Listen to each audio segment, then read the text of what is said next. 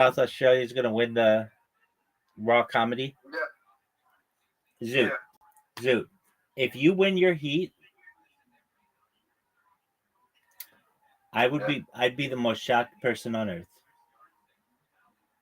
I'm gonna win my heat. Doug, you can't even win it at an open mic. What do you mean you can't win it open mic? There are people at open mics that make people laugh more than you. How many people are in the heat? How many people in the heat? That's what I asked you. Let me see. I think about 8. Oh yeah, you're definitely fucked.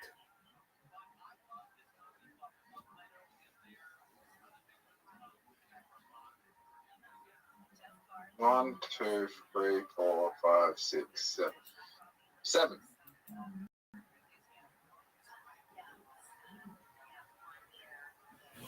7. Yep. Dog, do you think that you are going to be, you're funnier than 7? I bet you, dude, I could find 7 Australians off the street and they're funnier than you are. How does that make you feel? James McCann's a judge as well. I want you, Zoot, to I really want you to win, but I just don't think that you. How many is subjective? That's what you'd say when people tell you you're not funny, isn't it? I'm going to tell you this. I'm going to tell you this, Zoot. I've had people. I've had people come back on open mics telling me they're coming. That have told me they came just to see me at some of these open mics. Were they sober? Yeah. Okay, Zoot. I actually love that, Zoot. I want you. So, what's your stand-up bit gonna be?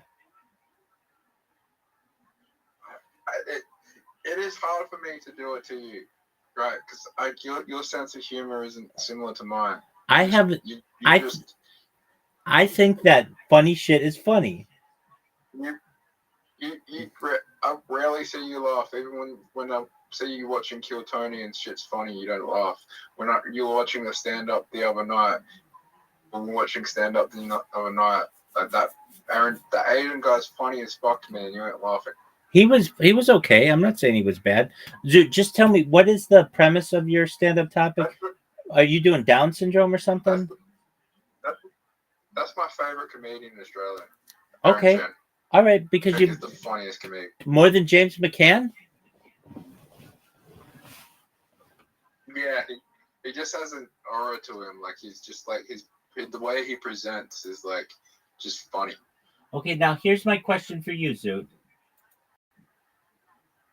What is the topic of the stand-up routine that you plan on doing? It's about getting into heaven. Oh, it's what if the big dog had Down syndrome? Down syndrome. Yeah. All right. This actually is not. More to it. This, I know what it is, dog. This actually is not your shittiest bit. So let me do it for you, and then you tell me where I get it wrong. Hold on, though. I'm going to do it in an improved way. So here it is. I was thinking about it the other day and thought, wouldn't it be interesting if God had Down syndrome? It would make a lot more sense that when you get to the pearly gates, God gives you a hug, because whatever we've got going on this earth is not that. And it led me to believe that the God that's currently here might be autistic, which would make a lot more sense. That's your premise, isn't it? Yeah. Yeah. Well, yeah. I don't mean that in any blaspheme way. It's comedy. Do you think God would think that's funny? Dog, Spinoza's God. It depends what God. Spinoza's God, that was part of that joke. What about mainstream centrist orthodoxy? Dog, we don't even know what the fuck that. I don't know. What would Maimonides say? Well, I don't know. We would say that we'd have to use negative theology. What would the Rebbe say? Um, he'd probably say we don't make those jokes. But I'd be like, "Have you met Zoot?" And he'd say, "I get it."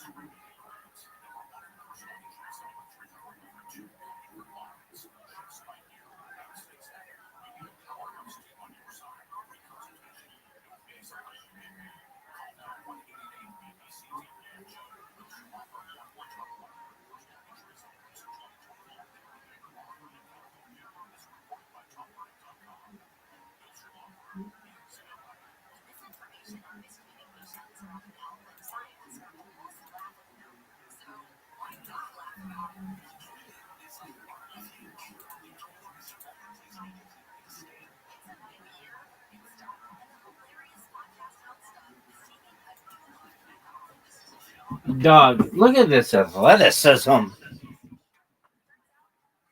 Dude, shout out to that one guy. I'm Saab.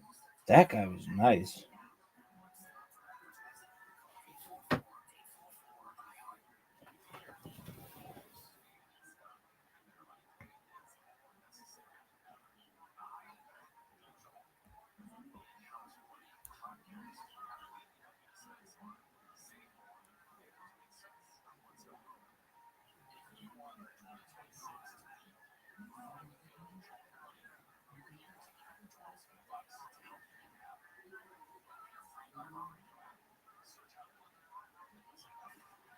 Dog, are you all witnessing this? This is athleticism at its best. This would be as a World Cup had sex, the Olympics, had a menage a trois with the Summer and the Winter Olympics. Bitch, where's the World Baseball Classic sitting in the cup chair? That's how fucking athletic this is. Bitch. Why are you saying bitch after everything? Because it's a hilarious word. When's the first time you heard the word bitch? Bitch, I don't know. Really? Probably somebody saying, all this kid does is bitch and moan. Who knows? Dog. All I know, and this is all about which I give a shit in my heart, is that this is the biggest pimp of all time, and everybody knows it, and everybody shows it, and everybody loves how much of a pimp the West Side Pimp, the East Side Gangsta. Look at this athleticism, yo. What's the most athletic shit you've ever seen? Nadia Comaneci. Is it her perfect 10? Is that who did it? Nadia Comaneci? Yeah. When?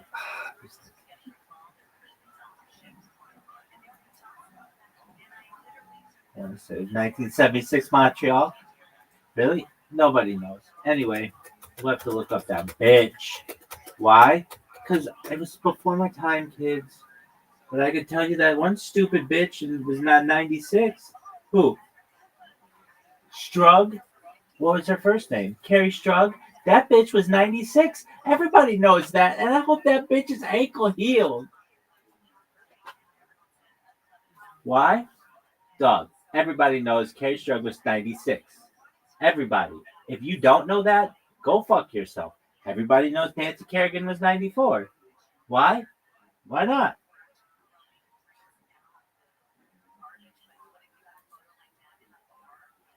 Who was 92? Who was the big story in 92?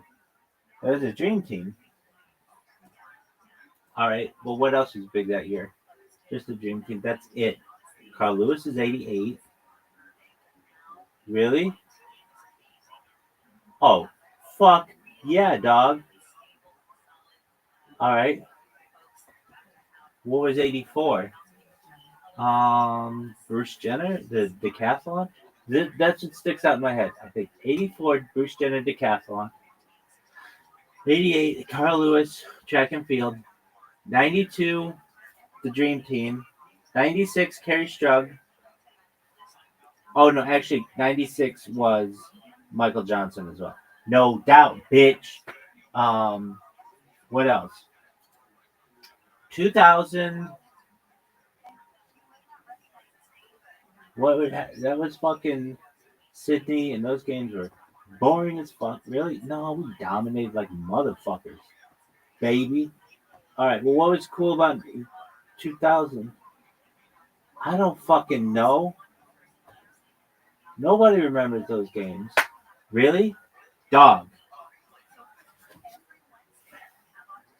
What happened in 2000? I should know those games pretty well. But nobody remembers. 2008 was Michael Phelps. 2012 was Usain Bolt. 2016, nobody knows. 2020 took place in 2021. Nobody watched that shit. I watched it and I didn't even consider it to be watched. How about the other one? We watched 2024. What happened there that was cool? Nothing. Why? Because that shit sucks, bitch.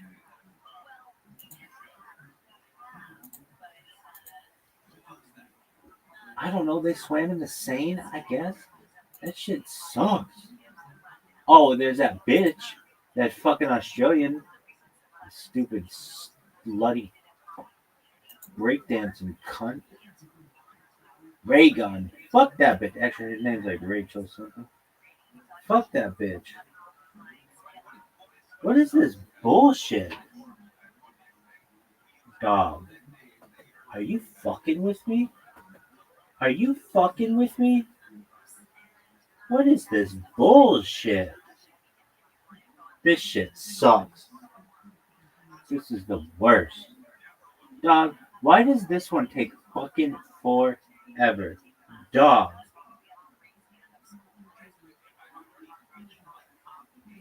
Anyway, Raygun was 2024. How about 2020, baby? No, nobody remembers. Those took place in 2021, and nobody knows what the fuck that was.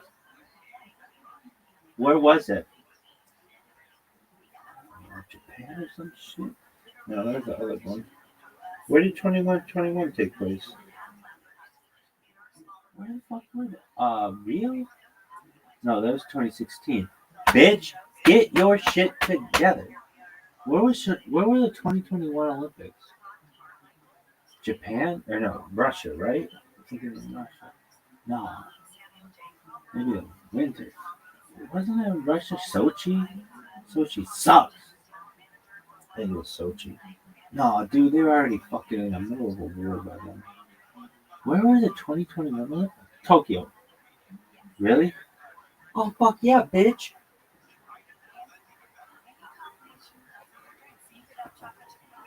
But they were supposed to be 2020. That's what was weird about that. All right, what else? This one time, it was just a random morning. I was like, I'm gonna memorize where all the Olympics were, both winter and summer, and I did. And then I went out to lunch with my friend, and I was like, boom, and I just named them all. And he was like, "You're such a nerd." And I was like, "Fuck yeah, bitch!"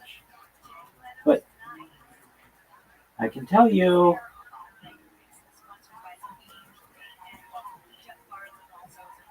Oh wait, 2000 wasn't fucking. 2000 was Greece, dog. No, 2004 was Greece. 2000 was um.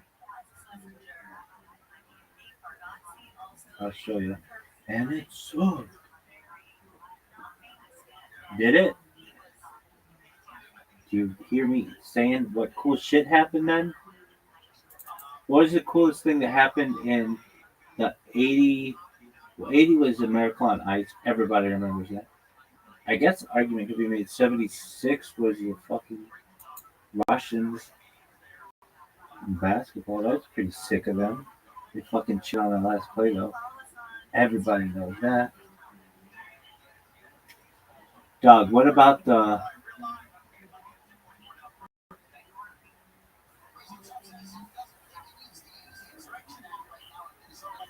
Lillehammer, bitch?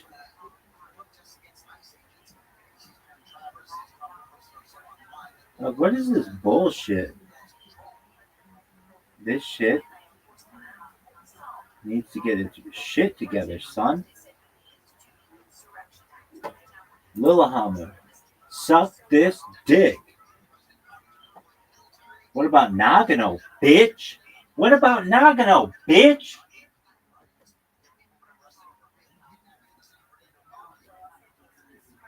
Salt Lake sucks. Nagano, bitch. Sochi, this dick. Sochi. Nobody knows. Torino, go fuck yourself. Turin. Dog. Torino, no one calls it that. Squaw Valley, motherfuckers. Which is like a racial term. Well, guess what? Squaw Valley, this dick, bitch. What's it called now? No one knows. I call this bitch papoose penis, bitch.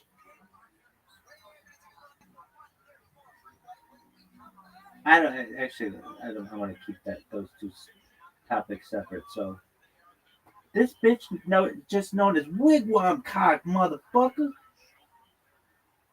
What's a wigwam?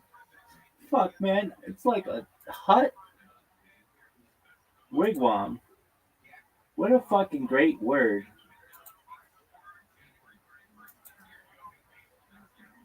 What do you call a lady who lives in a wigwam with kids? A wigwam mom. Hey-oh.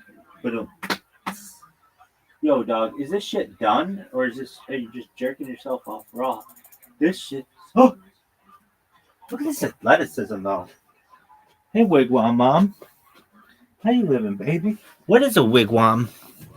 Oh, are you fucking serious?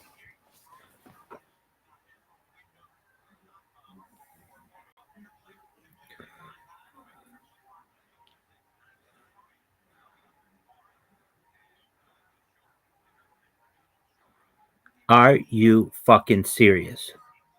Yo, are you fucking serious?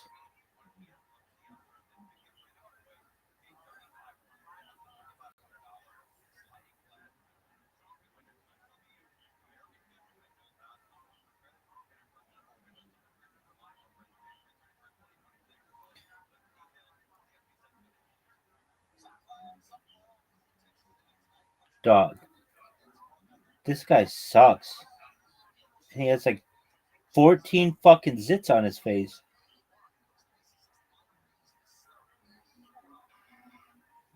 Dog, who would make a video like this? He literally looked like he was just squeezing pimples on his face and then made a video for Atlas. Get your shit together, people. Who approved this? Got me to talk about it. I don't give a fuck. Guy's not a good. I mean, he might be a great. Damn, bro. Are you fucking real? No, this bitch ain't serious. She is. This bitch has got a body on her. All right, are you done though? What the fuck? Oh, did it say like, hey, dog?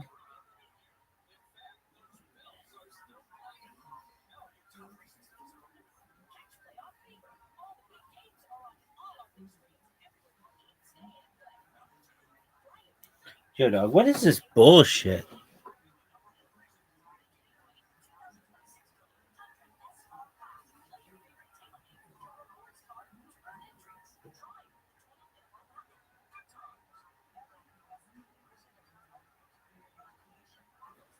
Yo, what is a wigwam? It's like a hut.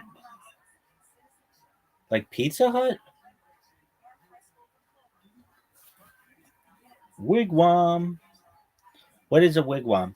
It's like a yurt. What's a yurt? It's like a hut. What's a? It's like what's a wigwam? It's like a fucking teepee. Dog. What's the difference between a wigwam and a teepee? Wigwam versus teepee. Some first person, whatever you fucking call it. What do you call those people? I don't know. Original nations or whatever. First Nations.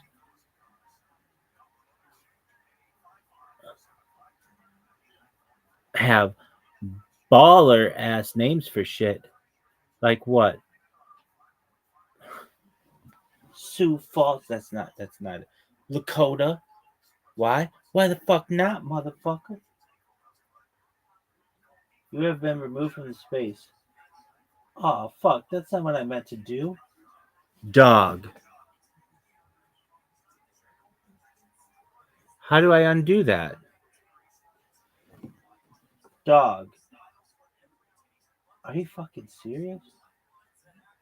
Dog, I didn't mean to do that. Worst space ever. Dog. What's the difference between a wigwam and a teepee? It could be just like different tribes called it different shit.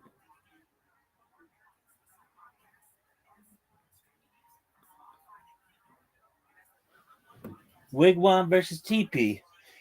Structure and shape. Wigwam, dome shaped or oval, with a frame of bent wood poles covered in bark, mats, or hides. Teepee, conical tent like structure made of long poles covered with animal hides or canvas. Is that your favorite story of all time? The difference between a nothing to see here yet? Yeah, how about you shut the fuck up? I can't wait till I fucking lose this account. It's just almost guaranteed.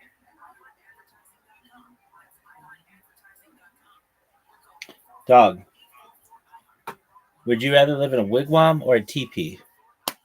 Wigwam sounds tight, but so does teepee. Wigwam, teepee, probably teepee. Why? It rhymes. TP rhymes, bitch. Invite to co-host, motherfuckers. Oh, this bitch is co-hosting. Sickest motherfucker of all. Tizzy. That's our chance. Exactly. Oh, see? Oh yeah, she just won the belt. See? Wigwam Resort. And Brands go, whoa. Yup. Look at this. They fucked this up. Are you fucking serious? This is the white version of a black woman at a movie. Don't go in there.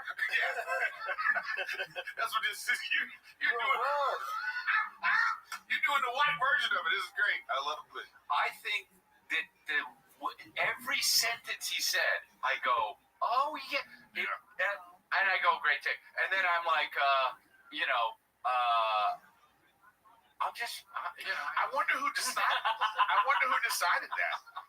You think the producers of the show are the ones that decided that? I bet. Yeah, the UFC, because Dana White's a smart dude. He would never allow that. I think it was the Golden Globes. Is like, yeah, we'll get you in there, and then they fucking do this. I bet Paramount made them have some involvement, and then Golden Globes was like, they're not presenting. Like, we'll give them this. I feel like it was a negotiation and did something that would embarrass them, because definitely everybody in that room thinks UFC is just right wing and hates them.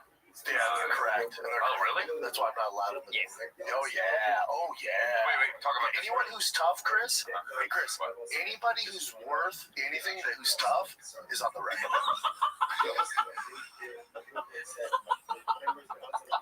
This is why. Oh, so you're actually saying it's true. Oh, yeah. His invitation got lost in the mail. I'm sorry. I was saying. Chris, you like the NFL? Hey, you like the NFL? Yeah. There ain't a woke guy on the field. If you want woke, go watch WNBA. Let me know how it goes for you. NBA is great. You know? Actually, I don't know about that. I think it's some of the chicks in the WNBA. I think there's a few of them that I'm not leaving. Okay, hold on though. But this is so off the rails. Yeah. You fucking asked for it, man. No. Yeah, I understand that's what. It's not what I asked for. What I asked for. And I understand you. I understand how it can be have been taken that way. What I'm asking for is, why? So you're saying the left thinks that about the right. So why does the left or anyone in that room think a tough person is on the right? And your answer is because they are. Well, okay. The other answer is, What's the other Dana White is very much I understand that. Trump all the time, Sure, right? yes. So then they would just associate. Yeah, They would just associate yeah, that. there's that. But also, even if Dana didn't have a relationship with him, most of your professional athletes who worked all their lives to make a living are going to be on the right. Yeah, I would say it seems like it swings that way for sure. Yeah. Okay. Oh, yeah. Your cops, the people that keep you safe. I can keep going. Yeah, I woke up. You asked for this. You asked for this. I'm not, and you know what, dude, and I'm not Now disagreeing. your therapist, but your therapist, the people that groom your dog, they're going to be on the left. Right. And I'm not disagreeing with you. I'm not disagreeing with you. Generally, I understand that. There was something else I wanted to say, but who knows what the fuck it is at this point. That was, it's gone, dude. It's gone. And it was going to be interesting, too. You know, my mom was always like, if you don't remember it, it wasn't important. Yeah. It was. You're just fucking, you came out, and you basically what it was, I was in a plane, it was crazy turbulence. And now I'm not thinking of what I was thinking before. And that's it. Yeah, the typhoon. I'm sorry. Yeah, no, it's okay. I'm sorry. Did you watch the Globe? You ran me up. You poked the bear. No, I did not watch the Globe. I haven't watched. I didn't watch either. I watched some of the. I thought Nikki was funny again. Well, she's great, but I He crushed it. I don't miss the Globes. Used to work the Globes for years. I love it. I don't miss. I watch the pre-shows, the post-shows. I love the Globes. really. Oh, you just watched the clips. I was watching. So I remember what I was going to say, and then I forgot it again. I remember what I was going to say. So I think, because I had another person send this to me, that clip, not your clip, just that, what they were doing, and they were like, this is the cringiest shit I've seen in a long time. And I don't know if this is because I'm not really in that fight world or whatever, but I didn't find it cringy. I just found it really dumb. It was a little awkward, but it didn't make me feel cringy. And did it make you feel cringy? No. Yeah, but it did make you feel cringy. Because you're a fighter. Big time. Because you're a fighter, so maybe that had like another level. I'm also a human with two eyes, but also you make it seem like I'm an idiot. But go ahead. Yeah, but it's like you got to remember how far the UFC has come. That's some old school. Yeah. Yes. Not to remember if the fucking Golden Globes had a clue about it. Yeah. UFC fighters aren't these dumb jocks like, we need extra security. And then you bring out the two gay guys from the HBO show. Right. It's just so, it's so off, dude. It's so off. Is that an HBO show, that hockey one? Yeah, where the guys are fucking each other in the butt. Steamy. Yep. Steamy guy. Gay agenda, you got to be aware of. The gay agenda is everywhere. Okay, so now, okay, I'm going to ask you a question here, and you're going to jump down my throat. I'm not disagreeing with you. I'm simply asking you this question. So you don't have to attack me like I'm. I'll try my best. What is? Please understand. treat this question like you found an envelope on the ground and opened it up and it was just you read it, okay? This isn't coming from any side. I'm already mad. I understand. I need you to drop that, okay? Just try to relax. What is the gay agenda? Just what is it? But you found it on the ground. You found the question on the ground. Yep, I found it. I don't like the heat in your eyes right now. I would look around. I'd search all areas to see who dropped that. You're very mad. Not at your doorstep. You're just That's Hollywood. Here's the gay agenda. Normalizing trans in the gay agenda, so it's part of everything. Everything. So they're pushing it on him. Stranger Things. Really? The kid came out in the 80s and he was gay? Okay. And all the kids are like, cool, good for you, buddy. Okay. You take 20 minutes to do that? Yeah. On the HBO show? When we were kids, there was none of this. So where's this come from? Where's this come from? And you're talking about less than 3% of the population. Who the fuck are you doing it for? Yeah. So more kids come out as gay? Right. Why don't we focus on other shit? So what you... Isn't there bigger fish to fry? Isn't there bigger fish to fry? The agenda with adolescents? Look, Brendan, I agree with you. You know what you did? This is what you did. It's like he found the gay agenda envelope, and now he's on Hollywood Boulevard with a microphone. He's the guy. You know what I mean? People are trying to drive by, and he's like, "Stop the gay agenda!" I'm not disagreeing with you. I'm simply, when people say certain things, so agenda meaning there's this narrative that they want to push to normalize gay trans. So, and what, because I'm just stupid, what's the reason? Like, what is the reason that they want to do that? Because it's accepted and they feel morally... Also to divide us. Destroy the nuclear family. Destroy the nuclear family. And why?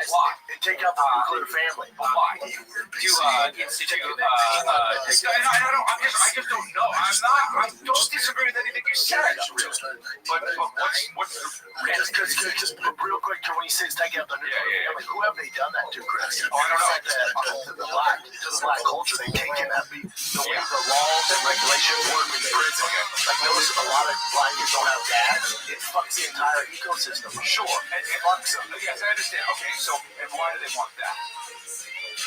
I'm only asking. I'm only asking. I am not on a side here. So go ahead, Dave. I don't necessarily believe this fully, but That's fine. What do you think? Institute a welfare state where you're dependent on the government and are just waiting for handouts, and someone with a solid family foundation will work and be able to take care of themselves and probably take care of more people under them. But if you're fatherless and Right. So There you go, Nick. okay, so that's the gay agenda, really, at least part of it. That's the answer. And then you see it leaked into Netflix. No, I see it. Look, dude, I had to turn a cartoon off the. Why is this even? I had to turn off the cartoon the other day. I go, yo, Calvin, you should not watch this. And Kristen wasn't. She was on her computer. She said, why? I was like, look at the fucking bread with eyes. It's got heels on it and a mustache. And I go, get it off. I saw there was a fighter or something, what are those fighter influencer guys, and he was like, It's a food show. he was like, he said, I canceled my Netflix. The bread was trans. Yes, he canceled his Netflix over something like that. Yeah.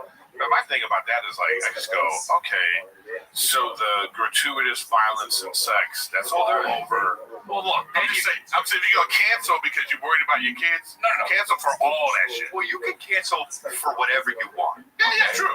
It doesn't matter. But you don't have to but what I'm saying is if you're gonna come out with and then even with this kind of thing here, I think when you put out this show right here, I've never seen this show. I didn't even know this was a thing until I only found out about this because they didn't nominate it for whatever reason.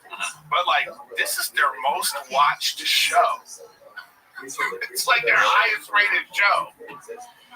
Not of all time, just in like the last. There's no Game of Thrones, but Like that's what I'm saying. I didn't say all time. I don't Currently, they're most high. But what I wonder, here's what I think. This is what I think. I think a lot of people, and I mean a lot, are secretly gay. Yeah,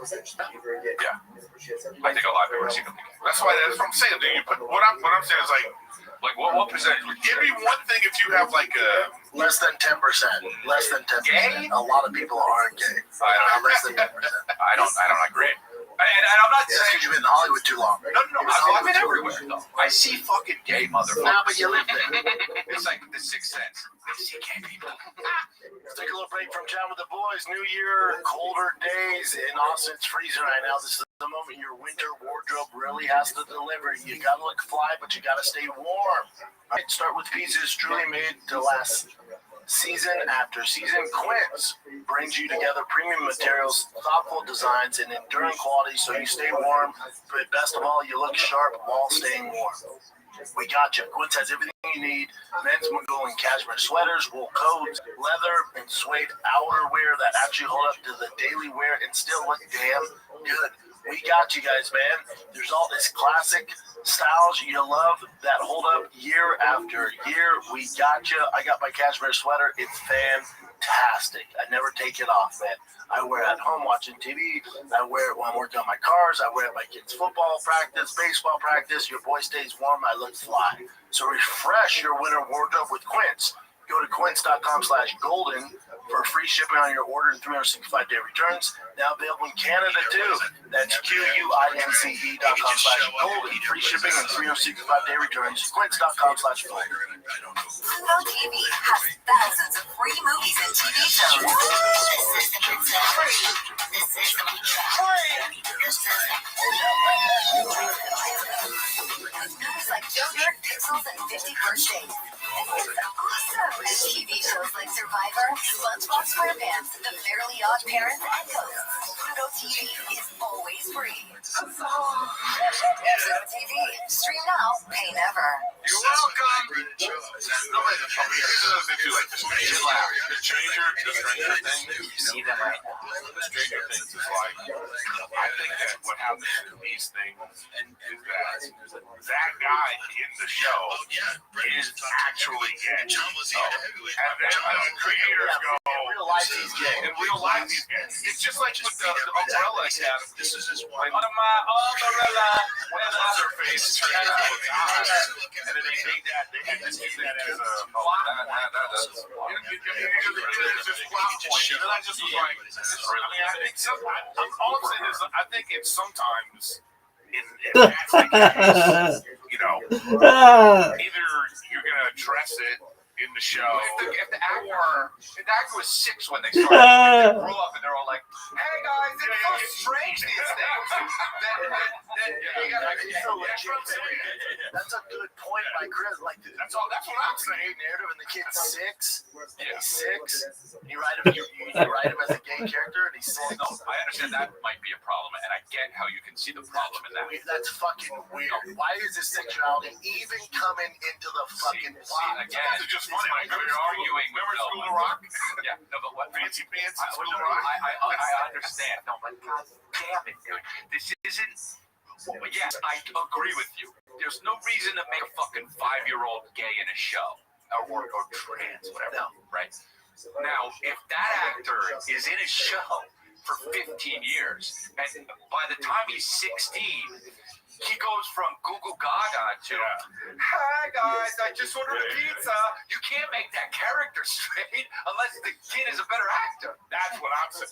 Which is That's hilarious. exactly my exact point. Which is hilarious. The writer's just like, "Fuck, we're gonna make him gay." And how do you talk to him about The like? kid's not over feminine. Like I know. I don't see the show. That's the And also, he's an actor. He should Wait. This doesn't make sense. I know, but wait, but I think the issue becomes when, because of social media, you know more about these people than you did before. True. Like in the 80s, Yes. Rock Hudson was gay. Nobody knew. Nobody knew. Nobody cared.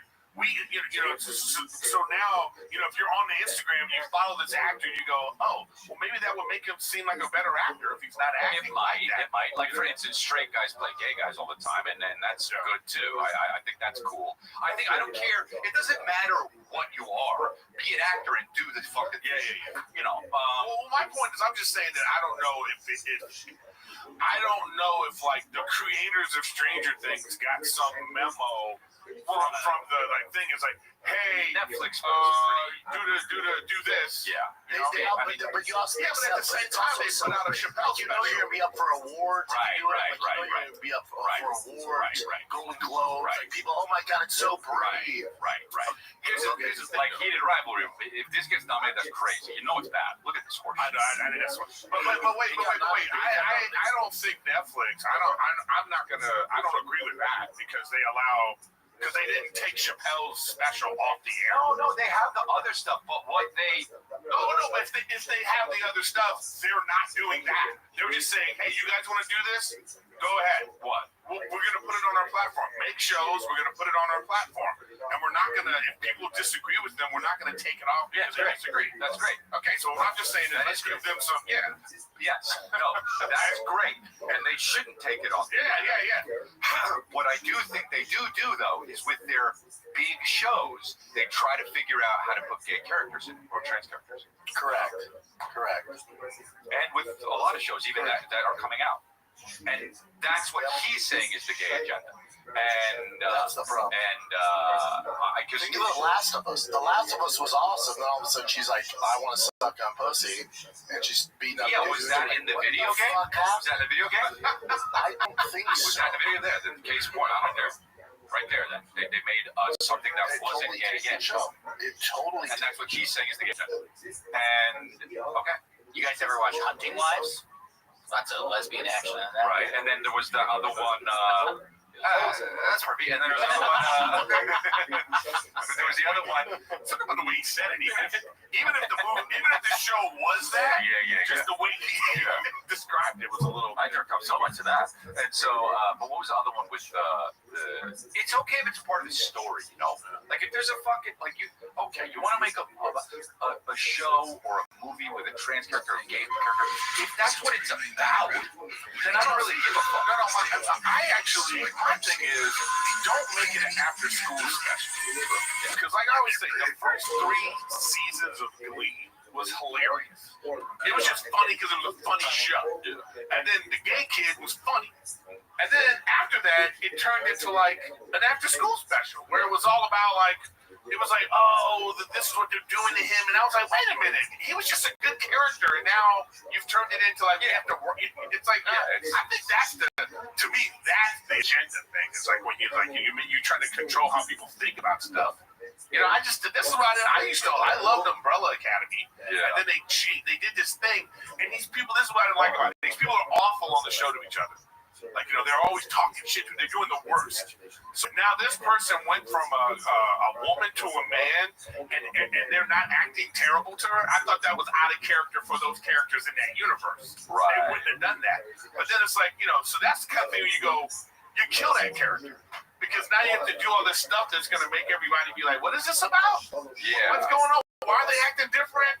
Why are they so all of a sudden now they're accepting? It's a different show at that point. Right. You know what I mean? It's a also, different show. The very strong alpha superheroes, according to Brett, would be Superman. Well,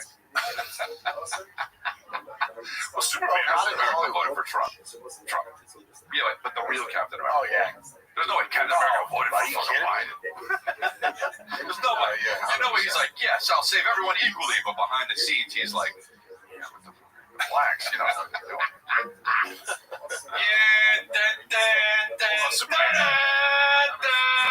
Fucking Trump said it in the ballot.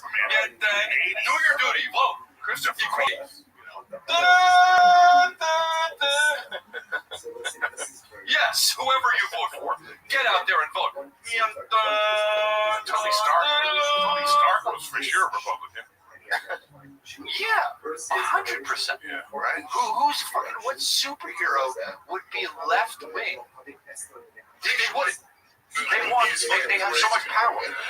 That's very true. She was an all-female Iron Man, fucking Jarvis. What's up with this fucking trans shit? Flying over the sea. God, it's so fucking annoying. Bitches. Lands at the crime scene. I'm here to help everyone equally. I think the Hulk started zooming into blue hair. The Hulk probably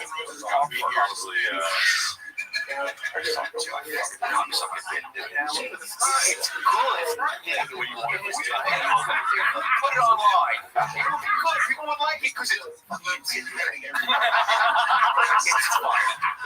It's interesting. Superheroes being all woke in the movies. You know the real Captain America would be fucking Republican, secretly voting for Trump. And you know Iron Man will be talking to Jarvis about fucking woke bitches, dude. And now that is funny. Okay? If you put it on the thing, it'll go bonkers. But you don't want to go bonkers. He doesn't want to go bonkers. He wants to go like, well, you know. In the middle of the fucking bit, he wants to go.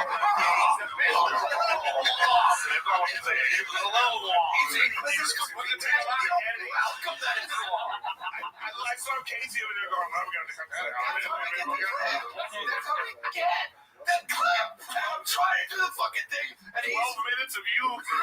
Yes. I fucking really my ass off on this podcast. Of the X-Men, who's Republican? Doesn't want to go Republican, bonkers. dude. Wolverine, Cyclops, Professor X. You think he's out there in his mind? He's like, but secretly fuck these woke, white, liberal women. Killing them left and right, dude. With his brain. In that fucking Nebuchadnezzar, what the fuck it's called? What's that thing called? What, you just did a Matrix reference? Yeah, but what's the thing called? Where he goes in? What's that thing goes in? Where he goes in? Oh, the mind thing? You know what it's called? Yeah. What? I want Eric to answer this. Remember? Nah, yeah, you do. Fucking dork. You knew what the Nebuchadnezzar was. Yeah, because that's the ship that that was Morpheus' ship. You're always fucking up Matrix stuff, I by the way. know. No, I'm not, dude. I am always No, not like a dork. you're saying Professor X with this thing on that he would just be like, you're not gay anymore. That's what he would do. Yeah. Like he did to Surface. Guys fucking in Oklahoma somewhere.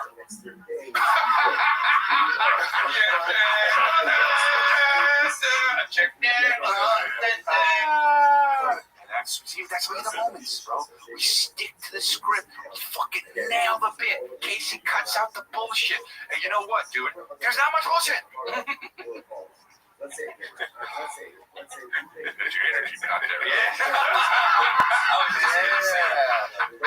Now the carbs are kicking in. Yeah, the carbs are kicking in, dude.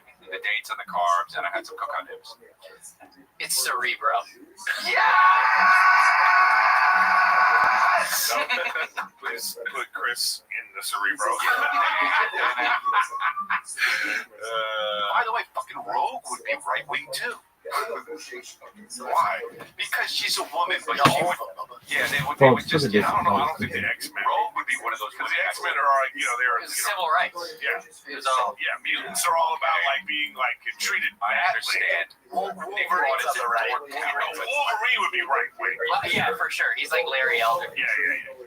That's a good joke. Oh, he didn't do it now. No, he response. Wait a delayed. No, that's actually perfect. Yeah. He's one of those self-hating. Yeah, man. All right, we did it. Well, Nick, Do you still subscribe to it? I don't. Wait, you still have your Netflix subscription going, right? Do I? Yeah, because for the. That's what I'm saying. Because the gay shit, the gay stuff with Stranger Things, all right, still a good series. I'll complain about that one episode, but overall, I'm cool with it. And then they just released His and Hers, one of the best shows I've seen in fucking 10 years. Oh, really? They still come out with fire ass shit. They just need a filter, more than just age filter, right? You just have that. No, it just But they needs had to a have gay a agenda rainbow filter. on it. Okay, well, Oh It needs to have Oh, a right. rainbow. You know how there's an up and down thumb? It just needs a rainbow in the middle. So you're like, okay, some gay shit. I'm going to show my kids. And then with the gay narrative, just leave it all out of the kids stuff. But for the grown-ups, dude, you're a grown-ass person. Like, I watched the fuck out of Interview with the Vampire. They were fucking, bro. Yeah. Hell yeah, dude. Hell yeah. Vampires, you know Well, they that's fuck like dudes. that's a distinction that I agree with right there. But you know vampires fuck dudes because they've been around too long. They're tired with the pussy. You said this joke already. I've all the pussy. Yeah, they're like John Mayer. They're like John Mayer. They got vampire shit They on fuck glass so many tables and shit. chicks. They're like, fuck it. Get under that glass table. Watch this. You doing Sesame Street So they don't shit, vampires? man. So I brought back to a kid show, so that's bad. Yeah. Yeah. That's the only vampire that's Shit like on that. my face. They call it scatting in Germany. Put it on my chest. It smells awful, but it's so sexy. SEXY. You're not laughing, but I meant to click those numbers.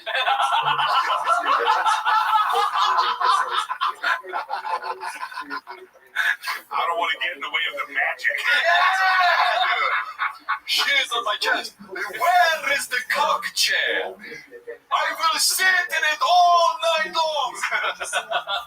Fuck my wife. W-I-F-E. He's not laughing. Comment. Comment your thoughts. Well,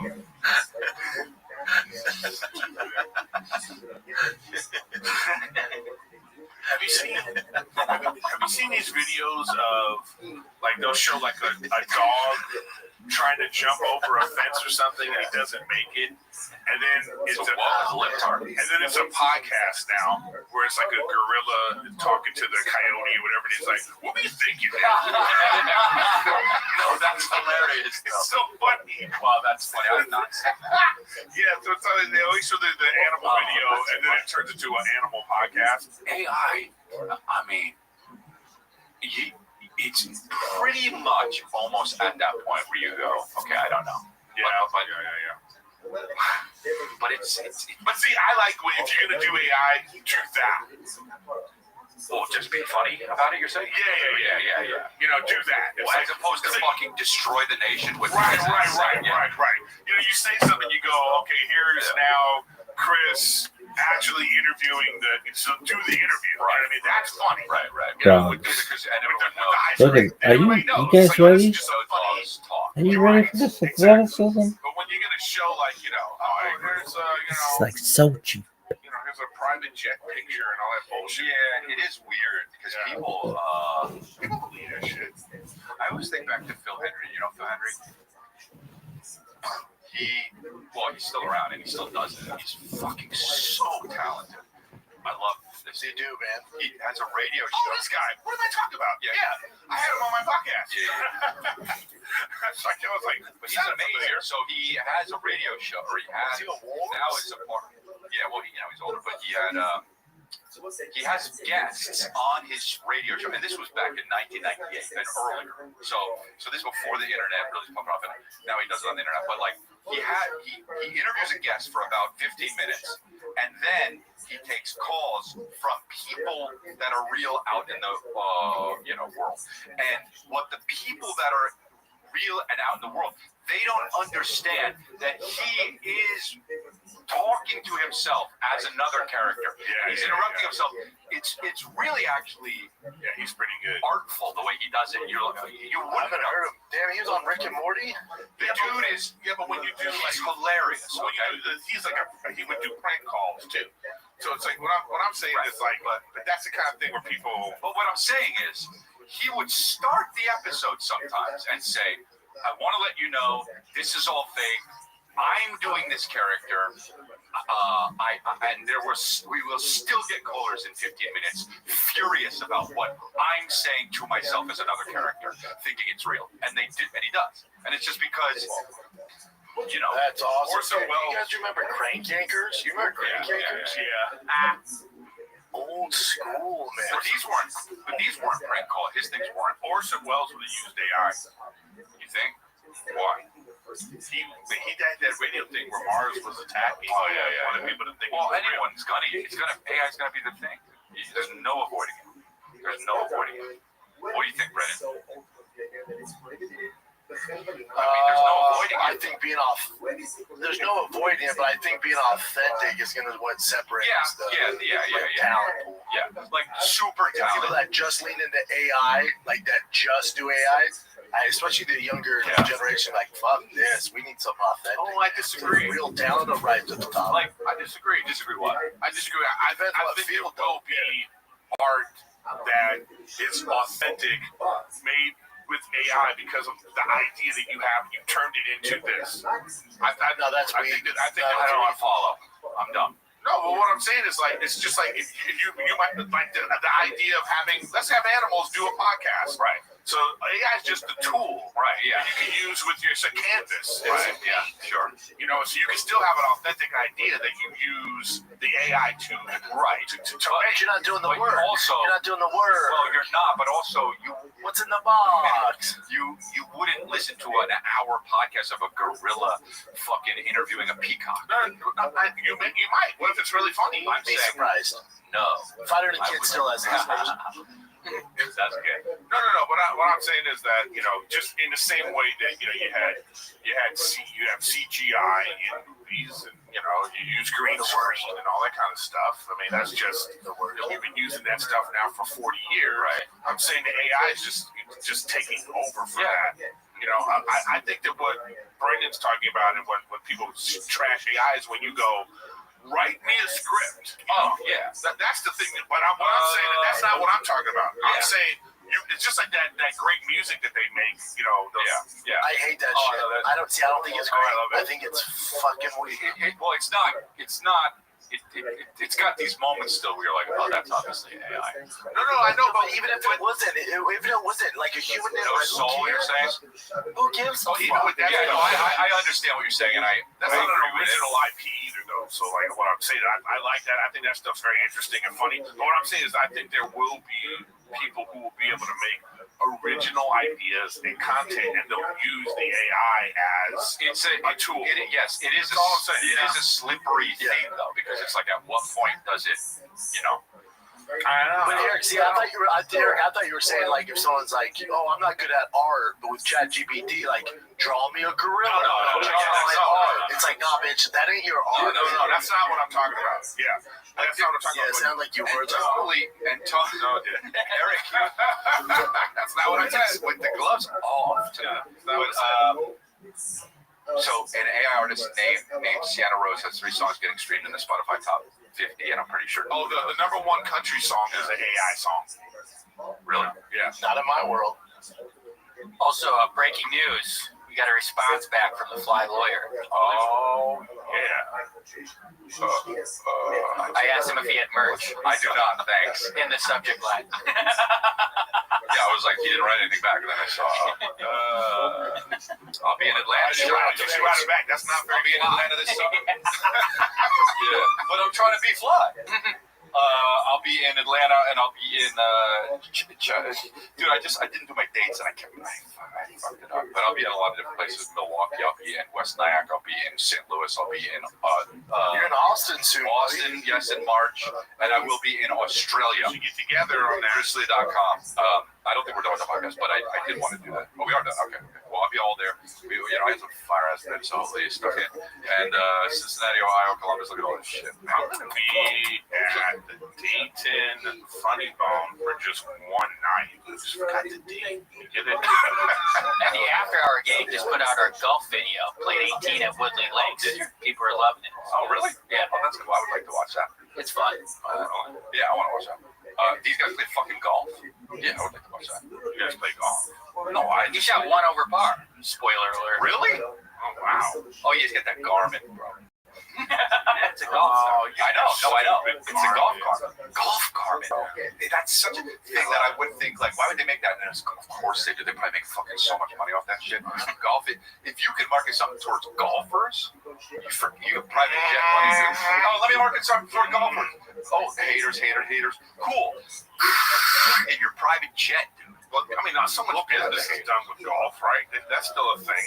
You know what I mean? But check out here, good minute stop for my Chris, where you at in Denver? The Denver Improv? Is that Comedy Works or not? No. Improv. The fuck is Denver Improv? So here's what I did. I'm doing some clubs want to get more material, want to get different material. So I'm doing theaters, but the theaters that I've done recently, I'm coming back to do the club because I want to have a smaller setting where I can work material and do like 4 or 5 shows a weekend, and that's going to be. I've just never heard of Denver. Yeah. I think it might be out in. Yeah, the Denver Improv has been there forever. Yeah. But I want to be at the Omaha Funny Bone one night on January 25th because I'm doing this other show on the 24th in like just in Okabuchi. I didn't even gonna say that. But I'm gonna be in Wakanda. No, but Omaha, Nebraska guys, 125. All right, so come check me out there. I'm only doing 1 show, so I don't just come on out. Please. Yeah, go see Eric. You won't see someone funnier, so go see Eric. That's true. For 1,000 miles. Appreciate you guys. Bye, kids. Love you.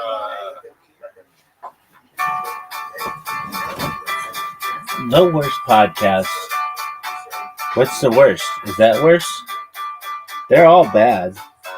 I can't tell you that one of them's better than the other. They're all terrible. Really? The worst.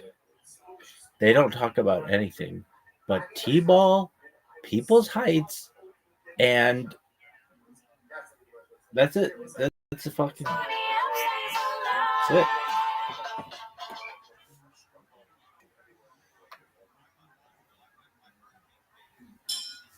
Oh no shit. The 24 hours. I love this fucking thing You so already much. know what it is. Gringo Poppy live stream, bitch. Alright. I'm going to start off the stream real quick. I'm your favorite comedian, Cowbell. You all know me. I've been doing comedy for like 6 years, or actually 6 months of stand-up. I did it. I know how to do it. So I'm going to get right into the bit. Alright?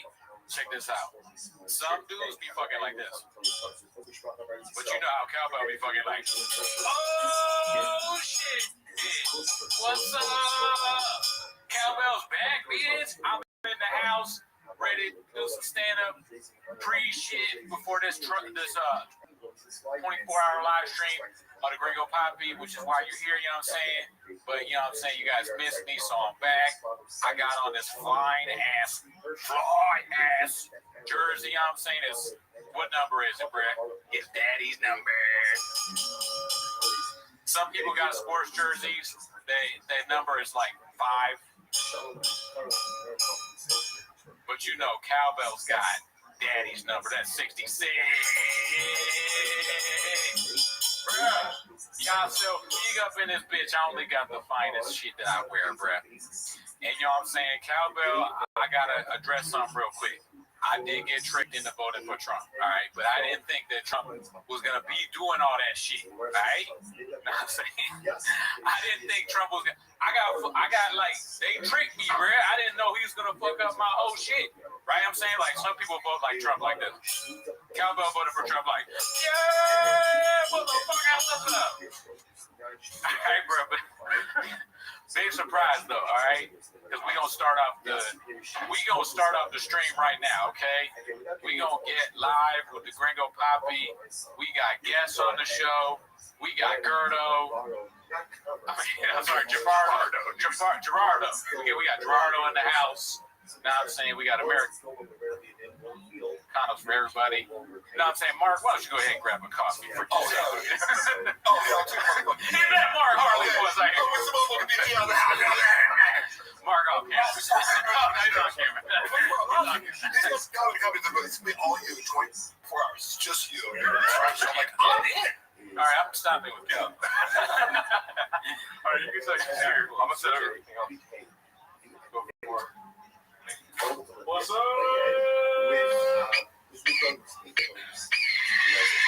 Dude, are we Twitch streamers? Yeah. Where's Tyson at? Yeah, dude. We are Twitch streamers. You know what I think about with the rest of streaming is like, is you're in a generation where you're just like, hey, film yourself every day of your life for every minute. Like, when does the self-reflection happen? I don't know. Like you guys have developed your creative skills by being like, I sit alone in a room and write jokes. That's not going to happen to millions of kids, you know. They're just like, I'm paying attention to a chat, you know, as if I'm looking in the mirror or flexing or something, which of course I'm familiar with, but, you know, try to do less and less of this. Start streaming that. Oh, dude, he's built for that shit. I ever talked about that, or when he was there, they were go like, dude, we got to do like a live stream, like Carrie Sinat, or like. Well, you know what one of the funniest lines ever was when he goes on Logan Paul. Yeah. They just completely disrespected him. They're like, "What's up?" Yeah. It was like a 40-minute episode. They're like, "Oh, we have to go to dinner." It was like, "Oh my god, you're punking Brendan." Like, why did you even have him on? You know? Also, at the same time, you know, it's an acknowledgement. Like, we don't actually give a fuck about you. This is a favor, but it was awkward. Oh yeah, they like shit on him. And what's the guy's name? Mike. He goes, "Oh, you're a YouTuber now?" That was the best line of the thing. I was like, Risen on YouTube. Then Brendan pretended the whole time. He's like, "Oh, you had a bunch of offers." I'm like, "No, you didn't." That's great. You told me how you were like, "Yeah, you gotta lie sometimes." Which, oh man, the business sharkiest element of Brendan's personality is the fact that he's willing to lie in negotiations. When he says that, like, "Oh, you gotta lie sometimes," it's something that he's coming up with himself. Like he says his own Brendan 48 laws of, or 55 laws of power. Yes. Or is it like somebody told him that? I think it's in any facet, it's a facet of his personality. Because this is where I'm happy to give Brendan credit wherever it's due. So people are like, I always try to be like, my credibility shitting on someone is amplified by the fact that I will give them easily credit where they're good at. And so, as far as podcasting, for example, because I've been trying to podcast with Luana, and we're hella toxic, and it's like, but it's a learning process because it's called hella toxic. Oh, If you do this like organized like true crime podcast, I'm like, you haven't watched any podcasts that are just like comedians talking. So I go, she's walked off the podcast multiple times. We filmed a bunch of episodes. Yeah. And every time she ends up like, fuck this, like I hate this. Oh shit! But it's funny. I go, yeah. Luana, this is the entertainment. Like us fighting is the entertainment. That's true. But she, in her mind, because she watches these true crime podcasts, she's like, it has to be structured and it has to like tell a story. I go, no, that's a totally different genre. No. This is the genre of conflict and humor and riffing and they can't be. You can't be like, oh, what's next in our outline? Oh, we're going to talk about the toxic traits of this. Luana's doing show sheets. Yeah, but it makes her. Luana is charismatic and funny. Like, I'm sure, right? She's funny, and also even her being angry, it's like she's funny when she's angry. I agree. If you're on the video, I'm yelling at her like, you're good, you know, like you do a good brand. Sure. If you put somebody in front of a camera, and I know the first time I ever podcasted as a solo podcaster, you freeze up or a little bit, right? You have to learn the art of being like, I'm going to blab nonstop, which is kind of an improv skill. It's like you have to release. It's not so much learning to talk, because Juan can talk for days. It's learning to release the inner critic. Yeah, sometimes you gotta just be like, puto, cabron, listen, dude, and you just like forget about everything else. I'm like, Brendan Schaub is the master of that. He doesn't give a fuck about anything that comes out of his mouth, whether it's true or false, or his opinion or someone else's that he's copying. He is great at just put the microphone on. He will fill however long you need with bullshit. Yeah, he can do 15 years of slave. He's like, did he say that? He did say we didn't know that. We were watching on the live the other day. Yeah, and we just saw that. We both burst out laughing. I was like, how did we miss that? It's so good. I mean, he's like, George Bush, because you're of two minds. You're like, this guy, like, killed 1 million innocent Iraqis, but also he had malapropisms. Because that's kind of what he's regular, like this, Brendan's cluster B personality disorder traits are masked by the fact that he comes across as a rube because of, like, his dyslexia that causes, I assume it's dyslexia. Oh, yeah. But so, like, his inability to say things like Chateau Marmont or whatever, he fucks up everything. The summary could just be if you were like, hey, you can only post here if you're posting videos shove fucking words up, it would still be just as full of shit. Oh yeah. Because it happens every day. See that? I just went bring it up. The Chateau Marmont. Ever heard of it? I went there the other night. I saw Dolph Lundgren there. Oh really? Yeah. He's a cool guy. I didn't talk to him, but he seemed nice. Yeah, he's cool because I say that because I know the whole story of like he has like a master's in chemistry, so he's like a really smart guy, right? Yeah, And so I'm a big fan of like buff guys who are like exceed your. Yeah, I always want to go up like, do you know Mark? Because you're both big guys, you know. Yeah, but that is, I mean, he's such an iconic guy. But to hear that he has this kind of academic, like a serious academic. I think I heard that too. Yeah, and he's like a real estate guy too, I think. Hearing, he's just like a ASW, Alistair Lamsley record. Buy that, dude. I don't know who this is. He's our buddy. He's a You've listened to it. You said it's really good. Oh, Also, well, I would actually trust you guys as far as Hella Toxic is the podcast, right? Yes. I didn't know you had one. I'm gonna pick up right now because earlier I got a fight with Lana where she's like, I'm deleting all my comments. I'm like, bitch, you are. So I took I like private the episode so that you couldn't retaliate against me in an argument. But again, we've shot a lot of episodes. I have to just start putting them out because I'm like, the humor is in the fact I start off every episode and she was so annoyed by this at first. I'm like, do you see the joke? Every episode I go, this is episode 1. I have the first and final episode of Hell Toxic. The second and final episode of Hell Toxic. The third and final episode of Hell Toxic. That's a good bit. Which you didn't get at first. I'm like, no, you just, and then you walked off of the first one. And made us reshoot it and pretend it was the video. The thing that people do on podcasts, and everybody loves when you talk about the craft, but the thing that they podcasters talking about podcasts. Yeah, all three of us are black belts, and we've been, we're on a different level. Most of you are civilians, and that's fine. I will twist your neck off. I will twist your fucking head off. Yeah, me and Mark, dude, if put us in a room, we'll fuck our way out of it. Yeah, for sure. But one thing they do sometimes, like Gerard mentioned this, is like you do a podcast with somebody, ask them a question, and they just go, no. Oh, or like, yes. Yeah, I don't know. And some people, will comment on your podcast like, I know I talk a lot of them. If it's an issue for people in the chat, you can go ahead and tell me. But I was talking with someone last night because some people are more. You guys are very patient with my communications, though, but some people aren't. That's fine. And I go, but nah, you're good. If you want me to fill space, I will talk. Much needed on this show. It annoys the shit out of some people, and I'm okay with that because I wouldn't want to listen to myself either. So I don't want to put this. Let me see. I just want to. No, I can't. I don't know. I was gonna put a poll in the chat, but I'm reviewing evidence from my labor board log suit, by the way. And so because Brendan's like, oh, Mark, who is this guy? Literally, his legal argument is like, barely knew the guy, didn't work for me. Like, I buy him tickets to come on the road, fuck around, but that's important. So I was looking at this. I'm like, oh, that's crazy because I have 12 hours of you taking photos and doing social media stuff, and you text me to do so it's like, you realize I have the most devastating arguments. But it's like, Brendan, no, if you're watching this, I don't have anything on you, and keep on your lawyers total bullshit that's gonna lose you. Do you want to be?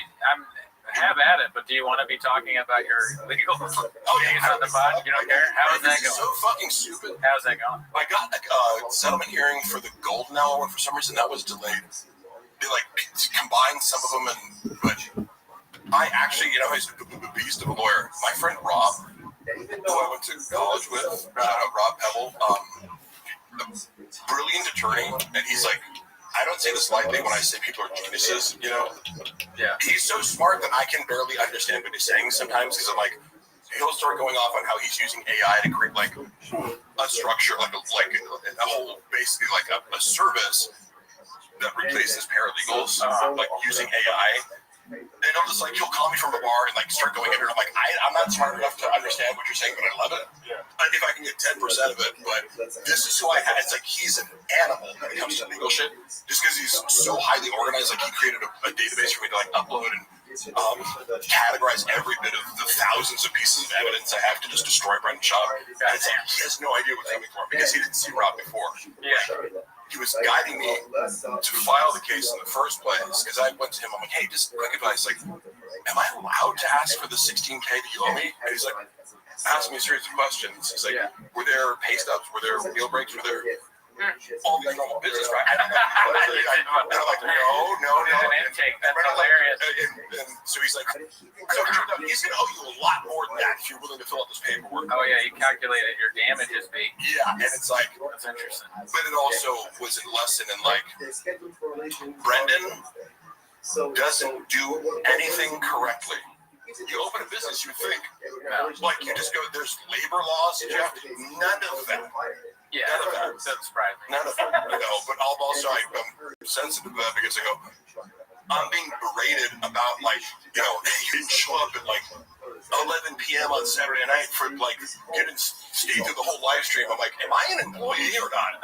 Yeah, how are you berating me in front of a group of people and telling me that everyone, including the talent like Frank Grillo, is upset, which is an actual text message I have where I was like, oh, the talent is mad at me too for leaving 30 minutes early for no edit. I was like, oh, are you stupid? And I told you the other one, which I'll get into, like the other example where he's like, guys, like you're fucking up, like, we need to up the engagement. And then I realized he's like, Mike, what do you think engagement means in social media terminology? He's like, replying to comments. I'm like, are you sure that's what it means, Brendan? I was as diplomatic as that. Replying to comments is his escalated answer? to the point where he's like berating me private. Like, it was like one group chat and then started another group chat with this new expert, and I'm asking her basic questions. And I'm like, I quickly exposed her as a fraud because that's my specialty. I was asking, a Socratic method, like, I'm going to ask you 5 questions, and if you can't answer them, and you're melting down, it means you don't know what the fuck you're talking about, right? You're not the expert you thought he was. Because I'm going, hey, look, I'm Mark Harley. I don't know anything. So just tell me,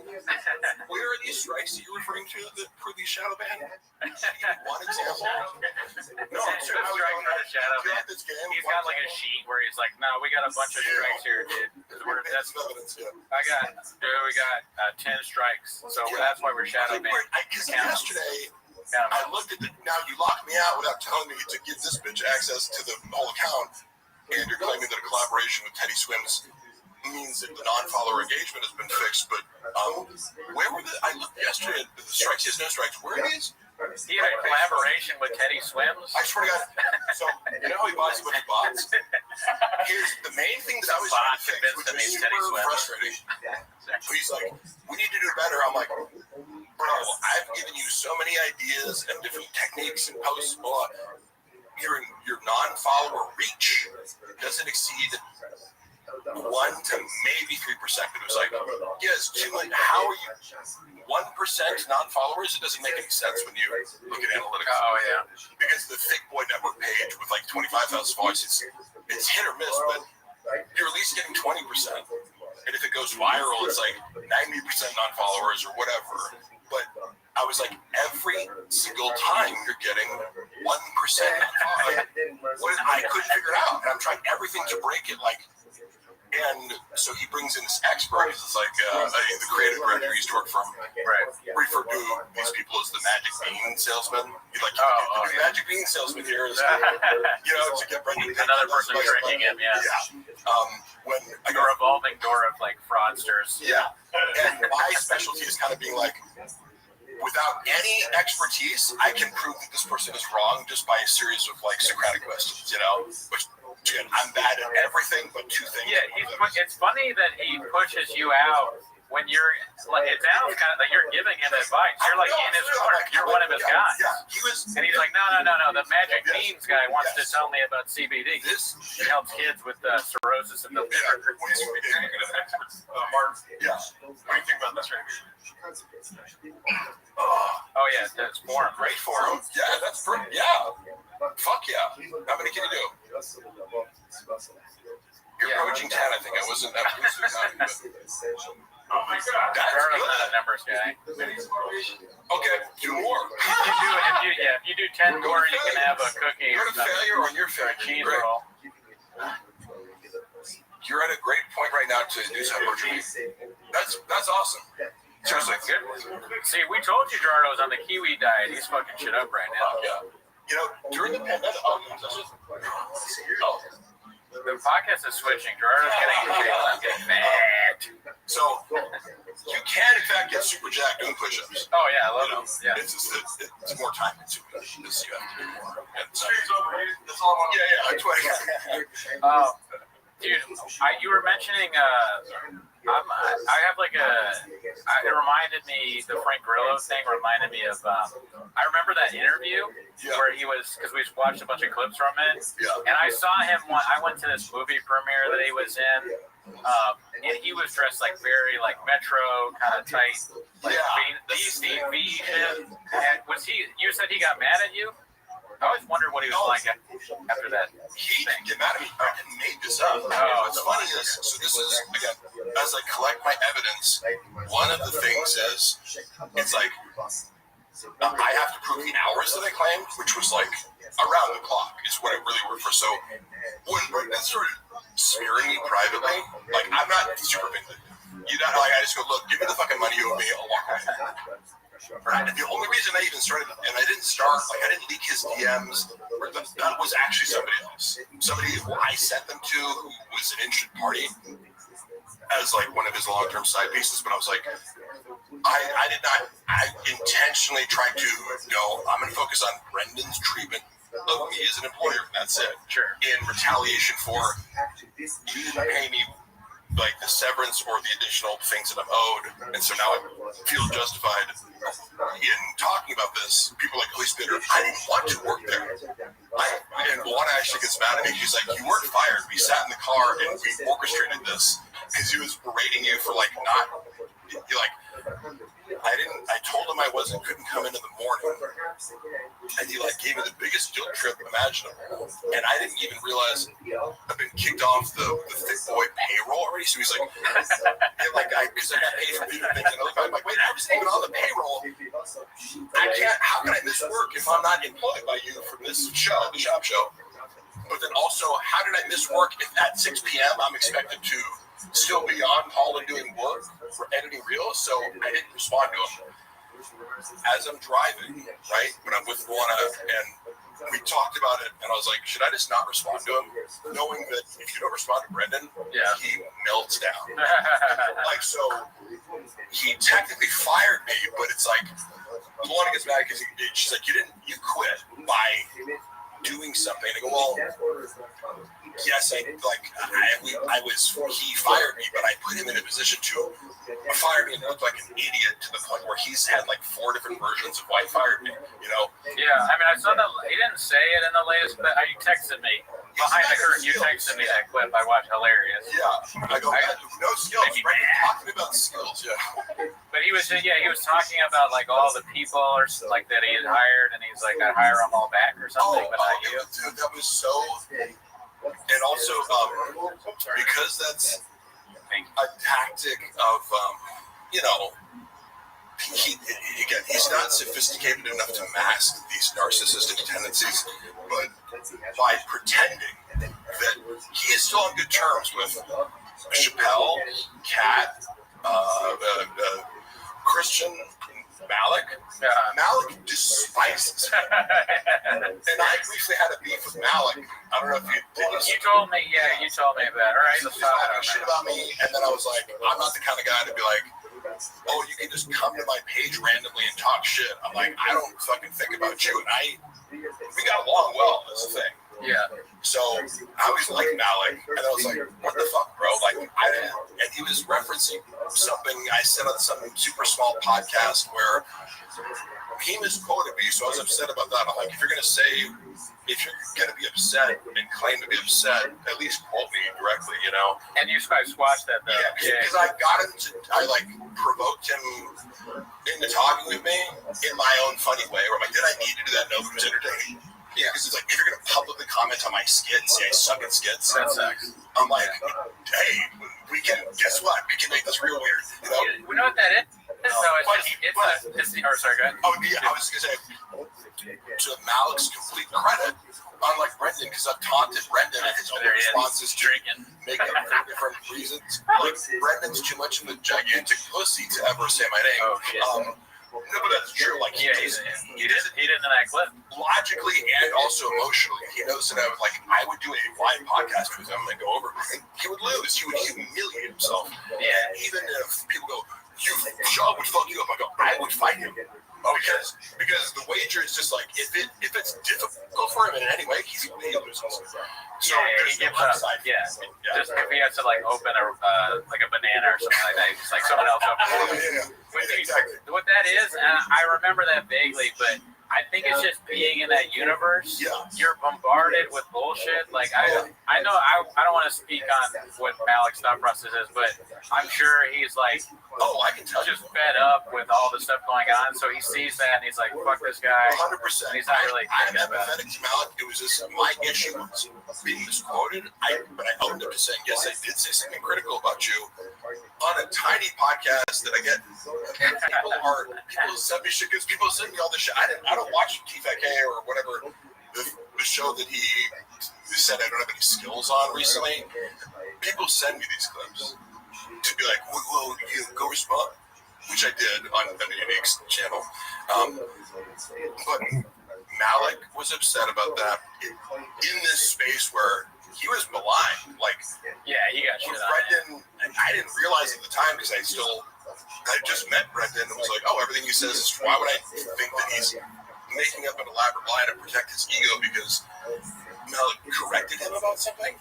Yeah. But that's in fact what happened. Malik is a very nice guy. I remember like years ago, I was talking to him and he had no idea that when he did this. And he was like, I told him, he was like, oh really, you do that? And then but only thing he knew was flappers. He was just like, I talked to him, he was like, yeah, I see the flapper shit. I'm like, how do you see the flapper stuff but you don't know? But it was just funny at the time. But yeah, we hit it Shout off. out to Malik. The first time we ever met him, we hit it off. It's great to see. The final thing we said, because we kind of went for a circle, I'm like, look, I take accountability for like judging a situation without reaching out to you. But Brendan legitimately painted him as a lunatic. And I'd understand, like, if I was him, I'd be pissed too, because it was totally unfair. Yeah, I know a little bit about that. I'll let you say it. Narcissists tend to like they push you and push you and push you until you're like, what the fuck, dude? And then they're like, oh, look at this crazy person. That's exactly what he did. Yeah. And the same night that he's talking shit, he had me and Milana over. The same night he fired Malik, he's on his phone the whole time. We're watching MMA. He's on his phone the whole time, conferring with Chappelle, walking in and out, making this huge dramatic deal. And I'm trying to keep it light with Milana, like, oh, how much do you think this guy weighs? Oh, what do you think about that guy? Who's going to win? The black guy or the white guy? And then on his podcast on Monday, he was like, oh, we had Mark and his wife over. Jesus Christ, they wouldn't shut up. I was like, what? Like, that's not true at all, right? So, but I go, I'm not in the room, but you're making this public to 200,000 people because of the time the views were on Netflix. But that was the first moment. In retrospect, I'm like, I was almost going to text him a joke about it, but then I decided not to because I felt that it would have been uncomfortable because he makes people uncomfortable for like correcting him. The reality was, I'm like, we did not talk a lot. We talked a normal amount, and you were on your phone because he said, oh, we couldn't even watch the fights because he's got a narrative. Yeah. He couldn't watch the fights because me and Luana were talking so much. I'm like, no, you were on your phone. And walking in and out of, what the fuck are you talking about? But how did I dismiss that? You know, it's like, oh, people show you who they are immediately. You just look, you're like, whatever. Yeah. That chance. It's like, oh, you're doing the same thing 30 times in a row. But you know, so Brendan. Dude, which one is this? I'm sorry, which one is it? I can't. Which one is this one? When he does this? I should know, but we'll be watching it 24,000 times, so we'll catch up. This is God and the Twink. When he walks, it's so funny. He's like, imagine if God was gay. It's almost better when you can't hear the audio. Yes, it is. Like this. But I used to know Zach by heart, and it's funny because he's kicking things. In an hour, it was edited shooting out. stuff. Like, I would have loved to be a fly on the wall in the editing. Dude, he's Pagliacci, man. He's a fucking idiot. Yeah, I can hear it.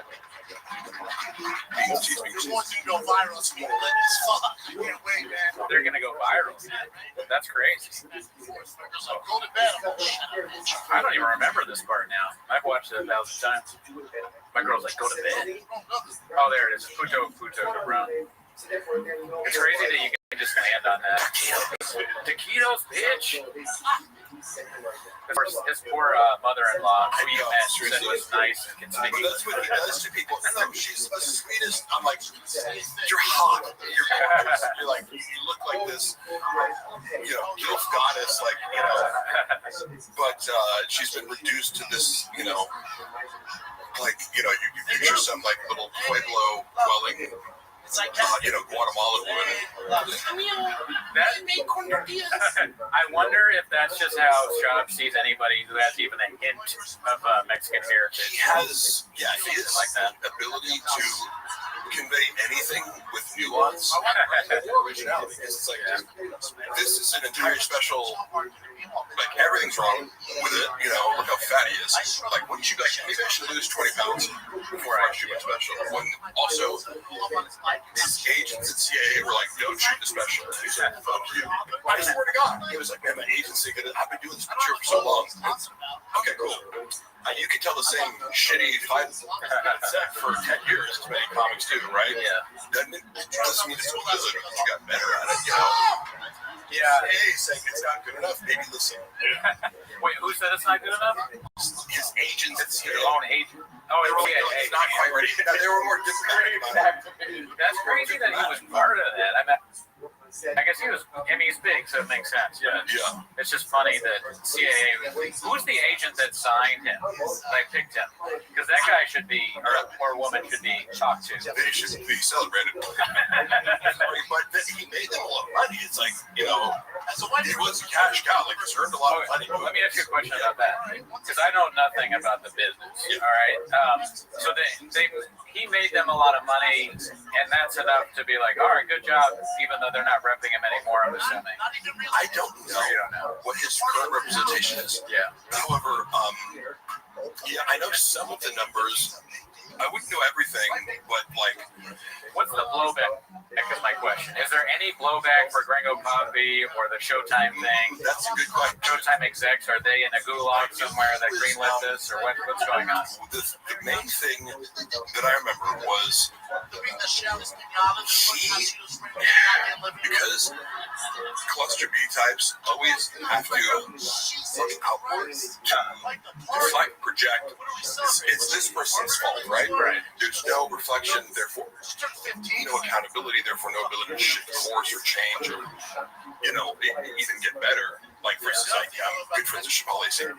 He looks at his material every single night that he performs and scrutinizes it, so that's an art, right? Yeah. But pretty good. Sounds good. He was under the impression that, his agents weren't doing a good enough job. I'm not getting more opportunities because my agents are pitching me for the wrong things. And it's like, well, what do you do? Are you a host? You can't even speak English, And it's seemingly he burned every bridge. It's like if you worked for Bravo or whatever. And this is funny because I remember the Ariel Hawani beef started because they were like, he said something about everyone hates me. Did you hear that? Did you hear that? No. Oh, sorry. It's like speech music, but don't worry about it. I turned it off. But sorry, keep going. Speech music, because I'll give a speech. I thought it was the hawk noise. This one is the hawk noise. Yeah, that's hawk noise. He was always convinced. He's like, man, and he'd get in arguments over definitely didn't book at my deals. He used the phrase, I eat what I kill, because he didn't want to give a percentage. Thanks, Jake. His stand-up weekends to the agents when they just kind of booked the show that he could have done on his own or whatever. So they have a question for you, Jake, Billy Geeks. 3 to 4 30 milligram tabs. I don't know the exact answer. I'm like, you went through that many in this short a time, Mark, we got some regulars here. We got Janae, Bud Deasy, Man Lehman, and Elizabeth Morrison. Just myself laughing. This is, by the way, your community is by far the most supportive community. Oh, there you go, guys. Versus, I revisited some Revenge of the Sis thing before, because from years ago when I did the AMA, and I mentioned them, and they were like, "Oh, he knows about us," and they attributed some opinion of they're like, "Oh, he's repeating." I'm like, No, that was just the logical conclusion of it was like anybody can have that thought or analysis. They were convinced, and I was like taking their ideas, watching their content, and also I remember being like, because in this episode they were like, "Oh, let's extend it all over. Sure, you're a douche and an idiot and blah blah," but I'm like, do you think I'm the idiot? You guys took this whole clip of me like doing a bit where I was being sarcastic. No, literally. Because if you watch something where someone's being sarcastic and you mock them as if they're being serious, who's the idiot? Can I be honest with you though? You fucked up. You read the comments. Don't ever read the comments. I've never read the comments, but let me just show more people. Successfully, this dude goes viral in our Reddit. So you gotta talk to Marga, go viral in his podcast. Okay. What's up to Ryan, Patreon member? All right, shout out to the Patreon. Thank you, Ryan Hardy, for being a Patreon member. Oh, sorry, I got to cut you off. No, go ahead. You should not read comments. As he did with my lady girlfriend's cars. Oh, drug flip. But I saw that video recently.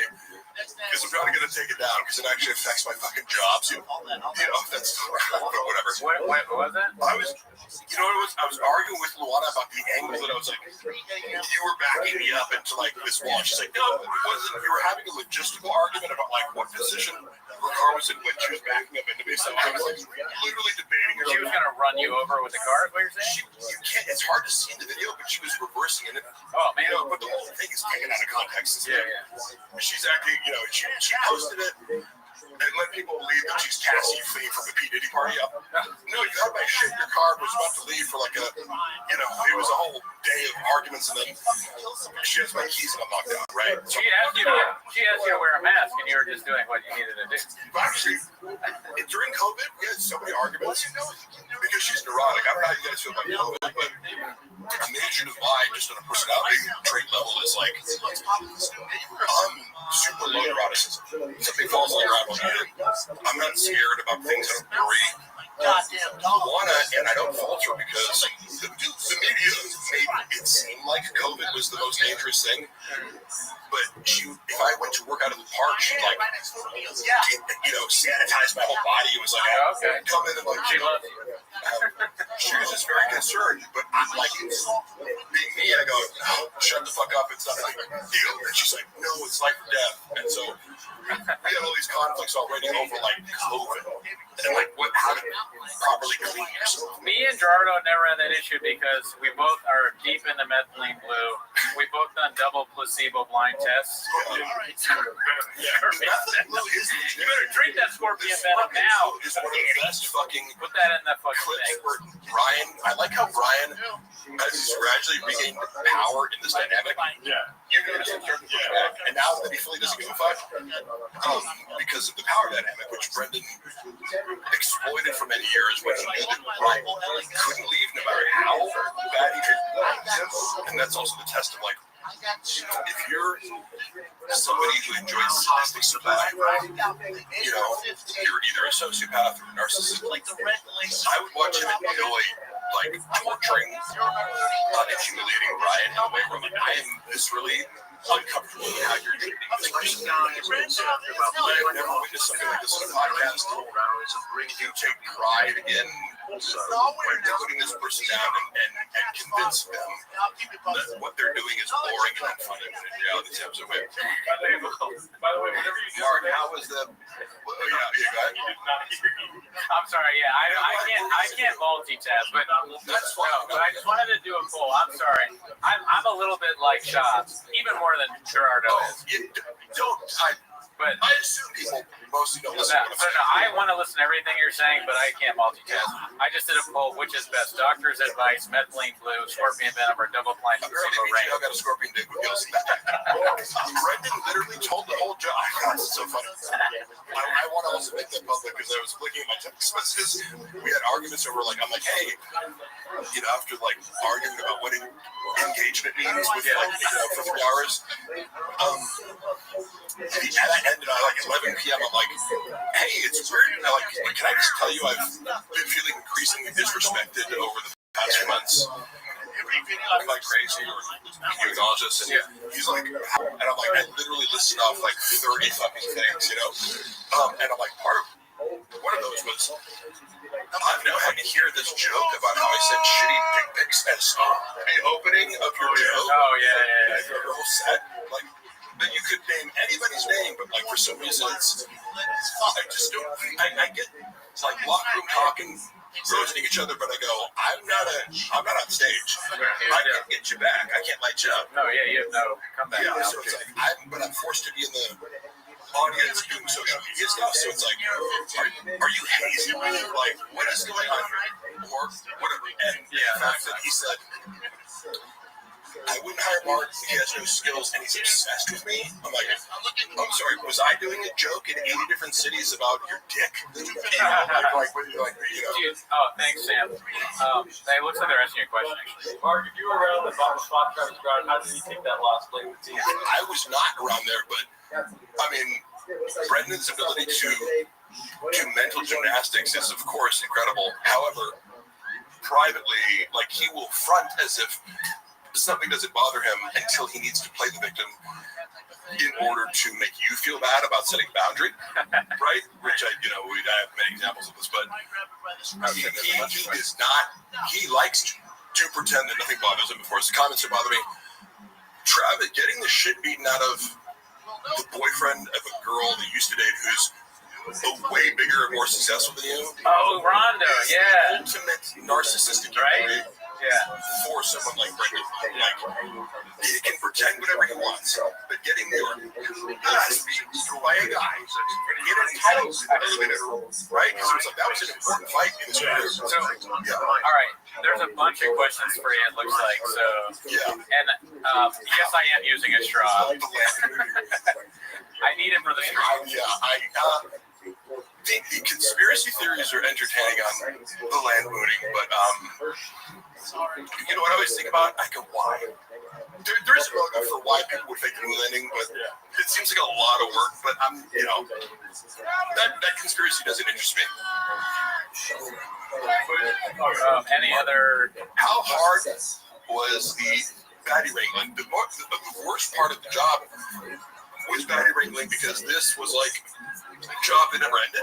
You're dealing with a sex addict who's constantly asking you to be the intermediary of moving sex addicts.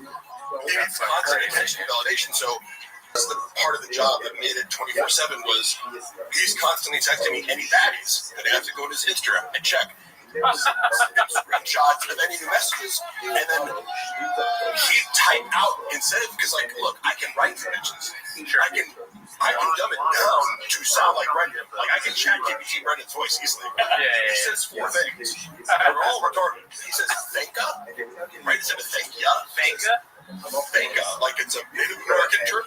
Like thanka, or think, like got me thinking. Yeah, he's kind of like he says notoriously known. It's like the word notorious implies known. Yeah, he says learning lesson. The term lesson implies learning. Yeah.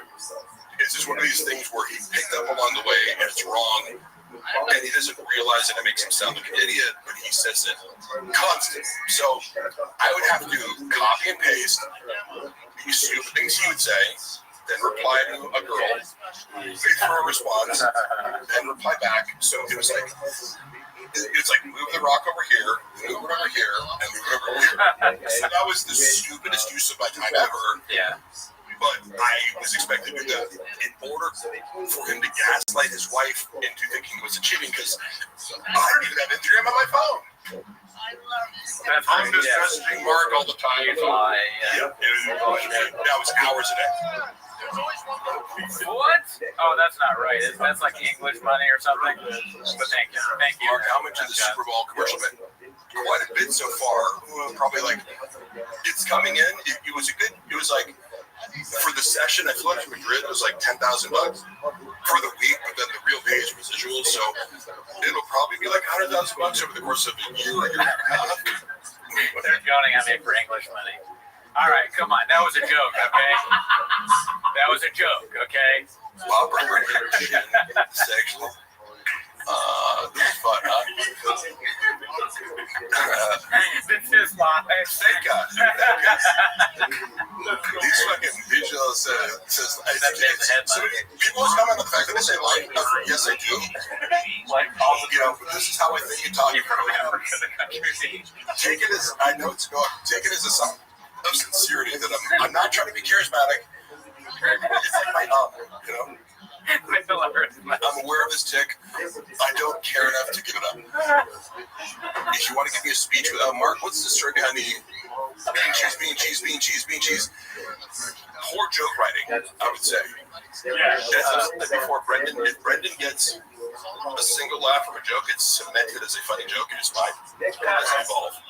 And like I've said before, there are so many different angles that you could explore with the Mexican culture that could be totally original. I had more material just growing up and or working as a substitute teacher in my observations of Latino kids at Latino schools in LA. Because you go, like, one day you're working in some private all-girls Jewish school in Beverly Hills. The next day you're in Coima teaching a bunch of Latino kids. And they talk a certain way, right? Yeah. Like the German, whatever. Right? Whatever. Hey, whatever. Like, you go, hey, I fucking love the gringo papa or whatever. Just like, whatever. But I love these kids.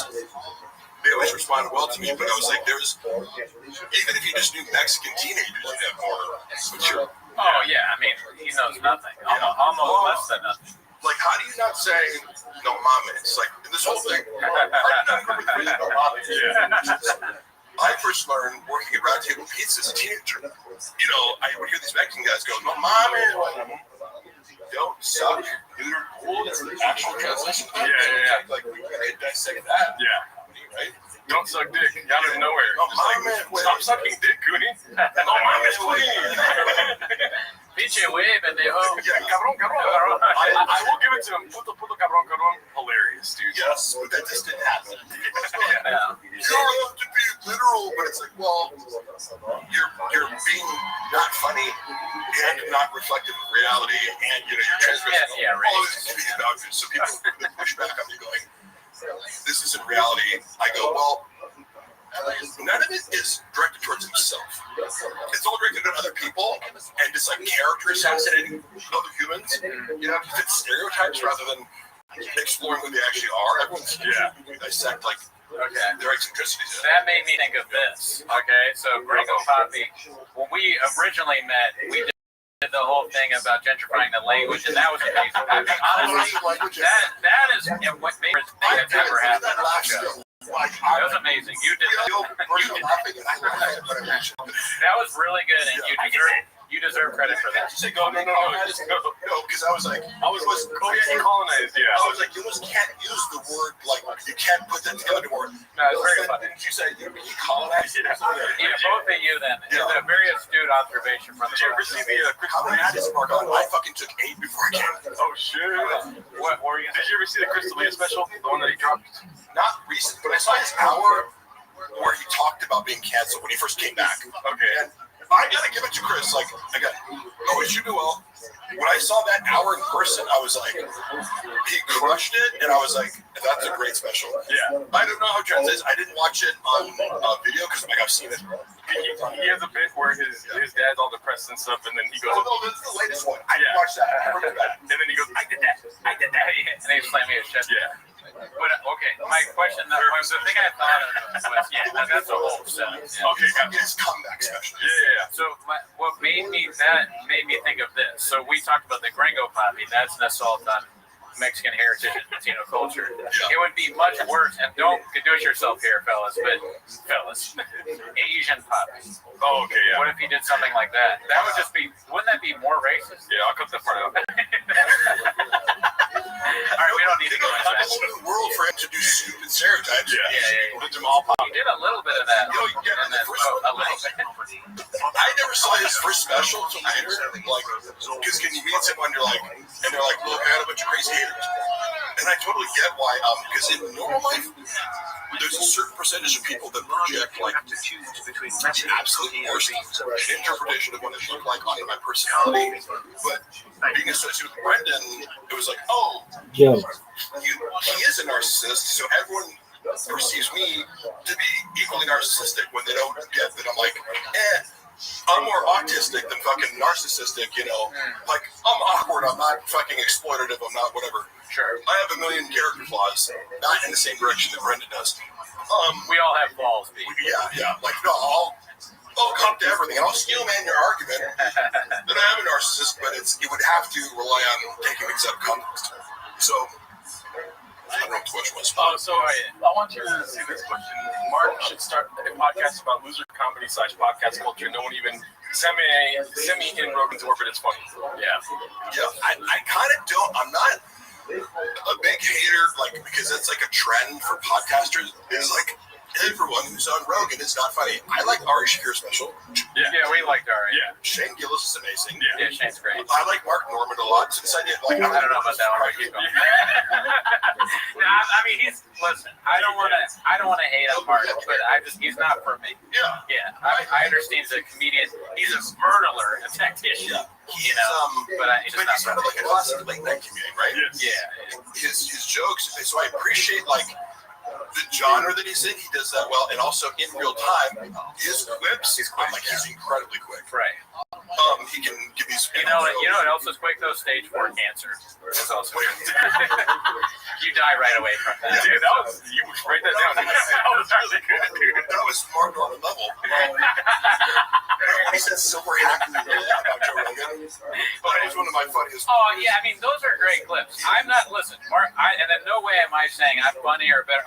Obviously, he's a very good. Like he's a very good. I like it when you guys think, but I just don't. I think I enjoy it at all. Yeah. In any way, in any fashion. And I also think that like people don't realize.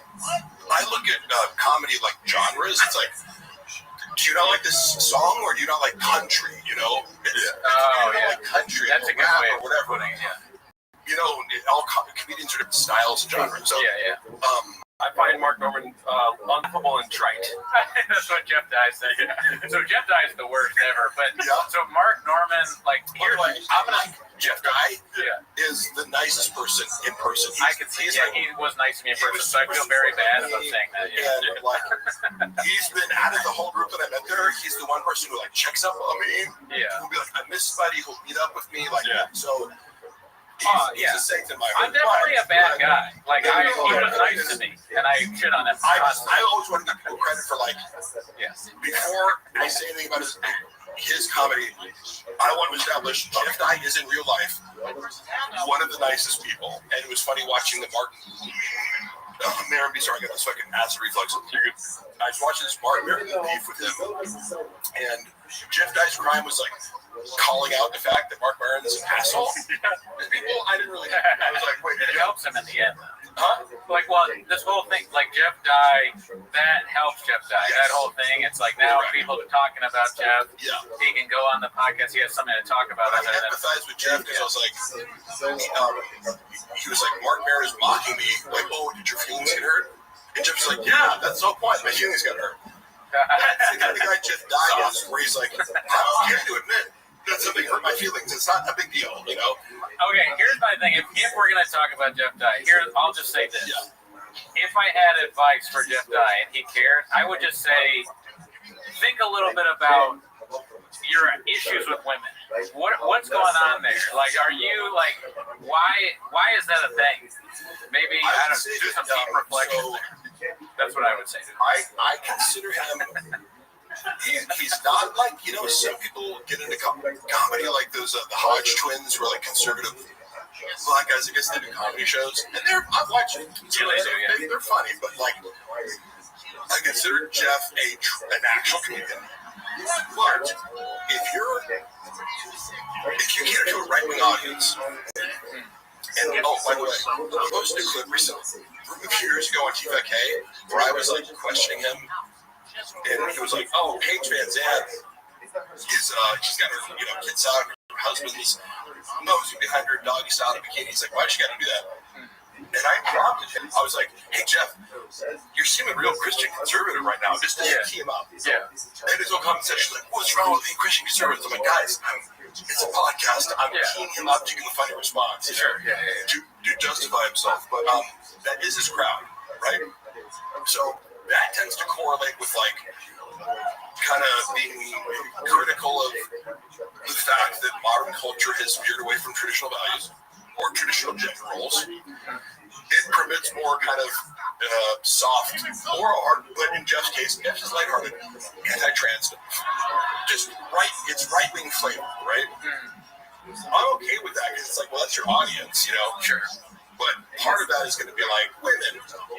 I don't think Jeff has any animosity towards women. Truly, I don't know. lean into that.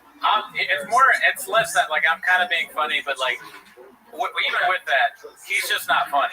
Like he's just not good at stand-up. So that's my main criticism is that his stand-up is bad and kind of stupid. Was there a specific joke or like fill me in on? Would you say like his issues with women? Sure. Do you feel like he picks on women? Well, he has a whole YouTube. He did a whole episode where he's like, "People think I hate women. Here's a list of comedians I actually think are funny." Yeah, it's like a YouTube. And then during it, he was like, "Who's that?" It was someone he supposedly picked. He was like, "Don." Like it was on his list. Like, did someone else pick this for you? You forgot who the woman was, and it was all like network. It was very like industry plant and famous people for the most part. I'll give credit. He did say funny mostly. What's that? But you're saying that they are funny. They're saying they are funny, but dude, would you do a podcast where you're like, here are the women that I actually think are funny? Crazy, you know? I mean, like, I know I'm acting insane here. Yeah. Like these women actually did make me laugh. Yeah. And I just I know the N-word, you know. I'm not racist. He's like, was one of them Whitney Cummings? Because that's a crime. If it was a Sharia law, he would be in prison. And we should have Sharia law. No, allegedly. Stop. We should. I'm sorry. We shouldn't. Jeff Dye is a super nice guy. You know, like I stand by that. Because I also, whatever he's leaning into as far as the anti-woman stuff, I'm very sensitive to guys who have like deep-seated resentment towards women. Jeff Dye's not. Oh yeah, I don't know. Comics is like, oh, this gets laughed, or he has all sisters. He grew up with like a bunch of sisters. And I would love to have them on the podcast. Oh my God. I think he feels like more comfortable talking about women. Kind of happy. It's like, yeah, I got my 5 black friends over here. I can say, because he's got sisters. Yeah. I don't know, man. It's just like the vibe I get, but we don't need to. It sucks, but I have like a medical condition where I putting off getting it checked out. I'm sorry. Oh, what? You got a problem with the human body? Get a grip. Balloon fart. What do you think of that name, Balloon Fart? That's one of our big fans. Shout out to him. Hating women is to male comics when talking about their what? It's used to yeah, a little bit, and it is a little bit lame. But what? How do we? Oh, because I was shitting on Norman. That's how we got there. I mean, you have Cooney and Gerardo are yes. Wouldn't life be easier if you were gay? Oh, you're the first guy to ever make that joke. LPJ27, good to see you in the chat. There's so much easier about Joe dresses like he thinks The Rock would. That is true. Even though this whole outfit is like $20, like I literally just go, what's the outfit I'm going to sweat the least in today? Yes, it's a stringer. Did you ever go out of the country with Scott? To Canada, yeah. Oh, shit. Okay. Because you were asking about maybe pay. Earlier, I remember he did 2 shows. Yeah. In Calgary, and I made $40,000. What? Which is maybe because it was like this nightclub, and he packed it out. You know, so that's the thing. It's like Shaw was a draw beat. At some point, and that drastically fell off because I think people will give you a chance based on celebrity. Yeah. But then if you don't evolve, you know, they'll come see you twice even. But who's one of your favorites? Favorite comedian? Yeah. Kevin Nealon. Right, yeah, Kevin Nealon's great. Bargatze's great. Nick Swartzen's great. So you assume if I see this person once a year at a theater, they're going to have a new hour. Yeah. You know, or it's going to be whatever, at least new. If you watch them get shittier over time, when you're already finding him, like knowing, oh, yeah, this guy is from another arena, we'll give him some credit. And be like, oh, yeah, that's good for a guy who's just fighting people. But then you don't evolve. Are you going to go back the third time? No, yeah, that's the constant criticism of Hackery. BJL could easily be a Bollywood action star. All the guys are running the bot from stuff. I definitely missed the boat with a lot of things. I should have just started hitting the steroids heavy at, my early 20s and became a fucking WWE guy. Because now I'm doing like commercials where I'm playing pro wrestlers. I'm like, oh shit, it's flat. I'm fucking doing that. Oh yeah, dude. I texted you about that. You're on a run, man. Yeah, It's awesome. it's been fun. Yeah. Very cool to see you on TV. Yeah, dude. Did you see the pistachios one? Which one? The pistachios commercial. I've seen them all. Yeah. But what were they? Is it fun? Is it blockbuster question? Is it fun to do that? Love commercial acting. Yeah. And some of the days, the first Bosch commercial I did where I played Macho Man, we shot in Canada before the Super Bowl one. They hired me for the Super Bowl after doing this one. It was like a 17-hour day, whatever. It was so packed and but it's just my element. I hate doing so many jobs and work so many different shitty jobs. Acting, even when you're actually busy and the focus of everything, that I'm standing in a singlet, it's cold outside, and I'm doing each line because commercials have to be perfect. So it's like that 30 seconds does take the whole day because every single second of it has to be perfect. I'm like the cinematographer is an Academy Award winner, but I love doing that shit. It's such great.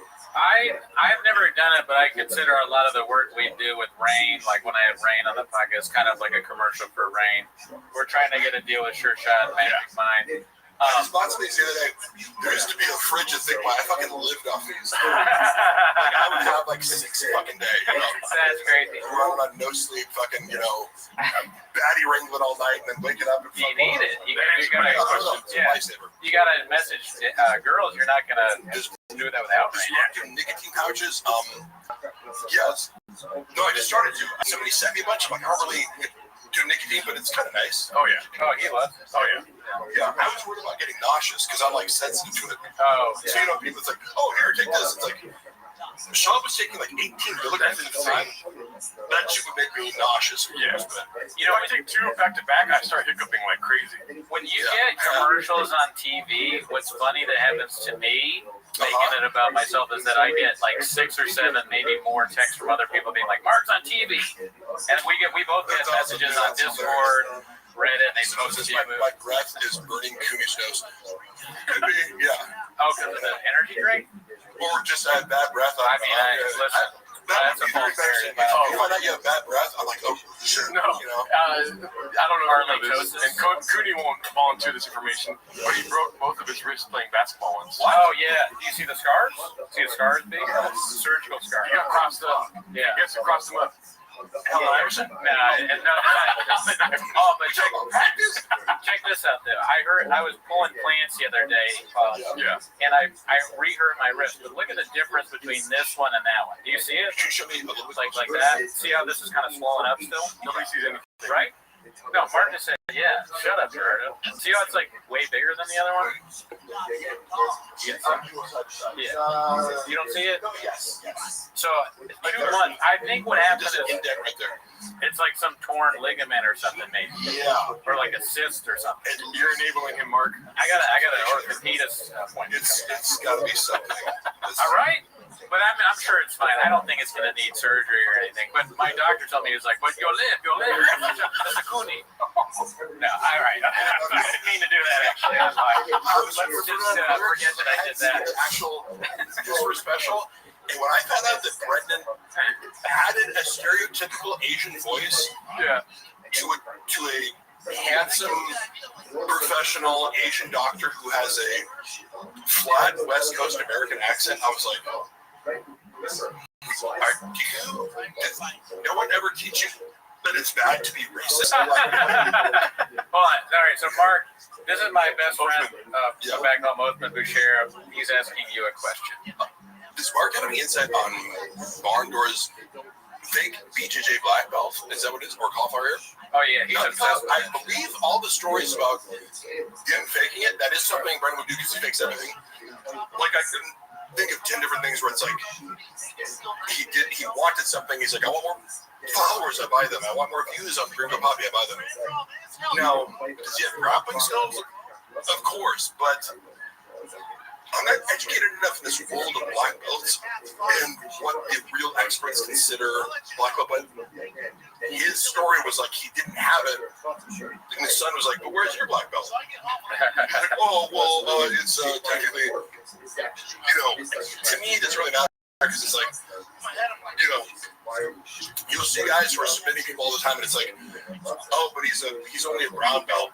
Like Mighty Mouse is a brown belt. He's submitted. Yeah, it's like a big. So many dudes with crazy submissions that like technically he's a brown belt, but it's like he's the best to ever do it. Like to incorporate BJJ into MMA. So any belt is impressive to me. Except for podcasting where we're black belts. Yeah, I think like Brendan's. I don't doubt Brendan's grappling skills. I assume they're better than his striking skills because of his lack of coordination,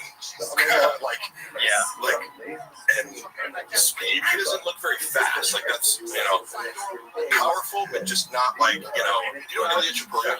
Yes. Like so, I watch him. His boxing is so crisp and precise. And then we watch Brendan strike. Like he looks like I would want to get caught with one of his haymakers. It's sloppy. Yeah, he's a sloppy striker. Yeah. I can get away with it. I wonder if you were going to stick on belts, like what kind of belt, like English language for Brendan, probably white belt. Acting ability, he's probably a white belt in most of this thing. But actually, I want to ask you a question. Acting ability, white belt for sure. When sticking on the ear thing, I don't really know much about that controversy, but what I heard was like what guys were doing is like they cut up their ear, right? Is that what it was? He chose out here saying like RFK. Fuck, that's accurate. We should do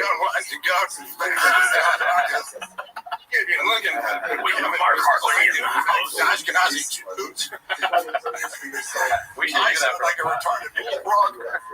I'm gonna mess up my ear for the podcast. But you don't think he did the liars? Very accurate too. I'm sorry. What did they roast you on? Somebody said BJ out here sounding like RFK, which is accurate. I love accurate roast. Like, and again, I was talking about Brendan. But they're also saying, "Yo, mama, black belt's so big." People take it too far, and just like you're literally just trying to be mean, but it's out of touch with reality. If you roast me accurately, I will laugh along with you. Okay. Yeah, they say I fuck squirrels, so I don't believe everything they say. I got small teeth, big gums, ball. It's like how many things are you gonna say? Do you think I don't know how I look, motherfucker? Like, somebody said that he broke his wrist coughing. Ballpark. How much Baba lose on Tiger Thick? I don't know. All I know is I got fired from running the social media, which I brought up over 10,000 followers in a couple of months. It was posting every day. I came up with a creative strategy that they hated, but I'm like, this works.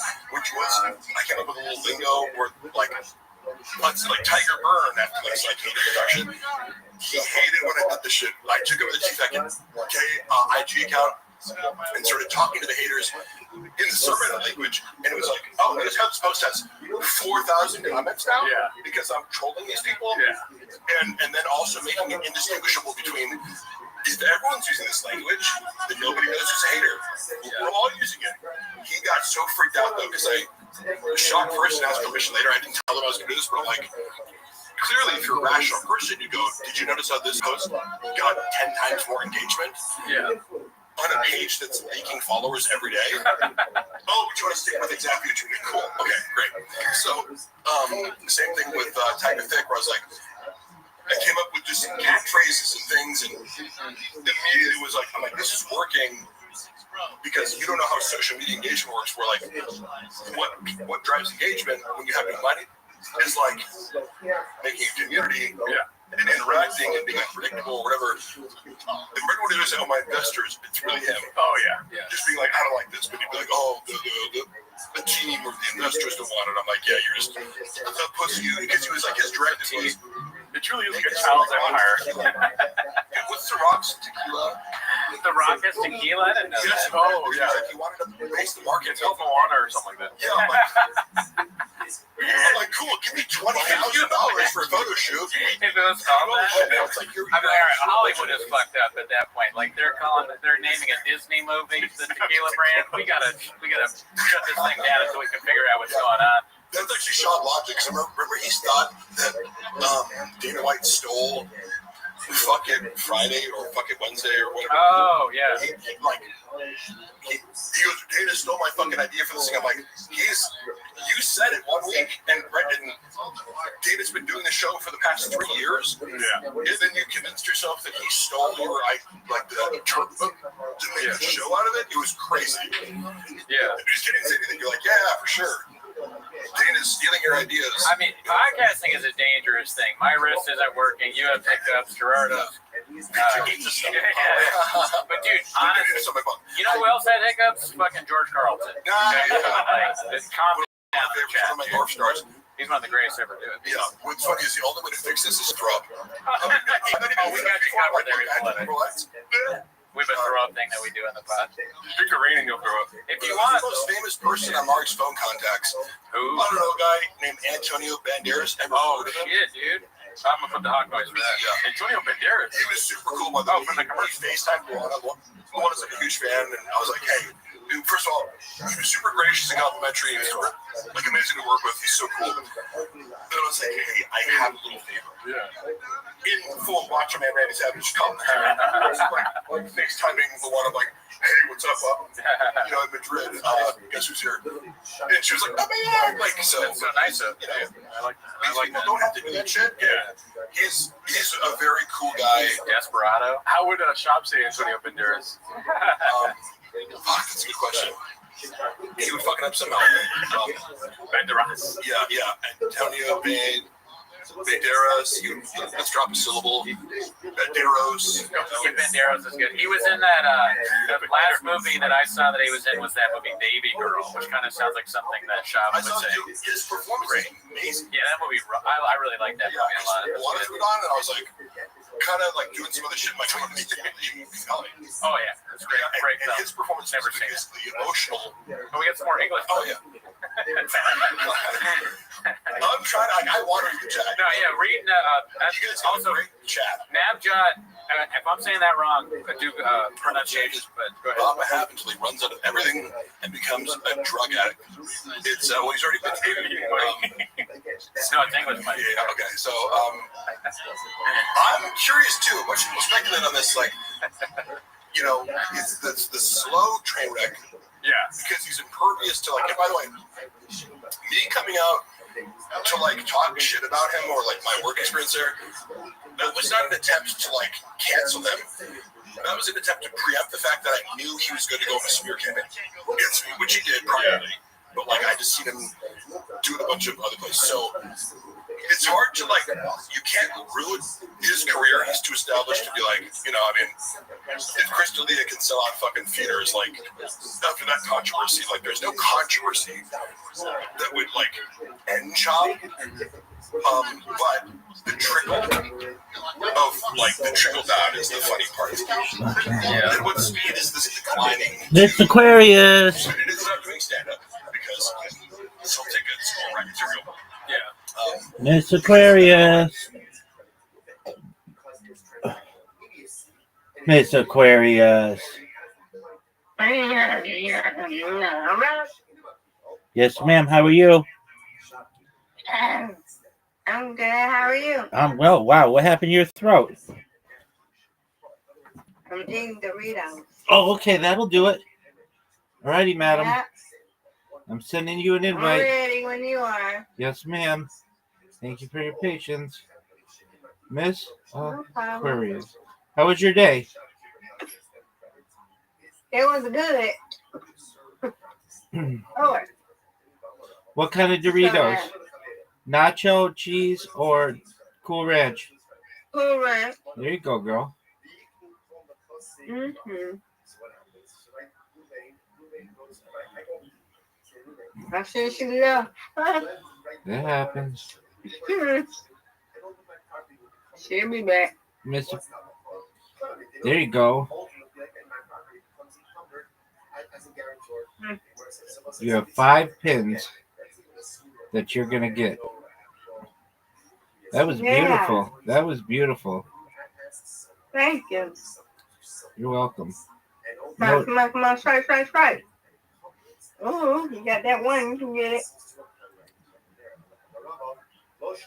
Easy peasy. Lemon squeezy. Mm-hmm.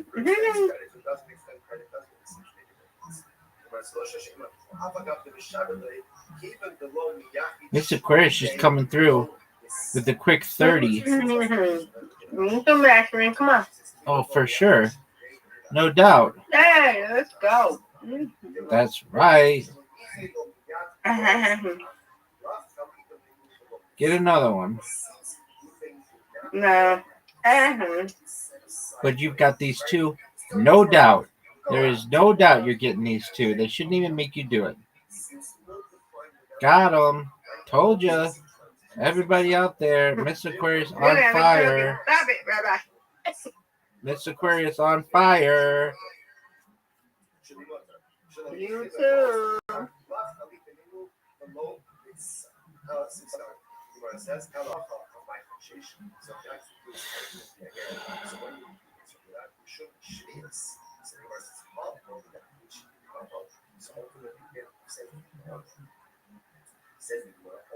Ooh, all but one.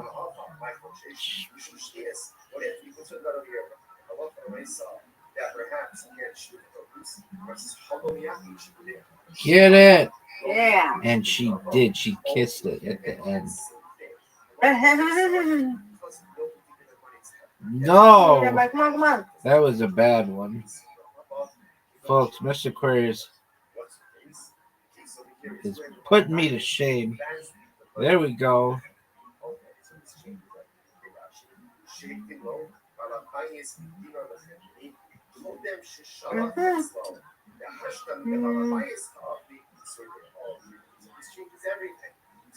All but one.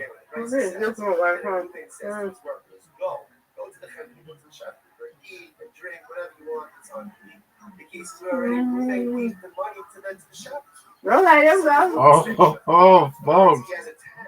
Are you witnessing this?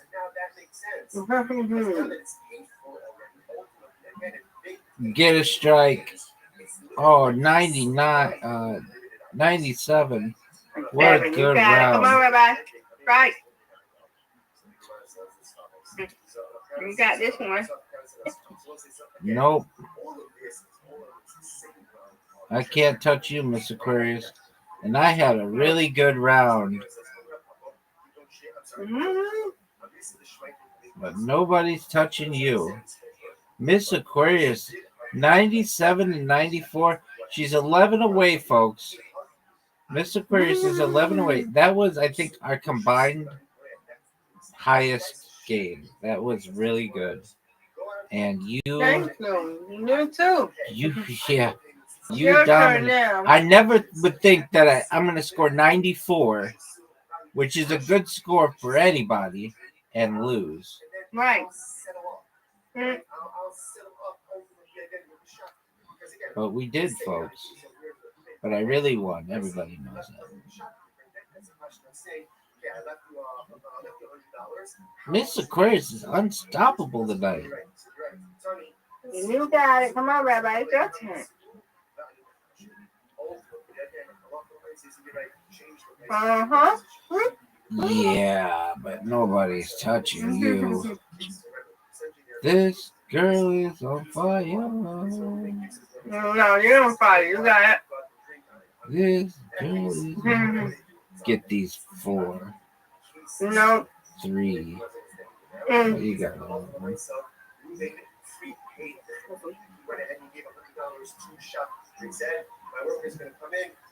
Yeah. There you go. That's how we roll. That's how it's done. That's how it's done.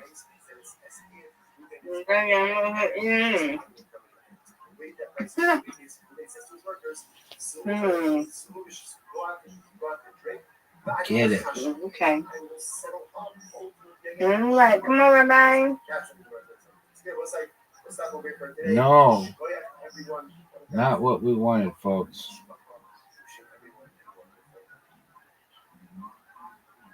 That is.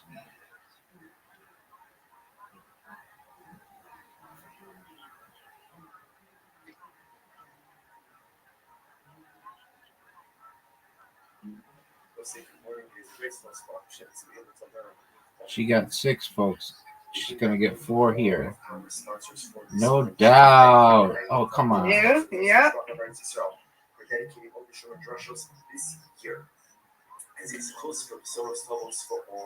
That was terrible. It's a split. Let's just get the 3 or maybe 2. I don't know. All right. It all comes down to this, Miss Aquarius. Now you got it. That's you, girl. Mm-mm. Comeback time. She get it. You got it. Come on. No doubt. Cause you win anyway. You win, I win. You win, I win. I win, you win. Let's get this one in the corner. No, that's okay. I'll take it. You win, I win. I win, you win. Undefeated in bowling, undefeated in friendship. Yeah. Go for it, yay. You and I win. You're 11 away. Yeah. Yeah. You, my friend. All right, 11 Good away. night. Sweet dreams, Miss Aquarius. Sweet dreams to you. God willing. See you tomorrow. That's Willie. While it's still readily available from so this that's what's no longer readily available in the field, really can no longer kind of keep it for yourself. So the idea over here is so people of the house already right with Barno Shemitah quotes from the Aniyim during the Shemitah Rashi does on part of the Shemitah Shnachach the offered Aniyim Shemitah Acharat Yerim Falifite Shvias.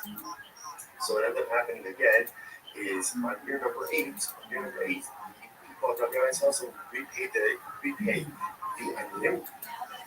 Ultimately, again, with the produce, meteor produce, versus awesome, so they came and they said, so people mentioned this practice of the Okhara. There's something about it, obviously, that Rabbi people, some degree. So they said something to the Okhara.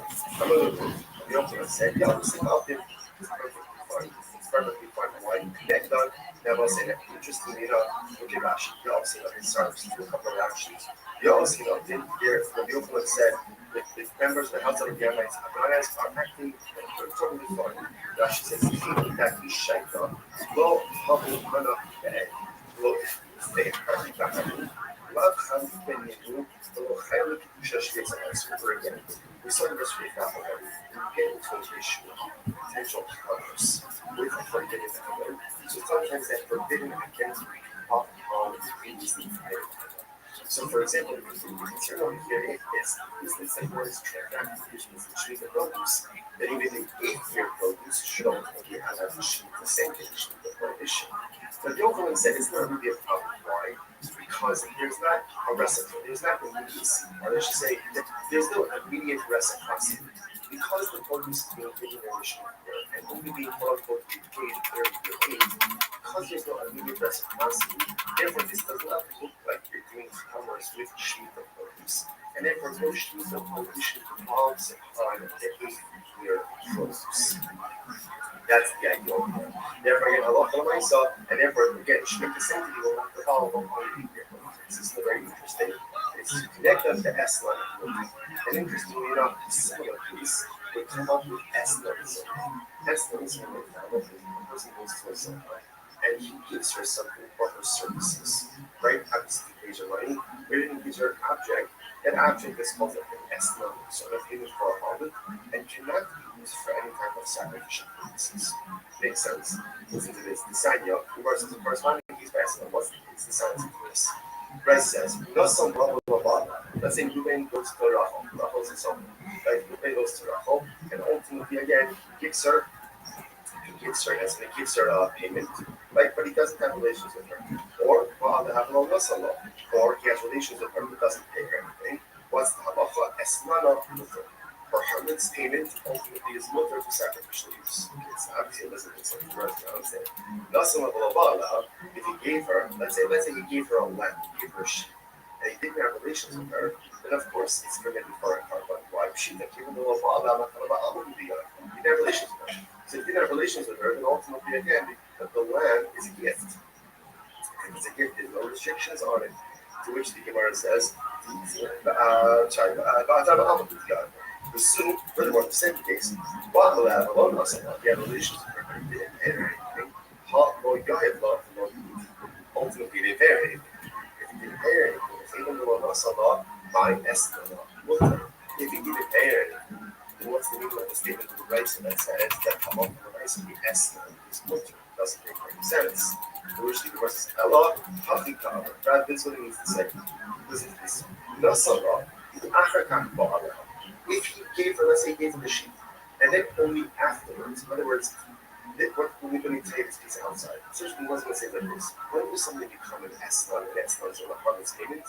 When there's transactional immediacy. These are relations, right? Or relations pay. In other words, when there's immediacy, that's when it's an Esna.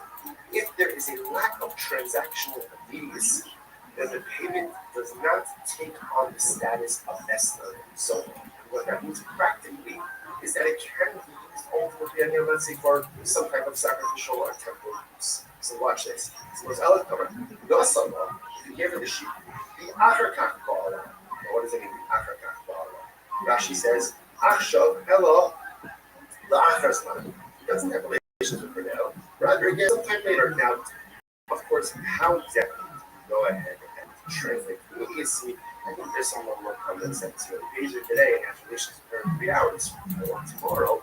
Again, as opposed to, hey, men's relations. It's none of them. Or for that matter, he has relations with her. And he was a that's none of them. In both of these cases, again, that's not his going. However, Nasala, the Acharkach, so therefore, we're saying this happens that essentially, in order for something to be categorized as an essence, so there has to be transactional needs. Once the transactional needs, in other words, payment relations, then you have to sheet the payment as the status of the apartment scale. Again, just keep track of this. So remember, the household of Rabbi they would follow sheet the focus from the core, pay it, ultimately, and then focus. People think that they open up because they felt better on the some other situations practice transacting business with Shneimah focus. It's fine. Why? Same idea. There's no transactional needs. It's because of transactional needs, we don't view that year produce as an exchange, right? Or as something like a payment ultimately again 7-year produce, which means produce, and every 8-year produce remains totally fine. Now the other questions a little bit discussed like this. So again, let's go through this, right? Let's close ahead and answer. Okay, use your sheep. Just use your sheep. That's the easiest example of the separation. Right? So use your sheep. Right? And then let's say use your sheep on Tuesday. And then on Wednesday, cancel the sheep. So again, based on what we just said before, that sheep does not have the status of a harvest payment, and therefore it's not forbidden for consecrated temple use. Right? Because it lacks transactional needs. You must understand. But when he does have relations, let's say on Wednesday, right? He gave the sheep on Tuesday. He has relations with her on Wednesday. So why? We say that when he does have relations with her, how much up to the point? Lechol Allah is certain stuff on a friend. Obviously, okay, I understand. When he gives the sheep, can't be labeled as Esma's own. So he has relations with her on Wednesday. When he does have relations with her on Wednesday, then retroactively, the designation of the sheep as a harvest payment should evolve upon the sheep retroactively. And therefore, the sheep should be categorized as an Esman Zona already as of Tuesday. Rabbi Rothschild says very easy, but once the case, he should come up and make a muscle. This is very interesting. What happened? Zona, right? Zona got the sheep on Tuesday. She got the sheep on Tuesday. Their relations didn't happen until Wednesday. So we're saying that when they have relations on Wednesday, retroactively, the sheep should be categorized as a harvest payment. Oh, what's the case? She offered it up as a carbon on Tuesday. She offered up as a carbon on Tuesday. A pious harvest, a pious zona. I will say, you can say yourself. She's a zona. And she's offering up carbonos. Yes, it's important to repent as many times as always important to get involved in inconsistencies and form inherent contradictions and certain respects. In certain respects of profession. There are things that are like well, things in life, or even the things that don't do well. The things I don't do well, or do poorly, or don't do at all are for shame. Don't take away from the things that I do well and righteous. Yiddishkeit is not righteous in some areas, morally thankful. So obviously, that's not the goal, right? The goal is to have a certain level of harmonious spirituality and righteousness in all areas, and most of us are not able to feel different. Or sometimes they feel like fake because here, I'm learning Torah, but I'm doing this. I'm getting stuck out, but I'm doing this. I'm chesed, but I'm doing this. Right? It is hypocritical. It is no contradiction. But welcome to the nature of human condition. We all know the hypocrisy. We all know the contradictions. Such is the nature of what is important for us to participate in ourselves. And even though the Zohar is a Zohar, the sheep also needs Kabbalas. You know what? Those Kabbalas are really after the car. It's a easy to roll. Because at the end of the day, no one knows our inner concerns and struggles on each other. And we still push forward to do good, despite all the things that are broken.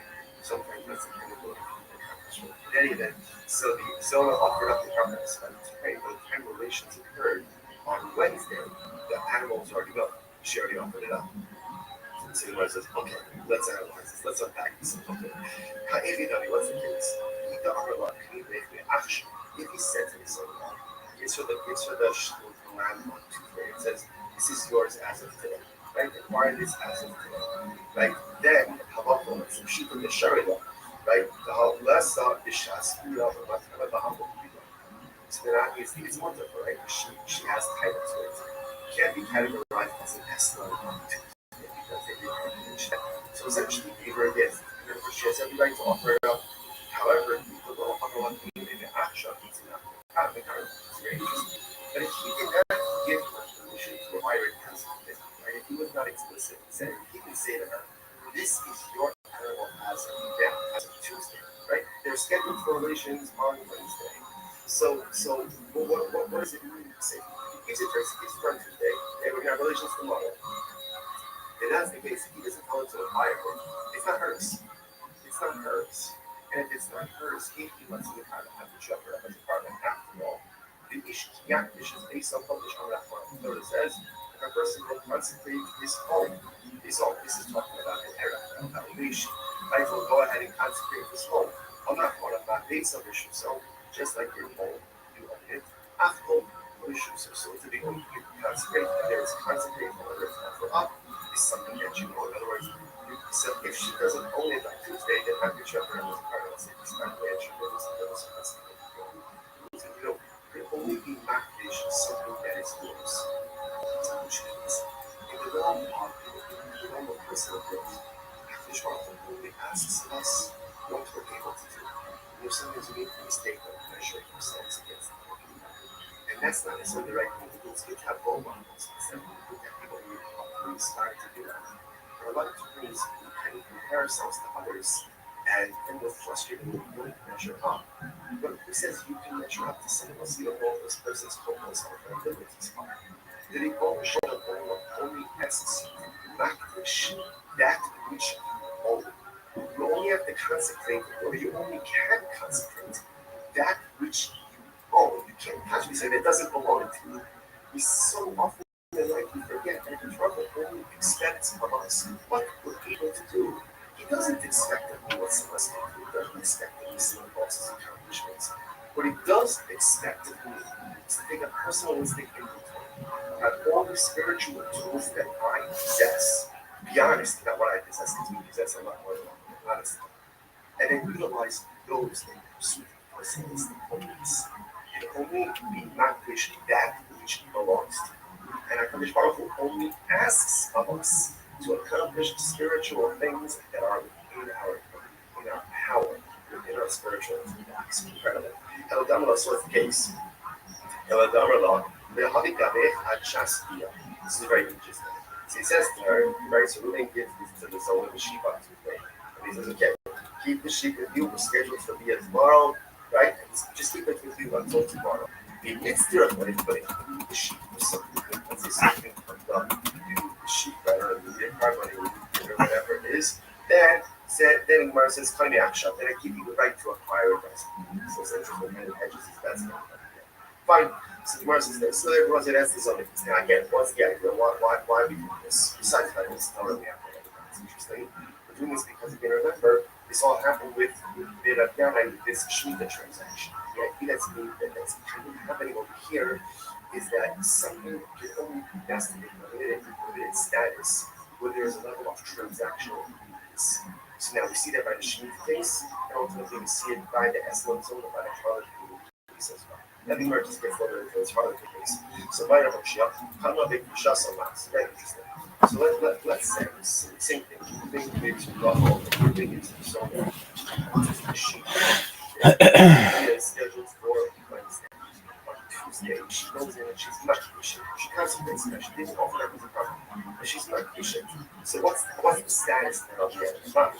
Given the Ramara, I mean, that's sort of above this lesson. Gemara Daki Basi.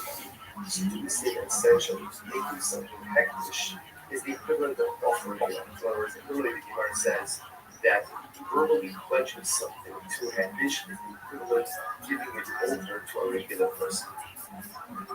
So therefore, they can say ultimately again that the act of going ahead and practicing verbally is the equivalent of offering it. Although not Hashem, not Hakai, sitting in other words, offering it up is offering it up, but the method is gone, and it's gone. It's not this ultimately again. So the sheep again, because I was saying, you heard the shy with it. This is in the case where she offered it up on Tuesday, when the kind of fear occurs, obviously again it's gone. It's gone, right? So it can't be called an estimate so now because it was no longer in existence at the time that the occurred. In this case over here, Wednesday the fear occurs, and working with this other candidate the object is still here. So now the shiloh is does the object become an estimate or not? So the case shall be very obvious. So let's say going back to Rabbi Elazar on the top of the daf. Right? You might say, Rabbi Elazar, Shekhaza Behikli Basa. So remember again, the way Rabbi Elazar understood the case of the Estem Zona, right? Is where she went ahead and she already offered it. Right? She offered it up already by the time the occurred. That's Behikli Basa. So that's because she offered it up, it's no longer in existence. How about her? She so long. From Rabbi Elazar's statement here, that if she was not fishing, animal is still in existence at the time of the meal occurred, perhaps the animal would now be called an Zona. Much more says, no, to Rabbi Elazar, be fake required. The truth is, this Shiloh is not just Shiloh Rabbi Elazar himself. So the verse is 9. Mifshet Shitted Rabbi Eliezer, that Basam Davka Isha Samro, that we said the Shakespeare. Because Rabbi Elazar said, if you don't remember, that's the Esla. Because when the animal was offered up before Bia, because by the time the Bia occurs, the animal is no longer here. But perhaps again, where she was just not fishing, she consecrated the animal still in existence at the time of the Bia, in which case, Haloch Lamaisa, the animal is recategorized as an Esla Zona. Ultimately, if the vessel Shitale, the Bishas of the Sun, or maybe obviously she offered it up and it's no longer existing. Of course, it's not going to categorize it as an Esla Zona. But in case she just consecrated it, we're not sure. Which the universe is taking. So we're really not sure. So interestingly enough, what comes out in this case over here is first of all, so according us, we're not finished with Esla Zona. What we do understand is that in order for something to be categorized as an Esla Zona, as a month's payment, it must be transactional, which means payment via. If that order is not followed, either payment, delayed via, or via and then payment, ultimately, again, it is not considered to be an Esla Zona. If he deposited the animal for payment, now, the gift doesn't occur until later on. Assuming she has rights in that animal, therefore, she goes ahead and she offers it up to take over my part of it. If she's not conditioned, she's consequence. So the animal is still in existence at the time of the next day. What's the status of that animal? That's the thing. Okay, that's a halal. So originally looks like the second use of her was, let's say he has relations with her, and then afterwards he pays her. So ultimately again, payment is going to say it's what they're going to use for consequences purposes, or they need to marry the action. I don't understand this. The Gemara says, "Well, the Akakah myself, I feel kind of unshown, or shown as not us." But the right says that he has relations with his son. And then he pays her even 3 years late. 3 years late, some people pay all of the bills late. Right? So he pays her late, right? 3 years later, it's still called a harmless payment, and it'll still be awesome. I'm not trying to stop, I'm not this stuff. No cash, so it wasn't that conscious, it was important. Right? So that we believe the call on some page where they 62 said that if there's relations and then payment, that's not an estimate for a transactional use. Here the Gemara says that there's relations with the use of years later, ultimately it is still awesome. I'm not trying to stop, I'm not this stuff of cash. It's not a contradiction. Hada Amar is Ba'ali Li, it's Ba'ali Li, it tells us that. Hada Amar is Ba'ali Li, it tells us that. So let's say this is very interesting. Ultimately, again, one case is talking about a case where he says, have relations with me for this sheep, and he identified the sheep, versus have relations with me for a sheep, Hirashi, it tells us that. So ultimately, again, versus what he identifies the sheep, it's as if there's a transactional release. When he doesn't go ahead and identify the sheep, then ultimately again release the transactional release. Alright, so let's analyze it. What the overloaded color is that my hobby, I understand. So let's analyze this, right? So now it's what is it? We're gonna go to Rothschild. He says, have relations with me, or to Zola. He says, have relations with me for this sheep. Now, again, he doesn't pay her for 3 years. 3 years. Now look at this. Oh, it has the status of a harmless payment because it's transactional release. Just because he identified the sheep doesn't make it hers. In order for it to be hers, what has to happen? The Gemara says, Shifal. Right? Remember, livestock, animals are part of the sheep, are part of the possession, which the Gemara says, so now, let's go up and go tiny of the sheep. Okay? So apparently it's actually interesting that ultimately the bit of the sheep was only reviewed by Jews. So apparently, by a non-Jew, they don't leave the sheep into a farm, so it's very similar to not Jewish. Because one of us is the old of the Zor Israelis, now it's talking about a Jewish harlot. Keep going, you're quite the Chatzim. More interesting enough, the sheep standing in her Chatzim, which means, again, ultimately, there's two Chatzim sheep choirs in the second. Either quite the Chatzim, Bala, the Akaf, Nasala, Akayula. I understand. If it's in our thoughts, it's in ours, and she acquires it, or she had a relationship with her, and then ultimately, again, dedicated, starting in her thoughts, she already acquired it. What are we talking about? In other words, she acquired it before people, so this is actually, this is like the kind of mannequins, that's not, because she's acquired the sheep even before the Biyah, if the sheep is standing in her thoughts. Here's the words, what was it called? The Shapni Mehelia Koti. Very interesting. Here's the case. So everything comes to Raphael basics. And I hear this sheet is an approach. What is a approach? The approach essentially is a that in order to success to her, I'm going to pay you. I'm going to pay you for the relations. Right? If I don't pay you money, you can take this sheet. So therefore, she doesn't really acquire the sheet initially. She acquires the sheet in the event that there is non-payment. The Amar law, he might see not late, using the contact don't know, put up. And he says 30, right? And you let's say within the next 30 days, good. And if not, Shakle best on take this sheet ultimately again as your heart fine. Not so much it's supposed to give some help. Again, it's interesting. All of this is really not the essence of splashness. I'm not talking about tomorrow will fall. Let's say again, let's say we pay employees, donkey drivers and workers. They say that it's paid. Now the way ultimately again is paid, and Rashi points out that here, Rashi only will come on their hearts. These workers are non-Jews or they're on their hearts. They just unlearned Jews. Unlearned Jews. Idolaters are unlearned Jews. They're slaves. And he says to them, right? So what's the halacha? The Eno Koshesh, okay, so that's before you. So he goes and he says to them, I'm paying you, right? And essentially, don't use this money to go and purchase for yourself food and drink. Okay, and then maybe congratulations, whatever it is. Here, right, here's money. Go and drink, go and eat. So it's like, now they don't this. They don't push you. They don't have to be worried. Some people are 63 people. Low should be this, low should not price, low should be agonists. I will say, here's this interesting about this. Right? What's the concern? The Gemara says that halal Raisa, he's giving them money. Now, because it's an on their artists, his people are going to be going to go by yes. Right? Or maybe ultimately again, that artist is going to buy Shmita or vice versa, who's been outside of Yerushalayim. He doesn't have to be concerned. Why does he have to be concerned with this? Because essentially he's giving them the money and he's saying, Chevra, do what you want. Do what you want. Because he's doing that, essentially, it's not on him. Whatever they do, they do.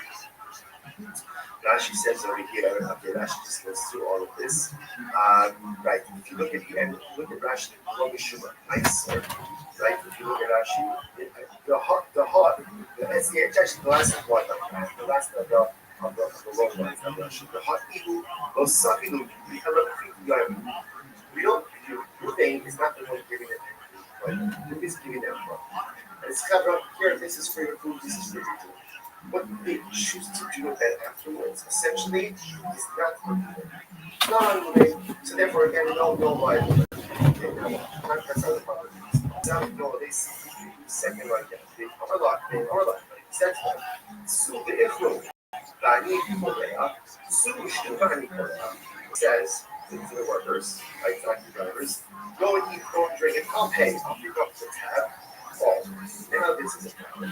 So she is nice. Then we had the middle guy. Now, why is that we have a Korea? Having Lokia, Isu Makilo, the Hashka was solid naturally that he should have. Now it looks like he's a purchaser and provider. He's limited payments for his records. You see the difference? If moving just says, here's $100 for your food and drink. Whatever they buy, that. Or is honesty and self-reflection. Yeah, I mean, it's not a good, that's really not, it's hard for a lot of the Rogan verse to do that, I think, the honesty and self-reflection. And I think, I don't know, because I've never had a ton of money, but it may get harder as you, like, if you're able to just go buy a Rolex and fall asleep during the day, it might be harder to do self-reflection. So, as comics, I consider comics under this umbrella of, like, you didn't get into comedy to be a millionaire. You're like, if that happens, great, right? But I presume if you start out by doing open mics and working your way up, it's because you have a love for this art form, right? That supersedes any materialistic pursuits. Yeah, it's an outgrowth of that. Great. But Brendan had this mentality of materialism, kind of validating his craft. It's like, well, I have a Ferrari, therefore I'm good at stand-up.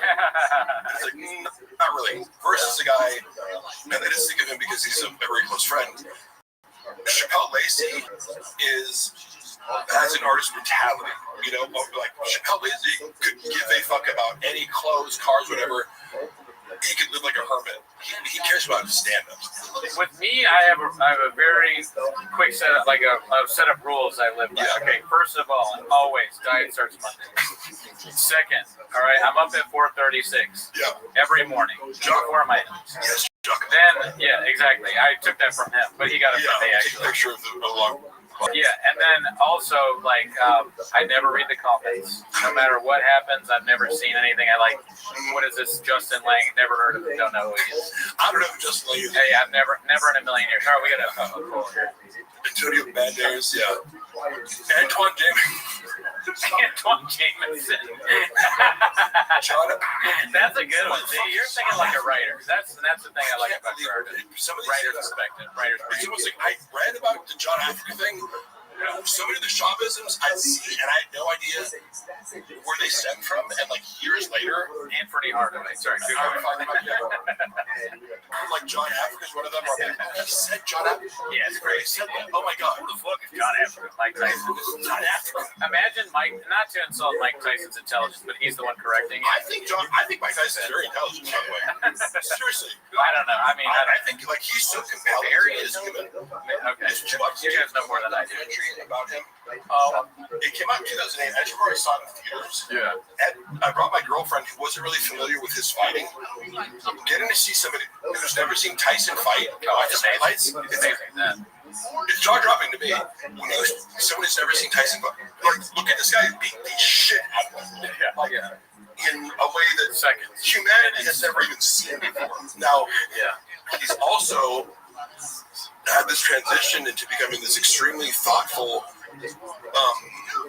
like I would consider him philosophical. Like he reflects and he thinks, and he's just sincere and authentic at all times. And I think that comes in. that's I what like Brendan that. resents because Brendan hates Mike Tyson. He hates insight. He hates, Insight. because also remember when he was in that show? Mike Tyson used to do this show in Vegas, like a one-man show. Yeah. It was basically comedy. Like that's what Brendan should have done. I was always like, why don't you talk about the UFC? He's like, no, I don't want to. Like, major mistake. Blind spot. I get it. It's like people do this thing with like, oh, I don't want to talk about the obvious. I'm like, that is actually your best bet. To at least make one special where I'm involved with it. But Mike Tyson's show was funny as fuck. Oh, did you go to it or was I saw that? clips of it. I was like, oh, he's good. It's well written. It's like a presentation, but it's very successful. Great entertainer for sure. That's hilarious. I think part of Brendan's resentment is that, and the fact that he's like, at all times, for better and for worse, he's authentic. If he fucks up a word or says something silly, it's like he's just authentic and doesn't give a fuck. Yeah, definitely. I mean, he's very fun to watch. What I used to do with my buddies is like we'd be hungover in college and we'd watch Tyson highlights of him just destroying somebody in 30 seconds. Oh. Same with Fedor. We did the same. Oh yeah, and I recently got like, because remember somebody told me, was it who's your favorite? When I got into fighting, and I kind of only Conor McGregor got me back into fighting in 2015, watching pay-per-views.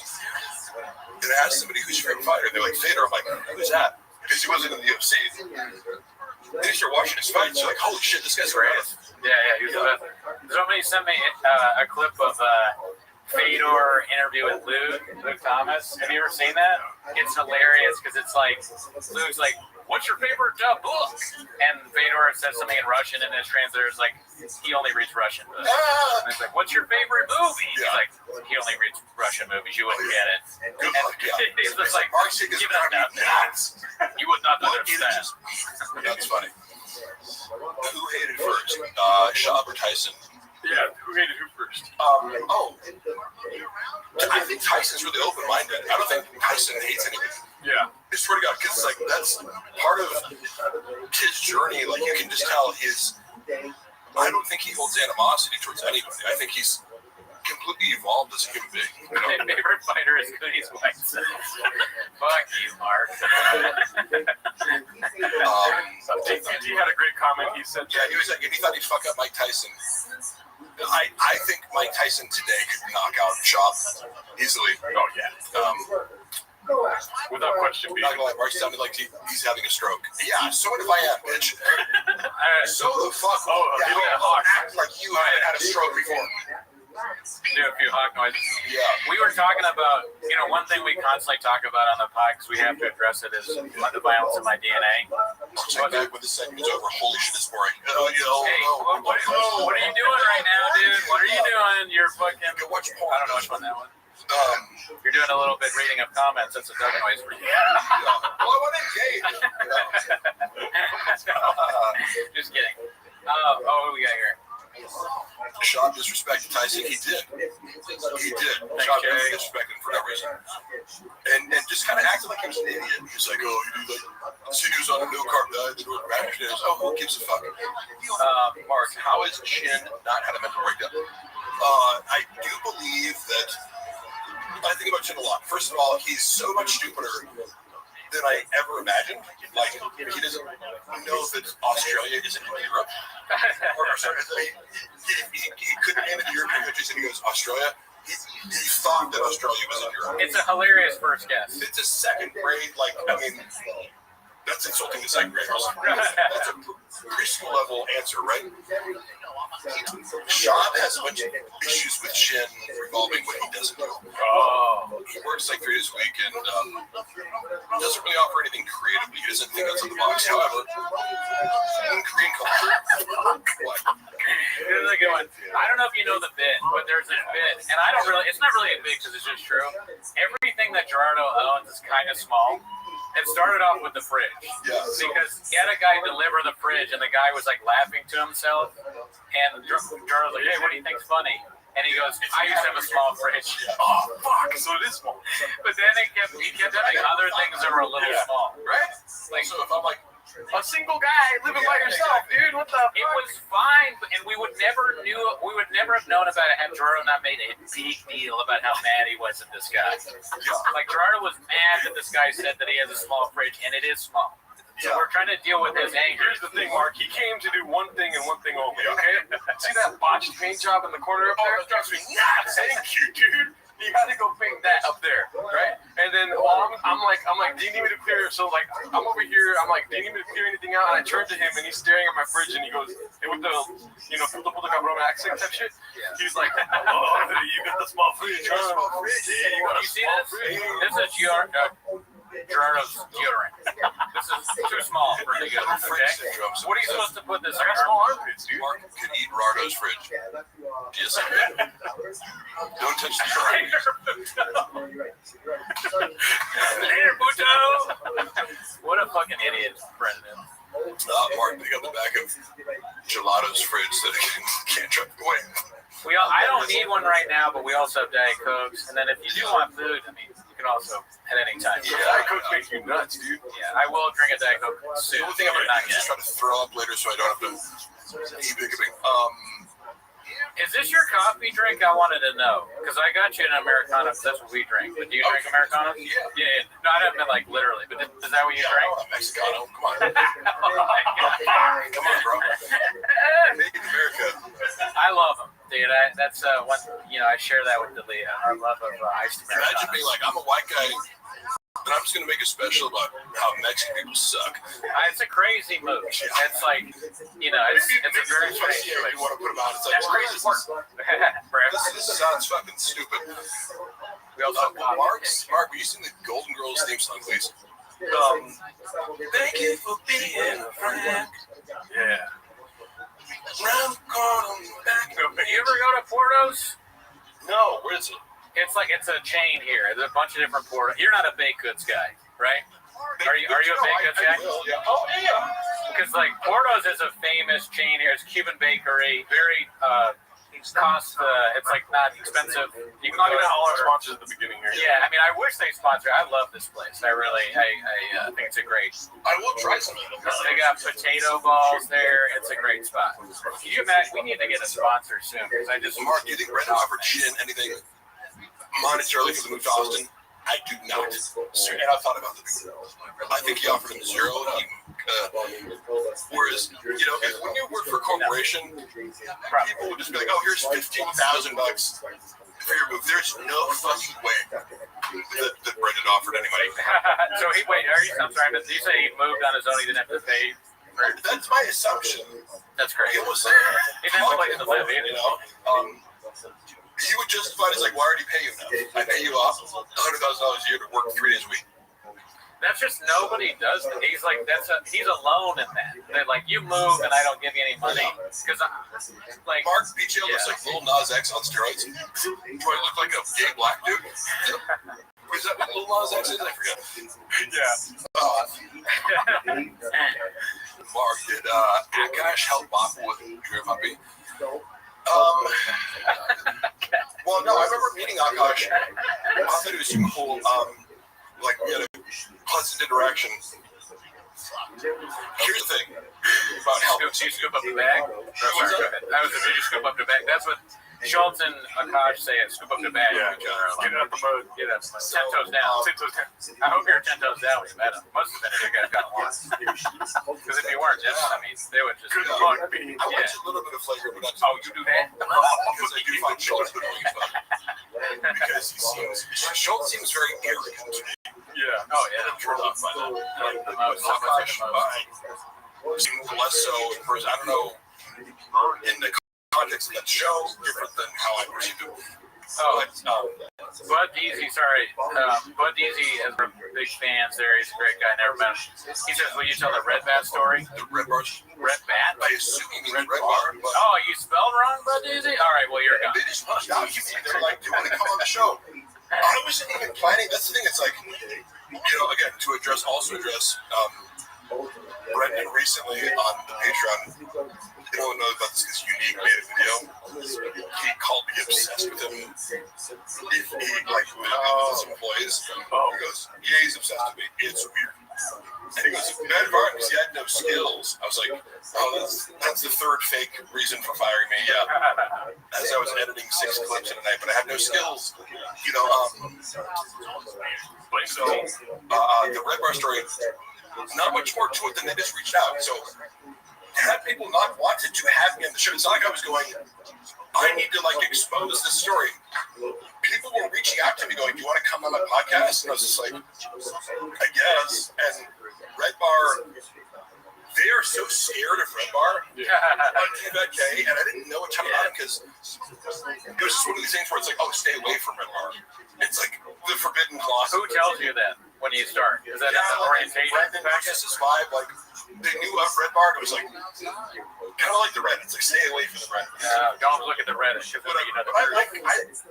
mean, to me, Red Bar, Ryan does good content. I know it.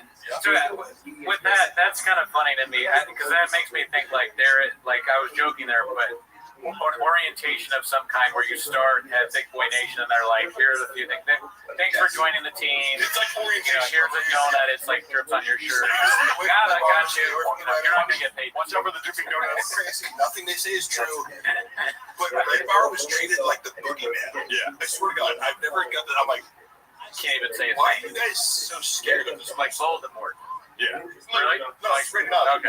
It was like, Because we used to be like that too a little bit. Oh yeah. We love Red Bar. I mean, it's hilarious, and he's a controversial figure. But when we first started, we were just like, maybe we shouldn't even say anything. Red Bar at all. what's funny is his fans have been really cool to me. That's one of the more supportive communities of people where I came on and a lot of people were like, "Oh, he was trolling me the whole time." I'm like, I don't give a fuck. Yeah. What his intentions were. We had Mike. I know he probably wanted a little more out of me, and he was trying to press the conversation. But he's being a good broadcaster. It's like Howard Stern is trying to press you to say the most controversial thing.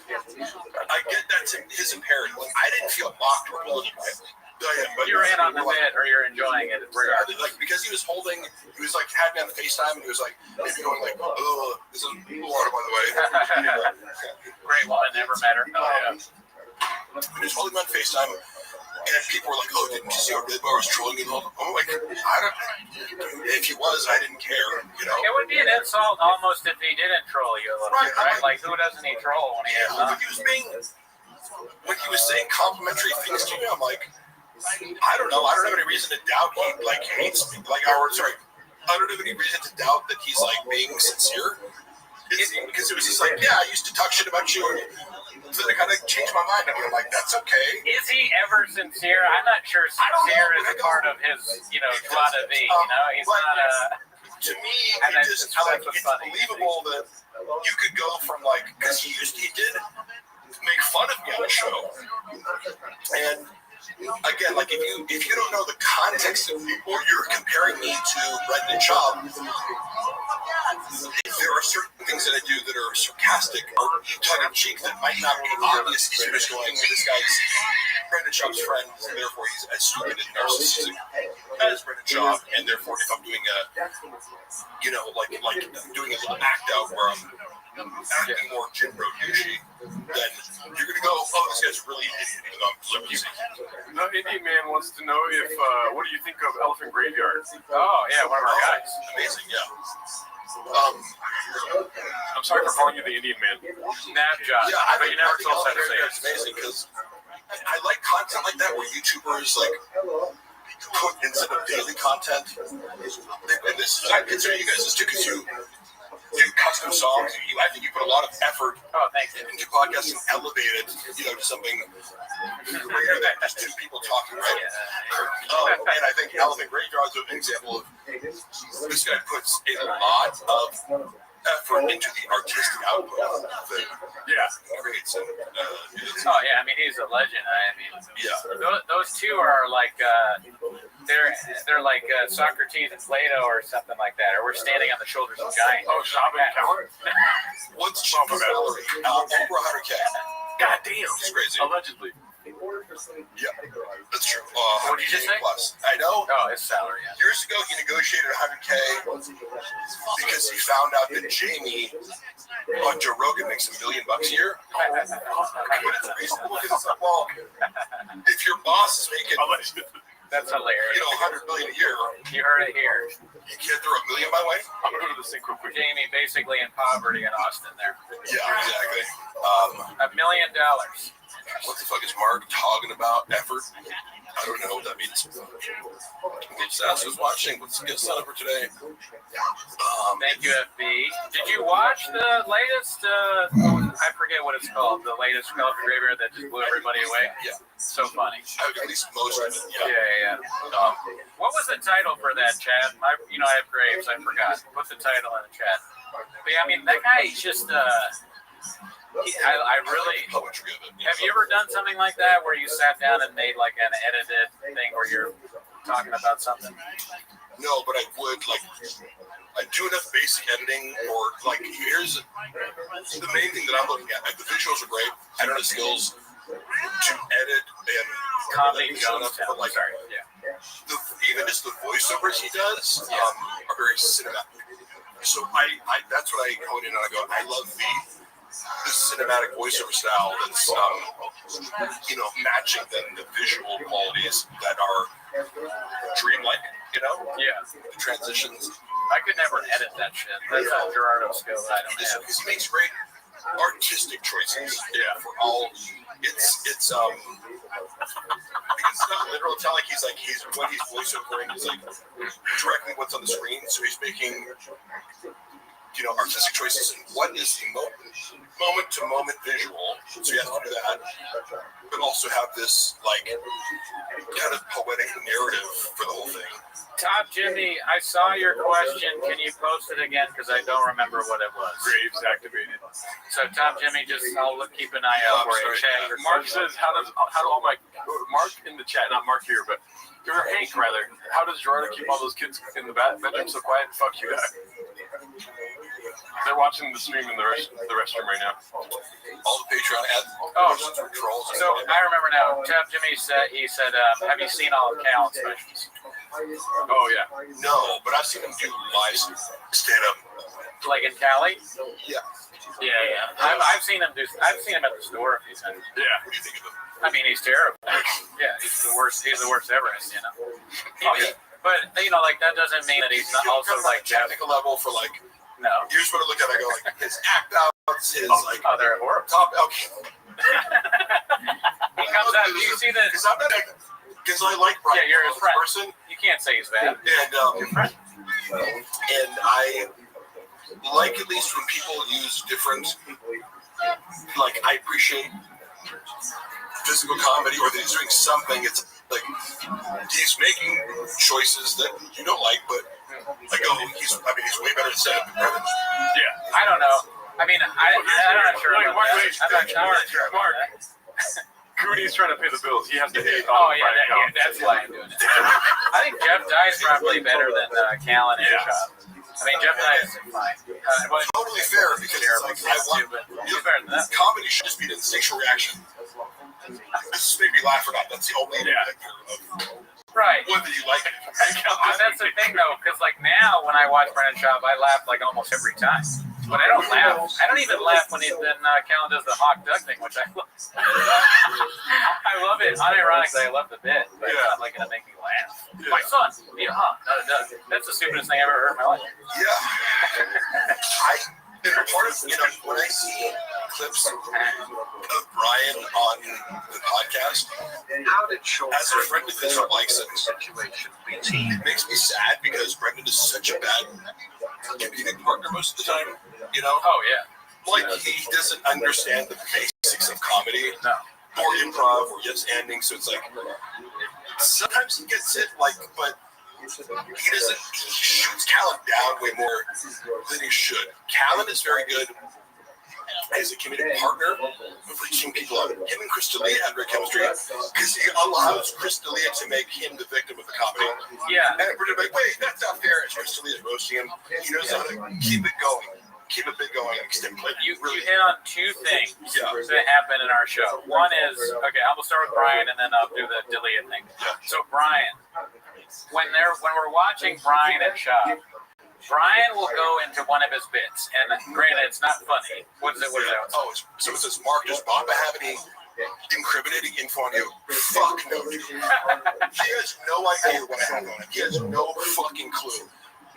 You know that movie, The Dark Knight Rises, when Catwoman, played by what's her face, like leans into Christian Bale. It's like there's a storm coming. That's literally what I think of when I think of what's coming for Shab. And I have to keep this under wraps because part of it is my legal case. So to put it out on YouTube would be detrimental to my financial bottom line. But it's like he doesn't even know what's coming, and he's too stupid to realize I have everything. You know, right? He should have nothing. Yeah, he should. He hired a private investigator to go to Luana's house, and Luana owns the private investigator. Oh shit. Well, I mean, she's charming enough to be like, and she knew more about but Luana is skilled at manipulating men. So, but also she played it very savvy, and I applaud her for that.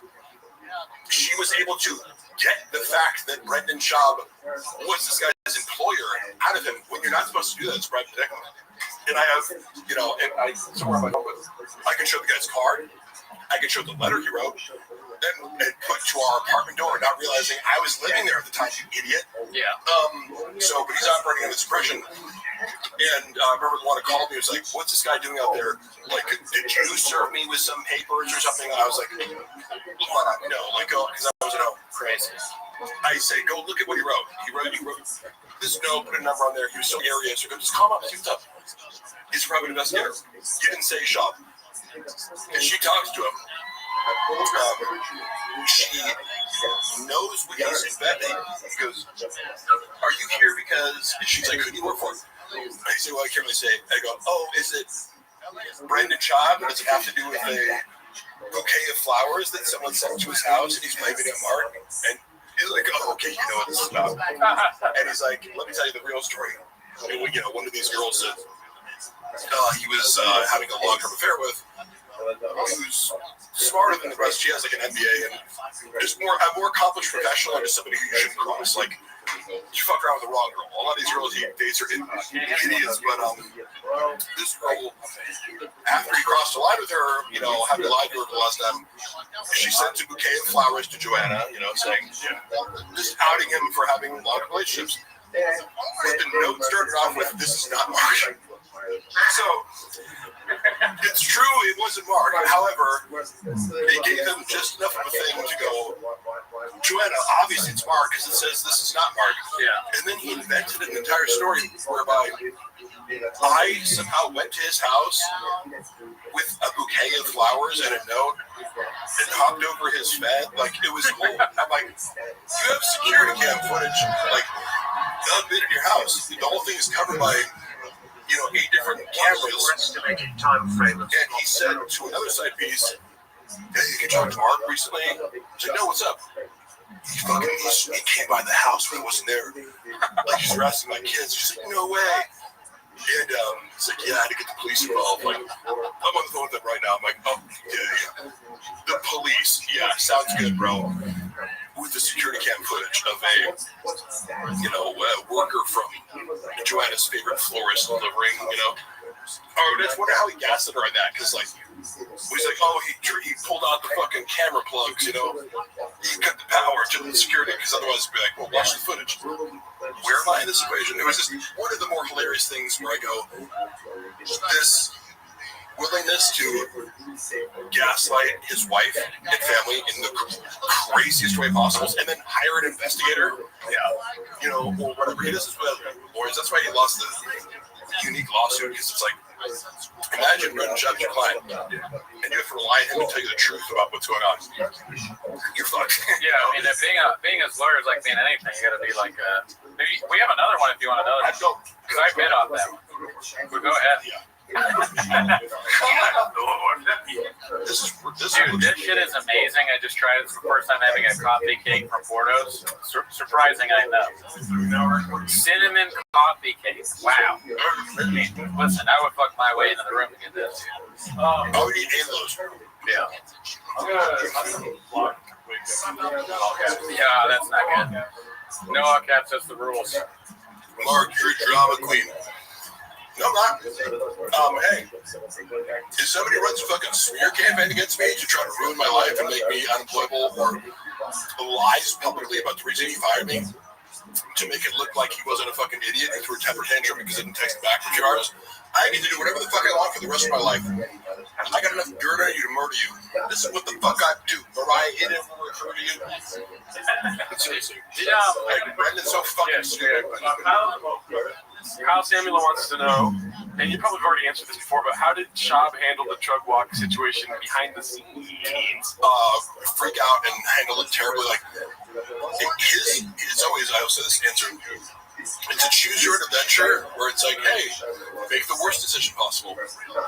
If I was, the funny part is always, if I'm tagged in a video, they'll go Brendan Schaub's handler. Like, how can I be someone's handler who doesn't listen to any other human? That's facts. Because given the best advice ever, it's like, hey, what you're about to do, like Joe Rogan said, he needs someone to say, what are you going to do? No, don't do that. Yeah. I would say that to him. He doesn't listen. Yeah. It's like, how are you going to handle this drug walk situation? Stutter on fucking, like, I went through your DMs. You sent a peach emoji to fucking a picture of Annie Letterman's ass. I saw that. But you're like, oh, I would never hit on her. Doesn't make any sense. I mean, how are you laughing at him on this fucking Flagrant podcast for stumbling over his words? How do you handle a drug walk situation? Obvious. You text my BD, I'm going to kill you. But moving on.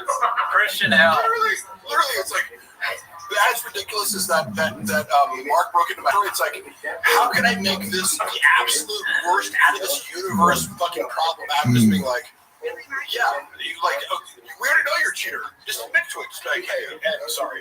Yeah, I mean, you're right. I misread the situation. So Christian L, we know it's just Chin chatting, and he's only giving $4.99 because not making very much money. Yeah. But he said, let's scroll back up. He said, Mark, what is Schaub's most redeeming quality?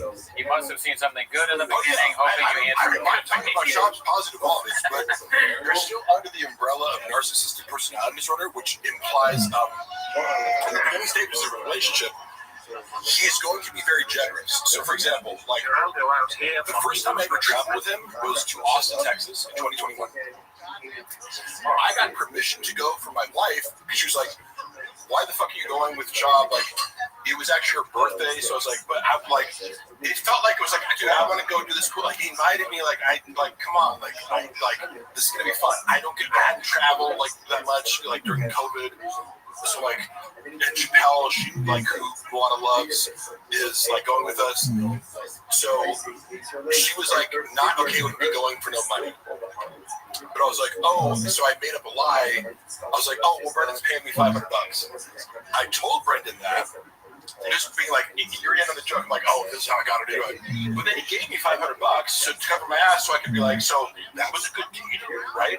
But yeah, no, I can name many things where it's like he'll be generous, so pay for food, all these things, but that's a short-term strategy to earn trust, loyalty, so that in the end, the next year or at some point, as he values you and starts to exploit you, you feel indebted to him, right? Oh, thank you. So I would deliberately stop taking things from him because he'd offer, when I was having issues, like me and Luana started having conflict because she was working a shit ton. She was working 2 graphic design jobs. She was suffering from burnout. in late 2022. I'm traveling with Shab, fed up to my fucking ears with this bullshit as he's increasingly being disrespected. So like, I got this crazy boss who's disrespecting me all the time. I'm traveling, then at home I'm working after being in the office. So we're both like high conflict because she's like mad at me about Brendan being like exploiting me and not getting paid enough, and I'm like mad at her because I'm like, I'm coming to the door from traveling, and she's like giving the snake face, but I understand her perspective. And then, you know, what the fuck? You're talking about like how he's a good guy. Oh, okay. Yeah. So, or the things he does well. That's the other end of it, is what I mean, where it's like, he sets it up so that later on the road, he was making me feel like shit for whatever reason he felt like. Because you owe him, right? Yeah, because I owed him. And I had to finally be like, look, dude, like, you're not even treating me like with 100th of the respect that you treated me last year. And I'm like, putting all my time and effort into helping you.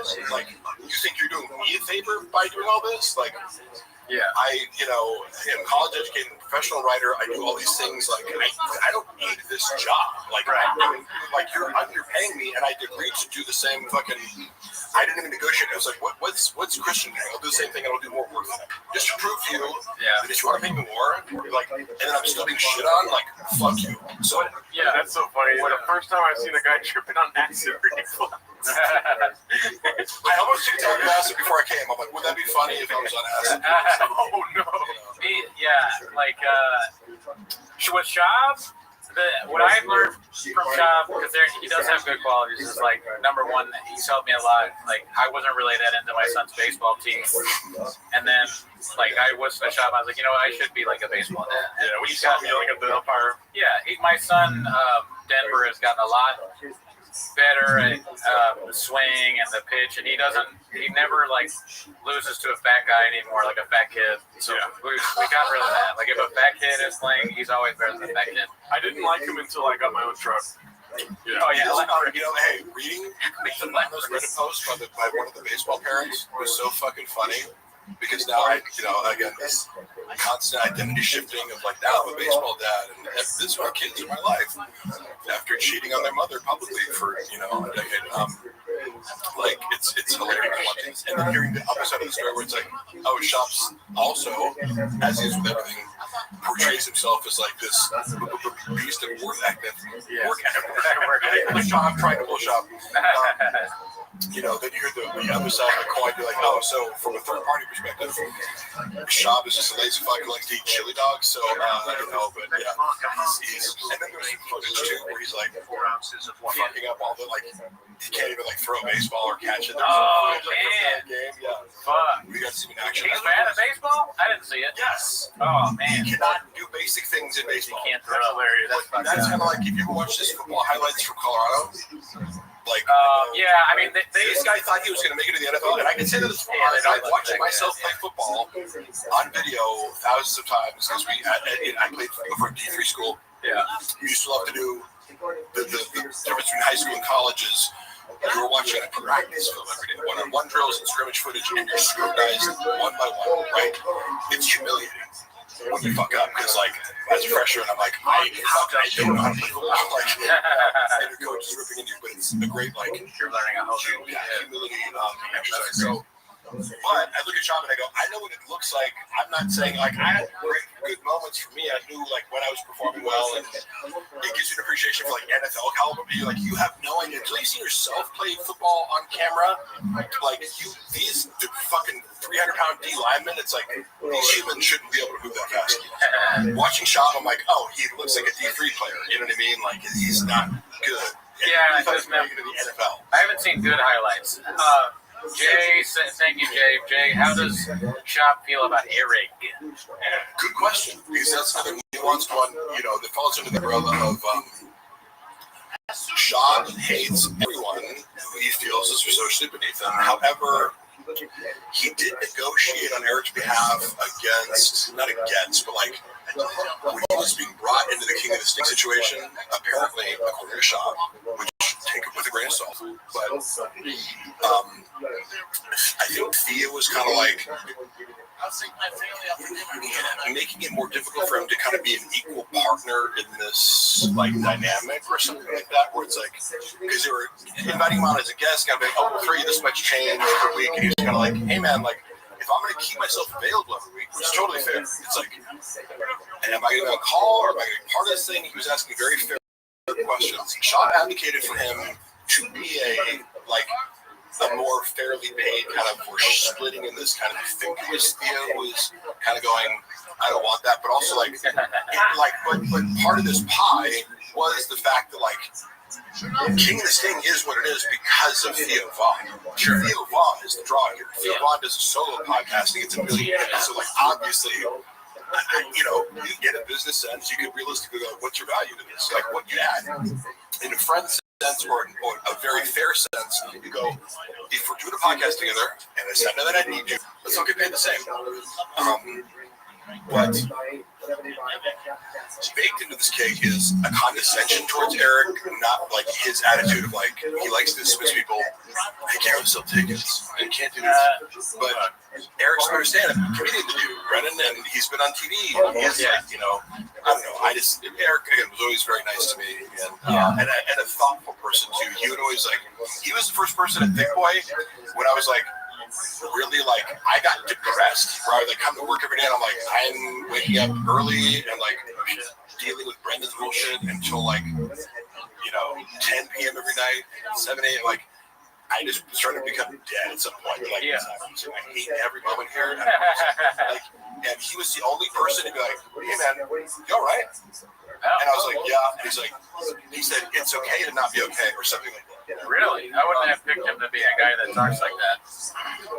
I mean, this is my lawyer, Rob Hebel. That sounds like a good idea for a sitcom, Moved in a house recently. Moved in a new house in LA. Whenever you move in a new house, it's always weird. It's even weirder in the middle. Hey Rob, you're on a live stream right now. Are you okay with that? Oh sure, yeah. I mean, how big is a live stream? How big is one? There's a lot of people watching actually. This the tenants a shop thing. Funny enough, this is my labor attorney, Rob Hebel. Hey Rob, who's about to destroy Brendan's job in court. Oh, actually no, he's totally incompetent and it doesn't do anything. Rob, we're actually having an informal discovery conference right now. To share a concept with you. Yes. So part of this lab thing that we got going on is that I want you to get for yourself, and I have another potential client who's bring stuff, all that stuff, the doorbell, security stuff. Why not? Of course. So I want you to actually go through the evidence upload process, and I want you to think about how do we scale this? Because you'll see advisors, right? Yes. When you throw in plaintiffs figure out their cases in situations just like yours, and you're the guinea pig. Yeah. What you're actually doing is since you're a creator like me, and you are going to teach us for GSI she wants to do this, I'm a lawyer, you chain up those crazy barber calls, right? But I get you guys who did all their scenes together because I'm the lawyer got it next to all set. Yes. Thank you. Love you. Robert Pebble, attorney at law. All right. Good luck, Rob. Yeah, so Rob is I went to college with him. He's literally one of the smartest people I know. Right. I was saying earlier, if I get 10% of what he's saying, I'm lucky. But he's, man, he's just better than Chop's lawyers. Right. Motion to dismiss. Yeah.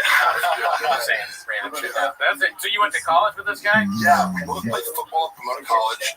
But I would consider Rob, if he had 150, 160 IQ, I wouldn't be surprised. But he's extremely intelligent, and specifically with organizational systems. I remember when he was 20 years old, he's like a gym bro like me, so we connected over lifting. I'm 2 years older than him, so he was a freshman when I was a senior. We connected over just lifting, and he was because I had this policy of if you ask me if I'm on juice, I'll tell you, but if you don't, I don't know if you talk about it. And he was if you ever run a cycle, I'm yeah. And so I was you're the first person with the audacity to just ask me politely, Yeah. And I appreciate that, but he's very direct. And when you step into that deposition room, you want to look jacked because you're going to be imposing your presence on people. Rob is really it's deceptive. What I like about him is he's a jacked, handsome gym bro, but also he's like an autistic savant with organizational systems. So remember when he was 20 years old, he was like making $100K a year running like LA fitness clubs. Like he would like train other people how to like run a more efficient like personal training like architecture for all the clubs in Southern California. Like started as a personal trainer, like quickly they were like, oh, you're way too smart to do this. Like so, because he was still going to college, you know, but also making $100,000 a year, like telling people how to do their jobs. Yeah, like, that's crazy. You didn't get your lunch by the 5th hour. You went 4 hours without a 10-minute break, dude. You didn't get reimbursed for business expenses. Yeah. Okay, we worked off the clock. Yeah, and he's also very moral too, which you don't meet a lot with lawyers. Like, you know, because some of these guys, well, you know, whoever's representing Shab, it's like obviously you realize this guy's an idiot, pathological liar who has no case. It's kind of like whoever's representing Blake Lively, Ryan Reynolds. So like, you know, this person has no case whatsoever, and then you can charge these clients millions of dollars and draw this process, but you know you're going to lose in the end, right? But Rod Hebel is extremely. It's a good, actually, you know what? Now has a lot of integrity. that is a good advertisement. I mean, he's a lawyer doing wage and hour stuff in California, and he'll fire clients if you don't have ethical. Yeah, if you have a case or you're misrepresenting something, he'll fire clients. He fired me the other day, trying to sue Gerardo. Had to fire some people. Not enough Diet Cokes. But we fixed that problem, didn't we? You know when I drink a Diet Coke, what happens? Me, that lawyer doing whatever, what could go wrong? No, seriously, Rob is one of the best labor attorneys in the state. There you go. It's hard. It's a hard concept for people to understand that you can have muscles and also be good at a job, but it turns out actually helps. It helps. Muscles help everything. Yeah. So Marg is Rob, the sharpest tool in the shed. I know literally one of the smartest people I know. He's designing a service, like an AI-based platform that he invented and like programmed that essentially does the job of a paralegal. So sorry to all paralegals out there, but Rob is designing a product to sell to law firms that like automates all these different things using AI. And I'm doing an AI platform that watches shop content too. That will also be part of our Patreon. Yes. Have you seen Brendan tossing his diggity bags on the ground? I know that's a meme. Of course, he's not conscientious, you know. So he's the type of person who would just throw trash on the ground and expect someone else to pick it up. So. Of course, that's fucked up. I was just picking up P.F. Chang's. I loved it. We hated it. Yeah, that was a great time. Anything else? Any other questions? If you guys played Sega NHLPA Hockey 93, this would be the exact same from Swinger. Well, I love that because I love that movie and I love that game. You've seen Swingers, right? One of the greatest. Oh yeah, made. I played that in high school. Yeah. Did you ever play that game, that hockey game on like was it Super Nintendo? Yeah. No, I don't think so. Dude, that game was the best. All you had to do was you go around the goal and then you click and then you could get a goal every time. And then you could also fight in the space. Super Mario Lemieux. Mario Brothers on that. Super Mario's on there. That was a good game on there. I fell off of video games because I realized, like, so my older brother is I'm happy to recognize, like, my place in the world as far as intellect because I'm like somebody like Rob is so much smarter than me, or my brother Eric is like an applied mathematics PhD. So like I've met real smart people. This is also funny when people like try to pass themselves off in LA. It's like I'm smart. I'm like, have you met smart people? And go to Austin, Texas. Yeah, dude, that's where the philosophers are. Yeah. And honestly, comedians can't be really smart, but it's like if you get a room full of PhD, like applied math and computer science PhD students in the room, it's like it's going to be an odd bunch. You know, but their IQs are off the charts. Yeah, they won't stand at all compared to Joey Coco Diaz, Bert Kreischer, dude. Shirt off. You have a PhD? I don't have a shirt. And you know, it's funny, Bert Kreischer, he's an interesting guy to me because he was very nice to me. So I got to say, like, I'm not going to try to trash him, but he doesn't seem to be good at being funny. Oh no, his stand-up is trash. But also, like, he's taken Chappelle Lacey like to arenas with him. So it's like, I don't mean to hit on him, but it is. You're right. Funny he does use people. That's true. It is. He brings a bunch of people on the road. People that can help him for a little bit. Yeah, that's for sure. He does that. I'll say The Machine. I enjoyed the movie. I might watch it. Yeah, I like it. Great movie. Doesn't exist. Never seen it. Great. London's another guy I like. I don't know. There was another question that we didn't answer from the fan funding. Yeah. What is the estimated time of Shab's downfall? Oh, that's what I was alluding to before. Define downfall, define bullying. I would just, at some point, right? There must be a point where you stop podcasting. And because he says, I would do this for free. Now you wouldn't, right? There's some, I remember seeing some clip where he's like, I fucking do this for you if we weren't making any money. It's like, would you though? Would you though? No, I don't think so. I don't doubt that Brendan, I do think Brendan thrives off being on his cookies are nuts. I don't necessarily feel the compulsion. Because whenever people call me, like, I'm constantly being accused of being a narcissist, I'm like, I feel like I get enough attention in life where I don't feel like there's this deficit of like, I need to post things, you know? I feel like some people do constantly need to be in front of the camera and courting attention. I feel like Brendan does thrive off of that, of like, just like even the feeling of importance when you walk into a studio, because I go like, he could be doing all this himself. There's nothing sophisticated about his production. Like, why do you need to pay a guy $100,000?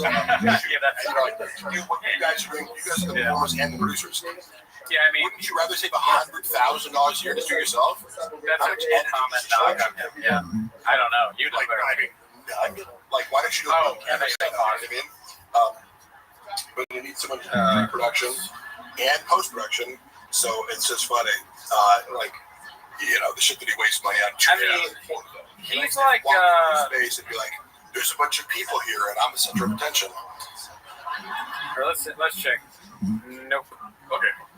It's Brendan's Crazy Ex. I like that people go like Crazy Ex.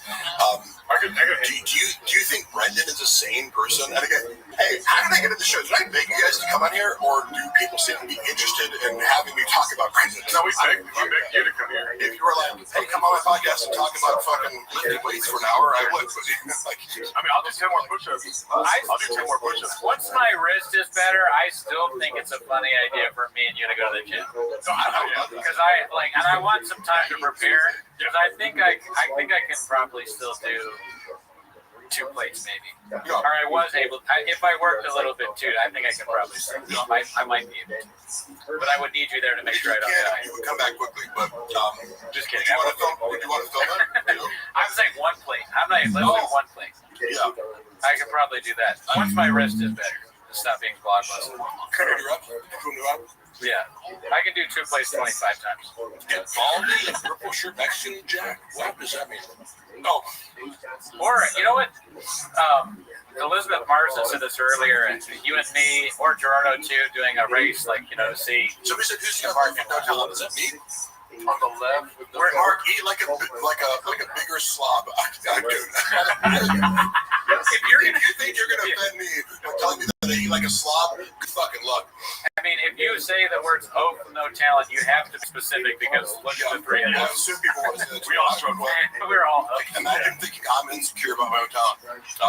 I know exactly how untalented I am. I'm not sure I could ever do 2 plates. Maybe back to that bit. I could chill that good stuff. Yeah, once I know roid out. Yeah. Roided. Because then the violence in my name with the roids. Don't worry. I like the idea of like raping people with steroids. Yeah.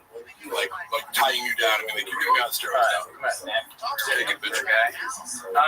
What was Bob's attitude towards Rogan getting close with Shane Gillis and bringing him into the Rogan trip? I mean, when Brendan and Shane hung out, I think we're in Philly doing shows, and we went to some bars with them. Chappelle Lacey has been always with Shane, so I knew about him a little bit like before the SNL thing happened, and I remember watching his. He did a really funny bit to me about being like a sucker for like Trump advertisements. Because he was like, I'm the guy, like I'm the target Trump voter. And he was like, I thought it was really funny and a good angle on Trump. I love his Trump impersonation because I feel like it's neutral. It's not like, you know, oh, hey, Trump, look how he just does it. It's like, finds it funny. But wait, who was that? Shane Gillis? Shane, yeah. Yeah, he's funny. Yeah, he does that great bit where he's like if Trump, this was before Trump was somebody attempted to assassinate him, but he goes, Trump would like be if he did get assassinated, it would be funny. Yeah. Sit down, you're gay. Yeah, man. Yeah, I'm sure that Brendan resents the shit out of Shane Gillis. I've said this before. My take on Shane Gillis versus Brendan Schaub is, you know how Brendan Schaub's like cosplaying as like a blue collar guy, like trucks and blue collar and this and that, and it's like Shane Gillis is like actually that, you know, like where he's like kind of he's actually kind of a history nerd, and he went to us, but he actually played college football, like was an O-lineman. His level of self-awareness and his level of like, he owns 2 pairs of pants and a couple pairs of white New Balance. This is such a hard concept for Brendan to rationalize. He used to look at me and be like, "Oh, you like don't care about materialistic shit?" I'm like, "Yeah, because I'm not rich. Like, why would I buy expensive shit and try to look like wealthy if I'm not, you know?" But it was like, I saw his mind spin. It was like, like how are you not totally obsessed with material wealth? Schaub's girl for sure cheats on him too. LOL, Tim. That's kind of funny to me because it looks like it's maybe his girlfriend's profile, and he's commenting from that and clarifying that it's him. Yeah. Marty, said, "Hey, on your face, what you just blob Bob into his truck." Hilarious. I don't know. Who is? Do I still have Brendan's cup on my face? Remember YouTube's big, don't get. Oh, yeah. Spoiler alert. I'm looking. I like the idea of people raping people. Hey, don't clip that. You're taking it out of context. This is a bit because I always tell people like, "Oh yeah, for sure." I'll like, "Yeah, you don't want to take juice." Well, if it's if I do it for you and you don't know and you're asleep, then are you taking steroids? If you don't know about it, 100% B. Yeah. I don't even know what you're saying. Let me see here. Mark, are you still working with Jim Stepani? Yes, I am. Dude. So Schaub and Snaz, bro. I cannot give any updates on Snaz right now, but holy fuck. Oh, no. Holy fuck. I have been instructed to not say what I know about this for the time being, but Jesus Christ. Jesus Christ. That's all I have to say. Do you have a favorite joke from the Gringo Poppy? Let me think about that for a second. I'll actually try to answer. Yeah, okay, I thought you were picking I don't know what's in the special versus I've heard it so many times the full hour that he cut down to 26 minutes, but I thought the worst joke was he would end with the getting a rifle to kill the cougar at the end. Okay, yeah. I was like, as a cat lover, I'm like, why would you just want to murder a mountain lion? His closer.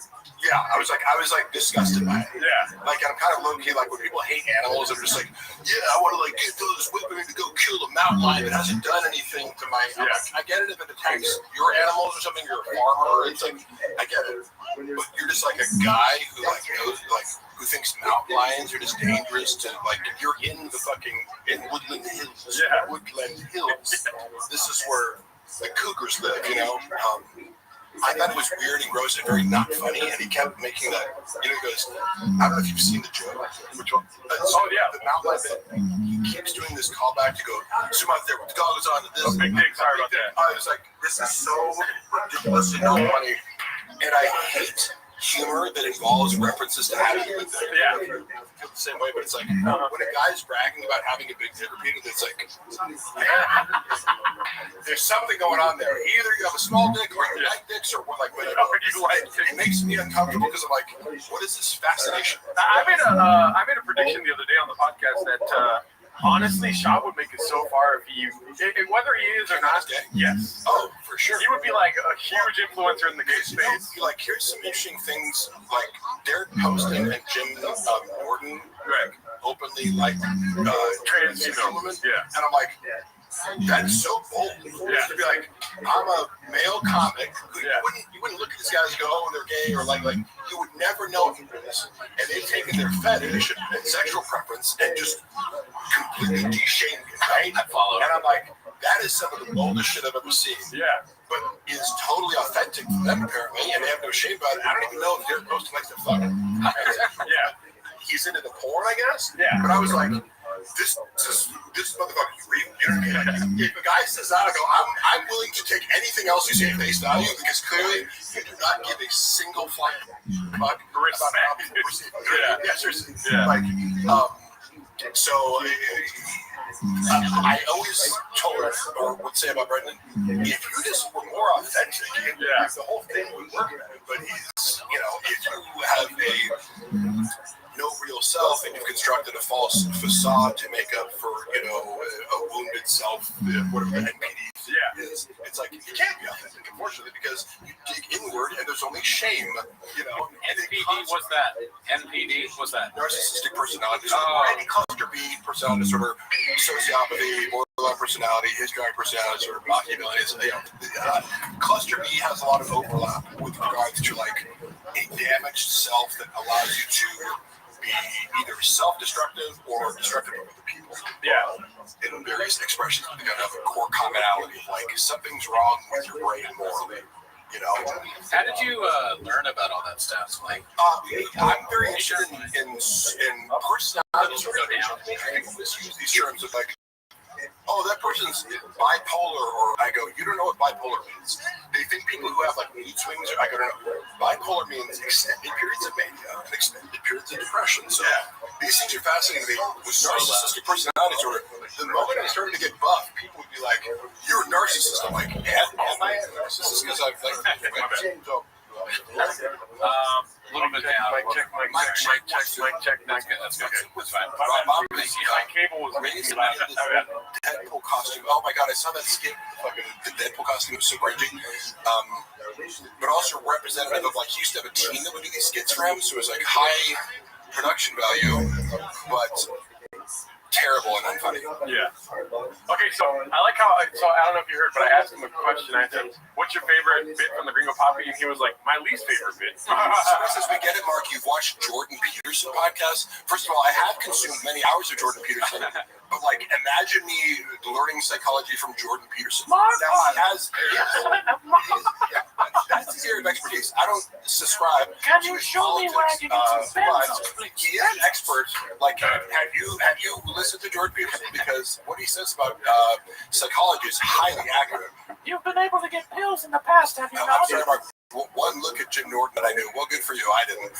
But I do. You know, I know a girl who used to date Jim Norton. Here's a funny story about him. So he was dating this straight girl, and for either his birthday or her birthday, I forget which one, but they hired a male escort because he wanted to watch this girl get fucked in front of Jim Norton. Yeah. And like, so I'm sure they got a guy with a huge cock, and he's like face fucking this girl. Oh shit! Oh my god! Throwing up, and Jim Norton couldn't take it. Oh yeah. He thought he wanted to see this, but he couldn't handle it. And like stormed off and created this huge conflict. Yeah. You know, because the girl's getting banged by BPD and SPD. Yes, exactly. That'd be funny. I like Jordan Peterson. Oh, Mark, who provided the 3 pages of evidence? If Brendan was, I have repeated this a lot, but as people keep asking him, and it's like he can't admit the truth because it unravels his entire identity in order to admit this. But he literally hired hackers to try to take down the fucking subreddit for like $15,000. How could I make that? Yeah. Right? I mean, it'd be funny, like Jordan Peterson, if he wants someone else. Jordan Peterson on crack. Thank you. I like Dink PT's comment. Does BGL cry like Peterson when talking about men not having sex? Yes. I have no shame in crying. Yeah, if you don't give me sex for a little while, I might fucking cry. Okay? That's if you want to hurt me, you got me, brother. You know, you deprive me of sex for a week, and I might get really emotional. Yeah, I That's mean, not right. You cannot give me sex. hopefully no one ever tries to Hogan you, when they're like, have sex with my wife. In the bed. Has anyone ever tried to Hogan you? Asking for a friend, where they're like, have sex with my wife? I feel like Jordan Peterson might do that. Red Bar once drew the sword from the stove. I don't know what that means. Beachel is steamrolling. I'm sorry if I'm steamrolling. No, you're good. I'm You're sorry. good. We got 24 hours of this. It's a long time. People don't realize how long we've been at the podcast. 24 hours. I have the benefit of being like I can leave whenever I want to. Yeah. Don't you turn able to take showers and breath and do it. Hungry. Marcus came on that. You know what I did take? I took microdose of mushrooms before I came. Had a coffee, fucking energy drink. Yeah, I saw you drink one of the range, yeah. That's pretty good. And you guys are like, okay. So the last time I went to your show, I think you guys like had a work day or tired. Like I took pre-workout before I came. It doesn't take much to get me going. Yeah. But I was, but hey, that's me. If you don't want me in a podcast talking, way too much, then find somebody who talks to that. I want you to talk to Jordan Peterson. I would love that. That would be so fucking cool. You could probably figure that out, right? I would like to talk to him. You know what I thought was he went on Jim Jeffries, and this is a rare moment where political pundit Jim Jeffries asked him a kind of gotcha question, and normally pundits get very defensive because he made a point. He's like, "So would you say that this?" And Jordan Peterson goes, "Oh, yeah, you're right." I was like, "What?" Yeah. Did Jordan Peterson just admit that he was wrong about something? So I respect him for that because he thought about the question. I was wrong. You don't have to. I don't know if you know, but Cooney is known more for his Peterson impression than his shop commentary. Yeah. I do the Peterson impression on the show a bunch, and people request it, but I'm not convinced it's any good. Can I hear it? Go for it. Oh yeah, I've been doing it. Mark, I've heard that you at one point could attain pills. Is that still the case? Have you ever thought about working with a Canadian? Yeah, he's pitch for sure. Pencils. Let's see high pitch. Mark, you're goddamn old and give me pencils. Yeah. My daughter has plastic surgery on her face. Have you seen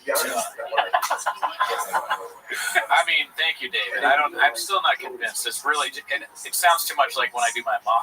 An impression of my mom.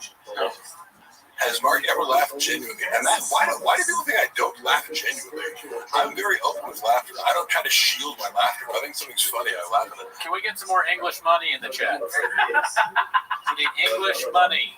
Navjot, where are you at, Bo? Do you saying English money because it's in pounds? I'm joking around. You fucked up. I did it on purpose. It's a British shop. It's a joke. Now, there's a guy that gave us I'm not sure. 50 rubles. Was it rubles? Yeah.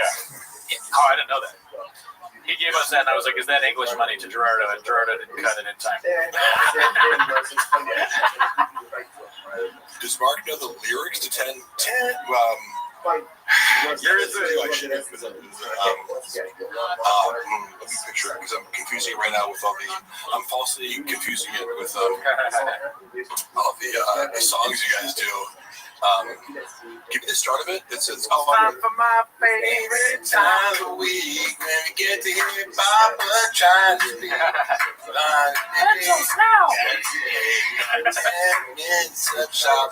Yeah. Thank you. I can stand these things. Oh man, I can stand. Ever heard of it? I want to see BGL and Miguel have a race when I get the treat.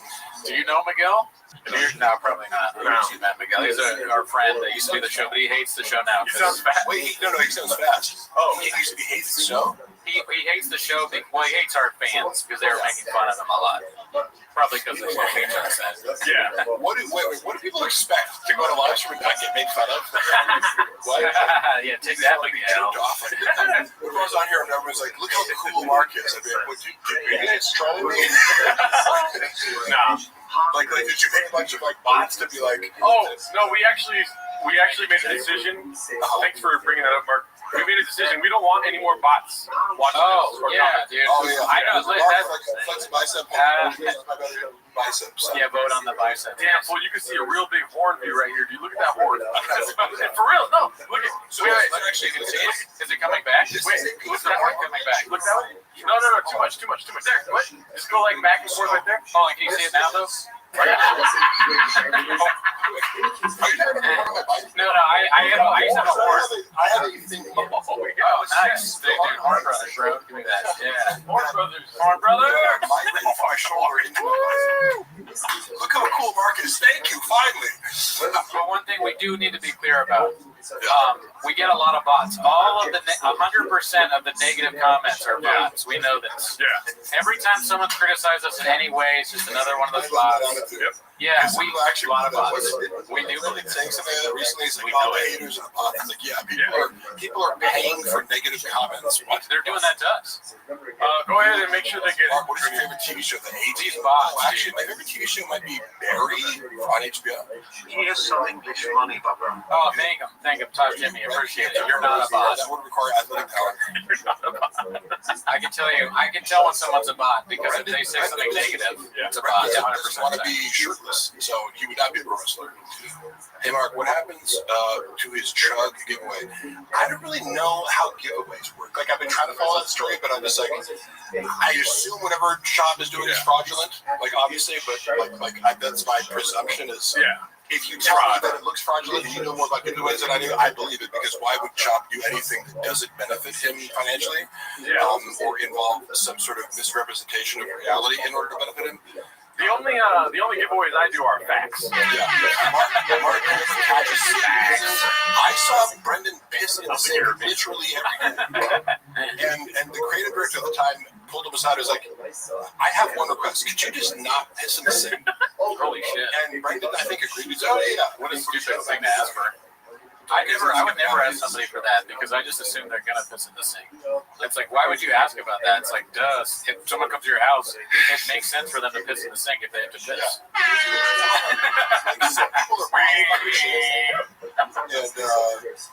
Dude, I've pissed in all of my friends' sinks. Both men's sink is full of piss right now. Horn Brothers is when you get horny at the same time. Hilarious. Oh, fuck. Really? You guys horny right now? No. I don't even have a horn. I'm rock hard. If y'all are wearing hats inside, please, it's cringe. Listen. Doesn't matter. Doesn't count. That's a bot comment. We found a bot comment. We found a bot. I'll take my head off. Mark, is it going to donate some cheeks? Did you ever call Brendan out for gripping the soles of his dirty shoes while sitting on a podcast? I noticed he had a lot of weird mannerisms. Like, he does like self-soothing activities, like he rubs his legs a lot, you know? Yeah. Like, he's very tactile.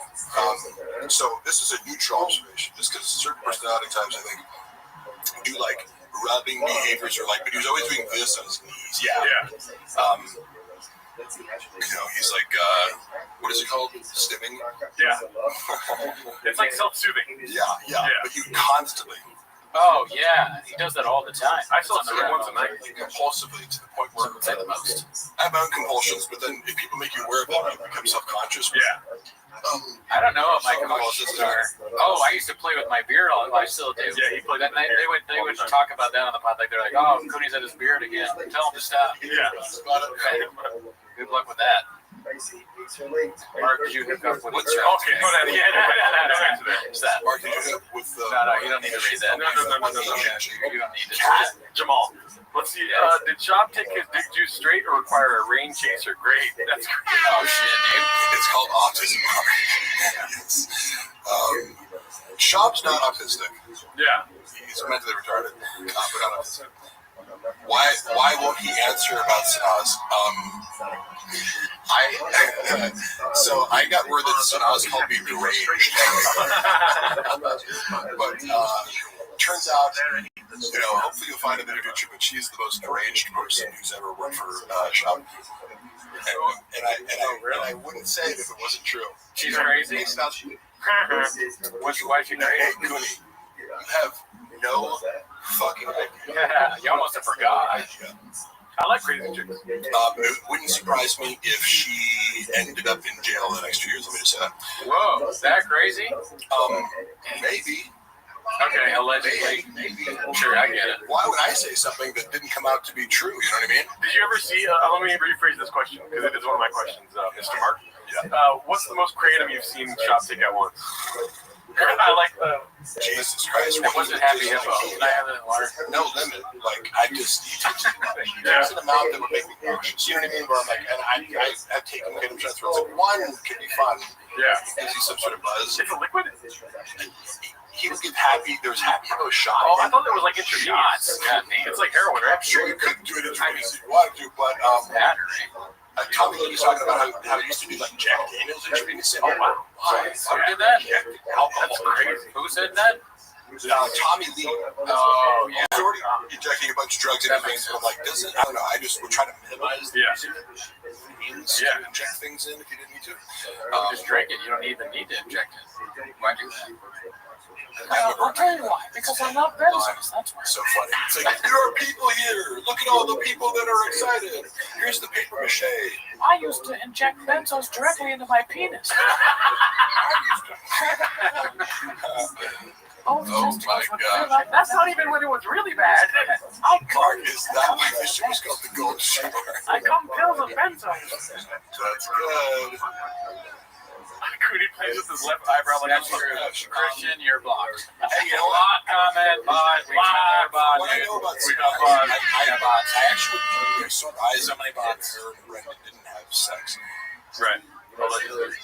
From what I know about her now. Yeah. And I say that with like, I'm not slut-shaming anybody or like, I'm not one of these like, well, of course, I know enough about her to know her proclivities. That's all. But what do I know? I'm just a guy who I heard she stands 10 toes down. That's what people were telling me. She stands 10 toes down. She does stand 10 toes down. I mean, I don't know. What is your favorite bit from the Gringo Poppy if you had to pick one? Wouldn't it be cool if I was gay? He was like, it was just like bros, like COVID with the bros. Yeah. Just everyone was gay. Yeah, that night we fuck each other, yeah. It's a good one. Because it tried to be like, ugh, like, it's just so happy. I don't know. It's just so Yeah, what's your favorite bit?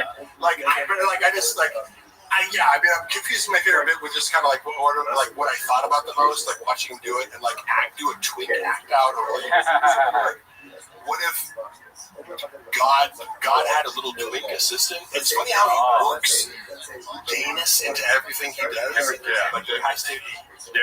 Because look, I played high school football or whatever. It's like you're always making gay jokes. Oh, you're gay. This guy's gay. But when you see like a 40-year-old man constantly making gay jokes, you're like, what's going on there, bud? Yeah, it's bad. What's going on with Fascination with Penis, where every single episode you have to talk about dicks and being gay? I don't even believe that he plays video games, right? Because you know in the video, it's like, we play video games with each other. Like, what video game does he play? No. Right? So that's just like, he's like a non-human trying to relate to humans. Great the podcast. He doesn't have a fucking console. Like, He's too stupid to play. So it's another abstract thing where he's like, I just play video games, right? I can pass it off as something that I do that's normal. He's probably bad at every single video game. Video games. Yeah, because video games are. I gave up video games when I realized how much better my friends were than me. I'm like, oh, you're actually good at Tony Hawk, and it would take me 3 years of playing it every day to like just get as good as you. Yeah. I'm still a guy who's good at video games.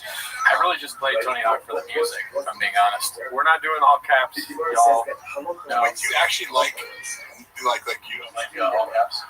No, because it's just like attention grabbing, and they're not really. And it's also like if they're not here all the time, it's like I'm not gonna.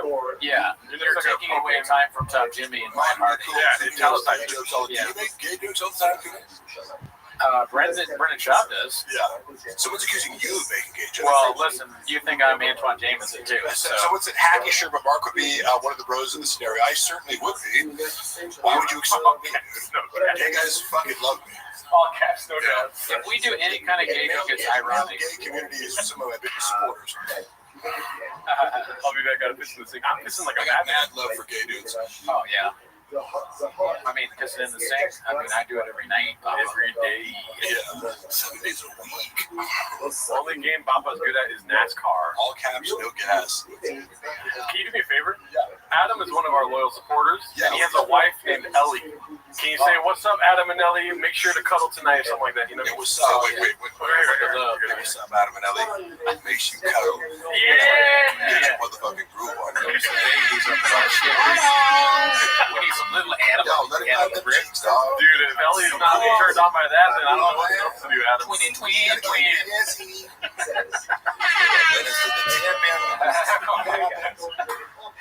Nobody, baby. Nobody, Ellie. Whatever happened to R&B? Back in the 90s. I'll make love to you, and you won't be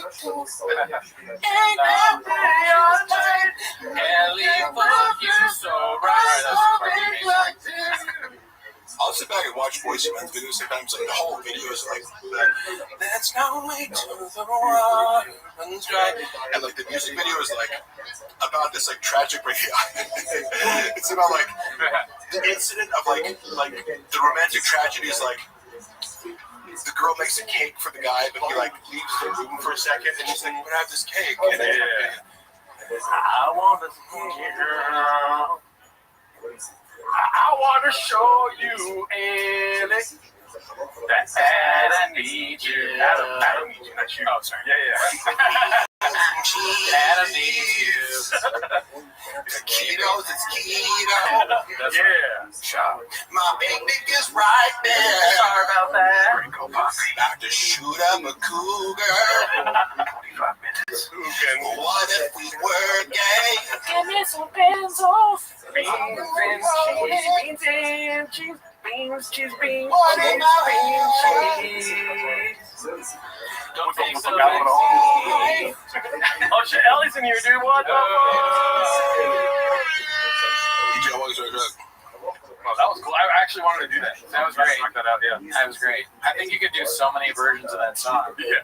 There could be a Shaw version, Peterson version, Gerardo version. Yeah. I like the part that I'm permanently part of the Thick Boy album. Yeah. Shop took down all the episodes where I appeared as a guest on The Fight with the Kid from the video, but there's still like clips of me from the episodes on the Clips channel. Yeah. And you can still get the audio version, but like this was like to spite me, you know? It was like, ooh, like even though I appeared in like 100 episodes after that, like in Cat's Chair or whatever, but I'm like, oh, you got me. You took down the 5 episodes that I'm on as a guest. That's fine. Yeah.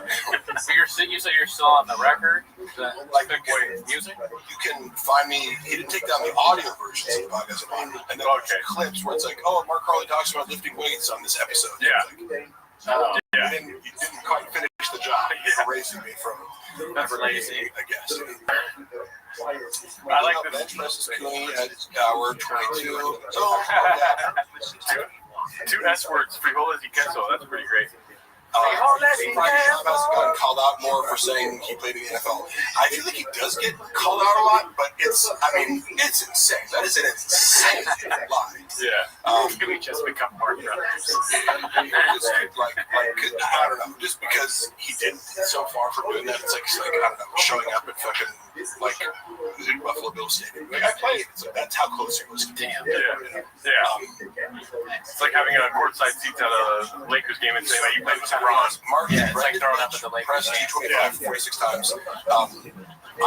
I was there when there's multiple, the truth of that story. He compulsively repeats saying that okay, so say this to Rogan, for example. He said it so many times that I love when compulsive writers repeat themselves. He said he did it. Okay, in reality, we were in Sioux culture when we were heavy into the deadlifting and benching and blah, blah, blah. Now, for the record, I did it 33 times as a 19-year-old in college, so it's like, this isn't that impressive, right? Yeah. And doing that 33 times, it's an NFL level number. However, you also have to, like, if you're a linebacker and you bench press 225 33 times, you also have to run a 4.6. You also have to have a fucking, 38-inch vertical leap. You also have to have all these other things and be super good football. So bench press is really not relevant. You want to be strong, right? Brendan will put this out there as if he's like, go struggling. First of all, the time he's referring to that he turned into 40 reps because he kept repeating this. Sometimes he'd say 42 or whatever. I was there. You did 30 reps, which is impressive. Especially on the bench, 30 reps is very good. However, the plates in culture, and I have photographic evidence of this, they don't weigh 45 pounds. Everybody knows that. There's calibrated plates for powerlifting that are colored and they're from, Alico or whatever.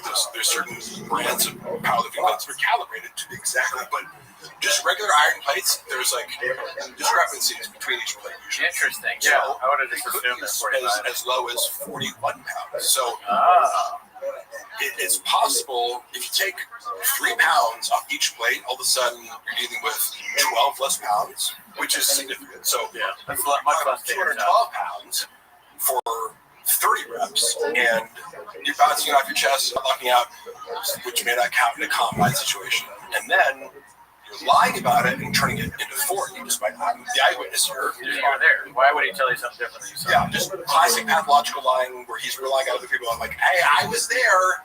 You didn't do 40, you did 30. And then because he kept saying it, like, and Rogan's impressed by it because he wasn't there, so why would you lie about it? You know? Right.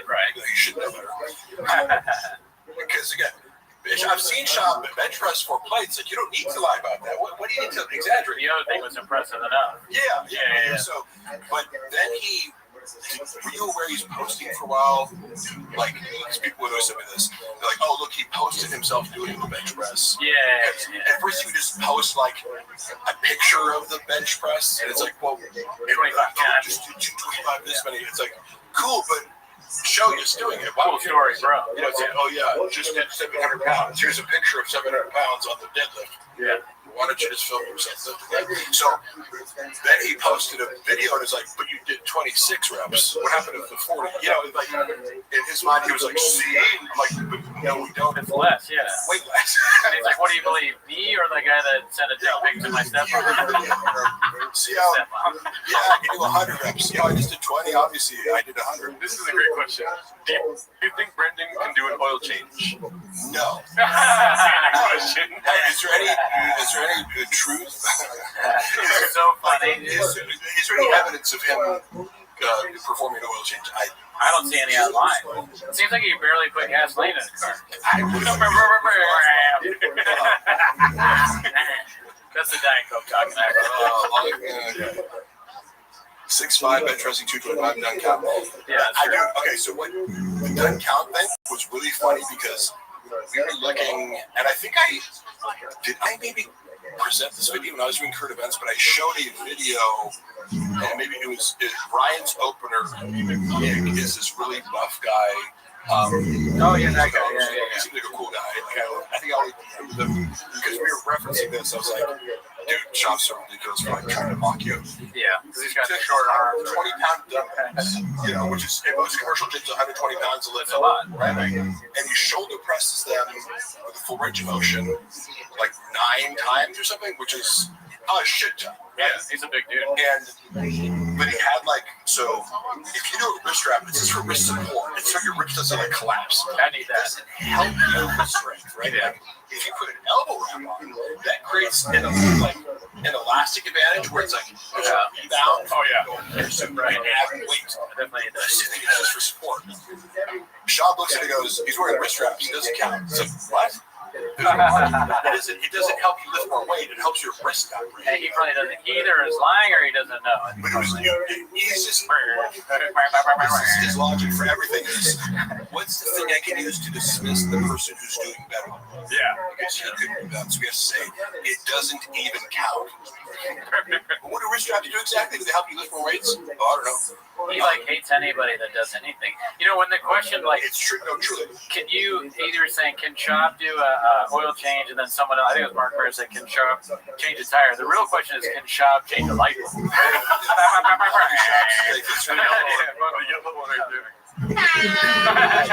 many Shabs does it take to screw a light bulb? 8 inches. Shab is deaf watching what you must do. The funny thing is, Shab is just scared to watch. He's a man who's scared of, he's scared of comments. He literally is. Yeah, I mean, so he really doesn't read comments? He's scared to. Yeah. Like, I read them because I go, give me something to argue with. This is fun for me. I read them compulsively looking for conflict. I just learned a long time ago that you can never, ever read, even if the live streaming notes, I haven't read a single one of these things coming out. Baseball Dead Letter, what did you guys think about what happened to Baba's dog, Donnie? Any guesses? You've been thinking anything? Donald Trump's talking.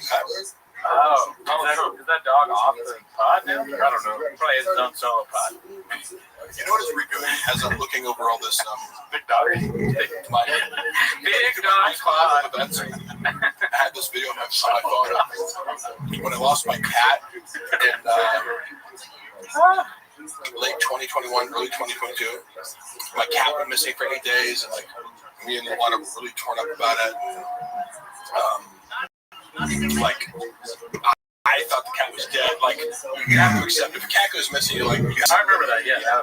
And I sent to him privately, like him and Chappelle video, like of us. We just found the cat, and you're sleepless. Like you haven't slept. If you're looking for a cat, you haven't stayed up at night, and, like take shifts. Like it fucks with you mentally so much. And I'm super into my animals, so it's like this is all you can think about. Sure, yeah, your pet. I sent it to him, going like this. Him and Chappelle, like we found our cat Spider, and it's a video of him coming and eating rabbits. He has eaten for 8 days. It was like raining and so cold. It was like the coldest day in fucking January like ever. It was the day he got lost. So we were super worried about him. And you hear like Luana's like talking to her mom like in German in the background, and we're both kind of like crying, like and I'm faking. I'm like, but I was emotional. Sure. He plays it on fucking Fighter and the Kid and starts making fun of us. Oh shit! He was like, "I got Luana in the background." Oh, yeah. I'm like, "You're doing a Hitler joke about Luana crying because she's speaking in German to her mom, and then like making fun of my God, hey, cool, bro." Like, but it's now I don't take offense to it. It just tells me like you have no empathy. No, probably not. And you don't understand people's relationships with pets. I know that too because we lost a cat, Rogan and Shorty Pie, our cat. We can't find it. Yeah. It's pretty brutal. It's we haven't seen him in a while. Cats, you either keep them indoors. I know, take my cats outside and monitor them and take them inside. The cats want to be outside all the time. How many cats do you have? 4. Oh shit! And I walk them. But Really? With like a leash? I don't walk. I just walk. They like to play in the courtyard of our apartment complex, and they just like to smell shit and be outside as much. But if a cat had its way, it would be outside most of the day. I like cat. I mean, I like cats, but I have a dog. Yeah. I like dogs too. Yeah. Do you have a? Easier, like if you look Yeah, at that's why it is. yeah. Yeah. Easier to. Shredded cat daddy. What's that? I'm a lifelong pet lover. And but I also love all animals. There doesn't have to be the dog cat, dichotomy. I also love dogs too. It's just dogs are higher maintenance, Yeah, you can't really like leave with the dog. You have to make all these plans. Dogs are like have someone come feed it. We selectively bred dogs to be more attached to humans and need more human attention and kind of be by yourself all the time. Cats require like 20 minutes of interaction a day. Which is why I think Brendan's figured out is like, you get a dog, you give it back, or you take it to get murdered or whatever it is. Hey, remember when he tried to? Remember when he fucked up the hypoallergenic like Russian blue cats or whatever? It was a specific kind of cat that he was looking for. I was the person who he tasked with helping him find this breeder. It's very hard to find hypoallergenic acne. There's like a bunch of scams out there for like breeding cats. He got scammed first, maybe after this, but like it's a difficult landscape to navigate if you're not savvy.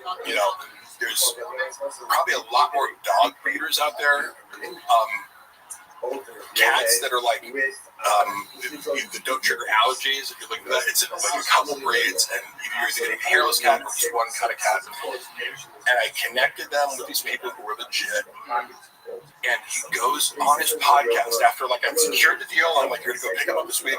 Yeah. And he talks shit about the cats, these stupid fucking cats, and the owners of and somebody from the Reddit forwards it. I think to his wife, like someone clipped it and was like, you can easily, because like there's one breeder of these certain kinds of cats in LA, so they sent it to her, and I saw this like recently a screenshot of this hostile message where the one's like, but also fairly, it's like I'm glad your husband like outed himself and like for being like you saved us the trouble of like giving one of our cats to a horrible. Yeah, what would be a horrible pet owner? Thank you, man. But he couldn't even. I was like, you can't you compulsively talk shit about so many things in your life that you don't even realize. Like, you just paid me to work 20 hours to find these cats, and then you're just like, couldn't keep your mouth shut long enough for one fucking podcast episode to not talk shit about a stranger who you're about to do business with and fuck up the whole opportunity. I mean, Shabbos says, I like how you bring up that he keeps getting scammed. Because I think we should try to He scam him. is the biggest, he's But I'm a down. target. I mentioned before how the former creative director would talk about the matchup meetings. Like, Shab, you need alien insurance. Yeah, it's like, oh, here's your social media. Yeah. Your switch? Oh, yeah. He used to run this scam where he would get more followers. There's an automated process that you could do where, okay, let's say you're a celebrity, right? And there's an automated thing that likes random people's stories. Yeah. Because if you're like, oh, really? Check mark and 1 million followers, and somebody sees that you like your story, it drives traffic to your page, and then they follow you. So it actually does work. Yeah. But at the time, it was being counterbalanced by the fact that he had fucked with Bobby Lee, and so people were just unfollowing him by the thousands. Yeah. You can't make up for this. It would have worked if you had a net neutral following, but some engagement. I was just going through all these screenshots of people being like, "Oh, hey, thanks for liking my story, Brendan." Because I'd be sending it to him. It's he hired this guy. I remember that stiffed him in the final month because he just didn't feel like paying him. Allegedly. Yeah, it was $5,000 a month. We're just saying, hey, so you're not getting the results. I'm like, well, it is. It's just if you look at how many followers you're getting, it's just being drowned out by the unfollowers because of your own action. It's crazy. It's crazy because when you hit that hundreds or millions, it's like you don't see the unfollowing rate really. Yeah, but just somehow someone who didn't play on their contract in the NFL. LOL, yeah, exactly. The delusion. Somebody says, Mark, you know how hard it is to play in the NFL, but somehow someone who didn't play on their college team is playing in NFL. Wait, is that a reference to current players? Because if so, I don't know. I don't follow NFL currently. Guys, can we let PGL Tom be? He hasn't got a word in that. Guys, stop. Let me talk. Jesus. This has been so much fun, dude. I like how so how many times is Gringo Poppy going to play? I mean, we did the math. I think it's 57 or 58. I don't know even what number we're on now. I will tell you, we made the first 3 hours bearable. I was thinking about the production value versus this first one. Yeah. It's like the first one looks amazing. It's this theater and the lights and everything's so perfect. And it was like this looks like it was shot in someone's basement. Super 8 camera. Yeah. My favorite joke is actually on the first one of Shop. Which one? When he's hunting with Joe Rogan. Shut up, Goody. This is my favorite joke. When he's hunting with Joe Rogan and he goes, where the turkeys at? Over there? Okay, cool. And then he kicks all the turkeys. Fucking hilarious, dude. Why does he kick I don't remember this joke. Because he's like, it's so easy to kill them. You don't need a gun. You can just kick the turkeys. He's like, where are they at? Over there? Okay. Oh yeah, for sure.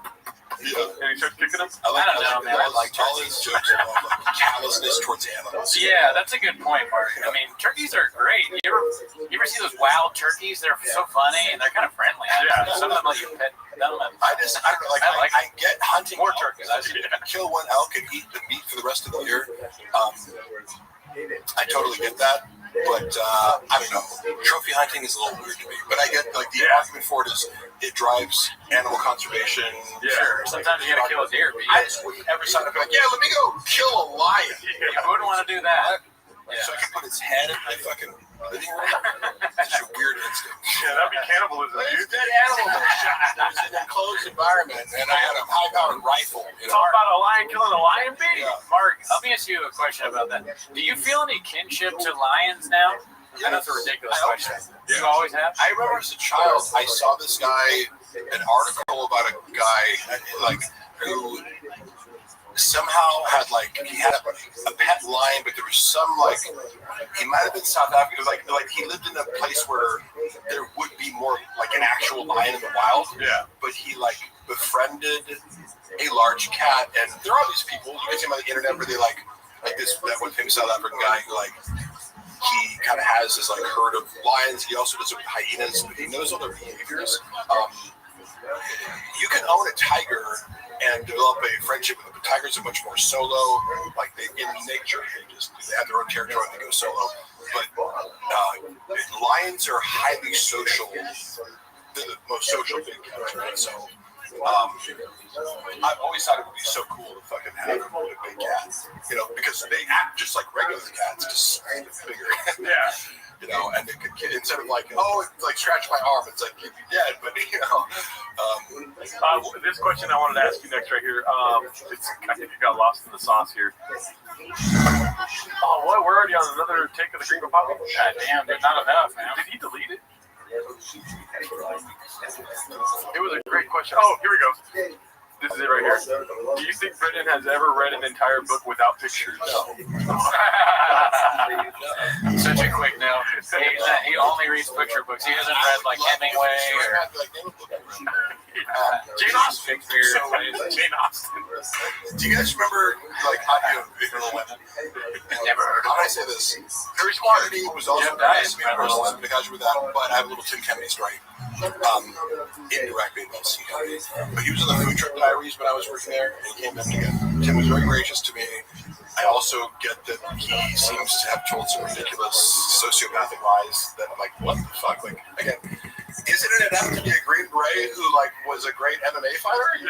You have to, like, invent, you know, that you didn't war crimes in order to see it. Like, you know, and no one's checking that for you and being like, hey, bad idea, buddy. Who's surrounding you, you know? What was your upbringing like? There's this deficit of attention. Did you have a bad childhood with the beat device? He got Tim Kennedy's like, yeah, I was in Glendale the other day and I was just shooting all these Armenians. Because he was looking at that like, not even looking at what it was funny watching Callan try to explain. Because Chop always has these like broad stroke, like, oh, I got it. So, okay, look, Kennedy's good guy. And Callan's like, no, precisely what the argument is whether or not he had the Bronze Star would be good. Specific shit that I don't know about.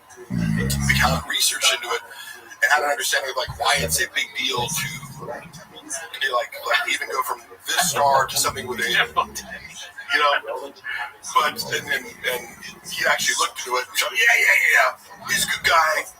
Like, dude, we're not fucking. You have to be. You know, this is a very nuanced debate here. Yeah. Military people are talking about the technicalities of metals that they did, and it's in that world. It's very important to be highly specific and not misrepresent yourself. Well, that's the thing about that world is that he's not Superman, but you're gonna find out he's Batman. You know what I mean? What the fuck does that kind of? I was like, huh? You know? What? Yeah.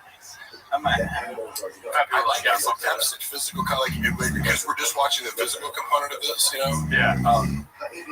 But like what he perceives as like this is like I want to do this on stage. I like donuts. Well, I'm glad that we have a lion in here with the gate. That's what His name is Gerbaldo Adderdogs. I'm just like. You just gadoosh me. So, well, I'm a guy with this fucking squirrels device, so. My take for Tim Kennedy, by the way, was the morning that Tim Kennedy was coming on the show. Yeah. He's promoting his book. Yeah.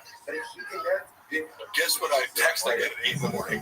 Hey, could you like read the book real quick and like give me some notes? Oh that didn't just read the whole thing, but I had to like scan. I had to like download the book and like scan it and like find like a few. You know, it's like give me like a book report by an hour. You know, so I had to like feed shop questions so that he could pretend as if he had read it. That's wild, right? And I'm like, why not just say you didn't read it? Who gives a fuck? Nobody thinks you're a reader. Yeah. And then you go, so I didn't read the book, but tell me about it. Yeah. Yeah. And allow Tim to talk, right? He can tell you.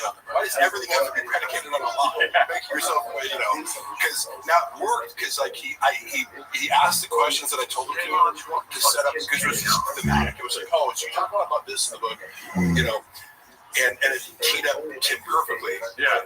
Just if he'd asked one follow up, it's like, oh, like did you remember the chapter about this? And he'd be like, yeah, the one with the thing in it. And he said, yeah. Oh like, my God. yeah, Tim asked one follow-up question. Okay, yeah. House of Cards. Your ability to assess risk. What the fuck is Chilian. Chiliano. What the fuck is Wingus McDingus, dude? He's Batman. I got a stupid Tim Kennedy out here. Tim Kennedy, ever been killed by him?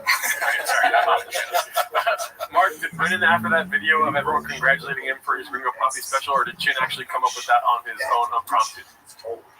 It was planned and prompted, but here, let me say this.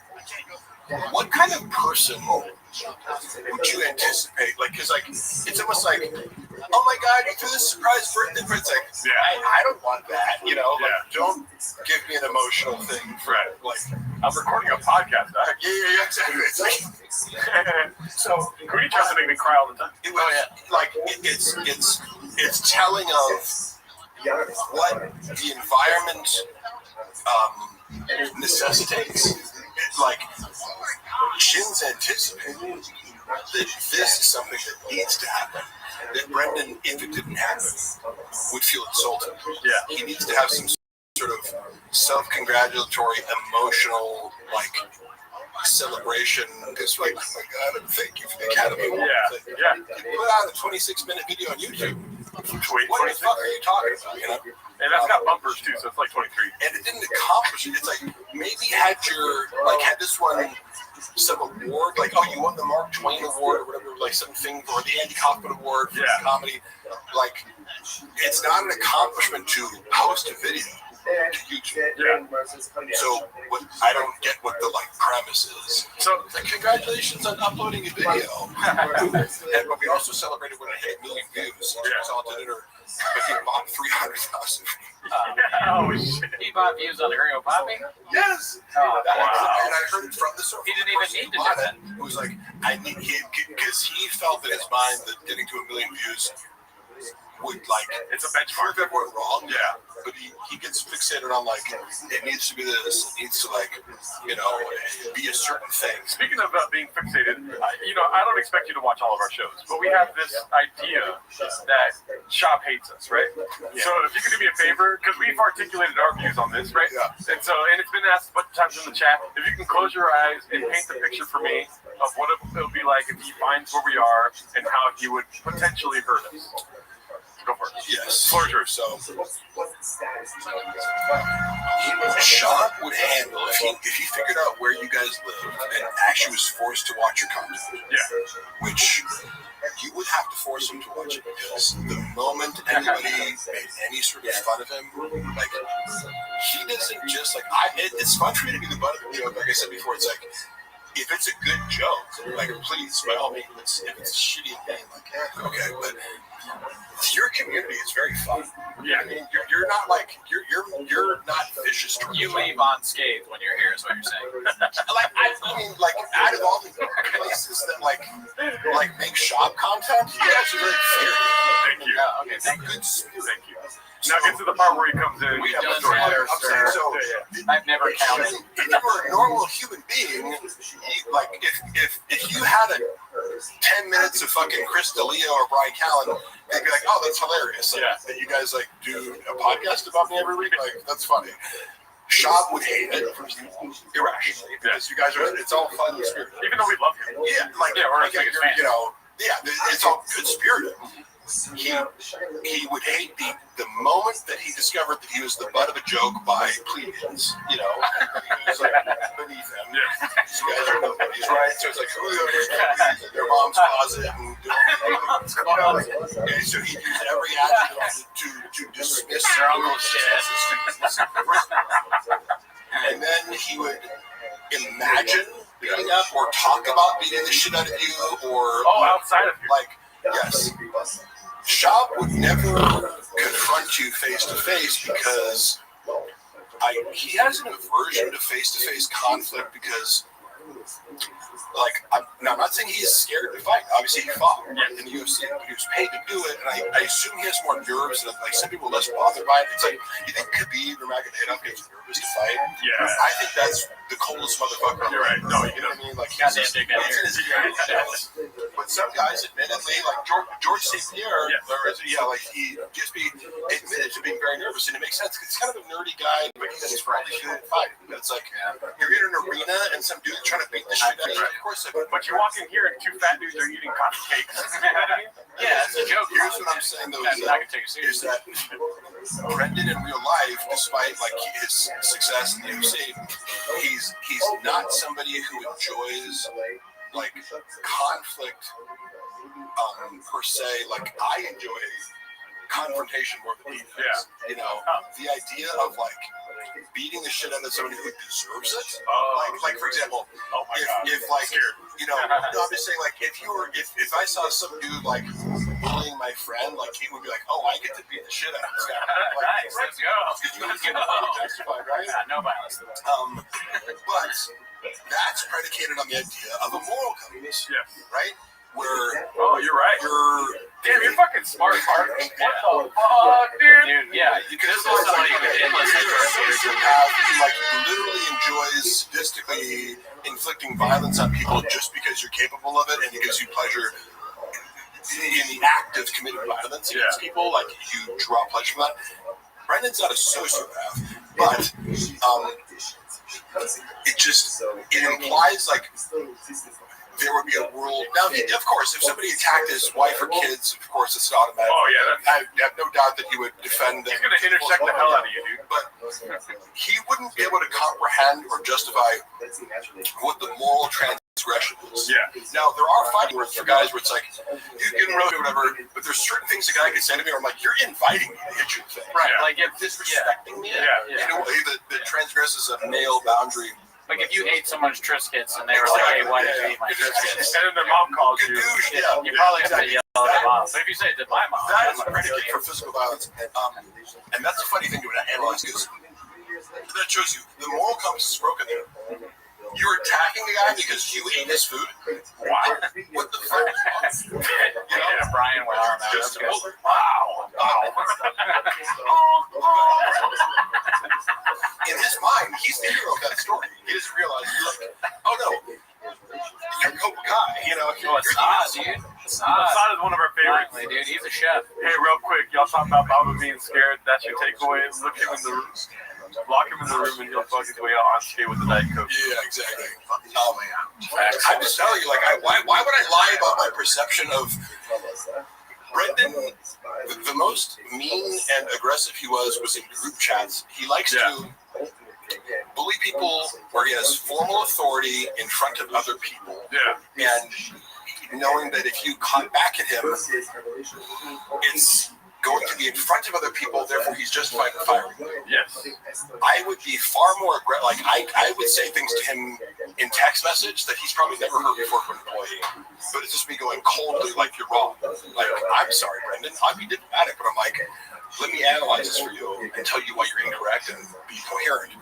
And he, like, it scrambled his brain because he's like, employees aren't, stop arguing. I'm like, but I'm right. And you're just totally wrong to the point of, like, if I tell you that you're right, I'm actually, like, harming your business, you know? And then in person, you have these conflicts over text and you go, let's talk tomorrow. And they'd be like, hey, what's up, brother? Like, he's very reconciliatory. Yeah. And I'm okay, like, football coaches in my life, like, when I played in college football, I had this head coach who was, like, a former NFL offensive lineman who was, like, super smart and, like, just an aggressive, nasty competitor, you know? Yeah. He would get in your fucking face and just be like, if you fucked up, like, he would, like, grab your face mask and be like, what the fuck, you know? Like, so I'm okay with guys being like, you fucked up, and I'm telling you directly, but you'd also, if you do a great job, he'd bring the same energy to compliment you. So I'm not scared of a boss being like, you fucked up and assertive boss. Yeah, it's like, cool, be direct and tell me what I need to do. But Chab is like, he'll be a dick to you in a text message group chat, but then see you in person and be like, hey man, so I gotta tone it down and be a little. I'm like, okay, you want me to say be a yes man more? Is that what you're saying? You know? You want me to not point out that you're a fucking idiot to the group chat? So you want me to tell you what we think will happen? Yeah. You know, you're very diplomatic. I mean, we're more on your side now, where we don't believe he'll actually hurt us. You know what I mean? But we used to have 2 big red chairs, only for the sole reason that we could dance around him while he tries to choke us out. Yeah, we were thinking the chairs could maybe give us some time. We'd like hold it right in front of him and he'd try and get us. That's hilarious. Last line of defense kind But of then Bobby Lee told us that we don't have to worry about that. Yeah. Tiger Belly's money is pretty good, but most of that we just put right back in the pot. Yeah. As you can see from the Portos. Yeah, the cupcakes. He pays us pretty well. He's a good boss. Bobby's assertive. Yes. He'll tell us, like, you know, hey, there weren't enough clips about, you know, like, More beans, more cheese. Yeah. You know, where, like, we still know Mr. Whole Foods is. I've given you guys, like, years to find that out. The mastermind. Yeah. So it's like, I always talk with Bobby every night. I still remember that phone call. Oh, yeah, I saw it. Dude, Yeah. he called me up. He's like, we fucking got him, dude. We got it. I'm like, no way. How do you know this? He's like, fucking hackers that I hired with a duffel bag full of cash. Hacker accounts opener. I'm like, okay. Here's what I'm gonna recommend you do. Don't tell them about this. Yeah. This is Yeah. try to maybe gather some more information. Wrong. Sure, that's stupid suggestion by you. This email address that these anonymous people gave you that might be Bobby Lee's email, but maybe not, because you don't have to verify your email to make it like, right? As something a 12-year-old could think through. Yeah. It's like, I verified this is true. You gotta give it up to that guy that doesn't matter that made that motherfucking email tigerbelly.com. Oh, yeah. That guy, dude. That's a bad Chef's kiss. All you do is lie to me. Rogan is shorty pie. Somebody out there actually did that. Yeah. And made Brendan Schaub ruin his career. And Brian. Brian was threatening people on behalf of this server or whatever. Yep. Yeah. Flapjack. Honestly, how well do you think you do in a real fight with Bob? I think you'd be surprised me. All I've ever said about fighting Brendan is that I wouldn't be scared to. It's like I played fucking college football against guys who are bigger and stronger than Brendan. I wrestled heavyweight in high school. A lot of cappuccinos. You think I'm scared of being punched in the face? Yeah. I've been in more street fights and we're like, I'm just like, do you think engaging in physical violence with guys roughly my size scares me? You must not know me. That's how I feel about Agostino Zinga. I probably did him. That guy's a great guy. My wife's DMs. Oh, yeah. Yeah, I've heard. Like, it was so funny. I was like, hey, do you think Luana would go for you? Like, He went into my DMs. did he? Oh, he tried to fuck He's you? trying to fuck? Well, let's just say he slid into more than that. He said, give me devil face emoji. Did he say that? No, he was actually kind of polite. I mean, hey, shoot or shoot. But Yeah. he was like, you know, hey, if you ever were in London, like, come through. But it was polite, but like he was hitting on her. If you have any London blood, come on through. We see you crash out in jail. You didn't give him this comment. What the fuck are you talking about? Crash out. When did I crash out? When you know, my wife was hiking my. I crash out every night. Cell phone away to Sequoia National Forest after locking the apartment up. Trump was after this a little earlier. Has Brian taken loans or something from Bamba? Is that we sort of know? He needs money for alimony, dude. Mark, when Brendan was drinking, how much alcohol was he downing? A lot. Because I remember keeping track of this, and I remember I'm looking through some of the photos that I have on my phone that I take at Chop Show at 9 a.m. Yeah. Have fucking large, like, you know, like at 9 in the morning, and then he just keep drinking. You can see this face, you know, where he looks bloated. It's like, well, you're drinking whiskey all throughout the day. Cheeked up from the chin up. And then he would do, I remember I tried to calculate how much whiskey he was drinking based on, like, he would take a large, like a glass this big, where they do at the comedy clubs, where you serve like a Diet Coke in. Yeah. With whiskey and ice, and I was trying to be like, okay, you need about like 6 shots, like to fill this up with the ice. And one of those, maybe more than 6. So he was drinking at least 12 shots of whiskey at night over the course of 2 shows. Damn. And then little less than cooties. I was like, he was at least drinking 30 drinks of whiskey a weekend. It was Oh my god, dude. and then go to London. So I mean, is that alcoholism? And like, I don't know what the definition of, but I don't know if it is or not. he But seemed to at least have a very high tolerance. Yeah. And it was part of his acting. He's like sipping a giant glass of whiskey on stage that he would finish by the end of the show. yikes. And for somebody who struggles to pronounce words, it's not a great look. Yeah, And by the end of the second show, he'd be like, he sounded drunk on top of What was that yellow thing he was drinking on the where he dips up? It looks like a banana. He drank out of it and he had the weird face. Oh, that was the Shui celebration of Tai Tui Vasa. That I think drinking that even one time makes you an alcoholic. How dumb were the baddies that hooked up with Bappa during his comedy days? Were they just naive groups? A lot of them were, but a couple of them were very intelligent and like. Women are, have to understand that like the draw of status is enormous for most, even sophisticated women. It's like, yeah, you're famous. He's also, tall, good-looking athlete, right? Like, is it surprising that Brendan Schaub has women offer themselves to him? No. A lot of them are dumb, but a few of them are sophisticated. But they just see through his bullshit. Yeah. He gaslights every woman he's with on the side to be like, he does this like future faking where he's like, I'm gonna leave my wife for you, and like, he's like, poor old me, like I don't even see my wife anymore. It's just like a staged marriage, like yes, for the kids, and because I've seen him to my own friends, multiple of my own friends, because I'm like, this chick that I work out with, Zoo Culture, like who he like pursues, or this, I've seen him pursue so many women that like I knew before him, and so the real tea of like his approach is identical, he's like Addie's baddies, and baddie. He's the most socials. He is incapable of not being the same things over. To use the same story, which involves like I'm super sympathetic. My life is actually really sad at home because I don't have sex with my wife, so this isn't really cheating. Yeah, but are the one that I'm gonna leave my wife for and start a family with. Yeah, he does like a 60-year-old in the middle class. So what? He acts like a 60-year-old in the middle class, like acting like they're gonna leave their wife. Right. They don't really have that much money, so they can't just pay for sex and like not have to. Yeah. Worse. Yeah. I don't know. It's like because you can get away with all this, but by like, look, you know the deal, right? Like, I'm famous. I have money. I have a kid. You're the side piece. Yeah. You can't be honest.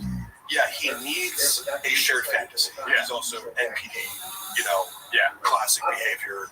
You enter into a shared fantasy because I've received like women I didn't know that well, women that would reach out to me and be like, we made plans to go to a fertility clinic and talk about having kids. I'm like, what? I'm like, you're an idiot for believing that, first of all, but Brendan was an issue. Yeah. Because he develops a pretty elaborate fantasy with women who he will then discard the next week, which creates liabilities. Because, like, guess what? If you do that to enough women, one of them is going to. Ask Crystalia. Ask Crystalia.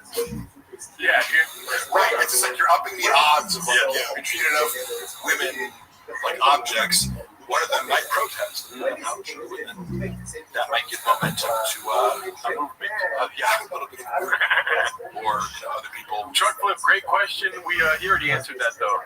Yeah, I think he thinks Elvira is making things. He's doing God's work. He's an artiste. How many addies went with all that whiskey? Oh, we already answered that too. Yeah. How is Brendan affording his lifestyle? Does it make sense? Peter. Somebody said Peter. Okay. So I really try to not speak inaccurately, right? Like because there's already so many people speculating on, like he's going broke, he's doing this, but if I don't see your bank accounts or know your exact financial situations, I can't comment on that because I know he made a lot of money doing stand-up. For sure. He made a lot of money building podcasts. So, like, if you have any sort of financial intelligence, you can tuck some of that away. And I think he doesn't keep it a secret that he lives outside of his means. Like, he talks about he just bought a Corvette because he got money from the UFC or whatever. Right. And that's the main thing is, like, a guy like me, if you give me a bunch of money, I'd be like, I'd buy a functional car and, like I don't know, live in a tiny home. I don't try to just be like, the comfort would be having a bunch of money as security to kind of do what I want and not have to worry about it. Yeah. It doesn't make sense to me to be like, I got a bunch of money, I can look like I'm more rich. Yeah. Like, what? Who gives a fuck? But to him, the appearance of wealth is very important. Yeah. As you know, many people in LA that you meet that I'm just, for sure. Fucking materialism. They're in Austin now, though, and they do. You know, one thing we were laughing about with that, with the expensive thing, he's whining all the time about Austin now, and one of the first things he said was they don't have an Erewhon out here. Oh yes, I wanted to ask him. Yeah, well, what do you think about that? That's a crazy to say. Oh yeah. Also, you guys have been to Erewhon. Oh, I would never have actually shopped there had it not been for shop. No, just because it's like. I hate because I can as a bodybuilder you cook your own food. I eat steak and rice, chicken right down. Right. Yeah. I don't need fancy shit. Right. Yeah. So I'm already cooking for myself. So I'm like, wait. So this $10 steak that I can get from Costco that's amazing. The equivalent of that at Erewhon would be like $80 from the fucking I just remember going there and being like, wait, how about a drink and a plate of food that had meat and a side dish and it's $40? Yeah, their hot bar different. It's now the food is very good, but it's going to Erewhon is part of the whole I'm rich, I can afford it. You like to be seen at Erewhon because everything's so expensive, it prices out all the brokies. Yeah. So, Erewhon's like fucking Costco with the beach, dude. I'm just derailing. It's a funny little thing there. They always invite me there, but I can eat McDonald's. I don't give a fuck. Shout out to CR Guitar, dude. What the fuck? Shit, dude. Mark. CR Guitar. CR Guitar is the guy that made our theme song. Oh, he's in Canada. He's a great musician. He's a great follow on Instagram. Mark, you the island with the T-Most boys. On my mom's side, her mother is Irish heritage. Mary Evelyn Ruane. We're all so Irish. I have Irish heritage. Dude, hit up CR Guitar. I'm so fucking the most Irishest. What the fuck is an Erewhon? Erewhon it's like Erewhon. It's like more expensive Whole Foods. Yeah. The hot. It's like a grocery store where everything is 3 times the price of a normal grocery store. Literally, it's here's this small thing of strawberries. It's $18. Yeah. I've never bought food. Well, I've never grocery shopped there. I have gotten a smoothie or two. It's expensive as food. It's like $30. You guys know about the protein pony nickname? 40. That meme 16. At least on the Reddit. Which one? So Theo Vaughn referred to me as Protein Pony when I was out of the room. Oh, wow. And it became this little moment where Sean got mad at me. Yeah. Because here's what happened. I had never met Theo before. He was flying in and out. So the first time I met him was when he came in for King of the Sting one episode early on in my tenure working there when I started to help with King of the Sting. I met him, said what's up, we're cool, and he just got off the plane, and you could tell he didn't want to be there. The whole energy and the whole theory of he really wanted to. He made some vague reference to man, we're just doing stuff this kind of, your heart's not in it, or whatever he said, but he was obviously referring to King of the Sting. But you don't blame him because even just traveling across the country to do a podcast sounds horrible. It sounds like the worst flight of all time. Yeah. When you're already traveling for stand-up, it's why would you want to do that for? And I'm sure it was lucrative. There's some amount of money, but it's if you're thinking about, you don't need it. I could just be in my living room. Correct. If I was making enough money, you could not pay me enough to take another flight across the country. But then again, podcasts are so powerful that sometimes you watch the Green Pop for 24 hours. Hey, Mark, Bob and Chappelle have a falling out.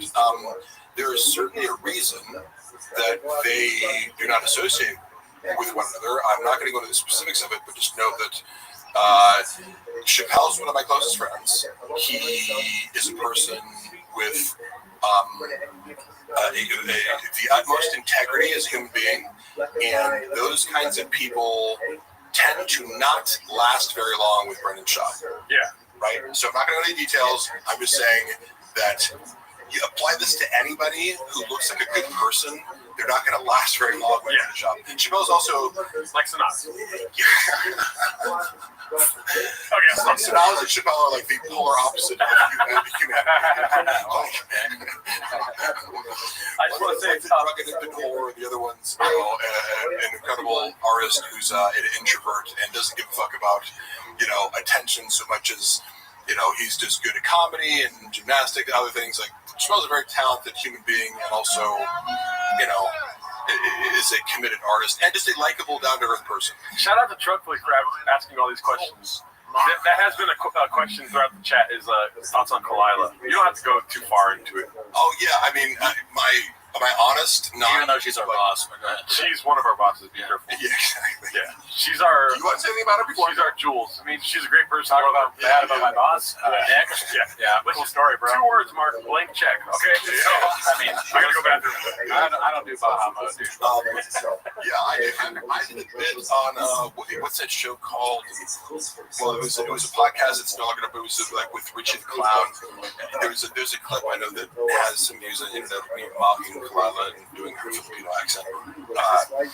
But I do believe she has psychopathic tendencies. Okay. As evidenced by her poetry. Oh, yeah, I unearthed her poetry, and it's extremely dark. And if it's any sort of accurate representation of her thought process, it seems to be highly exploitative, manipulative, like fantasies of wealth, power, celebrity, like sadistic behavior towards men, like if you found someone's journal and you saw this shit, you'd be like, this person writes like a psychopath. You know what I mean? I wonder, yeah, I do. So that's my evidence for that. And then also, in person, she seems to be performatively, emotionally intelligent, right? So there's the whole, when we considered being mindful of the things that we talk about, so Great she's boss, but yeah. misdirecting you with a calm, deliberate. She's articulate and smart enough to misdirect away from the fact that she's calculated, vindictive, sadistic. Right? If you look at enough clips of Tiger Belly, you'll see evidence of her being. When the mask slips, she's sadistic. She has enough self-awareness to not do that all the time, and she often comes across as genuine. And I believe that she is very close with Bobby, but I have to assume she is very calculated in her pursuit of Bobby, and she's highly incentivized to make the relationship seem as legitimate as possible and her love legitimate, even though I would assign very ulterior, calculated motives for her to pursue Bobby and become well-known and famous. Although I'm not saying she didn't do anything with Bobby. I'm not saying she doesn't have talents as kind of like a manager for him, almost, Right, to set him up and kind of in a sense, exploit him, but benefits him, but also benefits her way more. Mutually beneficial. Her writing poetry to me is interesting in of itself, being in this world of Rogan and comedians, diaries and poetry. I'd love to read, I don't know, I mean, Op's diary, but he doesn't write. But Rogan, what's in Rogan's diary? Jeff Dye, does he write poetry? Women, it's a haiku about how women are worse. I don't know how to do haikus, but it would be something about. Listen, I'm as horny as Brendan's forehead. All right. So, okay, all right, sorry. Come on, that was good.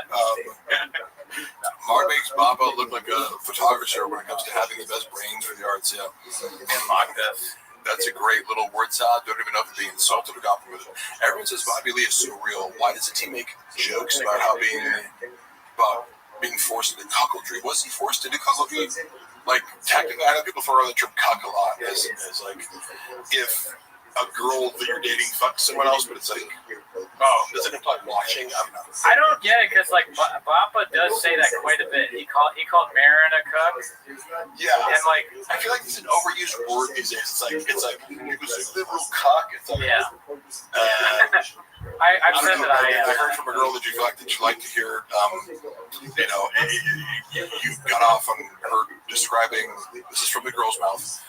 He would get during sex. He would say, "Describe the biggest black dicks you've ever had."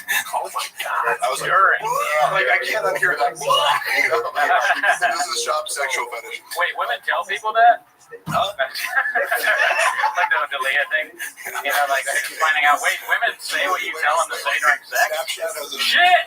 Hold on, we gotta stop the pod. I need to call Our thoughts on Slojo being the most superficial person. Can you get Rob back on the phone?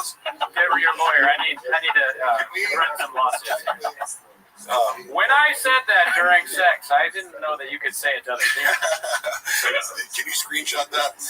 Man, dude. Okay, somebody just asked me a question. Oh, where am I thought that's Slojo? Yeah, she's in person.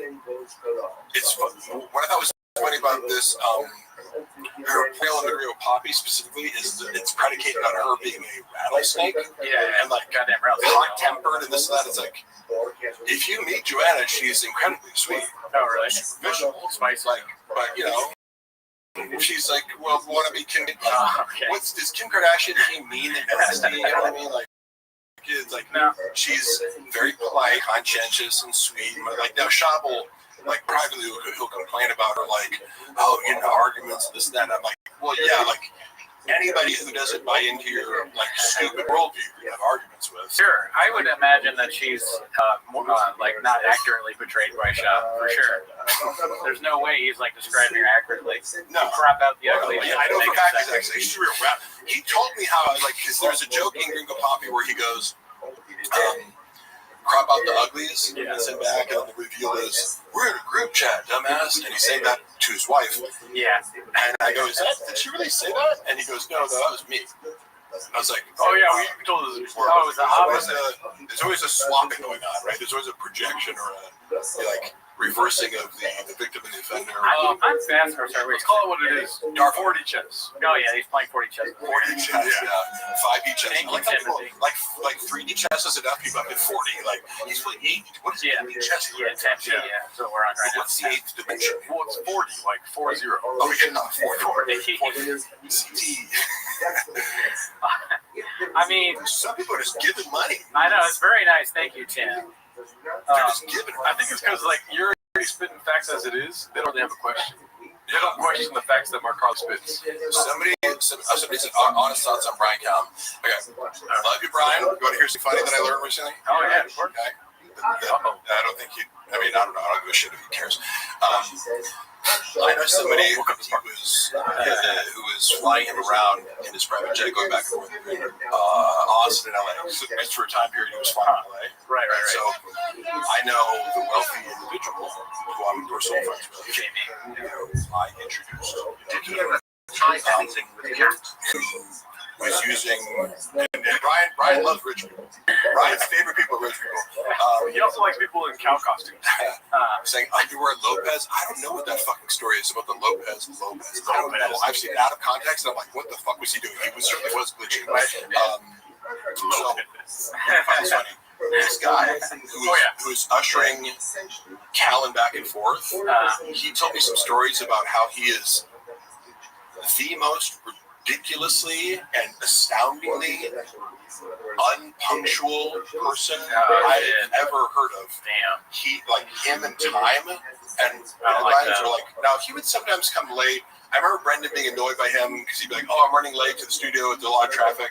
And we'd like check the traffic, like race over, like, there's no fucking traffic. So, but it's like, oh, big deal. You're like, 30 minutes late for your podcast. You've been doing 800 million times. Like, who cares? But right.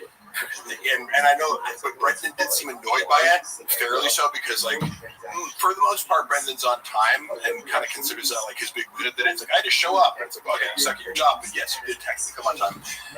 Brian apparently has a more difficult relationship with time, and I get that as like an ADD symptom, like time management, time distortion are problems. However, the details of some of the stories I've heard, I was like, Brian is 8 years old when it comes to time. Like I heard like 10 different stories from this guy. It's like I hung out with him for a month, and he fucked up so many times for his own shows. You're middling for like big, like Tony Hinchcliffe's headlining, and like Kim Congdon is like opening, and you're the middle, and you're like 30 minutes late. Like not even like where you're supposed to be there, just for the show. So like somebody has to come on and like kill. It was like not 2 minutes or whatever. Like shit runs on the tight schedule as you're standing. Like Kim Congdon does not have 30 extra minutes. Right. I go. Oh my god, just out of love. But then he was like, wait, dinner. It would be like, oh hey, let's meet up for dinner at 7. And it's like, hey, I'm outside the restaurant. And like, they don't come till 9 p.m. or something like that. It was like so many stories. I'm like, that is like what, so. But it's a representation of he's talked about it before. His entitlement. You know, remember he was like, I used to think of myself as like one of the chosen ones. He is self-aware of his own entitlement. Doesn't mean it fixes it. Just being self-aware, but he's referencing. So that's why I feel safe, kind of like saying that it's no secret.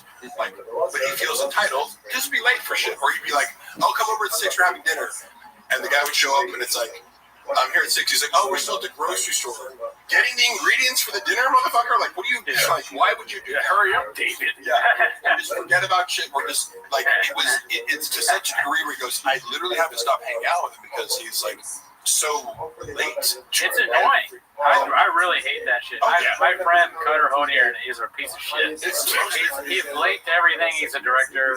He's just like, why would you want to work with someone like that? He sucks ass. Yeah, do you know people like that? That are just late all the time? Well, no, not to that extreme, but cut them out of your life.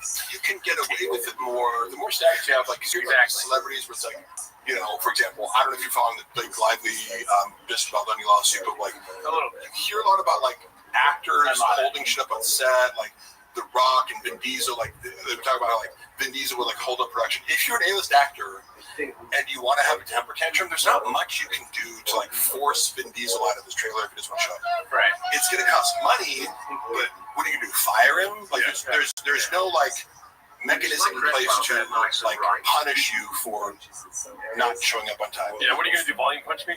Yeah, so I was like, I know there's something there. I was like, what did he say? Thank God. 3 hits. Yeah, exactly. Chuck wants to know Tony Hinchcliffe. Go. Oh yeah. Tony Hinchcliffe. Did you guys have thoughts on Tony Hinchcliffe? Oh yeah, we do. Yeah. Go for it. He's terrible. Really? Oh. No, I don't watch. He's absolutely horrendous at stand-up. Yeah. You know he's another guy that was actually nice to me, kind of not as like Jeff Dye when I met him, but his stand-up is just very bad.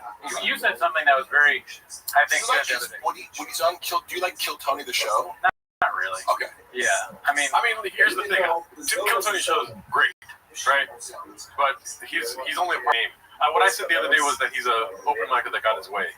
Like the fantasies of an open micer, Tony Hinchcliffe for some reason can just achieve all those. Yeah. And without really the talent.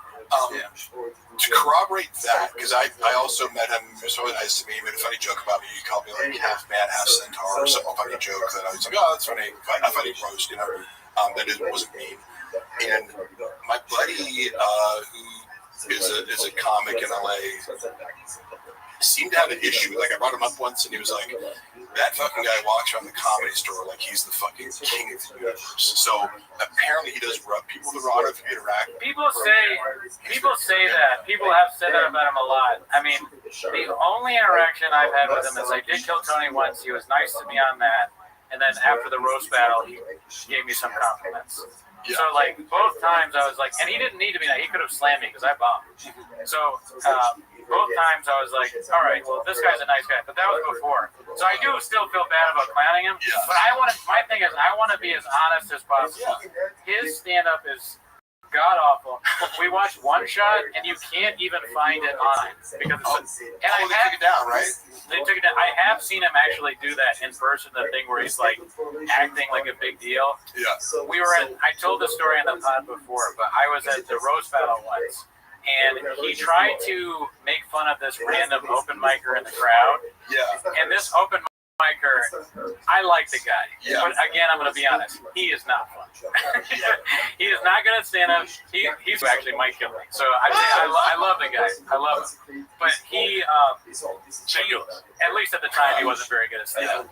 He said something back to Tony, and then Tony tried to slam him, and it didn't go that well. But then the open micer was like, your special One Shot, it's terrible. No one liked it. And he got a big pop, right? Yeah. And then Tony tried to come back at him, and it bombed. And then the open mic went back, but he was like, "Yeah." I remember there's been some moments in my life. I remember we used to roast each other in my fraternity. We'd like, as part of the initiation, you could like anonymously roast people. You would tell one of the pledges to like, you'd write a roast, and I'd be like, tell to say goody, like, tell you to about goody, you had a good goody, and small tea that beats. Is it not true that like you're going to write some roast, right? Yeah. So you know where it's coming from. So it was very fun. One dude like who like he was, I think, closeted gay, but because he was also like really in your face, like narcissistic and like overcompensating straight, that was what made it like, you don't want to just out a gay dude, right? But like he was a gay and a douche and like a narcissist. Right? So the final joke of the entire evening, somebody goes up to him and goes, like, sir, whatever, you're gay and no one likes you. And it was just like, boom, like people laugh. It was like sad. And then everybody came, did you fucking say that joke? I'm like, no, dude. Why would I? That's so mean. That's a great, you can feel it. But it's one of those things that Brian's where you just go, like, say your special sucked. Yeah. And it's like, if it did, and you just have to say that, and it gets a laugh, like, what are you going to do? Yeah, it was so much worse. It was so much worse than that because he kept trying to think. Oh, yeah, and then you're trying to one-up it. Yeah. And it's not working. It got worse and worse, and the crowd started chanting the open micer's name, and like, Coney sucks, Coney sucks. Yeah, it was insane. I said this on the podcast, and two people actually more than two people, they messaged me about it, about other times that exact same thing happened. So this has happened to Tony 3 times at least. Yeah. Random open mic. We said Mark should sign up for Kill Tony, and if he gets pulled, do some shopping. That's actually a fucking brilliant idea. I would go up and do my own dick jokes that he did about me, where I send terrible dick pics out. Like, and I'd be like, confront him about it. I'm like, hey, could you like maybe? I didn't tell him not to do it. I'm like, you understand how people might perceive that as being disrespectful, right? Like opening your entire act with like Mark Harley is bad at everything he does and sends shitty dick pics and is also a moron who's bad at like security and is going to be killed. And, you shouldn't do that for an employee or a friend. Yeah, I was like, okay, that's what you want to do with Mark? I'm a hungry wolf. That's what I'm a hungry wolf. You fucking young. They give a hungry wolf a fucking chance. Spill the beans on these motherfuckers. What I do like about, because I know David Lucas personally and I consider him a friend. I like their dynamic, and I like that when David Rose killed, when David Rose, Tony Hinchcliffe, Tony laughs about it. Like, he's very open to, like, David's roast. I like their dynamic. You ever make you thank on it? Like, got you thinking at all? You ever think on it? He's going to be thinking? Thanking. The Elephant Graveyard mentioned that. A lot of times David Lucas makes you think on things. Yeah. You leave the show and you start thinking. David Lucas said to me, he said, this motherfucker looked like a muscular bobcat. I was like, that's pretty good. Well, we got a lion problem, y'all. Yeah, I think he said, I have a protein powder fetish or something like that. He knows more than way. That's funny because you hear the same shit over and over again. Right. And you're like, oh, okay. Like, this was funny. It made me laugh as original. I mean, they're dynamic. To me and Jardo often do this, but it's just like, David's like, man, you gay though. Yeah, and then Tony's like, well, you're fat and black. You're fat and black. David. Black. You gay though. You're gay as hell, bro. Can you help chin out with current events? What was funny was we discussed, I hate to be repetitive, but I did try to help chin with current events because the way they were doing it is like, are you reading newspaper articles as current events? Like, that's not how the world works anymore. Get a fucking YouTube video, get a viral clip. Like, why are you responding to like, a girl was kidnapped, and then Chin's reading it out loud or whatever. It was like, Jesus Christ, this is like the worst part of the show was current events. This is not, the world has evolved and left news articles behind. So I was like, going, what's hot right now? Andrew Tate, and like they loved the first one, the first couple ones I brought in. They're like, oh, this is hilarious. And it was just, it's easy because it's like a YouTube short. It's on the internet. And he's hot, so you get to react to what he's saying. And he's like, Andrew Tate's delivery is funny, brash. It's like, and then he did this. The next time around, so he's like, oh, this is working, guys. Like that, I'll do another one next week. Yeah. And he does this joke where he goes, I was reading an article the other day. Some kid can recite pie at your places. That's great. But how the fuck are you supposed to get laid reciting pie to a hoe? And that's right. You guys laugh. It's like the verbiage. How you supposed to get laid in a club reciting pie to a hoe? And I was like, that's just funny. It's a funny delivery and it's a funny line. But also, just great on Twitter. Ooch has a funny. Is that Ooch? No, it's somebody that's just. He asked about interaction. David's funniest joke is when he said Tony buys baby carrots just to suck on. I don't know. Never mind. He said, who's the worst interaction you had as a TFK guys? Oh, that's a good one. Fuck, there's no real bad interactions. I would say, but on Food Truck Diaries, Jamal Hill was like high as fuck and super awkward. And like we were talking about skits before he like I was kind of like liaison for food truck for the MMA. So like when they weren't involved in the shot, I was like tasked with like talking to them. Yeah. So I had a lot of great conversations with guys like Alexander Volkanovski is super smart, and Michael Chandler's easy to talk to. There's all these guys that are like really smart, easy to talk to in the MMA world. Jamal Hill like comes out the car like having just smoked a blunt and was like super like awkward and not gonna he was like and it was like this is kind of weird because he's like high and like paranoid and like whispering. But before the episode shot, we were like, oh, I see you do like skits online, you use like voiceovers and this and that. We're talking skits, and then like I asked him to like shoot a skit afterwards for like the Oak and Stone Clothing Company, and like, and by the way, a bunch of people have done this for me. I was like, oh, like who's the I hate that like get her name of this. She's super gorgeous, the female commentator from the UFC. Megan Kelly. No, what's her name? I know. Shit. I hate Lauren Sanko. Lauren Sanko, yeah. Lauren Sanko is a singer. She's super gorgeous, and like I was like, you see her, and it's like this woman is beyond gorgeous in person, and she like agreed to do like this little like walkthrough. Like I'm doing an Oak and Stone pitch, and she like walks by and says one thing. Yeah. So, you know, after a whole day's work, sometimes I'd ask a bit, hey, do you mind for 10 seconds if you do this thing for me? And after I'd already discussed comedy and this thing, I came up with a skit idea. I'm like, oh, like you come up to me and be like, I like this shirt, let me get it. And he like takes it off me. He like he bullies me to get it to him. I was like, oh, would you mind it? He's like, and he got super awkward about it. Because I'm like, you can say no, that's not an issue. He's like, so like, what are you compensating me for? I'm like, oh, I don't really make like I could give you like realistically like $150, and he like laughed at it. I was like, oh, I'm sorry. Like he just kind of like humiliated me when it's like he's like like because I've asked him for like Volkanovski. I was like, oh, do you mind taking a picture of this? Like my buddy has a supplement company. He's like, yeah, I just can't post it publicly, but I'll take a picture of it and send him. This guy's a cool thing. Yeah. Most people are pretty cool. You're under no obligation to help me out. But the way he did it, I was like, all right, like cool, like no big deal. But he made this huge deal about it, like I was about to give him $5,000 for like being in a social media video. After you like kind of we were talking about comedy earlier or whatever, and you should just get, which again, it's totally his right. If it would have ended there, I wouldn't be talking about it.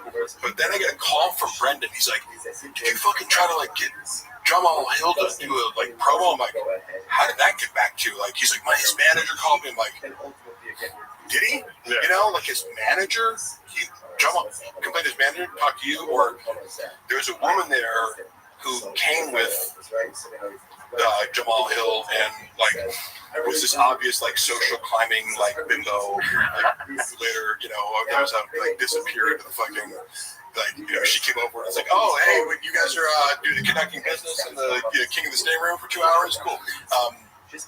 You know, but.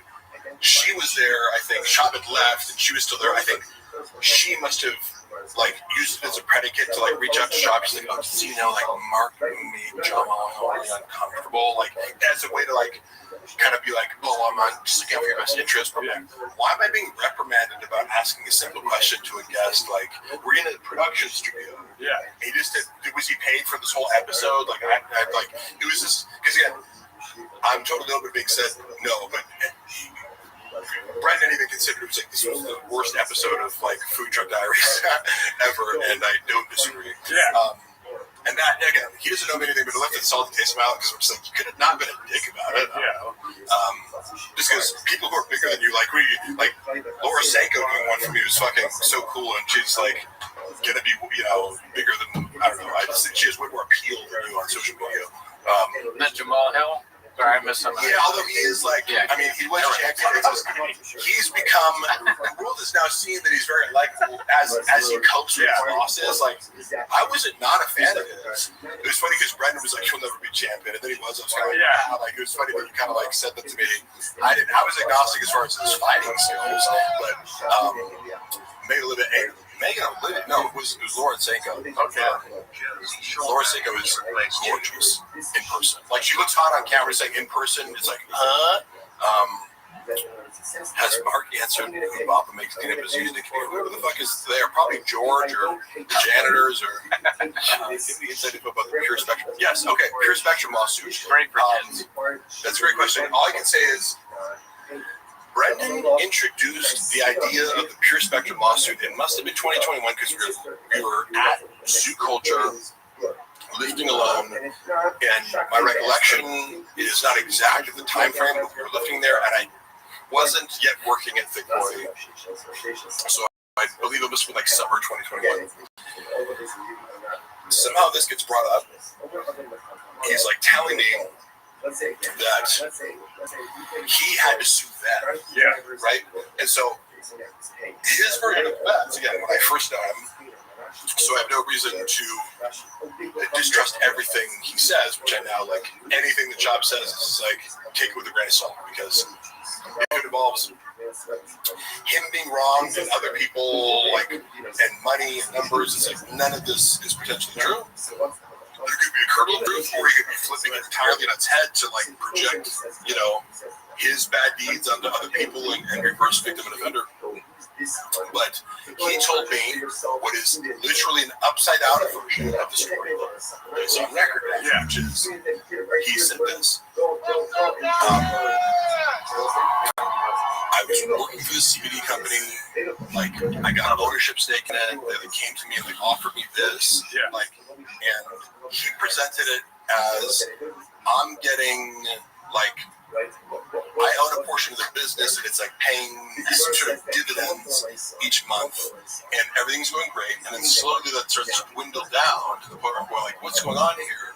And I'm condensing this, but it's like the accusation that Shab was making is I'm being fraudulently, like, kind of my stock in the company's being diluted or something like that, or I'm being like. What I should be getting is being artificially deflated, and I have to bring someone in and do like accounting, and audit their numbers because I'm supposed to be getting. It's like big check, and then it gets smaller and smaller and smaller. Like the company's growing. Like he was like, there's some sort of inconsistency where my paycheck is suspiciously getting smaller for no reason. Then the lawsuit says this, which feels like that's weird, like that's crazy, and then you like, so you have to take legal action against this guy, like in this story, he's the innocent victim of being swindled out of like a business deal. You know what I mean? He was unfairly treated by a guy who like Magic Paint sales. Yeah. He's like, this guy came in and just fucked me over, and I'm like, I gotta sue him. But then you read the lawsuit, and it's like. I can corroborate what he did here because I've seen him do the same thing elsewhere, which is one way you're getting paid is a flat fee to do social media posts, right? In rain bottles, whatever the total was something like $400,000 over the course of the relationship. Whatever it is, we'll pay you $10K, but you have to do 2 Instagram feed posts and 8 stories or something. You have these. Like requirements, right? Yeah, we call that a black rifle buffalo, right? It's like you have to do it. He did nothing. He didn't post once, right? So it's like not just like, oh, we missed one here or there. He was doing nothing. Maybe he talked about his podcast, stuff like in his mind he justified it, but he spent hundreds of thousands of dollars and just wasn't doing it. Like they look back at whatever time frame, they're like, hey, so it turns out you posted. No posts and no stories. We have to stop paying or like we have to dissolve your ownership. So and then the ownership of the company would be another source of revenue if it pays dividends. And then also like using a code, like use code shop, so you're getting the percentages of the sales using the code. So 3 streams of income. Well, if you're not posting like the code, you're not promoting it.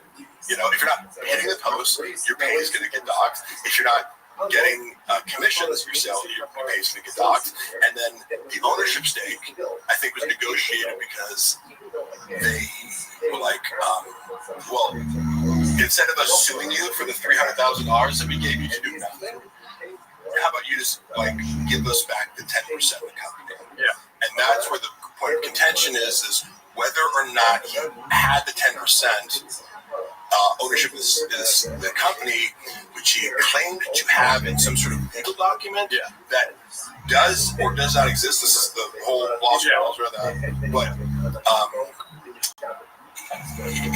it's alleged that he took $100,000 after dissolving his ownership stake to pretend that he still had or claim legally that he still had the ownership stake.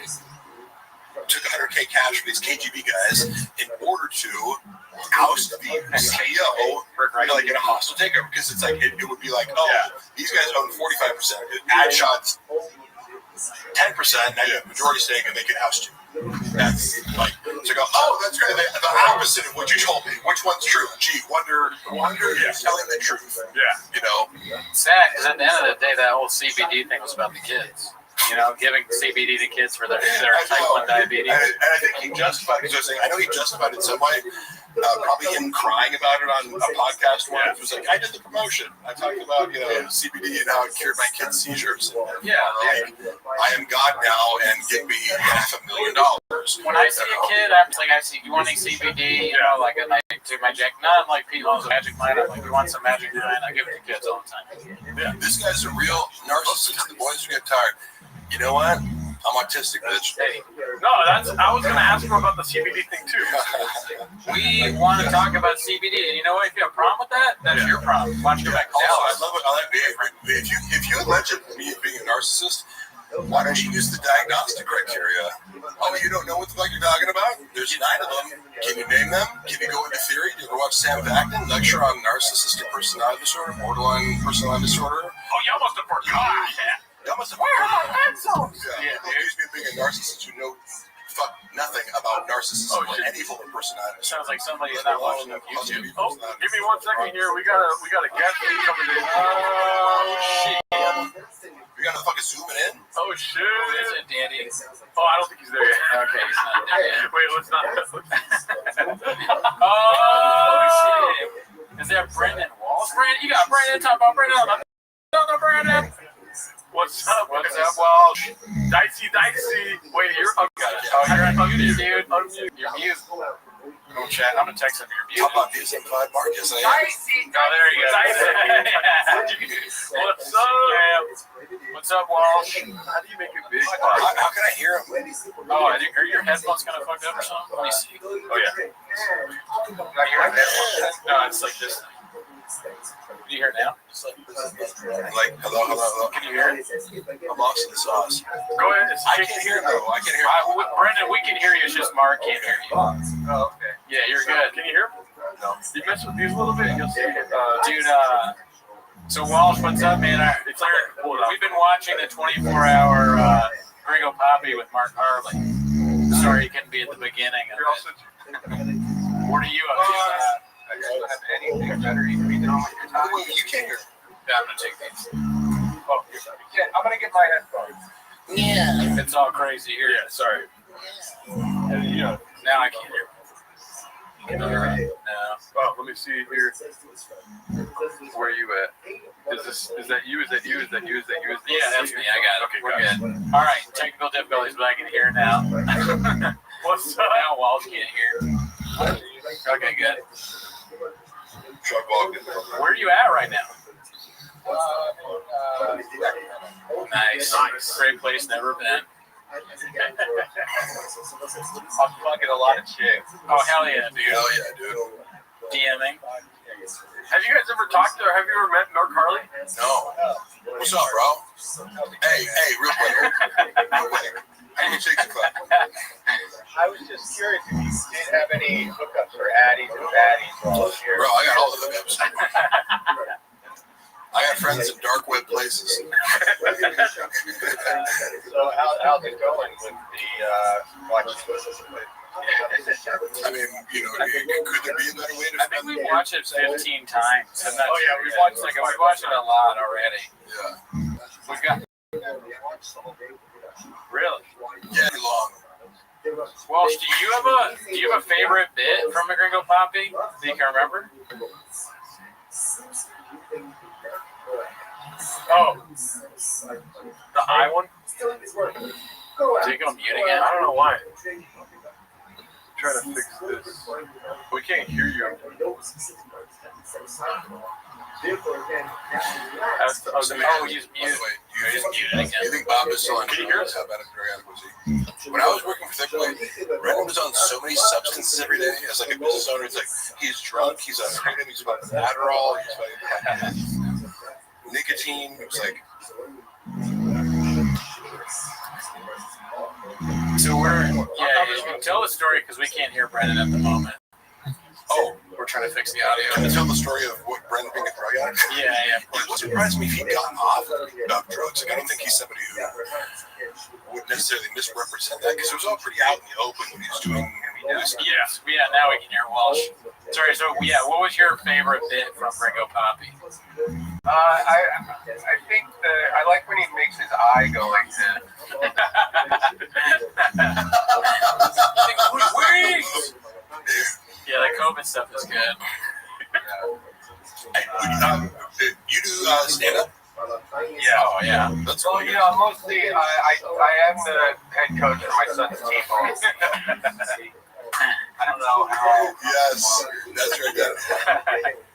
Is that why you're in Sacramento? You're doing some T-ball stuff there, D?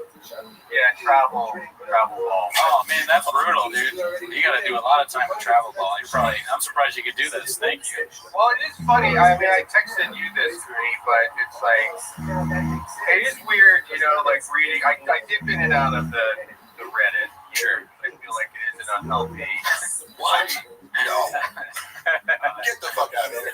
I still have the empathy too, where I'm like, God, could you imagine, like, put yourself in his shoes? Like, imagine you stumble across a Reddit board, and people are just picking apart every second of your life. Can I tell you though, I felt like that because I didn't know what it was, and then the first time I ever appeared on TV, barely knowing Brendan or his history or the Reddit or anything, all of a sudden the next day I appear and I'm like, they bring me out as like a guy to talk about lifting weights and anabolics and dieting and stuff. So I'm like giving what I would consider benign advice to people, and then the next day, like, I'm being bombarded with like, you fucking ugly loser, you're the worst actor. Like, cause I at that time I only had like acting reels on my YouTube, and it was like thousands of comments like, you're the worst fucking actor I've ever. I'm like, what the fuck is this? What did I do to these people? And having no concept. But then Brendan was also like, did you get a bunch of hate? Like, just want to let you know. So I'm like, I immediately dismissed the entire Reddit as being full of crazy people. But then you have to, and so I was like, oh, okay, yeah, they're just lunatics. But then you go back and go, well, Brendan has been, a public narcissist who, like, compulsively lies on air for, like, a decade before this. So there's a reason for it, because he repeatedly makes these mistakes, even just, pronouncing words. He's a lolcow, but, yes, it would be scary. However, if I was him, like, my best advice would be, like, if you could go back in the time machine, lean the fuck into it, dude. Like, own the community or participate, or if it bothers you deeply, pretend like it doesn't.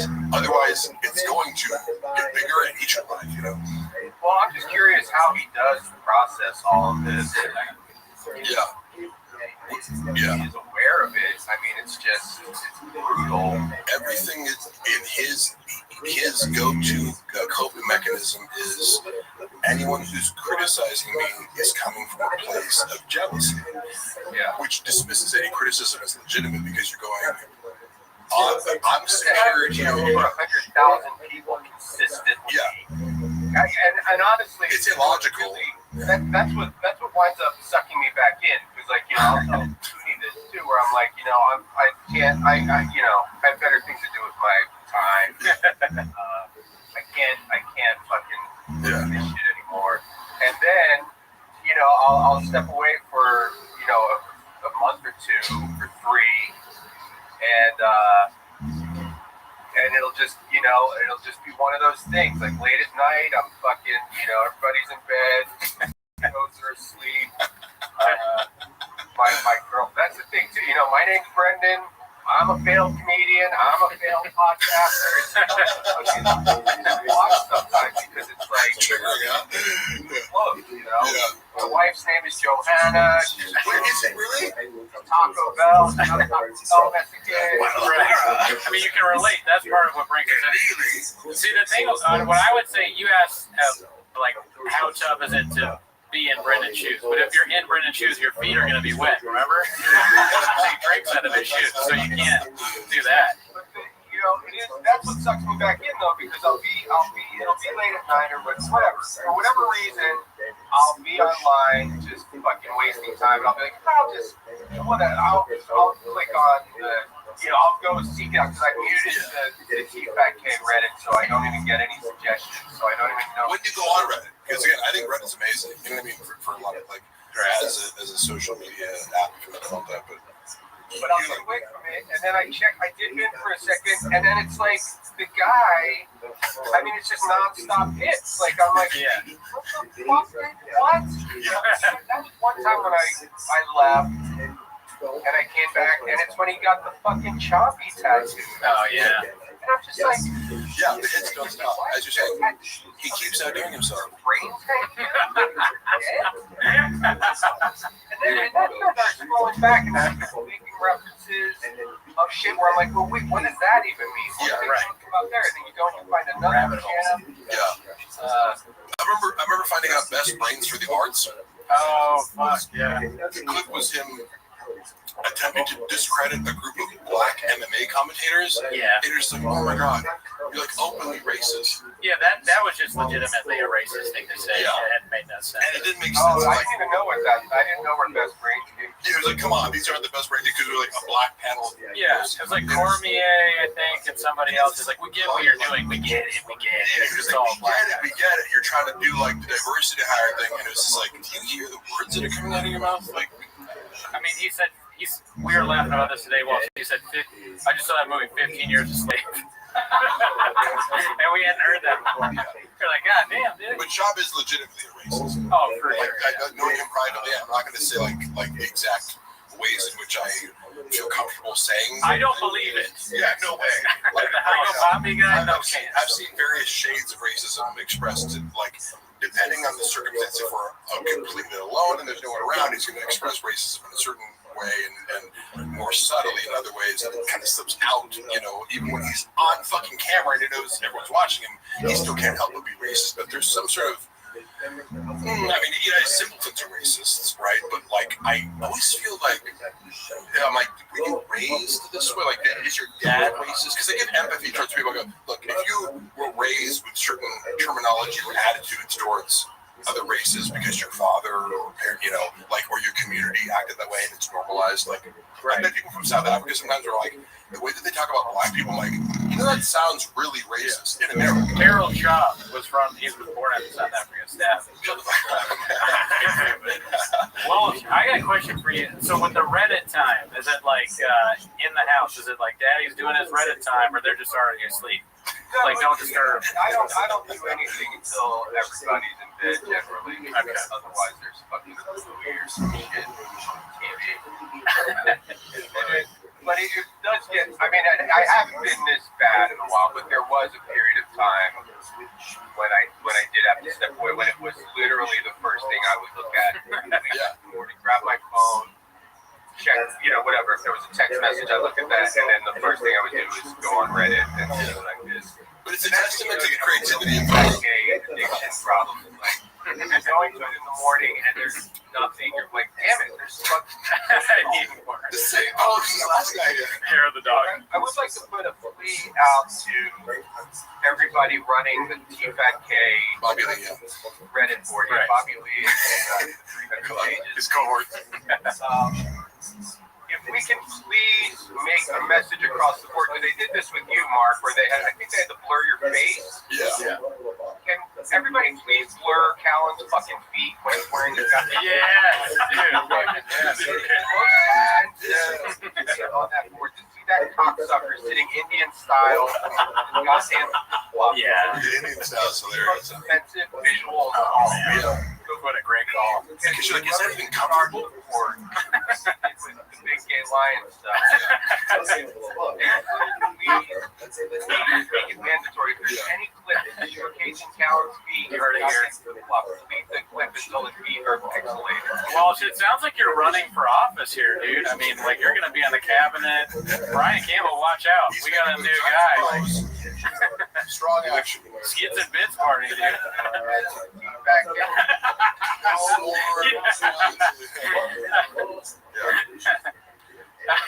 There is no black T-Fat K or white T-Fat K. There's Barack Obama. T-Fat K. The whole, everything about it is, I mean, I have a pretty loose grip on reality sometimes. And it really does kind of fuck with my reality where I'm like, I can't even understand how it's real. I don't understand how, because like I said, you know, like I podcast and shit, all of us here are less successful than Shaw. Yeah, dude, No, in any that's not fashion, true. No, in any I fashion. do. I'm very. Have you seen my Ferrari, bro? I think I'm doing all right. I guess you are. My Prius. But he's like, Brandon Juro sucked. Prius, bro. He's like, I've been to most of their houses. And we said that when he came on my podcast, it was just like, I was like, could you, I mean, I don't know if this sounds racist, but I was like, if there was a black chick watching the podcast going, wait, hold up. You guys named Brendan talking shit about a guy named Brendan. It's crazy. But the whole, this really does baffle me, like how, because it's like, okay, you know, people shit on them, because I guess, you know, they used to get hundreds of thousands of listeners for whatever Yeah. reason. So, yeah. Well, I remember it was like looking back, it was the average was like 250 kids. God damn, bro. 2019. I don't know. There was a lot. But Those are bone zone numbers right there. but the people will be shitting on it, and like, you know, oh, okay, it only has like 30,000 listeners, but or viewers or whatever the counts are. It's so But even that is hard for me. I'm like, who? It really is confused. Like, who? What? I would like to interview people who are true fans of the show. Getting like, and it's just from a fascination standpoint. I mean, that's where all of my interest in this is. Like, I don't even revel in, like, you know, mocking him, or I don't take any pleasure in you know, his failures or whatever. I mean, it's truly like like a Jane Goodall style. I'm just completely fascinated with it, and I can't wrap my head around the fact that any of it is real on any level. Like you know, and I do vacillate from thinking, like, you know, not. I mean, I can't give him this much credit, but I mean, because I do try to look at the you know, positive. I don't know. I want life to be nice and amazing. Yeah. So I'll think like this is maybe he's some kind of a genius. Like maybe this is a true like next level Andy Kaufman thing going on. Wouldn't that be great? That's the only acceptable explanation, even though I know that it's not true. Yeah. Right. But what that would be amazing. What if it is? He masked off Pagliacci. We talked about this before, but I think it's fascinating too, and I think it's something that like it's evergreen and keeps going because he has all these hits, like you said, and he is fascinating in a moronic way. Either way, yeah. I mean, it's like every time, and I don't check in on it every day. Now, one of the funniest things he said recently was that I have no skills, which is like so ridiculous. I was like, everyone's doing recycling. Like everyone like this, like it's like so. That's probably what you're thinking of. That was his one miss. Yeah. There's something new, and it just blows my fucking mind. The new stuff that I remember, like the last one was the Moonding. He said land Moonding. That was big. Yeah, because even just as I said, the malapropisms and dyslexia based. I don't know enough about dyslexia to say this, but it's the most innocent form of what he does because you're mocking somebody with like a speech impediment and some sort of what would you classify dyslexia as? Like a learning disorder? Yeah, learning disorder. Right? So, but sometimes people will stop at that and go, oh, that's not funny. It is funny, but it's like you could go like, don't be a bully. But it's like, wait. Watch this guy further and start to understand that he's actually a narcissistic bully. And then you have a whole new world of like things to justify the It's really hard to defend him. You know him well, but on the surface level, on a regular basis where it's just mind blowing. Yeah. Like, And then what else has he done recently? We've got a poll in the chat, and I just wanted to check in on the viewers. And I asked him because Walsh was talking about the hair of the dog checking the Changs in the morning. How long do you spend on Changs? And the winner is 8 inches. Of course, classic. Looking at the Reddit board, there's another thing that blows my fucking mind. Because like when he sees if he is in fact looking at this, right? I feel like if he is any level of a human being, he would have to. Like this, if this was happening to me, I would just have to stop. Like just make believe it doesn't exist. I don't know how else you can cope with it. But if he is checking in on it, because like one of the clips up top here is him shoving those fucking nicotine pouches down the cushion of his chair. And it's like, that's the thing. It's like anytime you try to find a shred of humanity in this guy and have some kind of empathy, all you have to do is open up the Reddit board, and within 2 seconds you're like, never mind, fuck this dude. Like, it's just like that. Because it's a basic feedback mechanism. If you had even 100 people in a subreddit commenting on the things you did, I would be curious enough to go like, is what they're saying true? Like, should I be ashamed of things like, people will make fun of me for saying like, which I do. Not enough for me to really try consciously to expunge the word like as from my book, but it makes me self-conscious and makes me think about, should I try, but there's none of that with Brendan, because he is very scared. He does not visit the subreddit because criticism is very threatening to people of this certain personality. So is he just? I mean, he obviously was raised in a certain way. I have some insight on that I thought was interesting. If you want to hear. Suffered any criticism or so, yeah. One story sticks in my mind that I think you could extrapolate a lot from, and he tells this story because he has these like moments of like vulnerability, and he's telling a story that seems genuine and sympathetic because you couldn't make up the details. Like, it's not, when he's telling a story where he's the hero of the story, it's less likely to be true. But sometimes he'll tell a story where he's the victim, where you go like, it's embarrassing enough where I can tell there's real pain there. And one of the stories was, as a kid, you know the story? No, I'm just laughing. It's embarrassing enough that there's real pain made me laugh because I'm a bad person. So, I'm a bad person. I'm just laughing. No, I'll be like, I'm trying to describe it. It's like you, by the way. People think I have animosity towards like Brendan. It's like, no, he owes me money and he's tried to smear me, and I like keep that warfare kind of private. I can also look at an objective. Oh yeah, Walsh. By the way, if you ever need a lawyer, we had Mark's lawyer on earlier. I know you have Frank Cum. He might rival Frank Cum though. He's this guy Rob. What's his name? Rob Pebble. Rob Pebble. It sounds fictional. It doesn't sound Robert Pebble. He would have like a crazy name. Shab has no fucking idea. His name is Danny San Francisco. Shab is banking it because I did a settlement conference that went totally sideways because they were like, oh, here's on paper you're owed $150,000.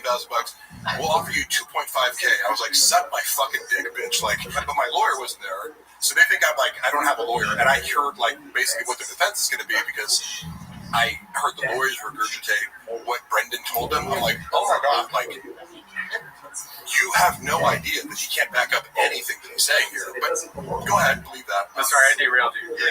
The story I was going to say is, as a child, let's say he was, I don't know, between 10 and 13 or something, he starts off by saying, I used to love strawberry ice cream. And if there was a gallon of Neapolitan ice cream, I would dig out all the strawberry ice cream. So fresh, like. I hate to say this, but I'm familiar with this. But that got me insight into his childhood trauma because my parents, like, right, I can list all any flaws or whatever, but I go, to shame me about eating it's not something that would happen ever, even if I was fat, like saying you fat fuck or something, whatever his dad said, because he comes home and he's like, Brendan, did you eat all the fucking strawberry ice cream out of it? Which is a stupid thing to do, but it's a kid thing to do. But like, clearly, Brendan has always been self-absorbed, and he's like, I know, I'll just eat all my dad's fucking ice cream, like eat this one part of the ice cream to myself. And my dad was also in the room and just goes, did you know fucking strawberry ice cream? He's like, yeah. He's like, fat pig or fat fuck or fat pig or something.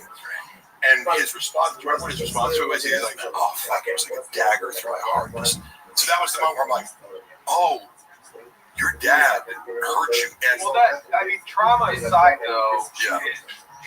The fact that he has managed to go this far in life with just, never really learning anything.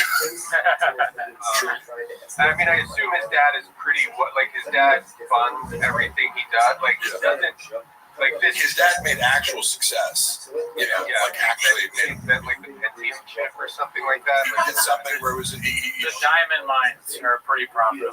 The emerald, he's at the Emerald Empire. He actually built a business, rather than CT free cat. I mean, I think I'm surprised that there hasn't been like an actual. I mean, I guess there's like the those YouTube channels like the Beige Frequency and Elephant Graveyard and shit. I mean, he's such a fascinating guy. Like, to have a real, true documentary made about this guy. Oh, yeah. But I guess you can't really keep up with it because by the time you're done editing, they're going to be like, he did 70,000 fucking crazy things since you. That's facts. Documentary. Yeah. There has to be like an ongoing like reality show. Like I don't know. Like a reality show would just be like a fucking. That's such a good idea. It's like hive minding. It's like who's going to watch all this shit and find the footage that Matt's contradicting himself and previous things. I never watched that Beige Frequency documentary or whatever it was where it exposes all like the lies in his before I met him. Because I met him, I was like, oh, this is a guy Chappelle Lacey opens for. Like, I had a clean slate as far as meeting him. So he just seemed pretty normal to me, and I didn't have an incentive. Once the subreddit attacked me for appearing in his world, I was like, oh, these are crazy people. So why would I seek out more information about this person when I feel unfairly attacked? I think, and then later you watch the page, you're like, oh no, he just lies about everything his whole life. By the way, the chat is saying that you guys are on Baja mode. I don't know what that means. Thanks, chat.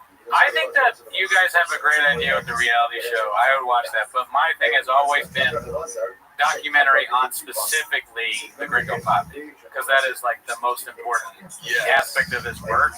I want to work. I'm being serious here. I want to work on this.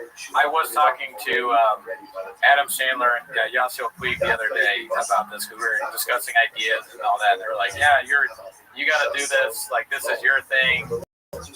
So that's something that I do think that the main thing that I would like to see is a documentary on the building of the set, who wrote the stuff, how did he come up with the jokes, what is people's reaction to it, and then obviously Papa comes in it and we interview him at some point, or the director does. I would like to contribute some things I could add a few, not everything, but I go I was there for the conversations where I'm friends with the editor who's being tasked with you're sending. It's difficult because I edited for Brendan. I learned how to edit for Brendan, and I was his normal paid editor was having trouble editing clips down to 90 seconds. Yeah, he'd be like, "Oh, here's a 5-minute clip. Get it down to a 90-second Instagram reel." Right. And I would treat him like a writing project. I'm like, okay, let me do this. I learned how to do that because, and then Brendan started trusting them, right, to edit more. So I did have a little bit of editing experience. One of the things with the Gringo Poppy was he kept going, make juice up the last one. Yeah. In his head, a stand-up comedy special is funnier juice up the laughs if the laughs in the audience are louder. And so it was repeated. He sent it back. He sent the dish back 4 times to the fucking kitchen to be like, warm it up.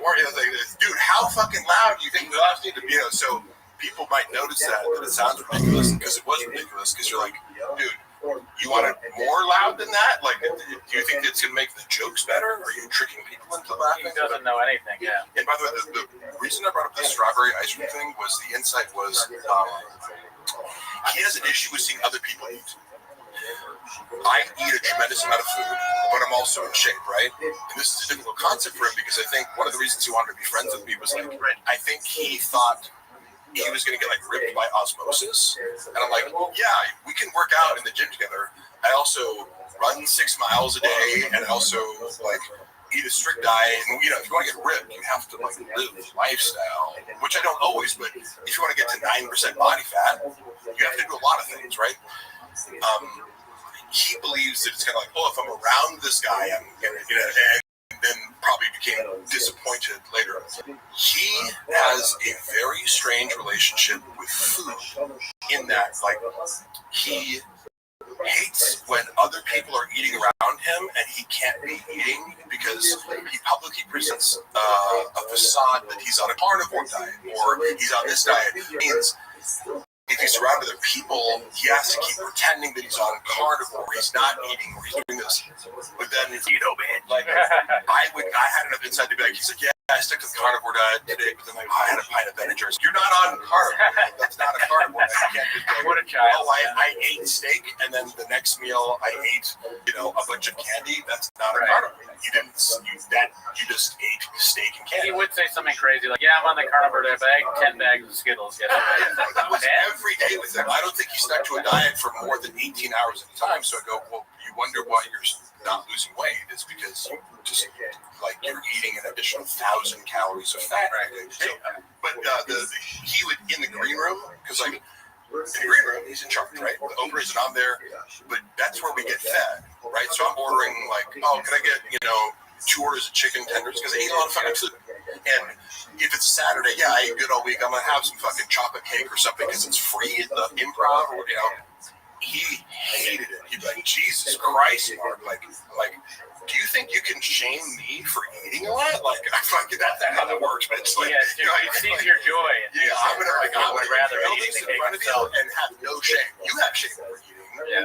and that's your problem, but I see you trying to shame me the same way your dad shamed you. And this is part of the body dysmorphia or eating disorder complex that you have, that it becomes very transparent because he has this, like, contempt, for other people eating around him, and the multiple stories that seem like but the moment he could get private, like, he wouldn't want to eat before show, but then after show, he's like, let's go get pizza. I'm like, are we supposed to be dieting, or like, you want to get pizza at 1 a.m.? Like, He's like, Chuck E. Cheese. Let's go to Chuck E. Cheese. My relationship with food. They have a cat there. Do you think, and I got to use it here real quick, do you think he would his, like, narcissism, would he give, like, if somebody did present him with making a weekly reality show with him, would his narcissism outweigh his, do you think he would allow that? So, like, would he allow a camera crew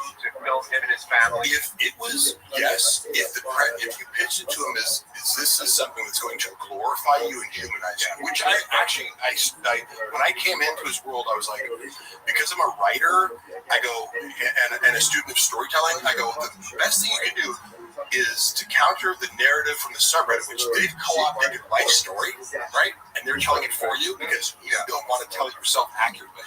You don't want to talk about your UFC shit on stage. You don't want to talk about, I go, you haven't written your narrative. You need to write a book or do something where it's like, I am Brendan Schaub and I'm XYZ. You're not doing that well enough, so other people are doing it for you in a very negative way. So my first recommendation to him was like, you need to reassert your own narrative.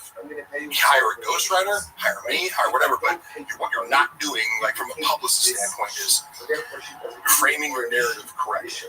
And you're ignoring the fact that other people are doing it for you, thinking that helps you. It doesn't help you. You have to combat that other narrative that makes you look like shit. But I had a few novel ideas that I thought were fun, but like from, for example, I took over the TFATK IG and started talking to the voice of the page. I was like, I'm just talking Shabanese. Somebody would say like, what are we doing here? And I'd be like, oh no, B, or so, like I would respond. And it drove the people commenting nuts. They keep commenting like, what the fuck is this? Because it broke the mold, and all of a sudden, oh, you can't do this. I'm like, oh yeah, I can, bitch.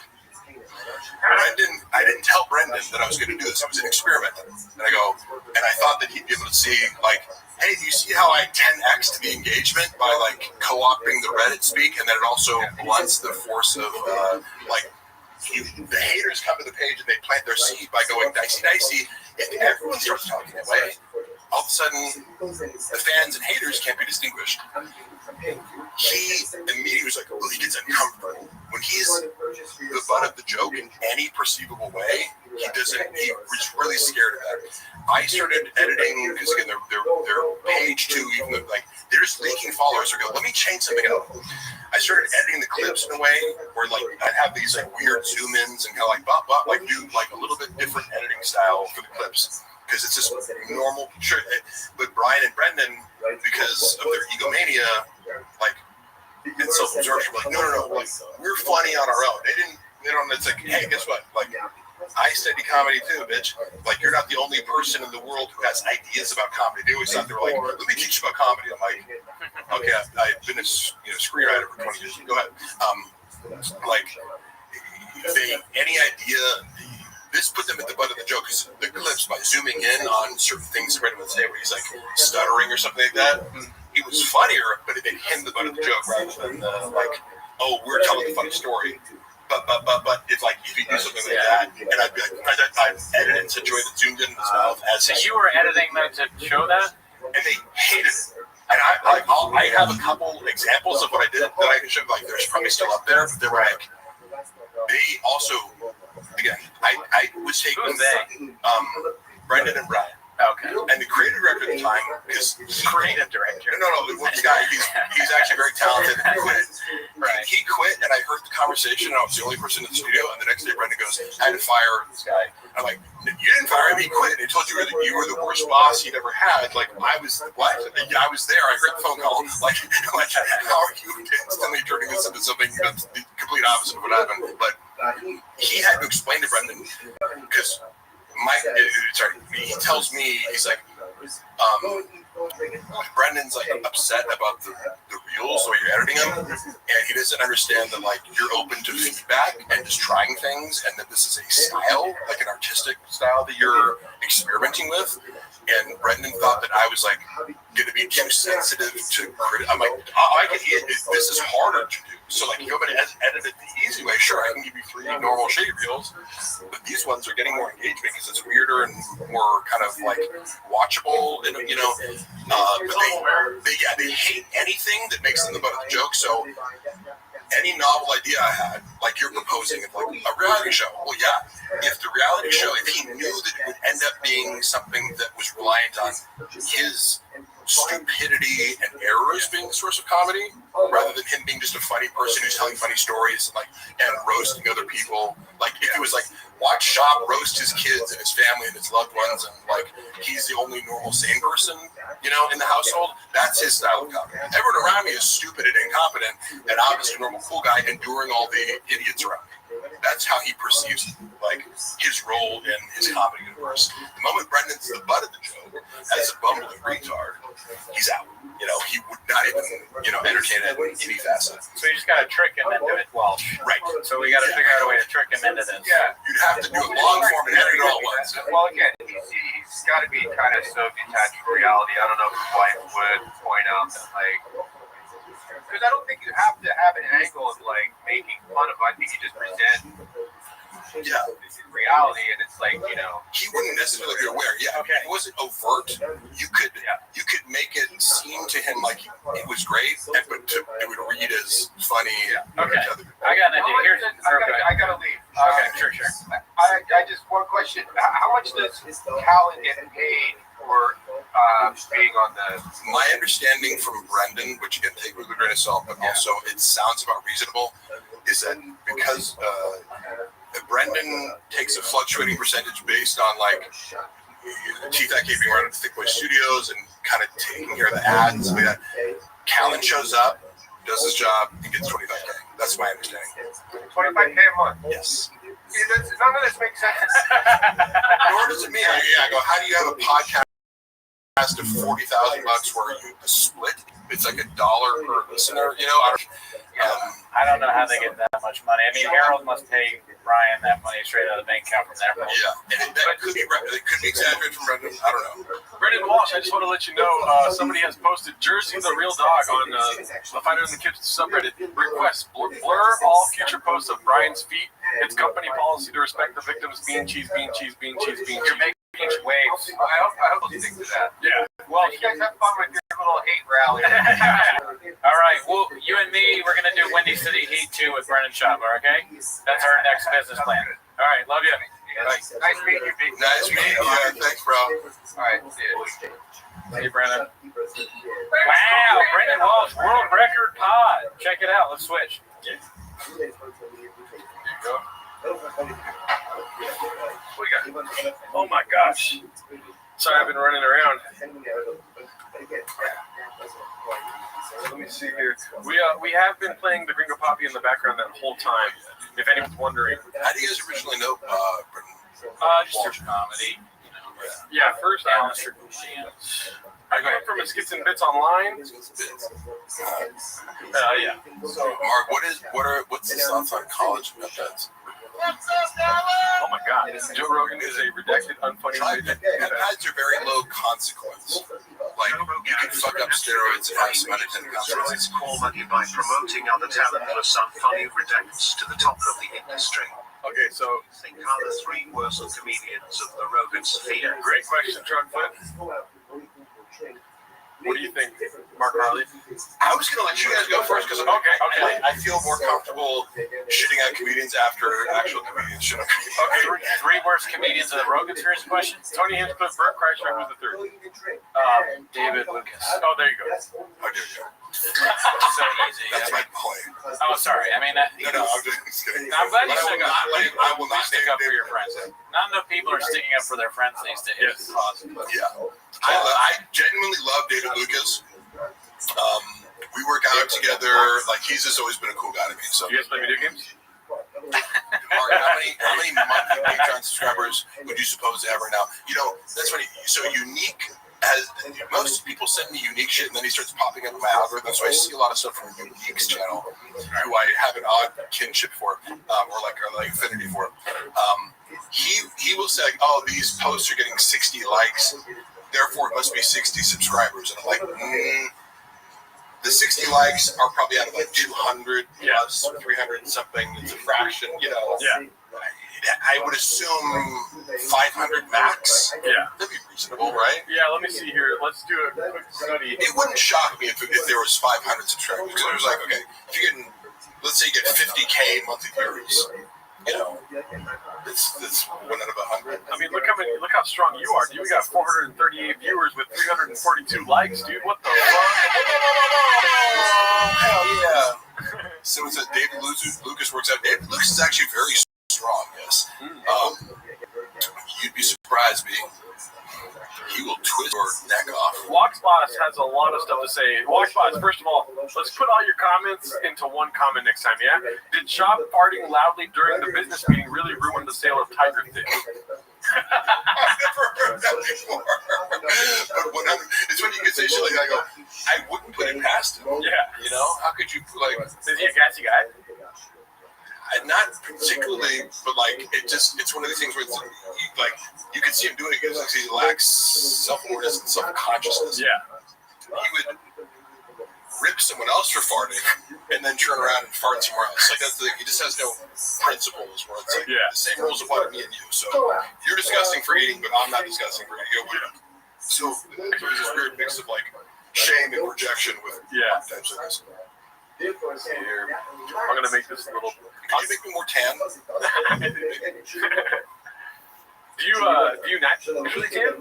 I go to tanning beds and I also run it like if I hate to admit it, but it's like I look for my auditions that I usually get. It's like if you're looking for I get like the bodybuilder or this kind of it's like I've gone on periods without tanning. It's like when an audition comes up, they typically for the roles that I get, it's better to be tan. So either if I'm not tan from running outside, I'll go to a tanning bed. Like I wasn't, but I love donuts. You know. Oh. What is that? The shop. Wait. When he talked about his mom and like getting a vaccine because she likes donuts. Oh, right. Some free donuts or something. I'll stop the shop. Oh, wait, no, because you triggered something of the memory of like giving out free donuts for vaccine. Yeah, I remember that bit that he did. He was kind of obsessed with vaccines there for a little bit. Yeah, let's see what he has to say about vaccines here. This is the he's like, what did you get the Johnson and Johnson? Yeah. There's always one guy. No fucking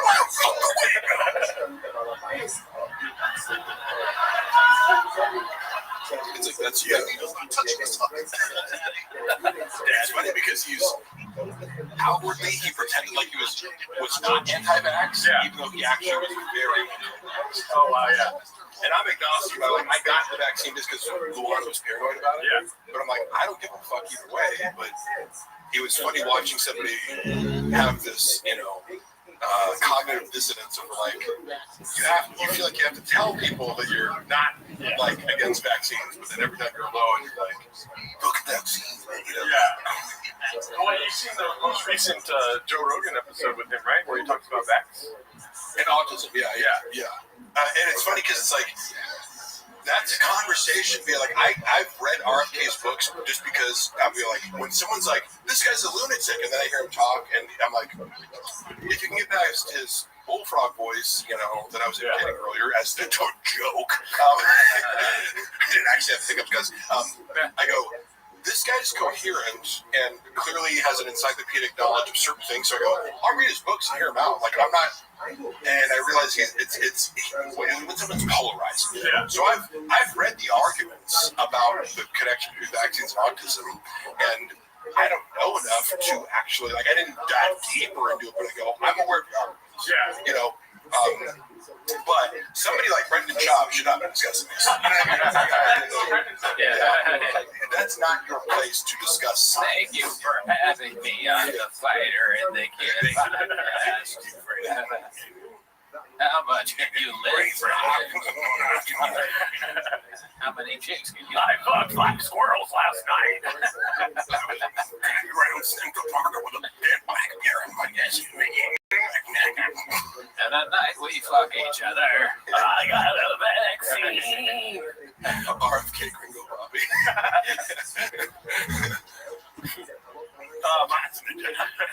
I transferred the comments over to here just so we can have a nice. Copy. It's good. BGL is like Bradley Martin with a beach.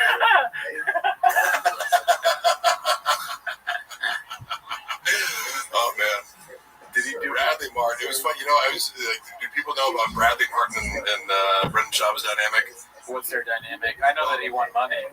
Yeah, it was just funny because when they first started talking, it was like I got to witness them first hanging out, and it was always funny because I think had I not been with Brendan, Bradley's so sensitive to social status, he would have completely ignored it. Yeah. All he cares about is are you in your 20s and a rising social media star that I can take advantage of? And so it's he sees my gray hair and is like, next, he would have I don't give a fuck about you, but I see you paying a lot of attention to Brendan Schaub, and then by virtue of me being in his orbit, he's would acknowledge me. No, he was nice to me. Yeah. He was nice to me, and he gave me a ride at some point. I don't have any problem with Bradley Martin, but their dynamic was funny because outwardly they're like, oh man, it was fun to meet this guy. It was like Spider-Man meme, you're the same person. But then Brendan would talk mad shit about him behind his back because again, anyone who threatens him,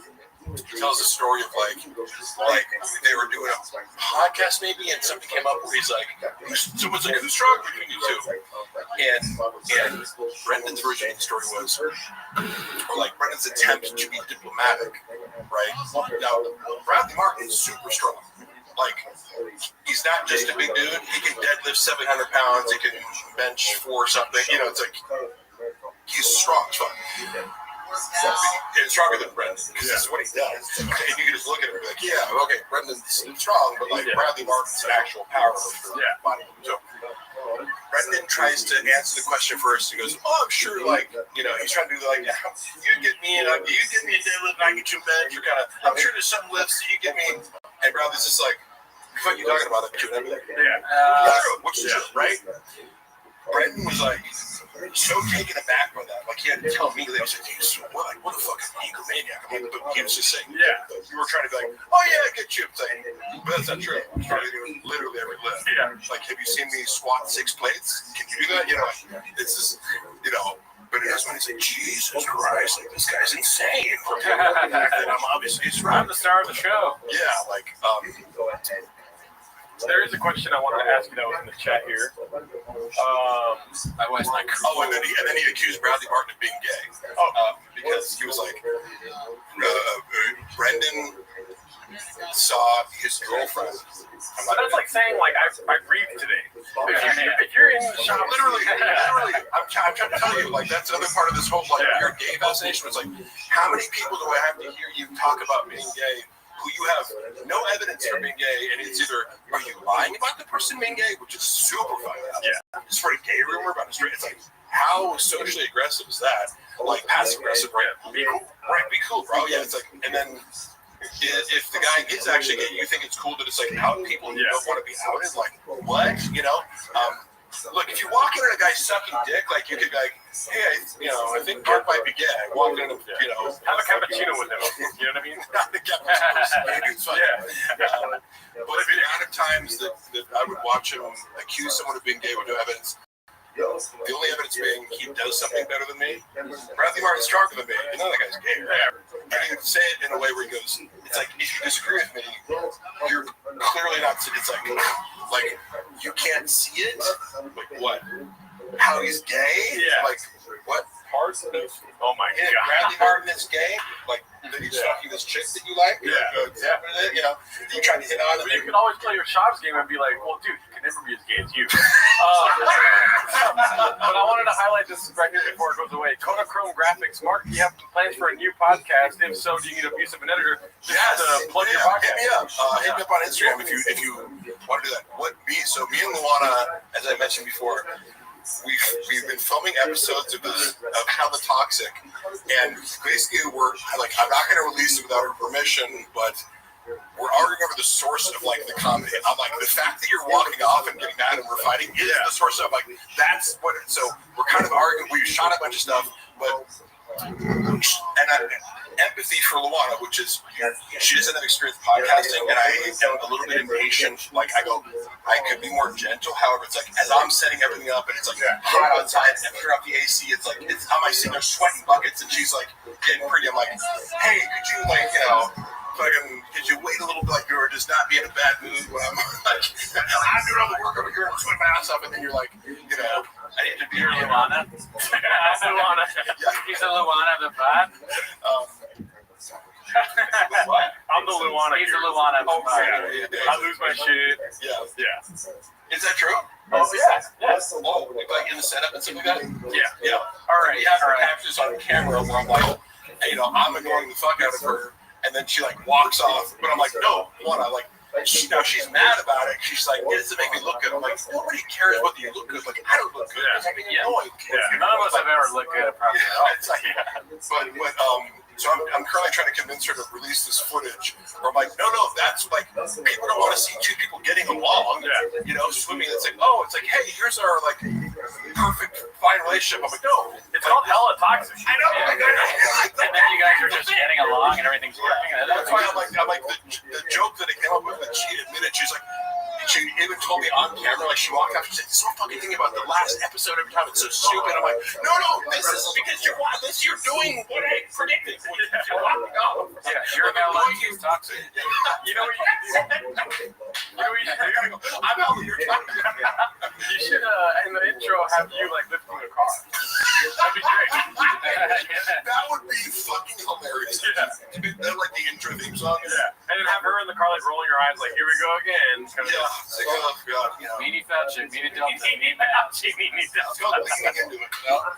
You should. That sounds good. But yeah, check out Hella Toxic. It's on Mark Harley's YouTube channel. There's just one episode out right now, but like, okay, the real truth behind it, we released that first episode. It's the fake first episode because we filmed the real first episode. And we spent too long talking about, like, we just seen this movie, Sinners. And we were both bitching about how we didn't like it. And she's like, the thing is, we were about to get to a part where we had planned, which is we wanted to talk narrative, and we were like we had planned to like read out messages from where we first met 10 years ago, like on OkCupid when she was in Germany. I was like, I want to make that part of like the serial narrative aspect of it is we're going to tell our story, but also just like nature. As I'm about to like pick up the binder with the thing, she's like, "This is fucking sucks." Like, and she's like, "Well," I'm like, "Wait, come back!" Like, wait, no, that was fine. She's like, "We're talking about Sinners for 40 fucking minutes." I'm like, it's okay. Yeah, she thinks too much. Right? Yeah, it's like trust me, people aren't like, wait, they spent a minute too long on talking about a movie. Yeah. People are just listening to it. Yeah, if you think too much, you don't get great shit. Like Gringo Bob, you didn't put any thought into this. No, exactly. Put it on YouTube. Yeah. I forget sometimes that I'm like, you have to practice that, you know, and like just the art of releasing your inner critic and talking nonstop. Right? Yep. And so if you're trying to worry about looking good, you're going to speak less and seem still. Yeah. And also, you should be like, in a couple weeks, you're going to be like, I have nothing to talk about. If you only want to stick to like correct random topics. Yeah, like so just let it unfold and if work on the dynamic of making like feeding off of each other. Can I give you some constructive criticism? Yeah. Because I've listened to the first episode. Okay, yeah. And you guys should invest in some of these, dude. Oh, I fucked it up before. I had this. Yeah. I wasn't connected. I didn't realize. I was like, oh, they weren't. It was like the camera. So then we reshot another one. I'm like, motherfucker, like I didn't even know how to work them. But these are great. I had that exact one. Okay, so cool. We were wearing them. Yeah. And I was just like, someone's like, oh, the camera's picking up the audio. And I was Yeah. like, no, it's not. We had them. And I'm like, oh, shit. And that happened to me the first couple times I used it too. Yeah. But it's super effective. And do you guys use a phone or do you use the camera? You just use a phone, but I just got a camera. Oh, yeah, that camera. I was experimenting with that. I'm like, it looks way better. Yeah. Yeah, even with the phone, it has a nice little hookup. But if you guys have good audio, I'm sure you guys are going to take off. Yeah. Well, Yeah. My only point in doing this was like, we filmed the first episode on our 10th anniversary. So I'm like, look, we can wait to like do the perfect fucking setup and everything. Like, but that's gonna happen now. Like, they're like, okay, when we have $5,000 to do stuff, I go. Put the camera up, put it in our fucking living room, and just one angle, whatever, because then it's also like, there's no editing where it's like, to make you look good.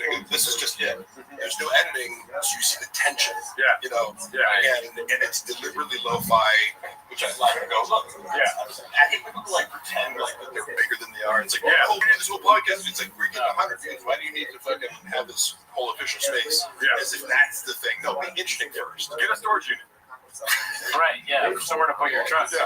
As I've always said, Brendan, it's like, Brendan, why wouldn't you just shoot everything in your fucking own garage? Like, you have the space to have the studio. Yeah. You And can't, it's, like, why wouldn't you just make that the thing?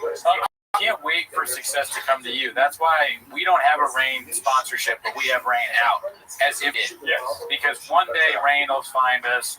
They're like, you guys are great. We love what you're doing. We're fake it till you make it. Marketing geniuses, just like off our, forefather, Brennan. I've actually been waiting for this moment, Mark. Yeah. If you could do me a favor, please. Yeah. I will cue the music. What I need you to do right now is focus really hard. Right? And please use the keyboard here. Yeah. Spell my name. It's Gerdo. Oh, shit. D-O. Sorry.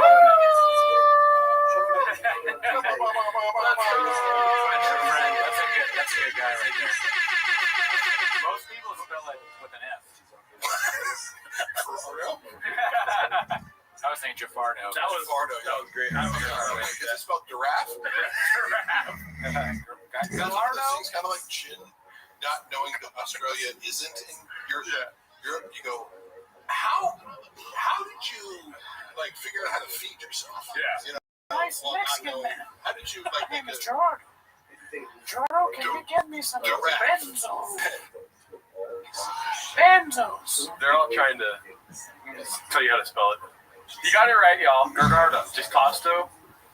Gerardo. Gerwaldo. Gerdo. Okay. Look at you guys. Look at this. I'm here for. Oh yeah, you didn't spell it right. Cockfest. You didn't put any salsa on top of it, so No. it wasn't spelled correctly. I like. Okay, that is probably my favorite joke of the special because it's so. That was like the viral bad joke. Yeah. It was like, what's a Mexican cookie? Mexican chocolate chip cookie with some salsa on top. It's like The pillow. Yeah. because. Oh. Sorry. No, I'm like, could there be a worse, lazier joke? Yeah. You know? No, I mean, I never thought of that before. No, it does sound like it is. I don't think it's lazy so much as it is just racist. Yeah, it's degrading. It's like you've never seen the Mexican cookie before? Yeah, it makes sense. So unaware of, yes. It is hurtful because they're so good. You know what I mean? Like, salsa cookie is disgusting. Yeah. But a Mexican cookie is Disneyland, dude. That's what I always say. Mexican cookie mean the thing you brought that one time specifically? Yeah. It also implies it's like, oh yes, Mexicans don't know how to make food. Yeah. Like, why would you put salsa on a cookie? Yeah. Yep. Thanks.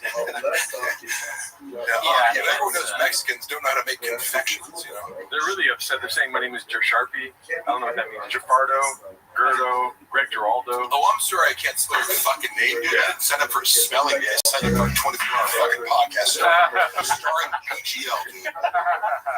The flyer you sent me said BGL, 24 hours, we're not going to talk. Be careful, BGL. My car is very heavy, okay? My car has a hybrid battery. We reenact that here. Yes, please. That'd be crazy. If we could water down the footage of what's actually out there, it'd be great. But this is what I do all the time. Hey, to have BGL lift your car. It's like a carnival act. Yeah, this is just a stunt that I do. It's my thing. He's the world's strongest threatening man. Oh, I'm sorry I abused a fucking car one time. Yeah. I apologize to the car. Yeah. The car's in court. The car got a temporary restraining order against me. You know, you couldn't do that to a truck though. Hey, Marks, please confirm if Baba ever told you that he had baddie hour time with Whitney Cummings. Yeah. All the time. What? You're saying that Shab had sex with Whitney Cummings all the time? I mean, I'm just saying, it's my honest perception of it. Oh my God. I have actual confirmation of it, and my inference from, I'm not making a stretch, I'm not guessing, it's like my impression based on what he told me was that they had casual sex as friends over the course of 7 years. Yeah. So, I like I mean, according to him. Like, again, so that explains, like, you brought I don't know why he'd lie about it. It's not like he's like, oh, my big flex is like, I'm fucking with you. I have their friends. You know? Yeah. This is like, you brought up Sinners. It's like, that explains why Whitney Cummings lost her funny and Brendan Schaub got really funny. You know what I mean? He sucked it out like a vampire. Yes. He took her comedic ability to sex. Yeah, that was one of the things about Sinners where I'm like, wait, so you become a vampire and all of a sudden you're really good at playing the fiddle? Yeah. It was like, this is confusing me. I didn't like Sinners because the rules of the vampires were clear. I'm like, what is the... Okay. I'm like, you're introducing the vampire rules too late. Suspending your disbelief is like running over hurdles. It's like, I gotta suspend it. Yes. Well, it was... It's like Whitney Cummings is like Sinners because she's a vampire skank.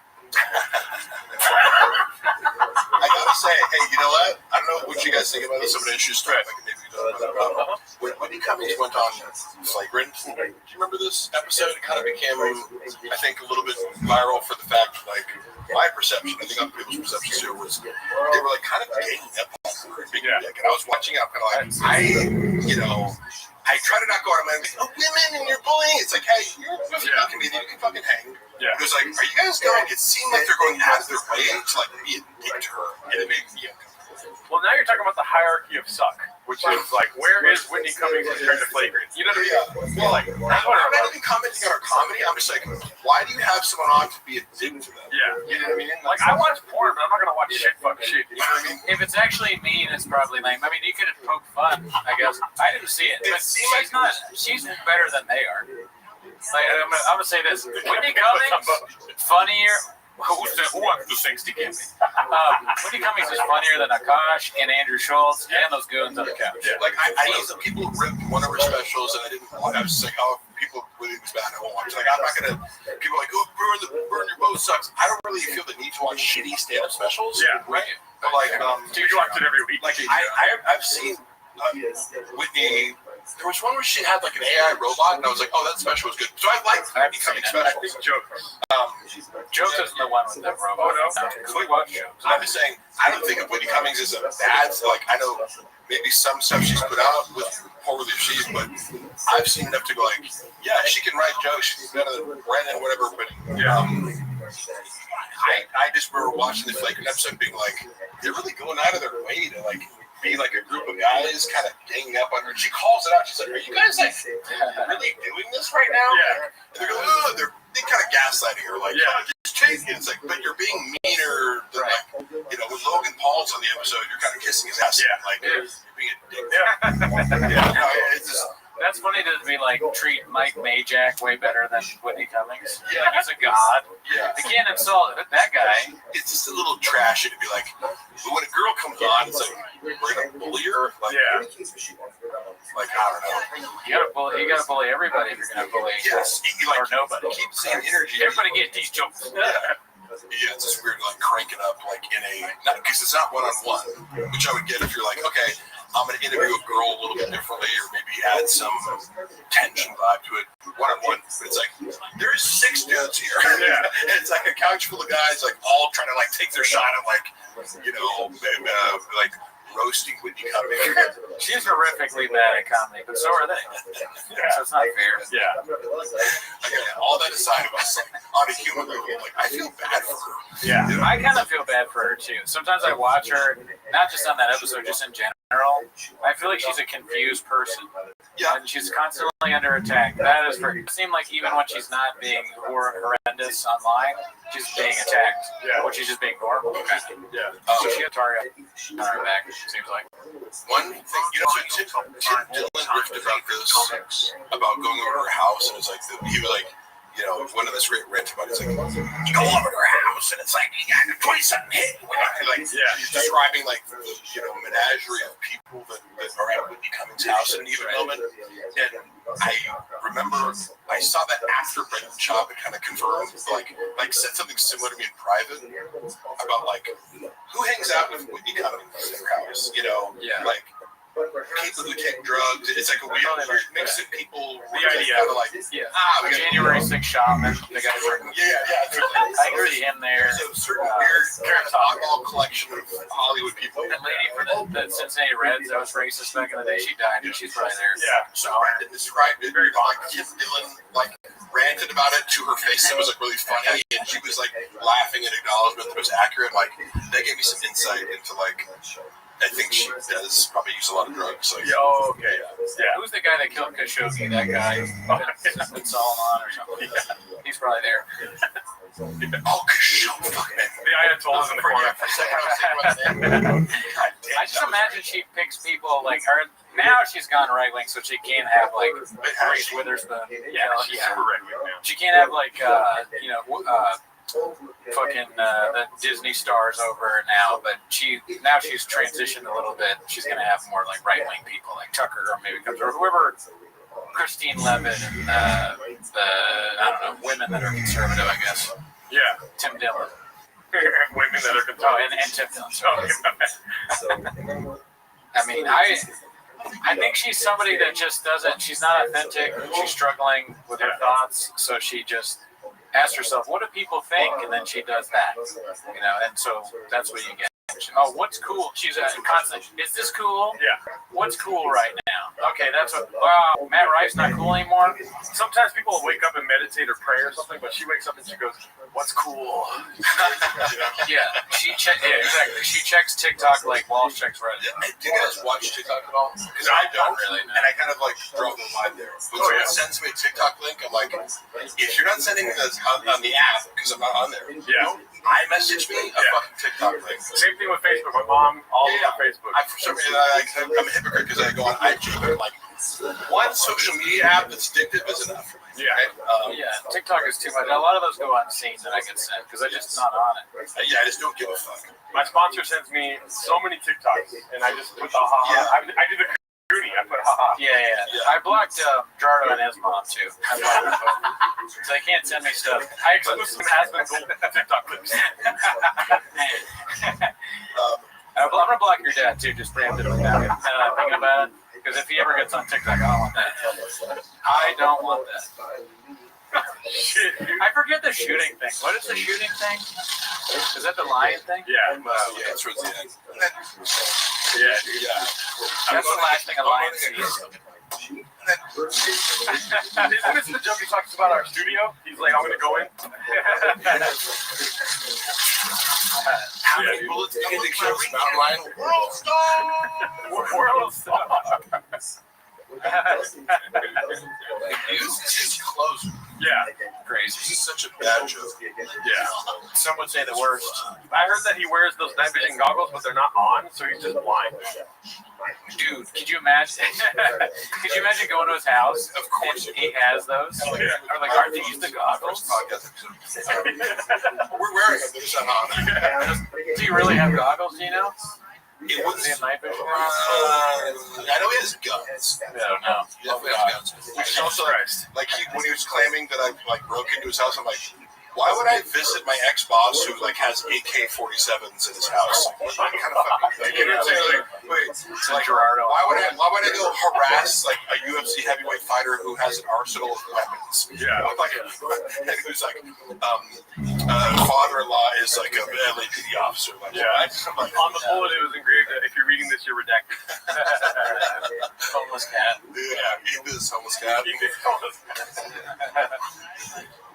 Fuck, man. Catch this, you blockbuster. He's definitely coming for us at some point. Yeah. You know, I'll fight to the death. It's a matter of when as opposed to if. I remember because it's funny, like when you chose to. I would love to. Earlier you asked about Akash giving votes. Yeah. And one of the things I wanted to comment on was like. How do you give notes on somebody on a stand special that's already been filmed? Yeah. You shot it, motherfucker. It's like, hey, can you give me script notes on the movie? It's like, well, that movie at the script stage. You have to watch somebody's set. Yeah. Right? So he was doing a lot of like, can I get feedback on this? On his finished product? And it's like, well, unless I have access to all the footage and angles and jokes you took out, I can't. Like unless I have the raw footage, how can I get notes? So I'm not an editor, and that would take weight. So I remember he was just like thirsting for like, is this good? Hey Rogan, is this good? Then it doesn't get back to him, or he says, oh yeah, I'm proud of you. And then later he says he didn't watch, that story. Did you watch it? You didn't watch it, Yeah. And he's like, well, clearly he didn't fucking watch it, He was just like, yeah, hey, great job, buddy. Yeah. I'm doing 8 3-hour podcasts. Definitely have time to I watch. mean, there is precedent for that though, because I think it was Joe DeRosa just did his special, and he said that he had already filmed it. I keep thinking this whenever you see the What's Up Dallas. See, because it does happen. Anyways, that's our donation. But Joe DeRosa filmed the special, right? Ladies here tonight, I'm Bro Whisperer. My demo. You got your own mails. That's what I specialize in. I'm a real complex. Whisperer. I'm the Bro Whisperer. Is Chin's family dishonored by him, Mark? Oh my God, that's like aggressive. Probably not, because he's maintained steady employment. Have I told you? I don't mean to be repetitive. The connection that I see between Korean culture, what I know about Korean culture via Malcolm Gladwell book, and do you know about this? Like, how. Like, I like what Malcolm Gladwell books, he focuses on these little interesting anecdotes that prove some wrong point, 10,000 hours or whatever. One of his books talks about how Korean Airlines had a disproportionate number of crashes, and they tried to trace it back to like basically the communication between the pilot and co-pilot was stunted or stifled, because in Korean culture, hierarchy is so important to every aspect of how things are done socially. Like, you don't, if you're above me socially, you can't drink tea before me. Like, it's very strict. You do not question your boss. Like, so it's like, Chin's a perfect employee for Brendan. I'm a nightmare. You know what I mean? Like, because I'll talk back to you when you're wrong, Chin's like, whatever you want, like, I'm just abiding by, you're above me, I don't get to question you.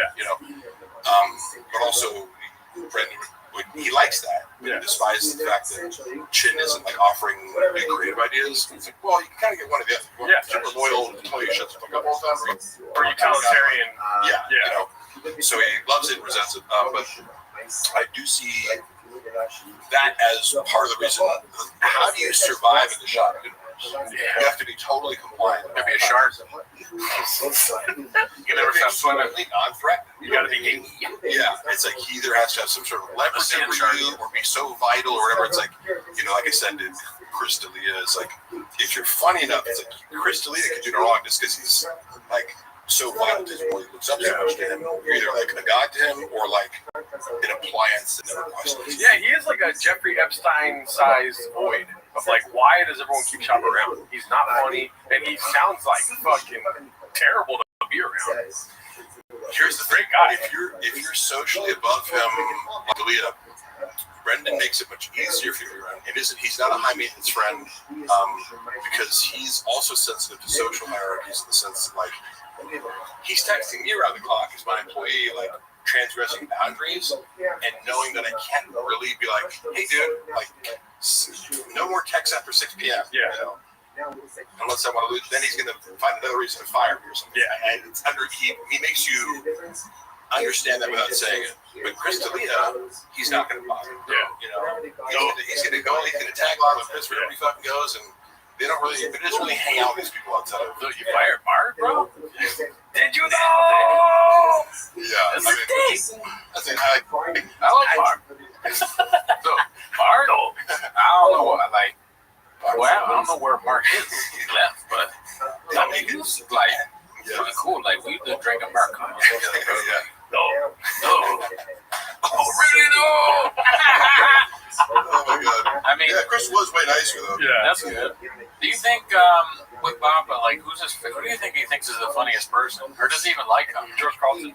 You didn't know George Carlton. Yeah, because he cite people like Jim Carrey. It's like obviously how old are you? 34. Okay.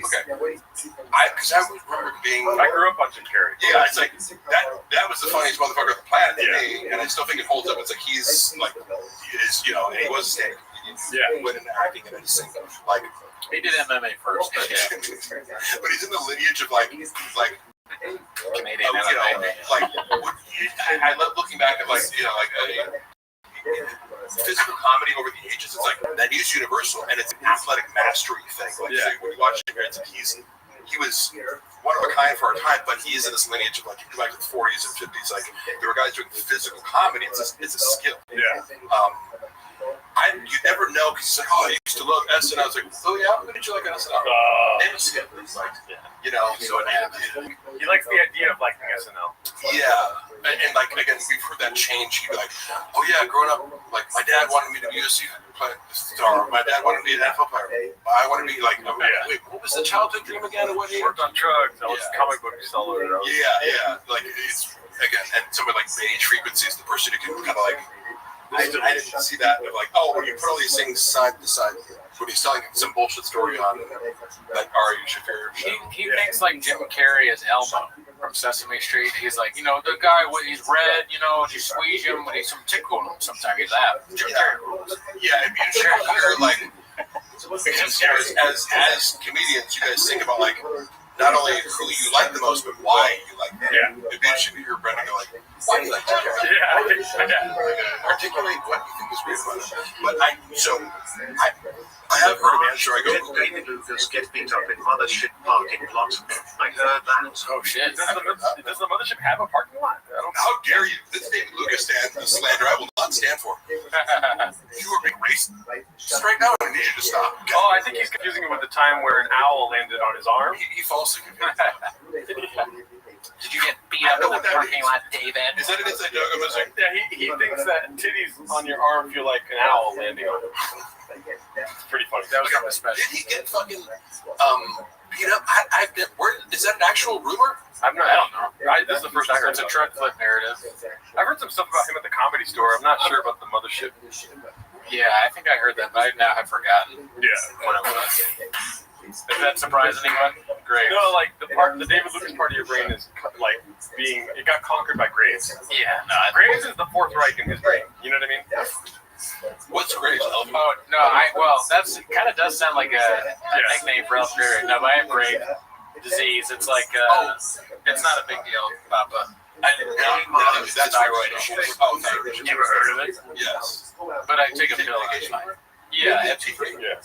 Yes, exactly. Dude, this guy's a doctor. Wow. I mean, listen, he knows his stuff. Like a doctor. Like Joey I Diaz. was talking to a doctor yesterday, and they'll admit this. It's like you can be more of an expert in certain very specific niches. Like a lot of bodybuilders probably know way more about anabolic compounds within your body versus so they're not teaching you shit you roughly know. But vaccines. Sometimes they'll go into like a checkup and they're like, "You're taking too much testosterone." I'm like, "Oh, good." They're like, "You should take 50 milligrams a week." Well, yeah, for sure. Like, shut up. I have no fucking idea. Yeah. You're gonna be that small? Come on. You know? Yeah, how many fucking things can you lift, dude? Yeah. What is that? How many cars can you live? Does that stethoscope help you fucking bench? Then shut up, dude. Yeah. You're on pills. Yeah, he's on medication, but we are also trying to come up with merch to solve his craves. I know. If we could just get a few more Patreon subs, I think I might be able to overcome this. Wait, you guys feel comfortable telling me how many Patreon subs you guys have? We have like 400. Yeah. Oh wow, that's impressive. Yeah. Because I was gonna say, like, my guess for TVK was like 500. Okay, yeah. I guess this segment 5 big boo-boos. We went live once we said that the Rizzler is a National Socialist. Man, this is my favorite special. I'm so glad we could get together and watch it 85 times. Such a big deal to me. Yeah, it's great. Oh, fuck, man. I can't believe I took part in this. It was like such a big, like, team effort celebration. And the documentary has to be a docu-series, and one episode has to be called Marg with a G. Yeah. And it's like, it has DC music playing, like a silhouette of you. This is a joke of yours, but like, I can actually. Oh, no, this is not a joke of mine. No. This is not a joke. I'm being 100% serious. I'm sorry for. No, I like the idea also of like, books, for example, written as oral histories, kind of like different, like you just, it's like a story told of different perspectives about an event. Exactly. So The Last Dance is about the 6th championship. In that scope, they go back. I did to watch that. I want to watch it. Yeah, I know everyone loved it. So, like for instance, this is his 6th championship, his 2nd special. You know, the Gringo Poppy. That's the lens, but then the scope of it all kind of comes back to this. Yes. You're part of it. The whole history with you would be an episode, and it goes back to like, I don't know how to make a documentary about the special itself, like a joke he told or whatever. Yeah. Oh my god. But it would be like Brendan Schaub would need to be involved because Michael Jordan was involved. And then this is like, dude, he would make bank. Shot for shot remake. Oh my god. Shot for shot remake. Just like there's a way switch out everything. Shot for like Brendan Walsh was alluding to earlier, like to get him involved. I agree with you. It would be pivotal. You couldn't do without him. 2 words, dude. 100 million. You think he's gonna say no to that? Of course not. Yeah. This guy committed fraud for $100,000. Exactly. Like, after he'd already gotten like 2 words actually for you guys. We are rich. Dude, could you imagine? I know that. We come on, just stay with me. We do a shot for shot remake. The part where Michael Jordan's like, and for some reason I took that person. Yeah. It's Schaub on the laptop, but he's watching Sesame Street again. Yeah. You know, another. For some reason I said giraffe. You know. North Korea with a beach. I'm trying to think of what shops I took that person would be. Work both ways, like Bobby Lee. Oh yeah, the Reddit stuff. Yeah, that's your perspective. That's the documentary gets all these different people's perspectives. Andy Letterman. Yeah, that could be that. Oh my god, yeah. Who's Scottie Pippen? Brian Callen. Are you sure about that? No. I just wanted to do that. The thing is, like, his openers are better than him, you know. Like, whether it's whoever he brought on. We go through the whole lineup of the Chicago Bulls. Like, who's Scotty Kukoc? Who's fucking BJ Anderson or Tony Kukoc? Scotty, dude. Stay with me. From what I understand about the rivalry, by the way, between Scottie Pippen and Michael Jordan was so intense that they were like, they bet on like the size of their sons' penises or something. Oh my god, crazy! Like I don't know. It's conceivable because these guys are like egomaniac competitors. Right. Like, kind of. Mark, can I ask you though? Did you read it online or is that a Tiger fact? You know what I mean? Where are you getting that? I think I'm like, no, this is fine. Like, it's triggering to people, or they like it, or whatever. But it's like, if you think you're going to promote this fucking shitty list without being polarizing, like they wanted it to be like, you know, some professional thing. I'm like, oh, cool. So, who is the art director for the photo shoots that you want to do? Of like, you know, this elaborate Tiger Thick whiskey promotion on a budget of nothing. Like what? You know? Yeah, make it look like the Rock's page. Okay, cool. Do you want to do that with AI or like you want to pay the Rock money? Yeah, or you want me to fucking troll people into following this page? Your choice. And then I stopped managing it, and 2 months later, it's like, take it down. I remember commenting on it. I got blocked on the page because I was posting every day on it, and like I got fired for putting an extra seed. Yeah, the fourth seed. Yeah. Which I could do. I was looking at screens. It's got to review my evidence. He was so fucking pissed at that. He was like, dude, like one person saw it on Facebook. Yeah. Because it didn't even. You can't hyperlink on Instagram, so it went to a Facebook account. Me and Jay were both like, there's a Facebook account? Like, it's auto-posting. None of us were aware of it. One person commented on it. It was like, no likes. One, hey, might want to check the spelling. He's like, motherfuckers. Like, as if he just, like, accidentally, uploaded a picture of himself fucking a dude to the internet, and he's like, oh my God. It's like, it's happening all the time. And then I get fired, and it's like, okay, so wait, like, what? Like, I'm getting, and then when you go, you assume you got someone else lined up, right? And then I watch it, like, when I left, I was like, how come no one's posting to this page? Hey, how's the replacement going? It's not been fixed. Yeah. We're actually in hour 5, y'all. What the hell?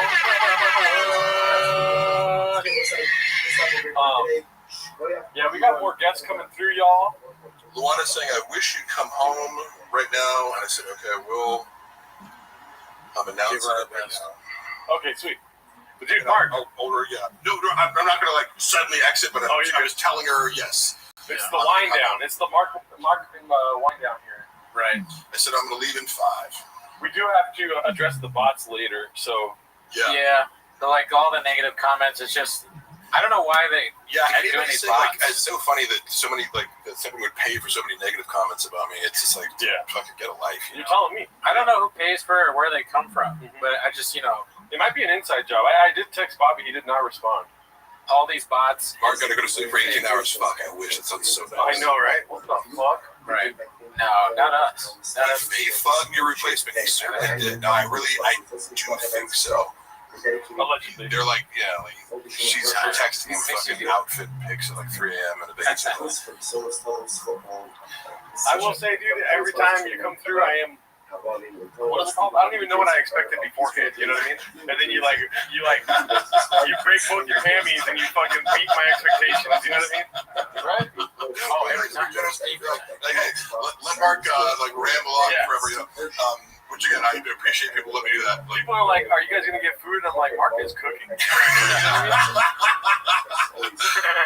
I can tell Luana that I'm like, "Let me cook, bitch." Because sometimes, Luana's personality, here's where we conflict, is like, sometimes, like, oh, fuck, man, I was,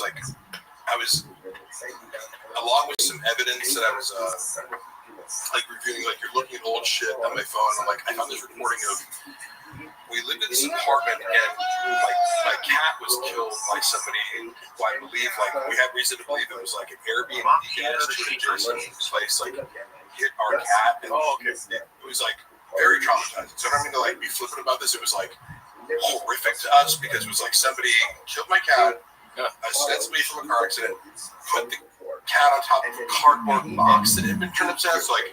And then a neighbor was knocked on her door Sunday morning and was I'm sorry about your cat. We both lose our mind. We run out, and then it was the area where she used to hang out in this the grass area, it looked like a car had driven over the sprinkler, the sprinklers were. So I was wait, Buffalo usually hangs up there, and it was it was an Airbnb that we were already annoyed by. This is you turn this apartment into an Airbnb, and now people are coming in left and right, and they don't understand the situation. Playing music, blah blah. And I was just trying to get answers and closure from the person who runs the Airbnb. So I was I got a hold of this guy who ran it, and I was well, first of all, the guy who cleaned it, that was our contact, and I was hey, do you have your boss number? We just want to know, we just want to know what happened. We're not trying to sue anybody. It was just we know what happened. Close. Yeah, close. Yeah. And immediately they were we did not do anything, don't text us while we're off. Whoa. And then I found the number for the guy who ran it, and he got, I think he called me or something. Or yeah, it must have been because it was like, I didn't get the number from that guy. Then I get a number from this. I was like, hello? And he's like, he just started screaming. He's like, you fucking motherfucker. He said, I'm going to kill you on the phone. Oh my God. What? Like, who the fuck is this? Some guy named Vito? I was like, I had no idea who he was. I was this guy screaming at me on the phone, telling me he's going to kill me. And I'm like, it's trying because I'm like, my cat just died, and I'm just looking for closure, and you're telling me that you're going to murder me? Asking questions about it? So I was like, so I had to eat that, right? Because I'm like, I have no idea who this guy is. He's then blocked me, and I can't, like, and then, like, a week later, I'm coming home from the gym, and I see these guys in front of the Airbnb. I'm like, oh, that's Vito. And he's like this small Asian, like Filipino gay man. Like, I didn't know what Vito. I was like, I'm assuming this is some Italian dude or something. Yeah. But I figured out, like, oh, because they're like looking around and like looking. Oh, we got to. He's like, so I presumed I go, like, I walk in and go, hey, you guys run this Airbnb? They're like, yeah. I'm like, hey, on the phone, like, I get up in his face. I'm just like, you said you wanted to murder me? I go, why don't you do that? And I bust in his house, right? I'm just like in his house. Like, so I wanted to give you that chance. He's like, fucking touch me. I'm like, no. You said you wanted to murder me. So I'm going to give you that opportunity right now. Yeah. Right? And I was like, the whole point was like, I'm going to make this person feel small and tell him, like, he's like, I'm going to call the cops. I'm like, go ahead and call the cops. I'm going to stay here until you attempt to murder me. What are you listening? Like, you know? And like, again, that becomes a hate crime if I touch him. But like, I wouldn't beat him up, but I go, I just want to make sure you know that, like, you made a mistake in trying to tell me this. And I'm going to go, hey, like, say what Wanda comes in and starts talking, like, you motherfucker, I'm like, what? What do you mean my intimidation tactic? Like, I am trying to make this person feel very small with the silence that's created when I say, I'm giving you the opportunity to murder me, and he has to say nothing. Because he can't. You know, and I'm going to say, oh, so like, you're like, hey, look, when I'm done, you can yell at him. You know, so like, now I'm arguing with Wanda, and then he's arguing with her, and I'm like, oh, like, so I have a recording of that because I'm in my phone. And I'm like, well, like, somebody just be like, hey, go in.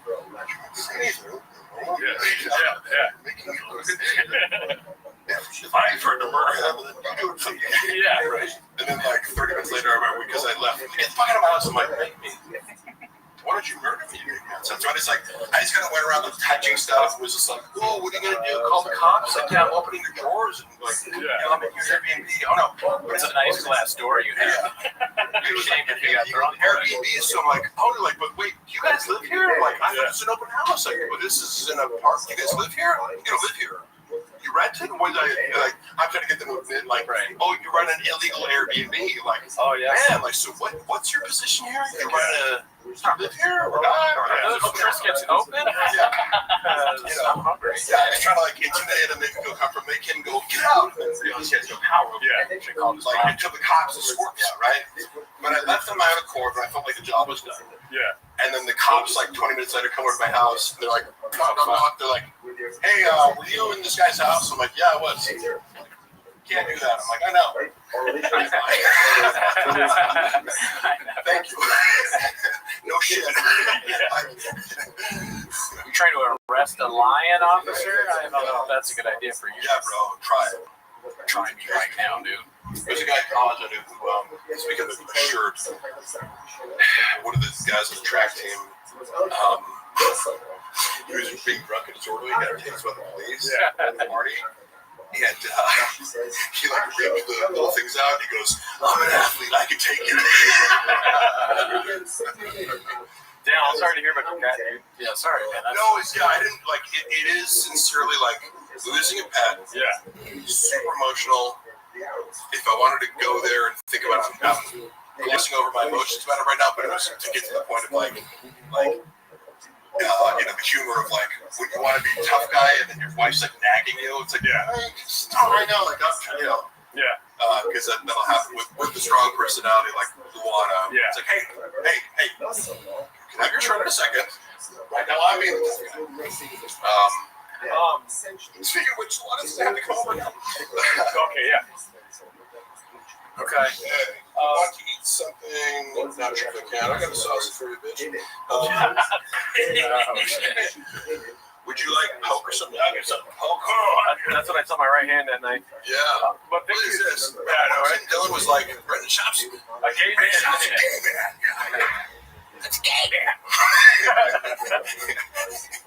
But it's accurate. This is a gay man on stage. But I just want to say before you get going that I'm so grateful that you came through. I'm so happy you guys met me. And also, by the way, so having worked with a bunch of influencers who like, one of my biggest pet peeves the last few years has been like roles.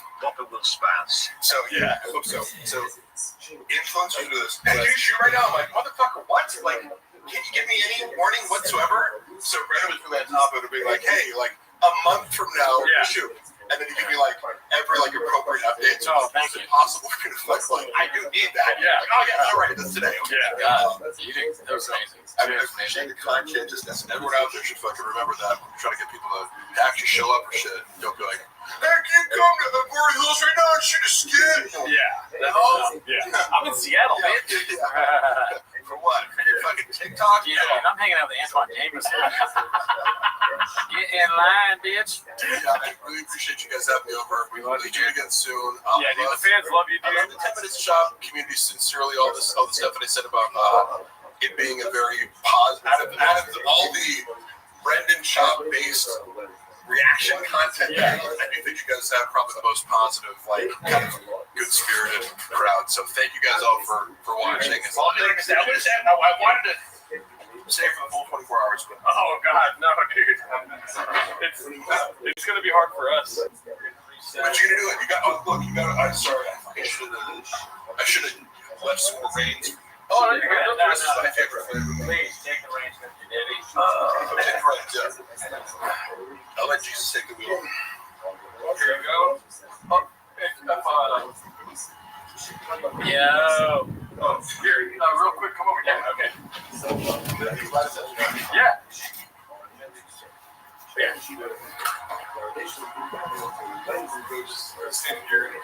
Cool. All right, everybody. We had, dude, take it with you, man. Take the whole thing. Yeah. Have fun with it, dude. Comments right here. Okay. Here, let me see that. You see that, man? All right, guys. Mark, see you, buddy. You're the best. So that was Netflix. Mark came in, he destroyed as usual while we were watching the greatest stand-up special ever done. Yeah, a lot of comments, dude. Oh, 2 S words. Maybe Warren Brothers could be a thing. I'm not glad that the horn in the middle of my head is back. I had that surgically removed by a doctor. The doctor cut off. He said this is a real thing. You have a horn in the middle of my head, and the doctor cut it off. And I didn't think it was going to grow back, but I guess it's grown back. What's up, Mark Ramirez? Good to see you. Good to see you. Lando, it's been a while since I've seen you. TriStar, whoa. I feel like I haven't seen TriStar in a while. Tommy Jarvis, what'd you say? This is so great, Papas. You got good guests and everything. Yeah. Walsh, I mean, we want to get some more people on. It's been tricky to kind of like coordinate with everybody. But I think later on, It Doesn't Matter podcast is going to be on with us. Potentially, we got to reach out to a few other people. One big guest, obviously, well, they're all big guests. But potentially, we're hoping to have Brian Campbell, our CEO, but he's very busy on presidential stuff. But maybe him, maybe Sean, maybe Alan Strickland-Williams. Is Walsh coming? We already had Walsh on, dude. You missed it, but it's on the show, so you can watch it after. Wait, did we reach out to Chin? No. I thought about that. I actually grasped at somebody pretty big, and I was promptly turned down. But I won't say who. But I was turned down. Oh yeah, Ghidorah. So when is AZ coming? I'd like to have AZ on the podcast. I think maybe on a Raccoon Tweeties episode. Somebody tell him to message me. I think that would be funny. Hot chip guy? No. TriStar, you should know better. We'll never. Nick is not. We're not down with Nick. He's not welcome here. Chin is welcome. Nick, not so much. No, I didn't reach out to Joe Rogan. That's a stupid question. Bobby Lee. I haven't had the balls to reach out to Bobby Lee just yet. Plus, he's my boss, so it's kind of awkward to ask your boss for stuff. Have you ever had a job? Never heard of it. Mark Ramirez, you're close. I'm coming for you. Your life is almost over. Oh, you know what? The idea about racing is funny. Maybe we'll do that. I want to do more like bits where we're doing stuff outside. So lifting, racing, selling trucks, maybe food truck type diary thing. Timothy Wendell, thank you. Yeah, that was kind of weird. I mean, I think most people like sinners. I honestly, I haven't heard a single person say that it's bad yet, but everybody has their own opinion, you know? Okay, cool. Oh my goodness. Water.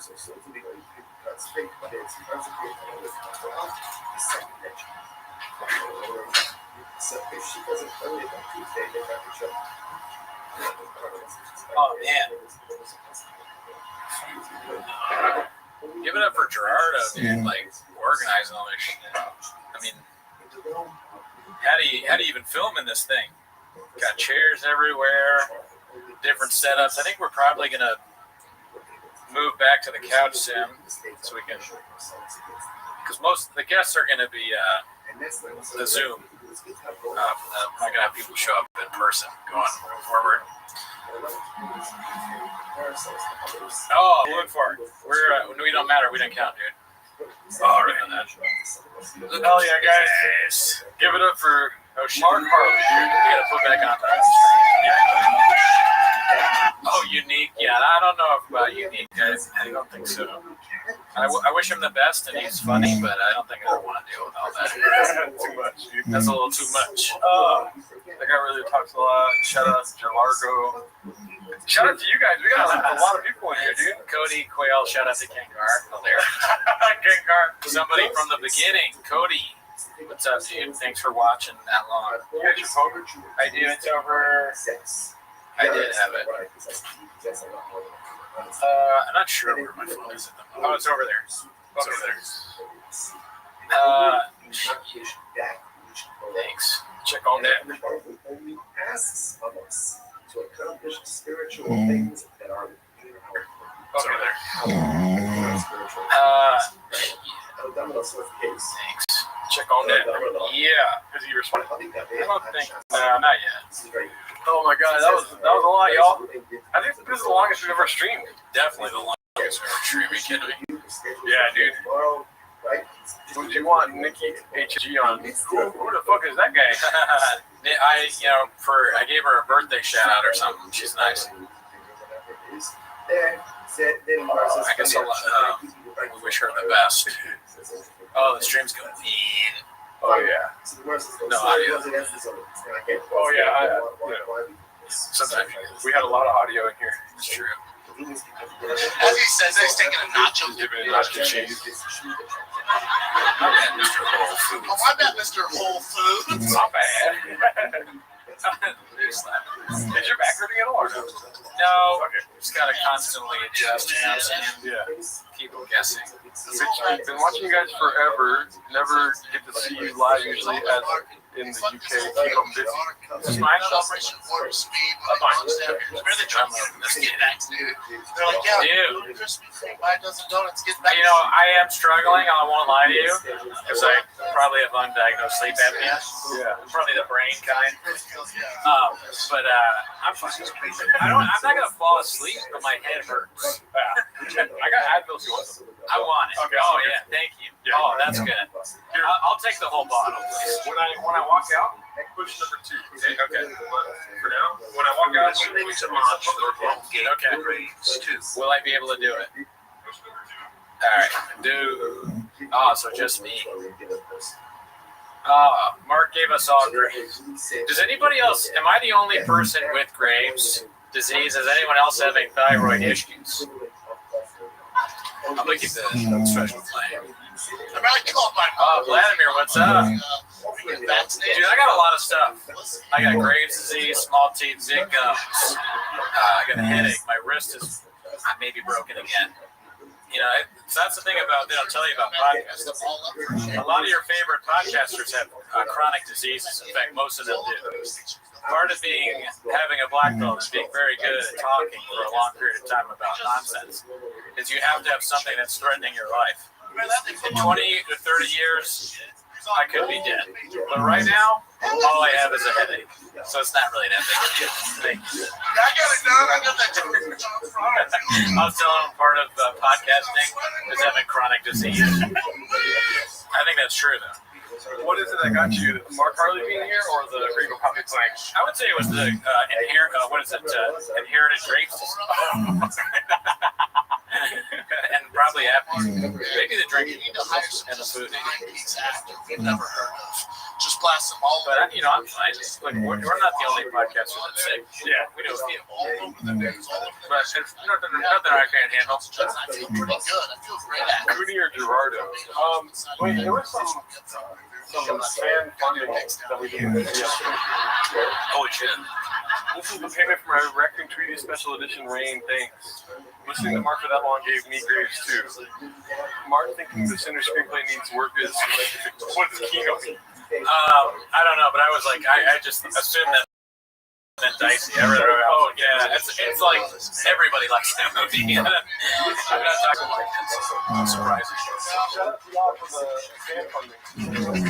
Actually, one person did say they didn't like the tone of it because they don't like vampire shows. But I don't know. So is that your takeaway? Yeah, I mean, that movie is fucking brutal. Othman, shout out to Othman for being in here, dude. Oh, hell yeah, dude. Othman should be on the show later. Yeah, he's able to. It's a little early. Talk about locking us back. The IBM boys. I can't go through another lockdown. Straight up. Thank you, Othman. That last one. Nice, Melly. I donated over $20 in less than 10 minutes. Thank you, Tony. Yeah, dude, I stayed up until like 1 in the morning setting up. The MNXT says as soon as Cooney transitions to the couch, he's falling asleep. Yeah. I should DoorDash Red Bull. Dude, I would drink this at gunpoint. I can get you Red Bull if you want. Do you have Red Bull? No, but I can go to the Aldi right here. If you want to. Yeah, I can do that. I mean, sure. Can you? Yeah, I mean, listen, I'll just keep talking to the chat. Okay. I'll go get 2 Red Bulls for me and you. Yeah. I got you. Yeah, good. That's what. Yeah, when Gerardo leaves, he's getting a drink from me, and I'll just make fun. I also, what's it called? I got a free trial on Zoom, so we're good. Oh, sick. Yeah, I gotta cancel that. Yeah, I'll keep an eye on that. Yeah. And would you rather sit on the couch or not? Up to you, bro. I'll find beer there. Everything's already set up for the couch if you want. That's fine. Okay, cool. I should always send this to you too. It's more comfortable. All right. Yeah, dude. I mean, Red Bull Run seems healthier than what my original suggestion was, which was to order DoorDash pizza.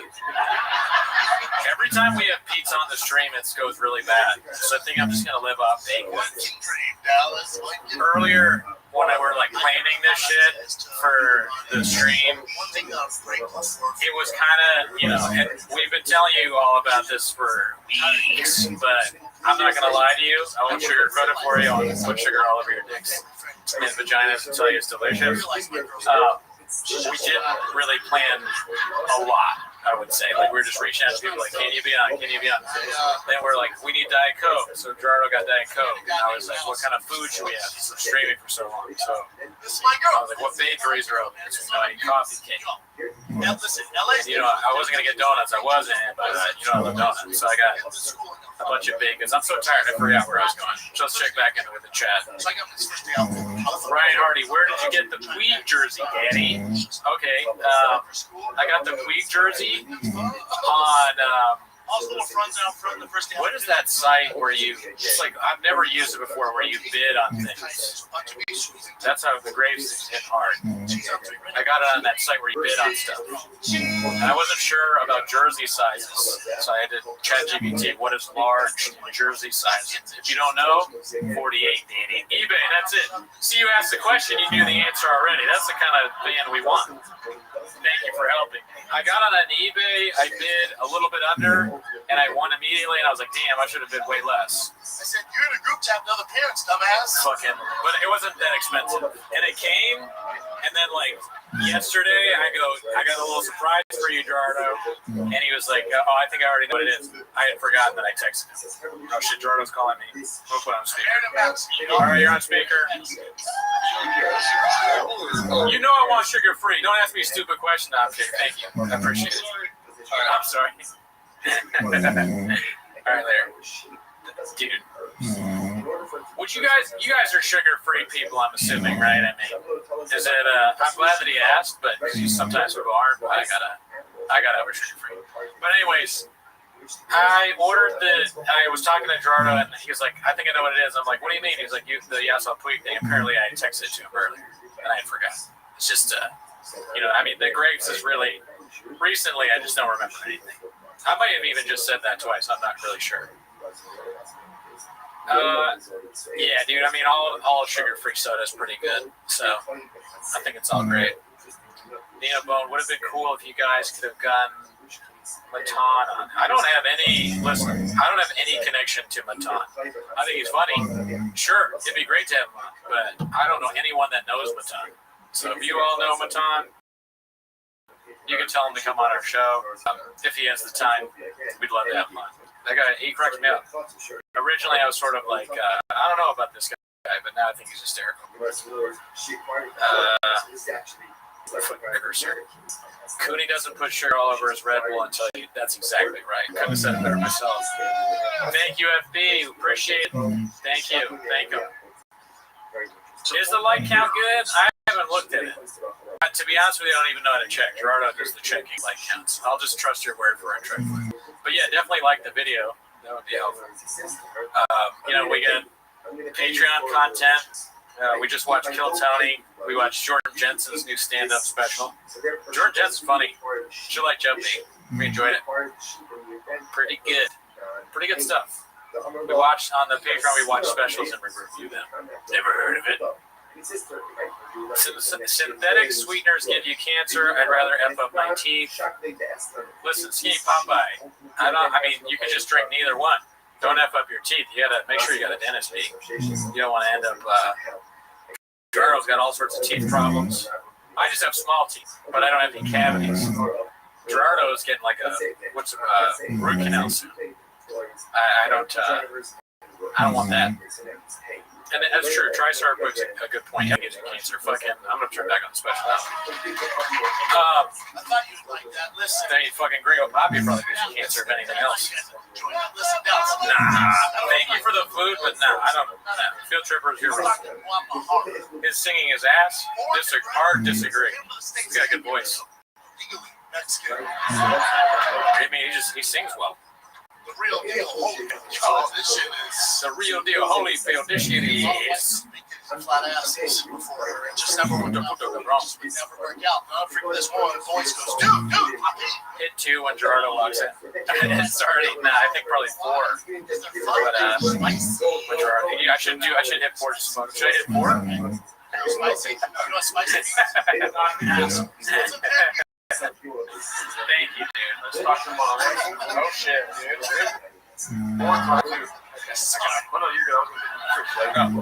Dude, when we first got together, she just looked authentic Mexican food. What flavors are they? White gummy. Sour gummy worms and white gummy bears. White gummy bears is a strange choice. Why white gummy bears?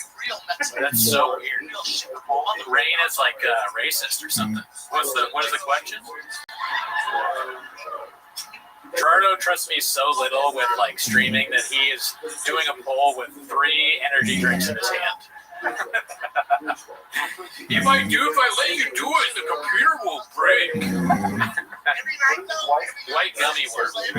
White gummy bear. See that? I fucked it up already, dude. Is he not affording to shortstop for the Dodgers? I haven't had a Red Bull in like 5 or 6 years, dude. Sounds pretty good. I'll do it for the stream. Anything for you. Well, we aren't sponsored by Red Bull. Rain is, we have loyalty to Rain. However, I will not drink it because it is poison. Oh, shit. Shout out to you, Timothy Wendell. Oh my God, it's so good. Yeah. I miss this. I will regret this in 30 minutes. Oh, dude, it's close. Dude, let me ask you. Oh, shit. It's a tough question. Let me ask you all a question. Anybody ever remember 5-hour energy drinks? I mean, I used to like to drink those and watch the girl Bobby Solo. But no, dude, those are like Sal Volcano. We watched him on the Patreon. And the one thing I agree with him about is the feeling you get from having a 5-hour energy is indescribable. Yeah. It is not a good feeling. Yeah. The second you drink it, you're like, oh my God, why? Why did I do this? What kind of job is this? That I need 5-hour energy to do it. That was when I had my the most hourly of hourly jobs.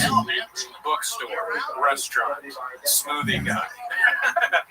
I was like slamming 5-hour energies, making smoothies with apple stickers in it. Hey, mine has a sticker in it. Who's the guy making it? Oh, I'm sorry. I accidentally left the sticker on the apple. I apologize. Here we go.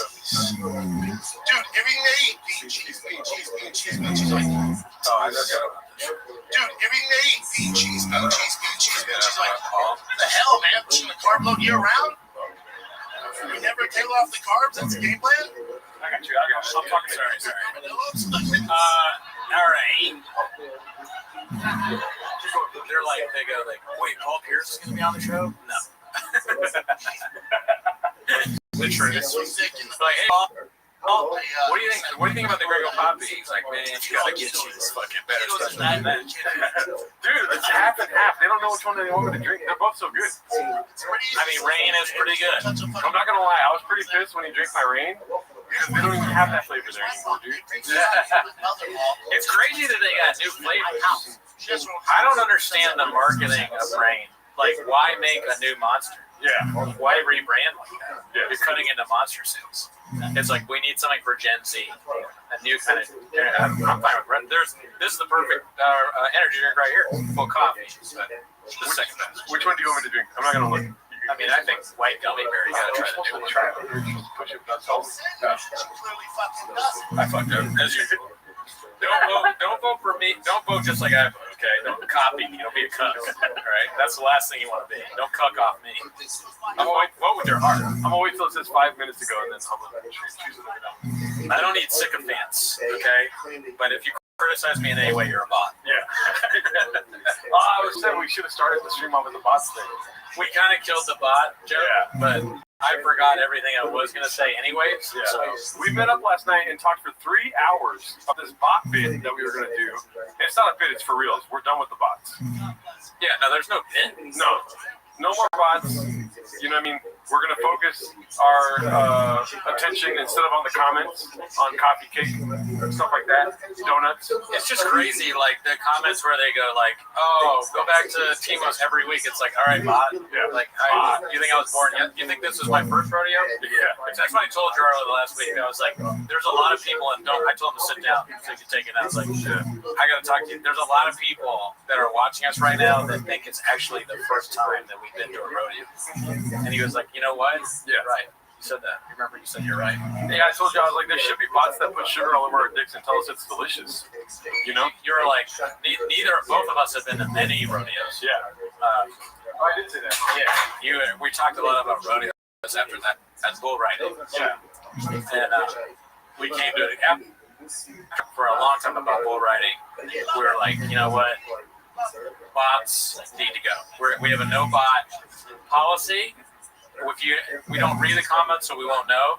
But if we did and we saw a negative comment, we'd just be like, "Oh, that's a bot. Bot ignored." Yep. You know, don't leave them up. We're not going to delete them. Yeah. But we'll know that any kind of criticism whatsoever, anyway, even if it's not just like enough referential, like it's something that's not like you guys are amazing, then I know it's a bot comment. Yeah.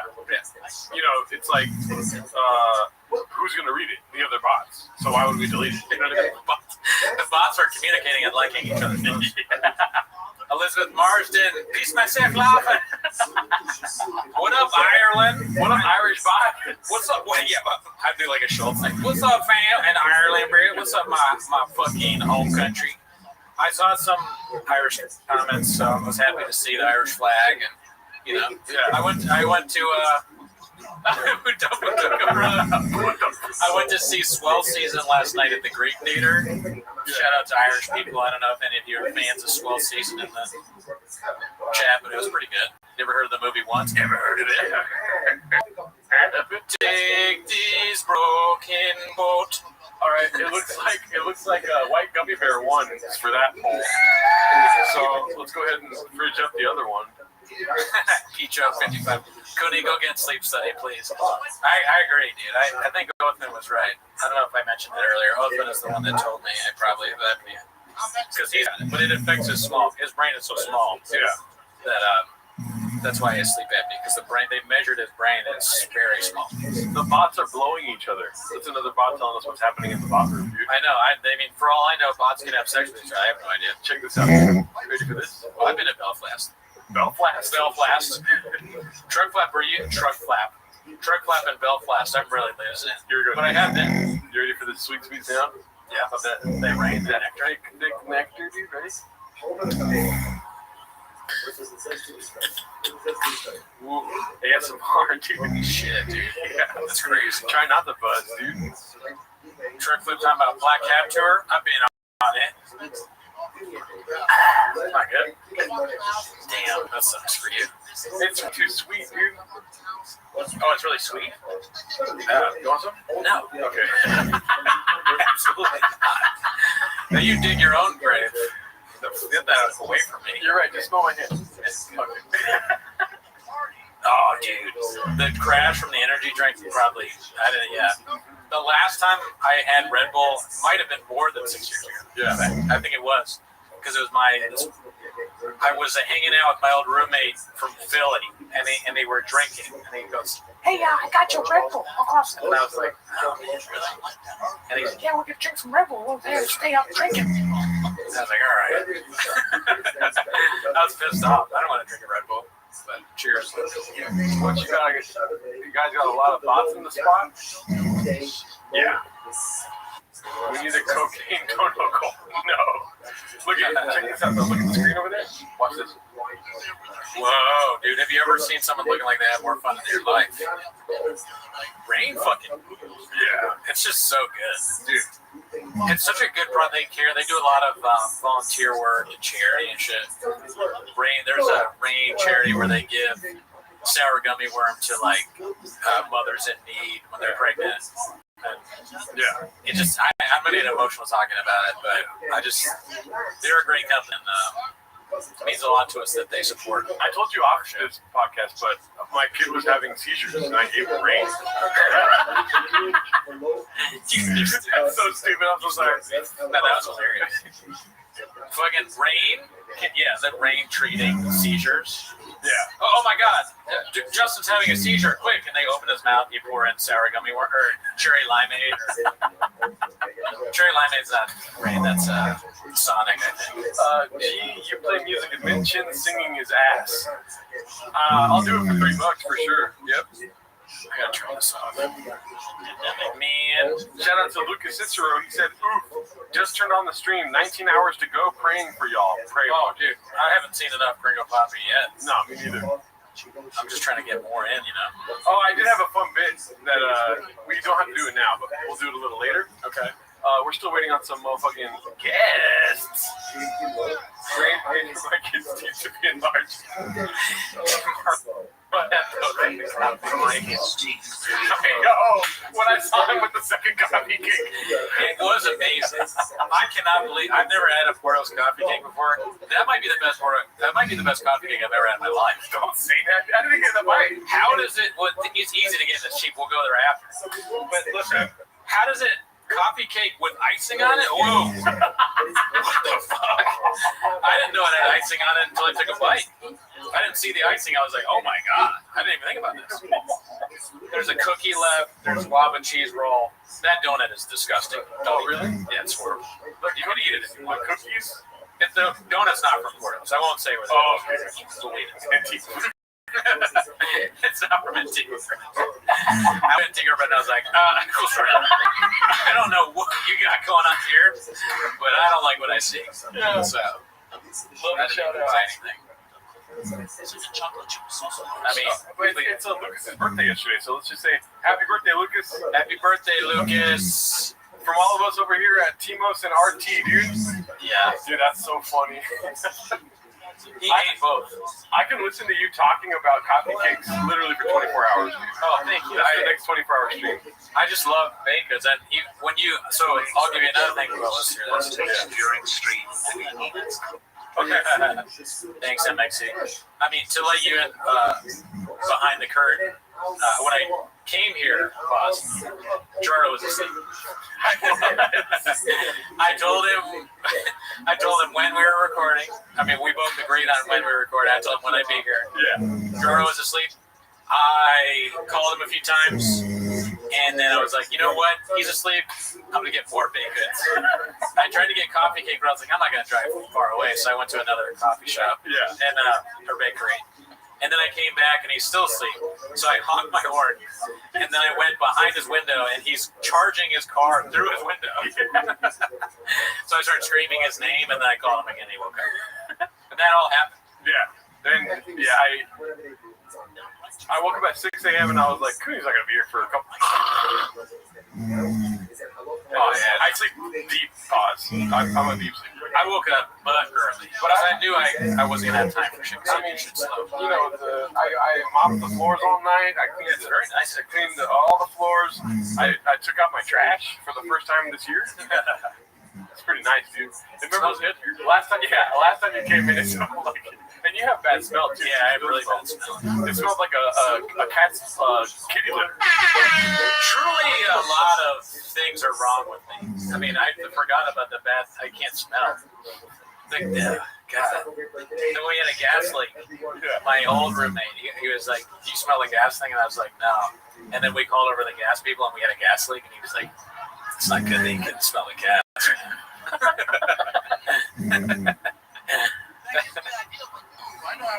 That's hilarious. Fucking gas leak. The guy that did the gas leak claimed to have fixed it, and he didn't fix it. He just left the leak going.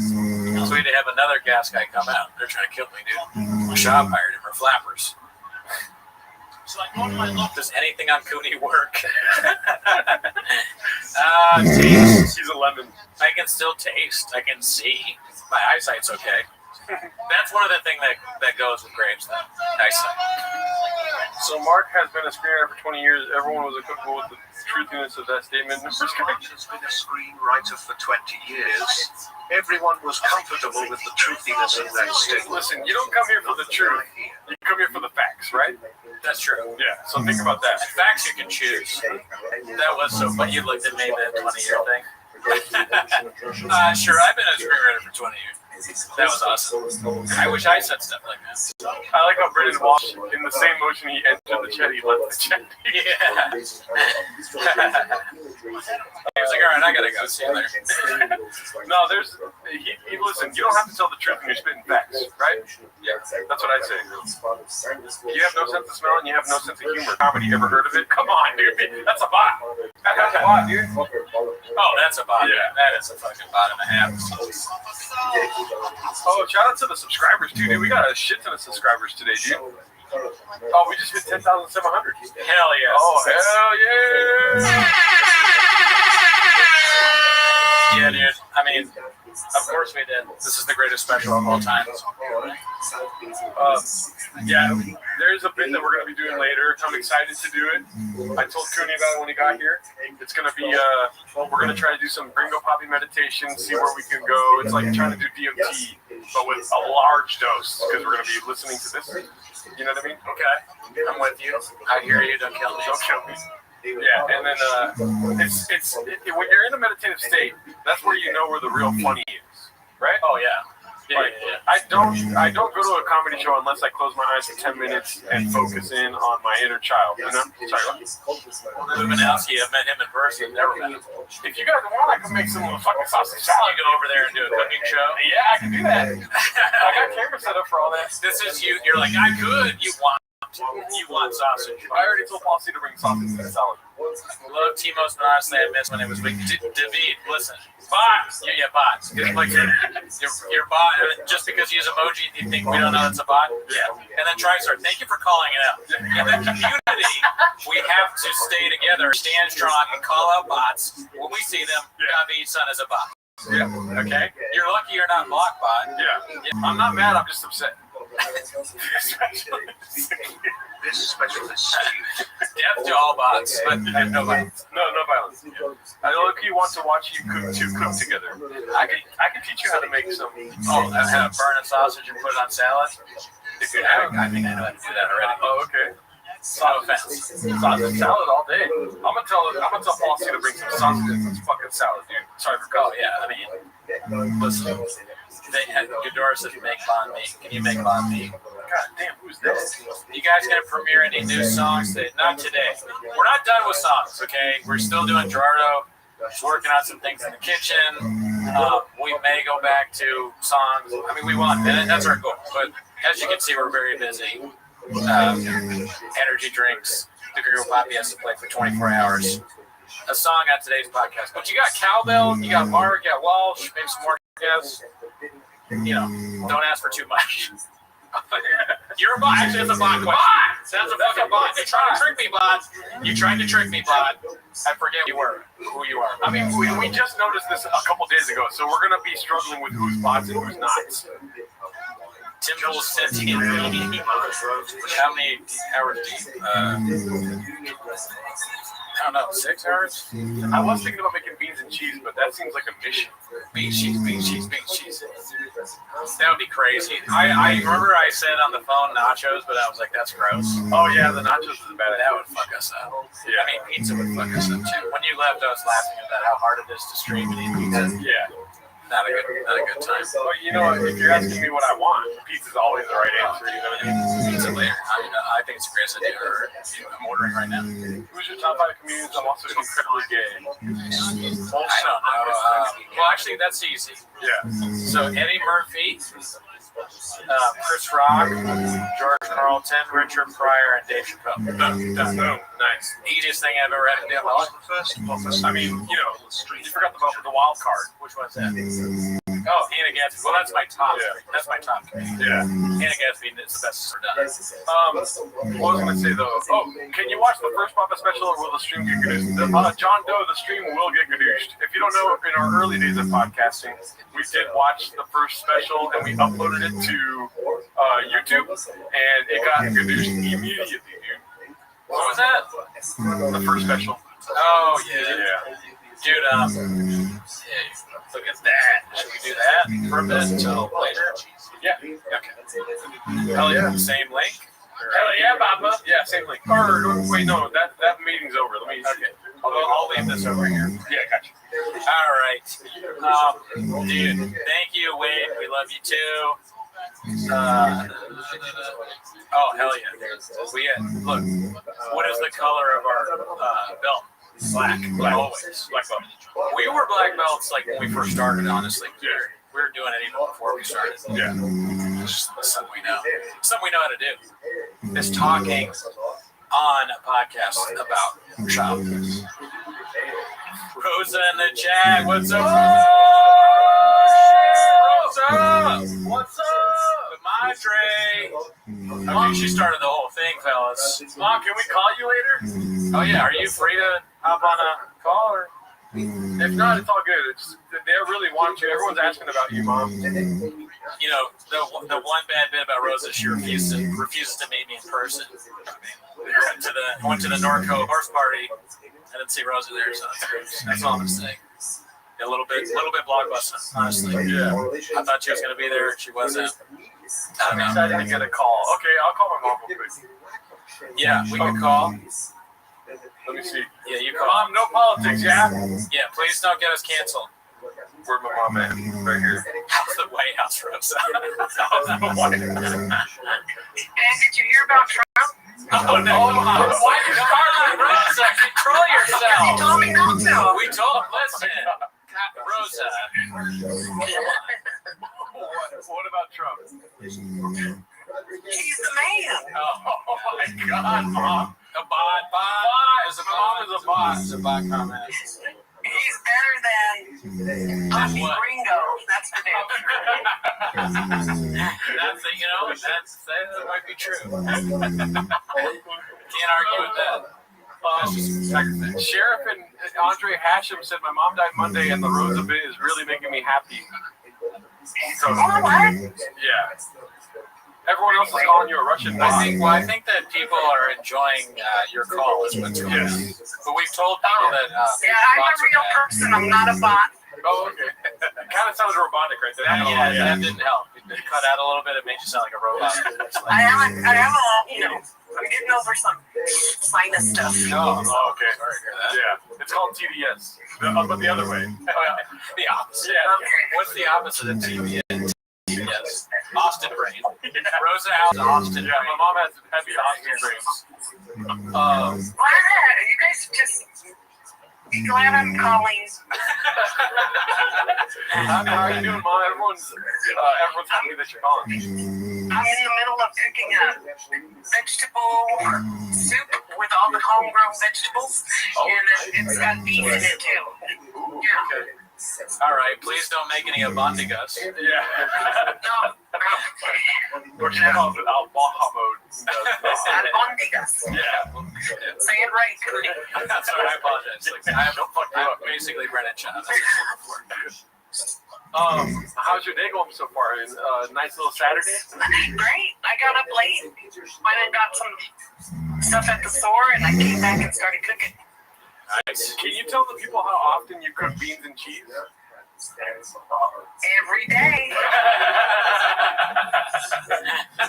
Does it go with every meal? Of course. There you go. See, I mean, it kind of does.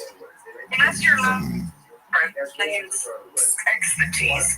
Oh, okay. Oh, yeah. You're lactose intolerant. Yeah. Also, how often do you have tater tots? Never. There you go. I mean, that's a white person handout. Mm-hmm. I thought you were a shortstop for the Dodgers. No, what? Oh, sorry. Have tater tots. Never have tater tots. There's no such thing in our house. We do potatoes, but we don't do tater tots. But here's the thing, I know that you're Mexican, right? But you guys have a lot of mayonnaise, right? Yes, the only best foods. You know what's funny, Mom, is I was telling somebody the story. Remember when I was a kid? We've talked about this on the podcast before, when the seagull shit in my sandwich? Yeah. Oh my God, yes. Somebody told me that the seagull laid a bunker buster in my sandwich. I love how Rosa goes, oh my God, yes, you probably bother her with this story constantly. I do. It's her fault. Every day. Just to live with the guilt. I'm guilt-free. So you got beef, you got some vegetables, you just it's steamy in the kitchen right now, or what? Yeah. I have so that group did them all, and I saw the carrots. They were like red carrots, orange carrots, white carrot, all the different colors. Yeah. But they look so pretty. I'm like, I want to make a soup of that. Yeah. Yeah. So here I am. Okay. Nice. Well, thank you for talking to us. I know that you have no interest in watching the Gringo Poppy. Never seen it, right? No, he's an idiot. Why do you guys even give him so much glory? Oh my God. Thank you. I appreciate that. You think that what we do is glory, or something like that. Glorify this fool. Yeah, that's true. Did you see the guy that I had in my apartment earlier? Big muscle guy? Mark? Big muscle guy? Which one? His name is Mark, but we call him BGL for short. No. Right, you missed it. I missed the early part. Yeah. I haven't been tuning in much. Oh, okay. You would have had skeptical hippo eyes had you seen him on here. But thank you, Mom. I'll call you later. Maybe tomorrow. We have another guest chiming in here. Sorry, go ahead. All right, have a great night, Rosa. Not as important as your next guest. That's not true. You're the most important. I love you. I hope the boss haven't taken you too, Mom. I love you. All right, I love you. Oh, shit. Look who it is. We got It's fucking doubly.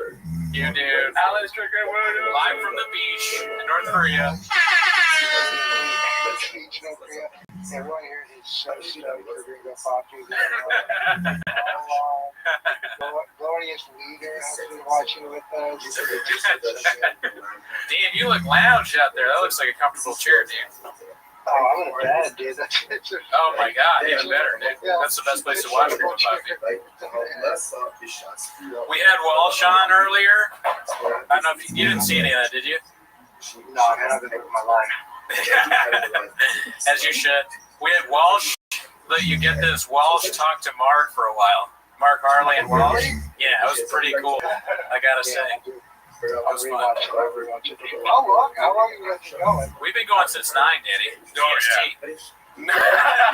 laugh that hard. Dude, Gerardo showed your record. Oh yeah, at the very beginning of the stream, I pulled out your record and was like, "Shout out to Alice Stricker Williams." We're trying to get people to buy your record right through. Yes.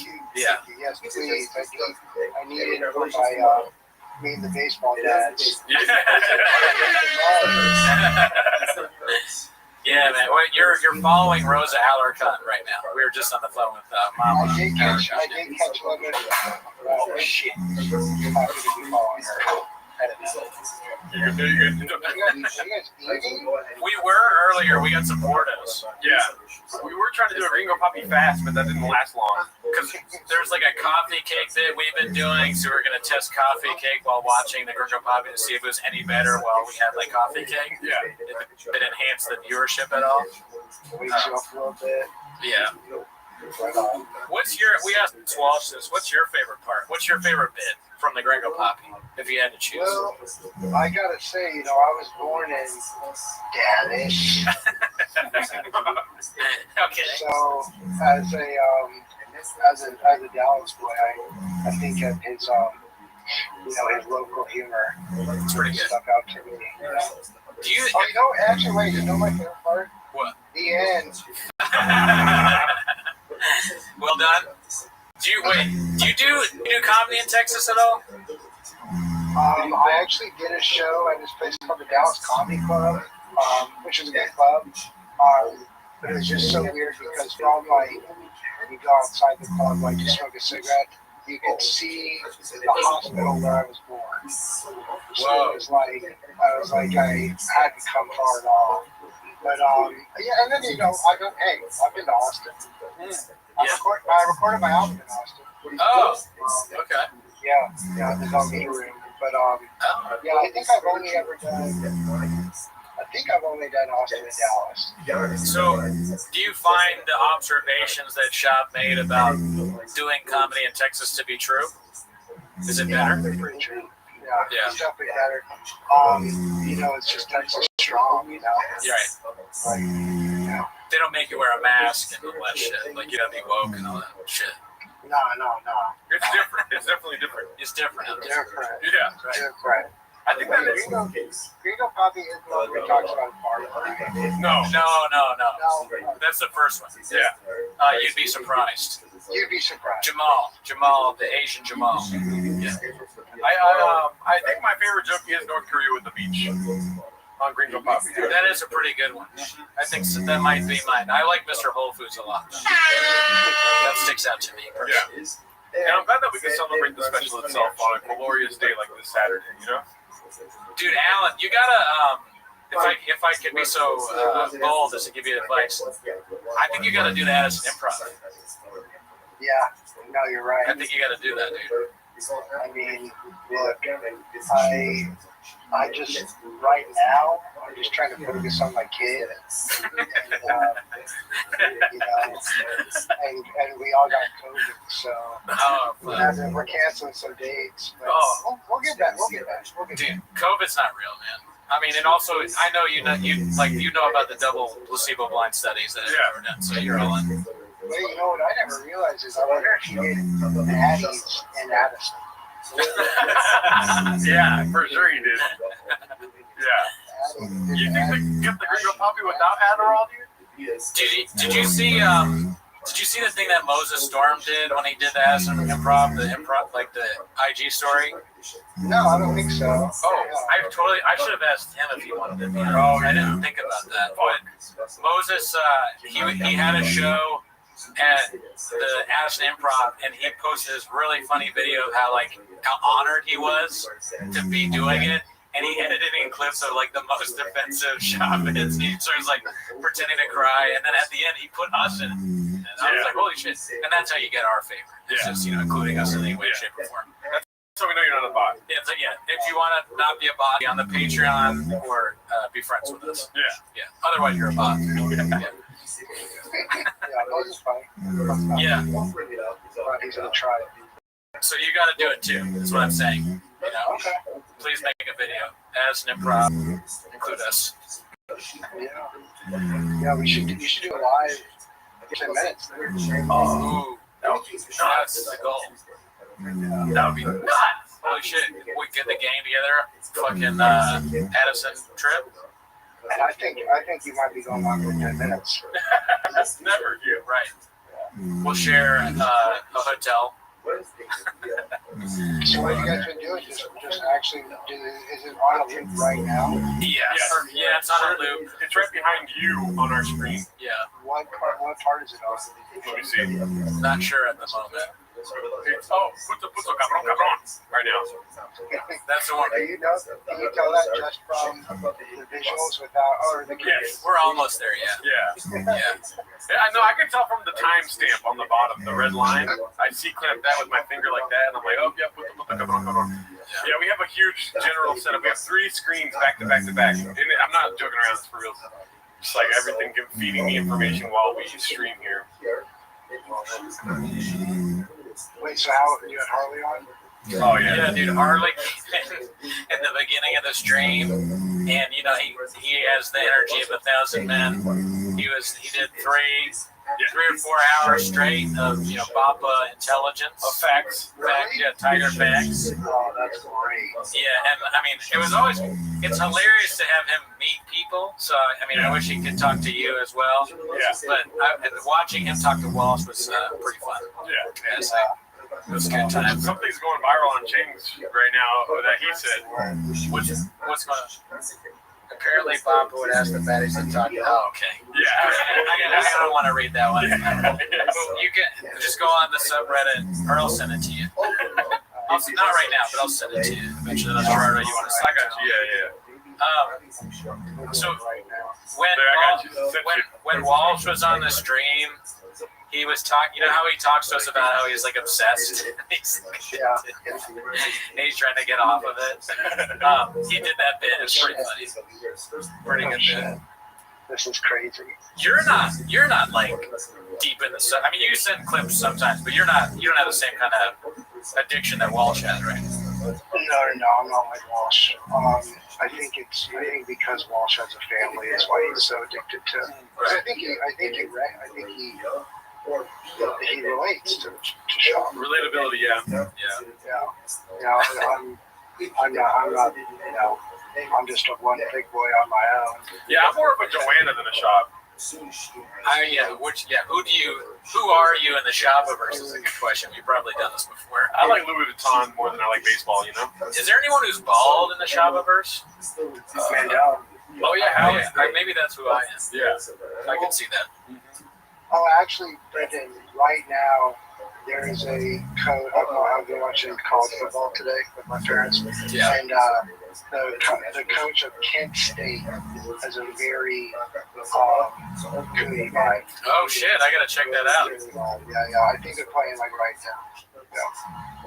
Yeah. I mean, how's your team doing? How are the Jags doing? Jags are okay. I mean, that'll be tomorrow. My parents are from Florida State, and I've been watching that with them. And Kent State sucks, so they're winning. But I don't know. They beat Alabama in the first game of the year. Besides that, they haven't really played anybody else that matters. Shop would have started on all those teams, probably. Yeah. It's pretty Sean good. played? No, I saw Sean play today. He was really good. 17 teams. He did. He was very good. Yeah. Buffalo Bills is the main one. I'm sorry to do it for me, but I think the Jags are going to lose tomorrow. Who they play? They're playing. Who are we playing? What are their Commanders playing tomorrow? Do you know? The Commanders. Commanders playing the Raiders. Yeah. That's right. Jags are playing Houston. Yeah, they're going to lose. Yeah, they might. Although Houston's lost both games so far. True. I've always been a football guy myself. I don't know anything about football, but I'm in a Pick'ems league, and I picked the Jaguars to lose. I'm sorry, I didn't know they were your team. If they were your team, I'm picking the fucking Commanders every week. The Commanders will probably be good, but they just lost to the Packers because the Packers are really good. Yeah. Well, any team would be better with Shaw. On the field, on the sideline, in the stands, commentating. Oh, I would love to see Shaw call the football game. Oh, yeah. Yeah. I mean, Shaw talking about anything is awesome. We were talking with Walsh about like a reality show. That was the new idea he had, the Shaw reality show. But I still think the Gringo Poppy documentary is what I'm most interested in. Oh yeah, no, I like a keeping up with the Shaw, Exactly. like that kind. Yeah, I can see that working. I could see Shaw hosting hosting a Love Island or something like that. Shaw Island would be pretty good. It's just people in the Shawverse that have to live together in the house, and you get to vote someone off every week. That'd be great. Yeah, I mean, Shab Island, yeah, so different Shab. He did almost host Fear Factor like Ludacris, or like Ludacris beat him at that. Yeah. It's another, you know what show I unironically I love now is The Floor. Do you ever watch The Floor? I just saw a commercial for The Floor because there used to be a show called The Wall. No, what's The Wall? The Wall was, and it was the guy that was the voice. He used to be a weatherman in LA. I don't know if he still is, but he would play announcer and a lot of things. So it would be called like, "And here comes the wall," and then it was like, like an old cartoon and like, like Wiley Coyote or whoever would like run through a wall. Yes. Like would be like an imprint. Yeah. Like it's basically like a wall comes at you with a weird imprint, and you have to like.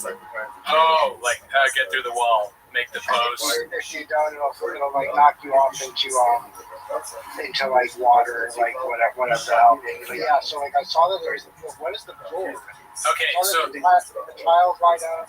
Yeah, The Floor is totally different from that. What you just described sounds like a show that Simon Gibson would host. But this show, The Floor, is a little more intellectual. If you like things like that, it's the guy. Rob Lowe is the host. He does a great job, and he's. He gets low on the floor.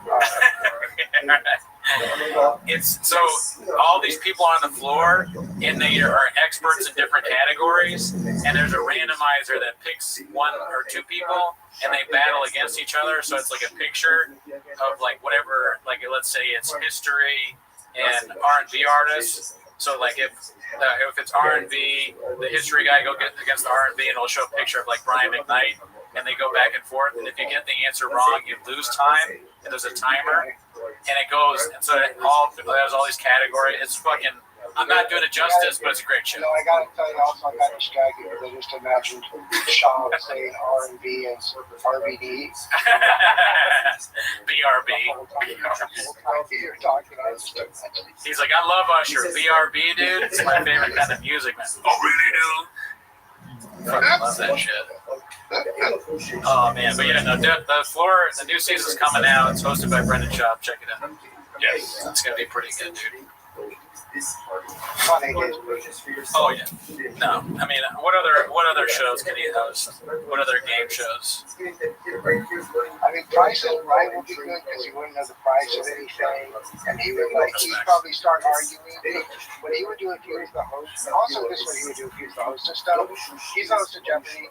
He sends the thing out, someone gets it right, he goes, I heard both ways. He'd be arguing like the actual answers, even though they're definitely right. Yeah, not yet. I'm not sure about that one. What the capital of Massachusetts, Boston. He doesn't even know his own Boston. But I guess that's what was the suitcase show where there's money in it. He'd probably tell people the amounts by accident. What was that called? Make it. I think that might have been Make a Deal. Let's make a deal. That was that a Howie Mandel show? I'm not sure. I think you're right. I think it was for a minute. Yeah, I've been saying, like, I know Howie Mandel is funny when he makes fun of Shaw, but I've been kind of saying he sucks. He's not good. Like, I don't understand why people like him. Howie's not. I mean, Howie was just like one of those. There's this old clip where you can watch Howie, like, you're like, oh, this is what he used to do. This is what made him famous. It's like from the 80s, and it's like, I don't know if he was actually coked up, but like it has that just like crazy energy. Yeah, I've seen that. You know what I'm talking about? Where like nurse glove over his head and blows it up. And yeah. Robbie Goodwin retweeted that and wrote, Casey Rocket? Howie Mandel's funnier than Casey. No, but I met Howie Mandel because I used to work at NBC, and he came to the office one day, and it was like, there was an email that went around and was like, hey, Howie's coming to the office, don't try to shake his hand. And he was kind of nice and friendly, but it was like, there's definitely been instances, but he was like, he was trying to be really cool, and I think he made a really stupid, like, you know, NBC is the peacock. I think he made a really weird cock joke in front of all the assistants. Yikes. But yeah. Can't do that anymore in woke culture, dude. You get fired. At least he called out Shot's Mangina. That was pretty great. The Mangina thing. He just Shot's like, that's me nuts. Yeah, that was me nuts. That's me nuts. That's the one thing I do like about Mandel is that he's clearly being fed these lines from like younger people. So like when they're like Gen Z staffers are like, okay, here's the subreddit. They say he pisses in the sink. He had mangina. Mandel's like, say less. I got this, fam. And then he goes in there. Are you guys pissing in Jarvis sink? Every night. Oh yeah, we are. Sorry, I'm dealing with a lot of stuff right here. Oh yeah, it's wheeling and dealing. Yeah. Hey, y'all are driving. Y'all king of the airwaves right now. Look at that, dude. I'll never piss on this thing right here, dude. What the fuck? Alan is very good at stand-up, guys. He's a very funny stand-up comedian. As you've seen on Conan O'Brien. Ever heard of it? Yeah. There you go. Comedy Central, that used to be a channel. Hey, Paul C, fuck you, dude. Yes, it'll fit in my fridge. We're doing this bit now where, like, anytime somebody says something negative, we call them a bot. Yeah. If it's not referential enough, or reverential, then we say that they're a bot. And there's a lot of bots in the chat. Yeah, a lot of bots, dude. We don't know how to get rid of them. What do you do with bots? Personally, Engage. Do you engage? You read the comments? Big mistake. I read the comments. I try to get inside the head of the bot. Yeah. I ask them what's going on, where you're from, how many inches. I gotta tell you, being on a stream this long, easiest thing I've ever done. No, I'm about to die. It's very hard. People keep commenting like Cooney seems sick. Cooney's tired. Yeah. He'll fall asleep. You know. So what you did, you started at 9, so Yeah. you have like 16 hours left? I don't. Oh my god, why are you trying to make us think about Are you a numbers guy? Yeah, We come invite on, a dude. numbers It's guy. fucking numbers guy in here right now, dude. Are you a bot, dude? Yeah, bye. Oh yeah, I'm a bot. I think, it's 4 o'clock right now, right? Or 3:30. Yeah, we have a lot of time left, dude. Listen, we'll see how long the devices work. You know what I'm saying? 17 hours. Yeah, I want to see how long. I mean, because like things happen on the stream. You know, like sometimes devices, sometimes people unplug things on purpose. You never know. It'd be funny too if you guys ended up like causing a power outage in LA. Oh, yeah. Watching everything. Too much critical power. Oh, well, you know what the biggest one was in history. You know about this, right? Have you heard about this? What? The biggest thing in It's Burbank technically, but the owner of Flappers had a poop so big that it clogged the entirety of Burbank, and there was like no toilets worked, no running water, and it was all because of the size of Barb's shit. Yes. That's why you don't smoke in Burbank anymore. Yeah. It's because that's Barb's natural diuretic, and I think they had the leading cause was her cigarettes. Oh man, that's why they charge extra that gas station charge on the bill that you get at Flappers because of the toilets. Who's the kid that works there? So now it's not a kid. Josh Snyder? Yeah, that's crazy. He can't shit. That's weird. The craziest thing I ever. ran into Cooper and Shane the other day, and for some reason I talked about Flappers, or maybe he just went to Flappers, and I was like, is Josh Snyder still there? And they were like, he's exactly the same. Dude. Oh my god. Yeah, and you never in a million years, if you told, even with how ridiculous Flappers is, if you had told me back then that Josh would be the booker, the talent booker, I'd have been like, I don't think so. But I don't know why, because they had Richie before that. It was just as weird. Like the provost of Flappers University now. He's the dean, yeah. That's pretty impressive too. That's a lot of responsibility for one man. I don't know how he does it. I bet they really brainwash you with Flappers U. I bet you really become a radical. Yeah. Yeah, look, that'd be cool if one day Shane is the biggest comedian, and then there's two huge Shanes coming. Here's a question. I wonder if anyone. Here's a good game to play. Yes or no? Is there anyone good performing at Flappers this entire week? We should check. Oh, that's a good question. That's a good game. Let me see. Or we're not allowed to check, right? No. No. I think you go through and you just see like, okay, yeah, like Maria Bamford's good, just performed at Flappers, but like you check to see if anyone. Let's see. Oh yeah, there's been some in my mind, Jeff Garland is 24/7 performing. Oh yeah, he's always there. He's a mainstay. But I heard a rumor that Jeff Garland's actually the name of the shit that Barbara started. She named it Jeff. Yeah. She took it Jeff. They told her you can't take any more Jeff Garlands, okay, huh? Yeah, look, the mainstays were like Jeff Garland, Hal Sparks, Alonzo Bowden. Who else? Barbara took the shit and she looked at the shit in the toilet, and then the Curb Your Enthusiasm team started playing.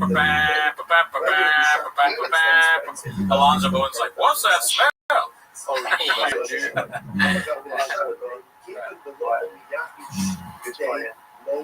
Oh, fuck. A Unique subscribed to our channel. That's crazy.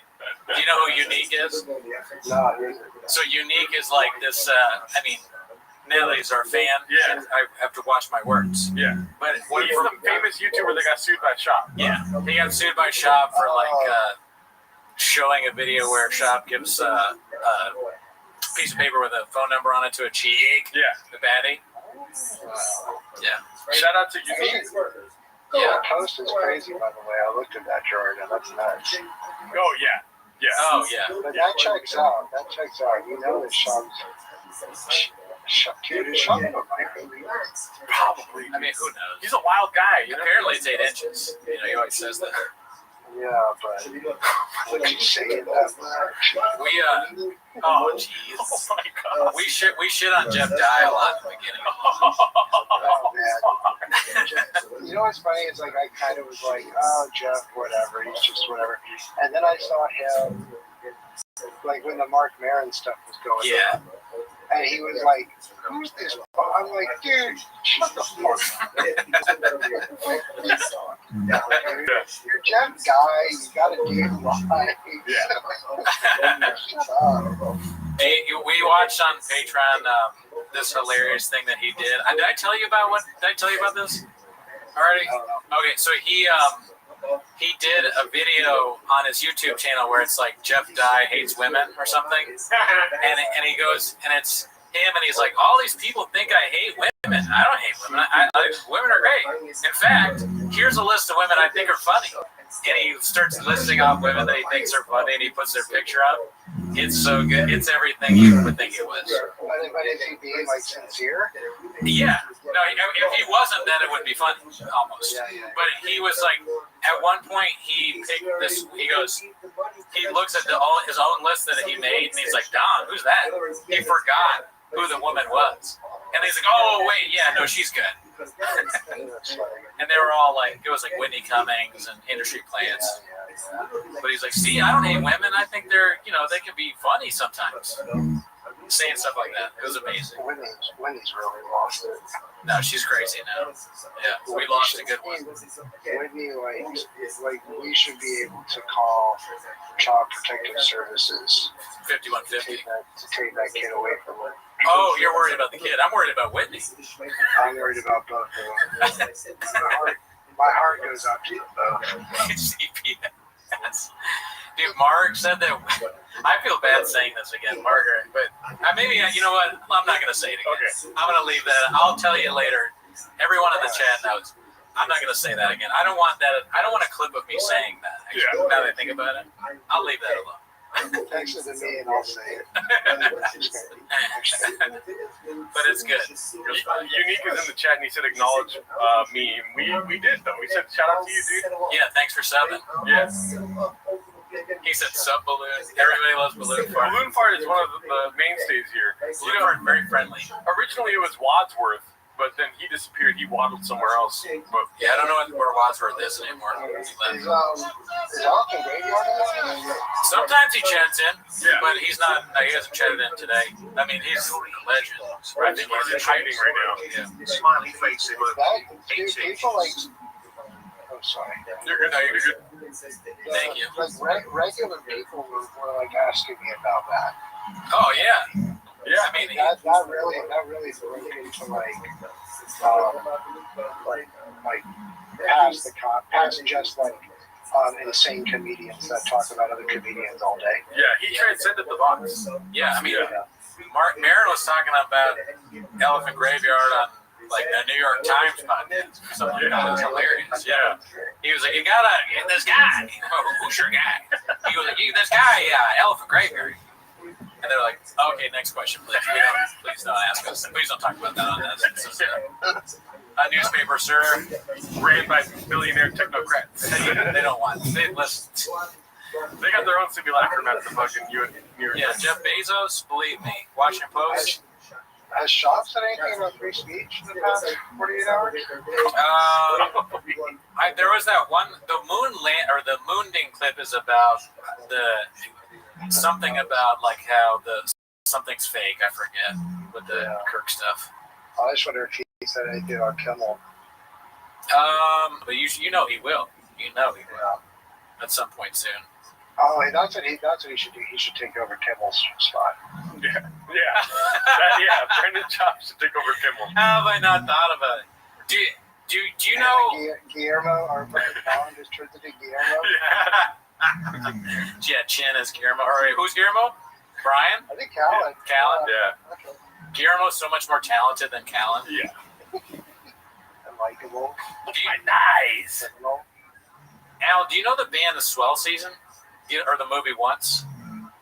You ever heard of that? I've heard of Once. That's like a musical Irish thing. Yeah. I saw them. Were you in that? I wish, Danny. I saw them last night at the Greek, and the guy, he said that they were supposed to be on Kimmel. Can you believe that? Oh, really? Yeah, they came to LA. So funny. I was like, oh, am I going to get a job on Kimmel because it just got canceled? Like, what happened? Oh, fuck. Yeah. Feel bad for the writers. I think that it sounds like maybe they'll be back. But wait, isn't the Greek awesome? Oh, yeah. I mean, it's great. I went for the first time last year, and it was like it's pretty close to me, so I can like walk there and shit. Nice. I'll let you know when. Yeah, I mean I've been there twice. This time we got the seats in the front, and they were super nice seats, good food, very laid back. Everyone's friendly. It's not like one of those like venues where they're very strict about shit. They just kind of, oh yeah, your seat's over there. Put a little salsa on it. Yeah, the Greek is the Hollywood Bowl with salsa on it. It's very good. Very good place. Highly recommend. Who'd you see? I saw St. Vincent. Ah, okay. Yeah, I'm Toronto's going to see, favorite Rilo Kiley there. Couple weeks. Oh yeah, you're a big music guy. Rilo Kiley's sick. Yeah, I'm seeing them. That's what I'm here. I'm seeing them tomorrow. It's an August. Oh shit. And you're on tour with Vampire Weekend. Yeah, I see them like 9 times this year. You know, like kids, you can see Vampire Weekend 9 times in 1 year. I fucking love that band. I want to go to Vampire Weekend. And then on my bucket list is to go to Ween with Walsh. Yeah, Ween with Walsh. Oh, thanks, Buck. Shab could host I'm Not Smarter Than a Fifth Grader. Ever heard of it? Sean could host I'm Not Smarter Than a Fifth Grader Ever Heard of it. Brown Cornelius says asking you if Rilo Kiley's back together. Obviously they are, right? Yeah, they're reunited to shows. I don't know if they're going to put out a new album or anything, but they've done they've been touring, I think since June, July, something like that. I think the same thing happened with the band from Once, because they were together and they broke up. But well, what's happening too is we're around the same age, so it's the bands that we like back then, their big albums or whatever are hitting their 25-year anniversary or 20 year or whatever. Yeah.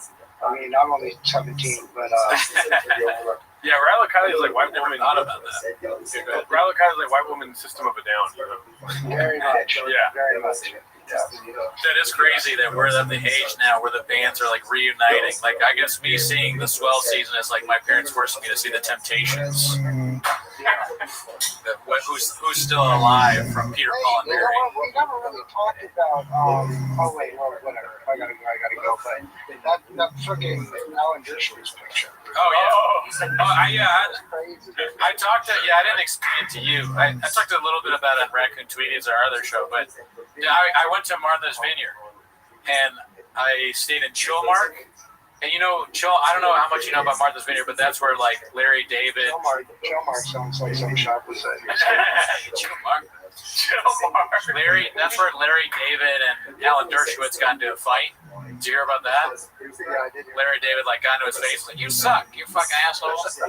So I've always thought maybe I'll run into Alan Dershowitz here, but I went to the Chilmark Tavern, which is right next to the cottage that we're staying at, and we sit down and the Dersh walks up. He starts walking towards the restaurant, and I'm like, "Oh my God, that's Alan Dershowitz!" I'm trying to whisper it to my family, and they're all like, "Who? What?" And I go, "Alan." They're like, "Alan Dershowitz." They're yelling his name as he's walking up, and he sat at the table next to us, and he's literally right next to me. And my mom's like, "Where is he sitting?" And I go, "Behind me." Okay, and I did a selfie. I wanted to give him shit, but my family was there and I felt fucked up. But I didn't. I saw him twice though, because he was at the tavern, and then we bought tickets to a play, and his daughter was the star of the play. So we watched. Because he sat at the table next to me there too, but then thankfully he didn't have a seat near me during the play. So I didn't have to deal with all that, but yeah. I got one question. What's that? His daughter? She's cute. She's got a children's school play. She got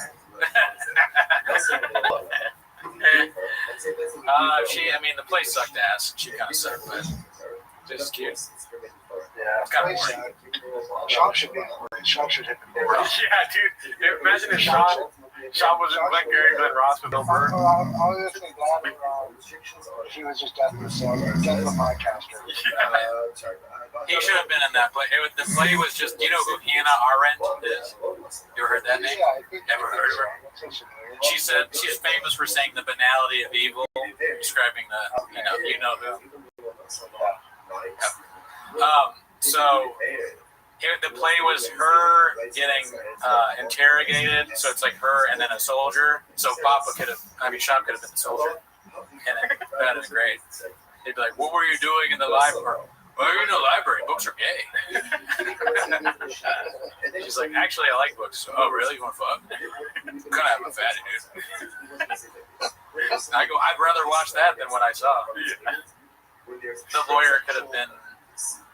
That was another thing that happened that's kind of funny. We got a phone call from Mark Harley's lawyer on stream. Oh yeah, his lawyer sounds ridiculous. He has like a fun Rob Pebble or something like that. Like he has a fake sounding name. Rob Pebble. It was always like he's like, oh, I got to take this call from my lawyer. It's Frank Cum. Yes.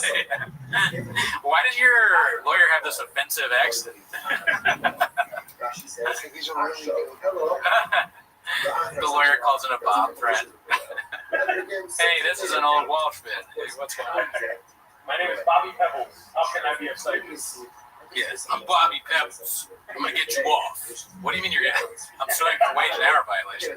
Yeah, I'll get you off. Yeah, you're gonna come. I'm Frank Cum, actually. Rob Pebble. You go to a different school, but easy. You go to a different school. Bobby Pebbles, attorney at law, at laws. He sounded hilarious on the phone too. He was like, "Here's what I want you to do, Mark." What? Tell him what he couldn't say on the pod or something? Yeah, well, Mark was like, "Are you sure that you want to be on like the pod?" And he was like, "Oh yeah, that doesn't matter."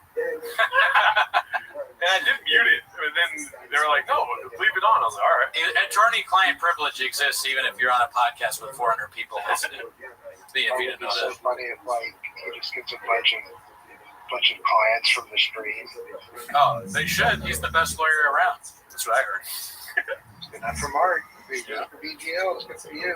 Yeah, exactly. If you want a big attorney. Good lawsuit. Big lawsuit. Good lawsuit. Good. I'm a big good lawyer. That's what BGL stands for. What are your qualifications? I went to Yale. Never heard of it. Yeah. Shop should give a talk at Harvard. Christmas speech? Oh, yeah. You meant that. Absolutely. Like today is the first day rest of your life. How do you mess that up? He's like a rest for your life. I want a rest of your life. Is there any pictures of Shaban at graduation cap? That'd be great. Oh man, I want to see Earl Dunce. Yeah. How did he graduate from high school? That's surprising. We're doing way more Shab AI things. Yeah. Shab is like a little like kid going to school with a lollipop. Yeah. I mean, Shab in a diaper. Pajamas with the hat on. Shab in the Oval Office. There you go. Shab in the Oval Office. There you go. That's a good question. Not to get political, but we could. I mean, who's a better president, Brennan Schaub, Donald Trump? It's tough, isn't it? Yeah, I think Schaub too. Schaub's first term was better than Trump's second term. Trump's first term was better than Schaub's. Oh, okay, yeah. That's right. Yeah, and I can't remember either term because I have Graves' disease. Yeah. He graduated because he played sports and was a beast in high school, so the coaches make sure they pass by telling their teachers to pass them. That's probably true, Squad. He graduated because he sold so many comic books out of his closet when he was a kid. Yeah, he got a special comic book sale. Right, exactly. He got a degree with the marketing, what is it called, device? Yeah. Yep. Yeah, you got one of those like those young. What is the young business thing? The YJCs or something like Future that. Business Leader to America. Something like that. They were big with Shaw because of the comic books he sold. Shaw was a future podcaster of America growing up. Yeah, that too. Because he always wanted to be a comedian, even back. It's too bad he never had to live out his SNL dreams. Yeah. He's a little old for that now, I think. Shaw was at 4-H because that was as far as he got in the alphabet. That's as far as he got in numbers and as far as he got in the alphabet. Well, thank you, ASW, for coming through, dude. Yeah, we love you, man. Love you, brother. And, Good luck. we got to get back. We got some business to do, dude. We got to watch some Gringo Pop. Yeah, we got to get back on it. You know what I mean? Later on, trap. Boom. Alrighty. Where were we, dude? Oh, we're back on, dude. Here we go. Let's go. Nobody checks this. Man, that thing come on the news. It's funny as shit. It's on all the major programs. Holy shit, dude! Oh shit! Back to the Gringo Poppy. I got it done. I got that Johnson, bro. I don't feel good, bro. I can't stop sweating, bro. I feel like I'm on wings. I'm gonna lay low for the next vaccination. Remember that moron? It's all in marketing, man. Like, they need to hire some just dime piece actor we've never heard of. Yeah. Just blast them all over the news, right? Just someone who's fun. Get them on there. Just put them all over the news, all over the nation. Like, yeah, dude, I got the Johnson. I feel pretty good. I feel great at actually. If I'm being honest, one side effect, I just want to be up front with everybody. Goddamn dicks down to here.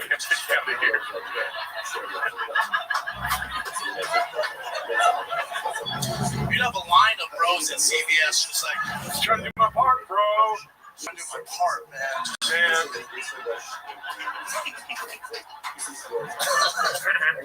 It's good to be in Dallas, man. You guys doing That's a rough cut, right? It's good to be honest, man. You guys doing right. It's good to be honest. I know.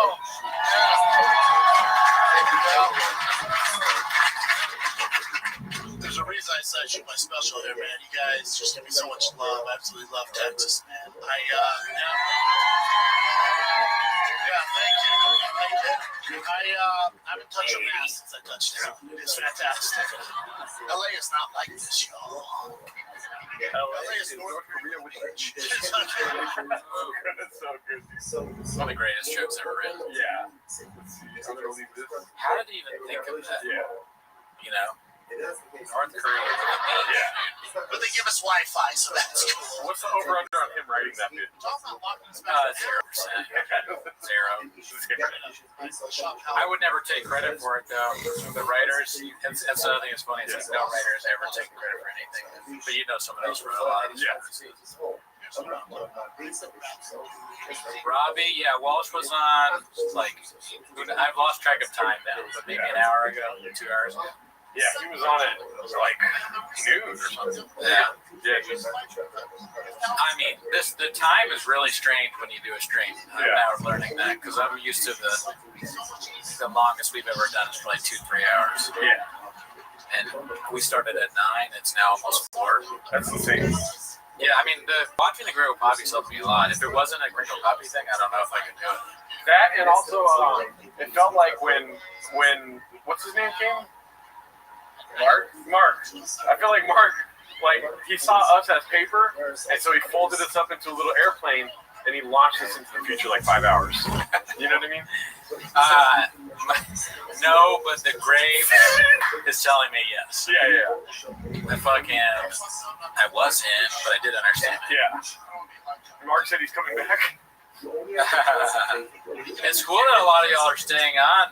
You know, we're happy to see some of you back. We haven't seen Elizabeth quite some time. Yeah, I started. I think. Shot is sacrificed for the corn, but all his friends are really as bad as in turn is be better Austin. Shaw is sacrificed for the corn, but all his friends are nearly as bad in fairness. Be better Austin. Be better Austin. Shout out to you, Timothy Wendell Up. I wonder what Austin is actually like. I need to ask one of my friends that moved there and be like, just give me but you can't. They won't give me an honest opinion because they live there. Yeah. So we got to go ourselves. We got to make a truth and see what it's actually like. Because it's one thing to just make fun of a place and not really have been there. Yeah. You know, like North Korea with the beach. I got to go and experience it myself. Like, what's good about it? I don't know. Me neither.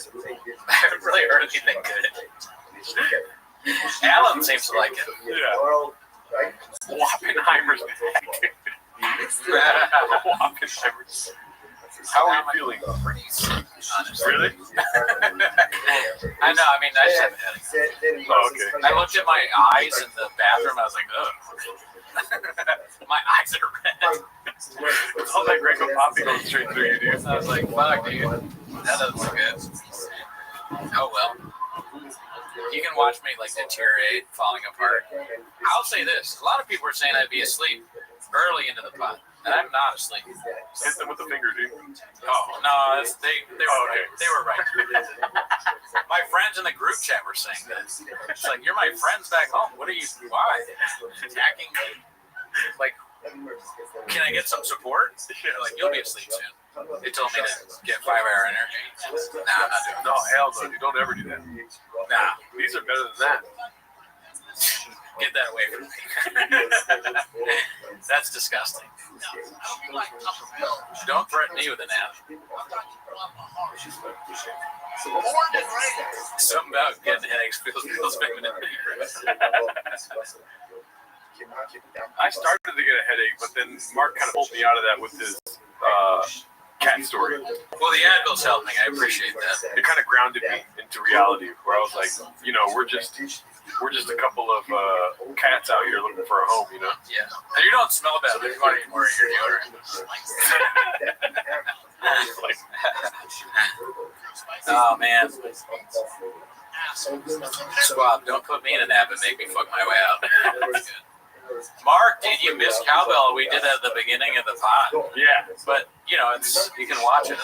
This is alive, so you can watch it after. You can watch Cowbell or something better being a poppy with us. You know what I mean? It's true. I mean, yeah. Bot. Bot. Yep. We know you're a bot, Mark. Yep. Yeah, you're a bot. Why don't you have a profile pic? Because you're a bot. Yeah, bot. I know a bot when I see one. You know, not a fucking. I can see right away. Todd Joden, how does it feel being a bot, dude? Yeah. Todd, bot, more like bot Joden. You know who's not a bot? Truck Flip. You know who else isn't a bot? Timothy Wendell. So try not to be a bot. How about that? Try not to be a bot challenge. Challenge 500. How do you say those things hard? You know the Gen Z thing where it's like challenge impossible or whatever. What is it? Challenge expert. Like expert level. Is that what it is? Yeah. I don't think that's. Like, what is it called? Difficulty. Nah, QT, you're not a bot. Adam said Ellie's a bot. Uh-oh, trouble in paradise. Oh, no. Yeah, dude. Damn. Trouble in paradise. Something about that sounds like masturbation to me, bro. Oh, yeah, you're going to be jacking it. The first relationship that has been torn apart by this bot. Yeah. Challenge level impossible. Oh, fuck. Timothy's a bot. Psych. We know you're not a bot. Psych. Blue Dog, first in peace. One of the best ever do it. Try not to enjoy your poppy challenge if possible. There you go. That's how you do it. Challenge impossible. So I was close. Do you guys hang out with Mark outside the pod? I mean, well, we hung out with them at P.F. Chang's. I went to dinner with them once with Luana. But outside of that, never. Trouble in paradise. Is this Timos? Bot. YouTube channel Q bot. Yeah. Yep. Yeah. Shadow band bot. Fake bot. What's you? TriStar, almost a bot. Almost a bot, but no. I know who you are, so I know that you're not a bot. No, but when I did walk him out, and I walked him purposely away from my car, you know, and then he ran away. Yeah. This is fake 24-hour gringo. Bot Joden. Yeah, dude, bot. We already knew you were a bot. Yeah. Oh, sorry, bro, bot. Yeah. I wish RT all sit there silently watching her go poppy. I mean, 5 minutes from now. Oh, we're gonna do that.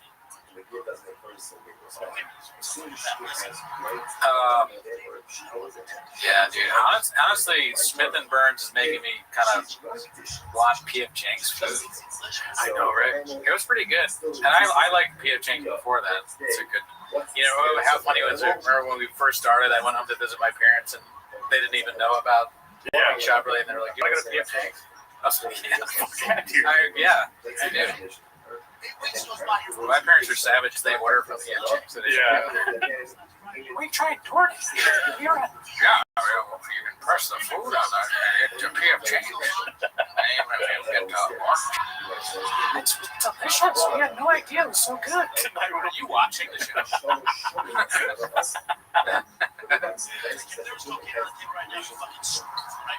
Started from right field, dude. Pistole.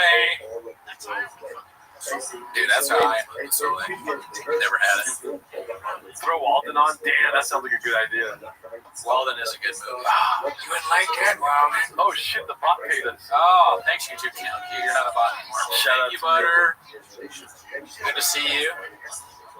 Here is some money for therapy after watching Bob for so long. That's a good thought. How many Lucid Green Puppy have y'all had already? It's hard to count, but we do have expert, what is it called? Beast. We have lawyers, AI, and they're going to tell us after the stream. We'll be sure to be transparent about the numbers. It's a tactical amount. Yeah. Therapy will be key. We had tactical coffee earlier. Yeah. There's still a cookie left. There's still guava cheese. Yeah. It's the worst donut I've ever had in my life. What's that other thing? You know, that weird cinnamon thing? I don't know. I'll find out for Yeah, you sure. should eat that. Yeah. So I want you to have it. Those cookies were nuts.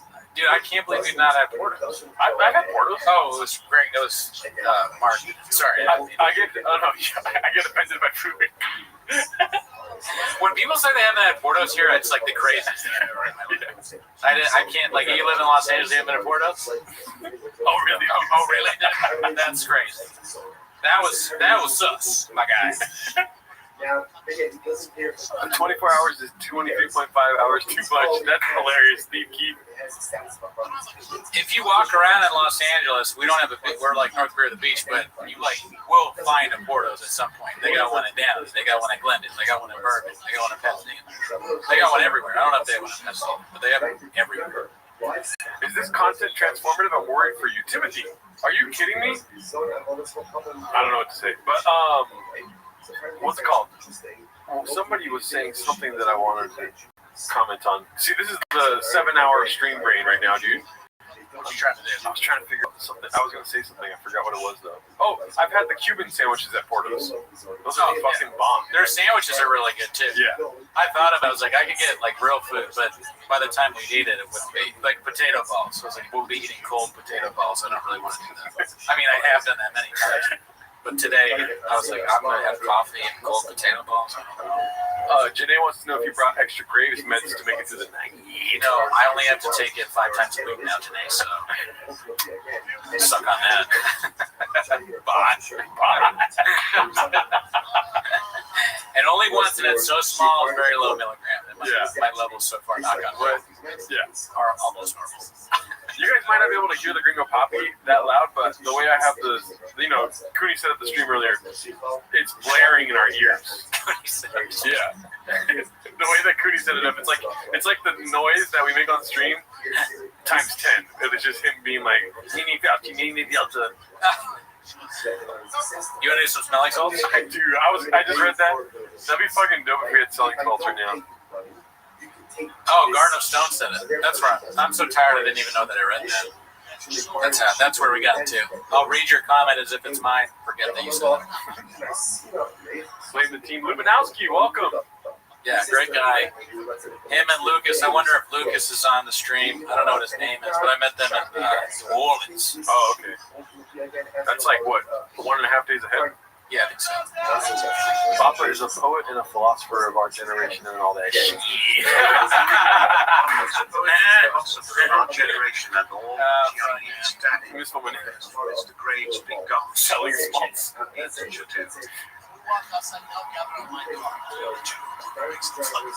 Oh, yeah. When they try to fit everybody in the car.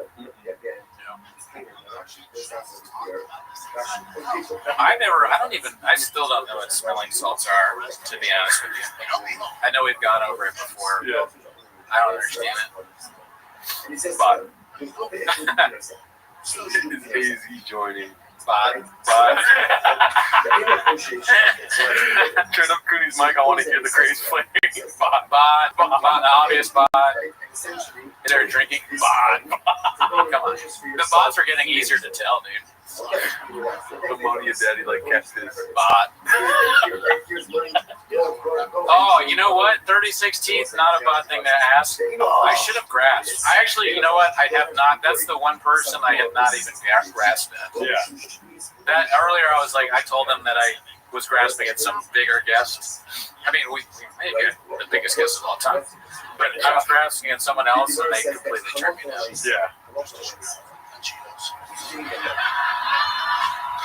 Look at you.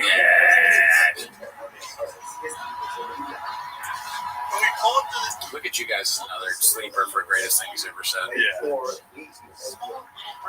Everything you've told each other could have been a lie. You may never have been in love. But yeah, I was like, what? No, wait, no. You almost, you're like teetering on that. All right, see you later, Bloom Fart. Thank you for always being so friendly. You're a great guy. I never met you. If we would have asked Annie Letterman. I've never asked her either. The closest I come, and I said this on the show before, was I asked Josh, I think. No, I didn't ask Josh to ask her, but I asked Josh Potter, and he was like, no. And I figured that's enough. If Josh says no, then Annie will also say no. And I've never met Annie, so I have no connection to her. Almost 420 likes. Smoke up, fellas. I like how they want to smoke. It's not even 420 likes yet, but they're like, I want to smoke. It's almost 420. I'm good. Oh yeah, 19 minutes from now. That would be crazy. Relapse live on the show. Oh no, likes. Oh.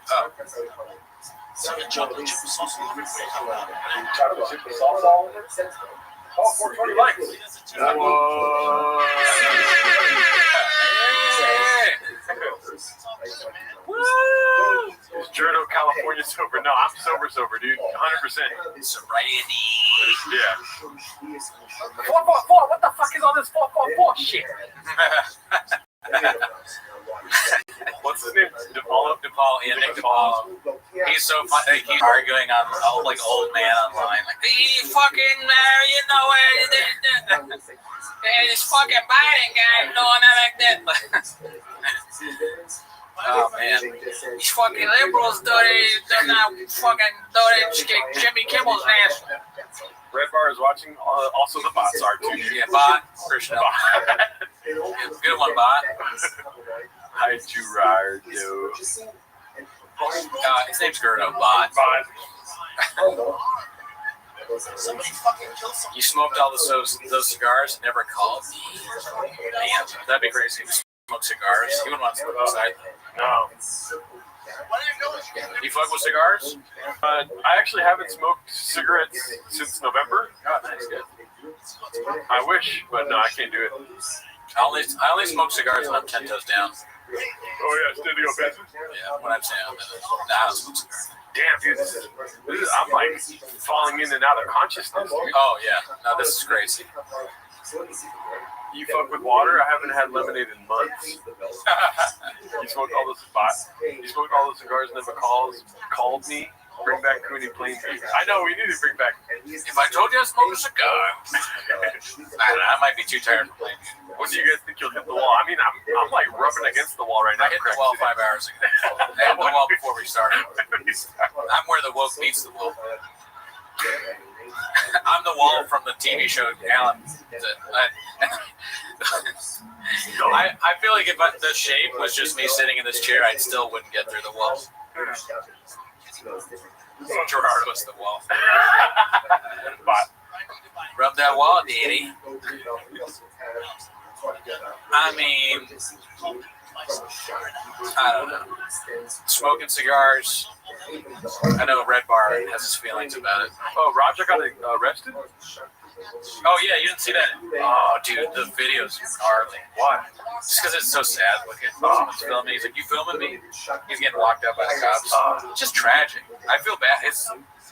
He did a really bad thing, but I feel like he's just, he's got issues. Yeah.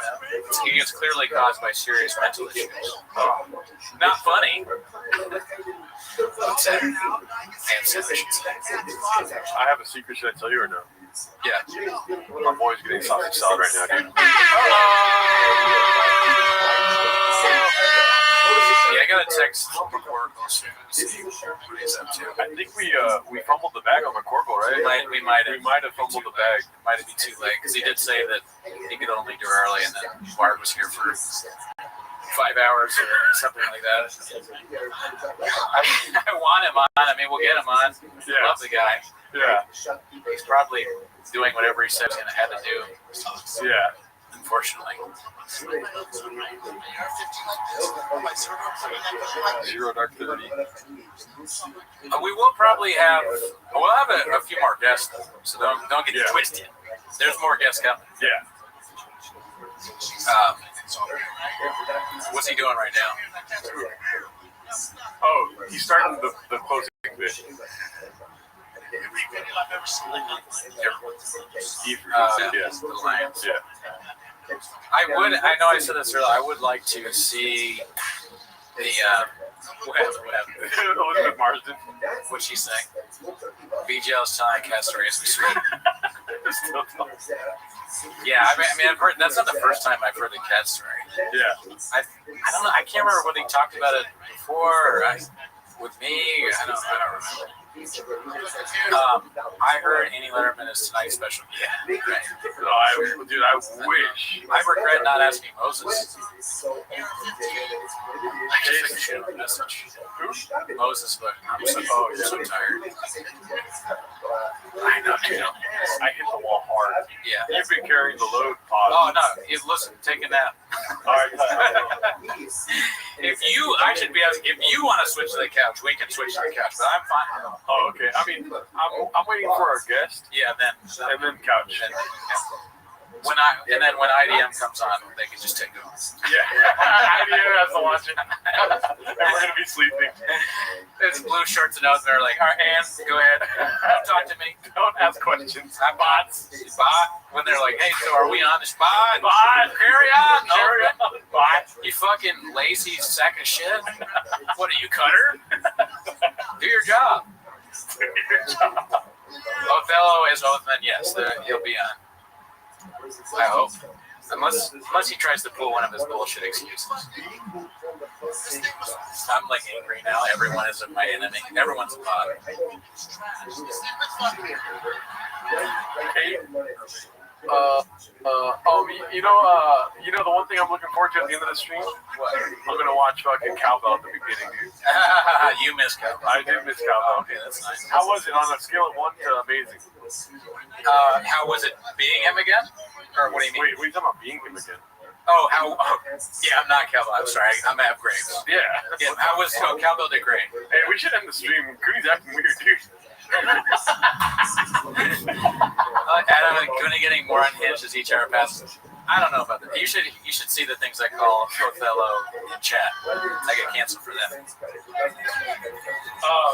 Let me see. I want to actually add some chat. Oh, man, where are you? Back to the beginning, I guess. Oh, you like that song? Let that boy get some sleep. Thank you, TriStar. You are not a bot. How good was Cowbell? Seemed better. Oh, wait, you can't get canceled when nobody knows who you are, Even better. Let's see what I think. That's what I specialize in. Did you see Cowbell earlier? I had cracked. We should have taken a nap while Mark was here. Yeah, we could have, yeah. What's up, Dallas? Love you, Texas. That Neil's not touching this fucking temple, Daddy.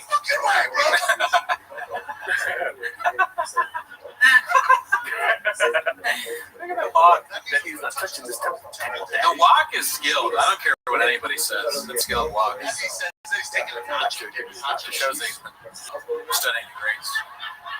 Oh, my bad, Mr. Whole Food. My bad, man. Yeah.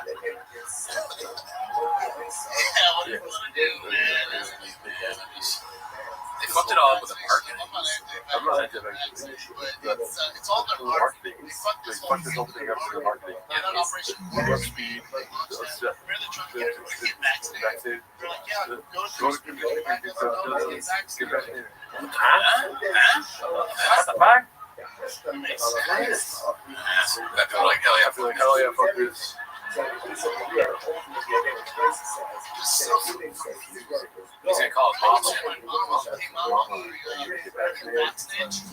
I was saying, but you know how much of a donut. Don't laugh. Why are you laughing? That was a Red Bull burp, my friend. Mess it. The dumbass of messing up.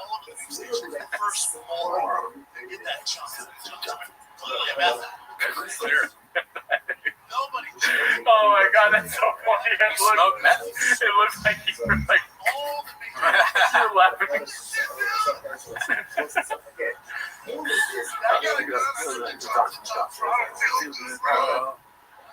Sweating, bro. Feel like I'm going big. I'm gonna lay low for a little bit of vaccination. Remember that Laura? Oh, who are the old ladies on your shirt? Asked Sue Oppenheimer. Golden Girls, daddy. Where's all the English money gone? We need more English money. Earlier, accused an Indian man of sending us English money. And that was when the beginning of the stream. So they have no reason to be tired at that point. Goddamn dicks down there. Goddamn dicks down here. The I thing is top level of physical comedy, sir. That's facts. So I do my part, man.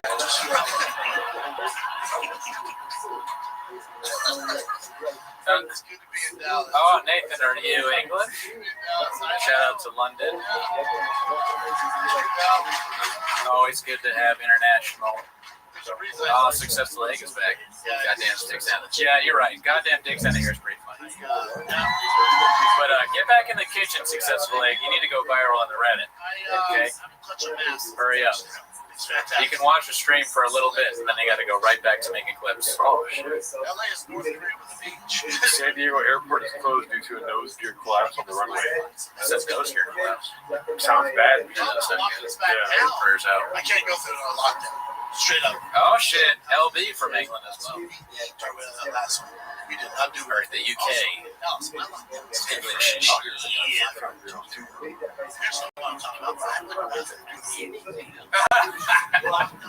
was like, what are you doing? The great Poppy, dude.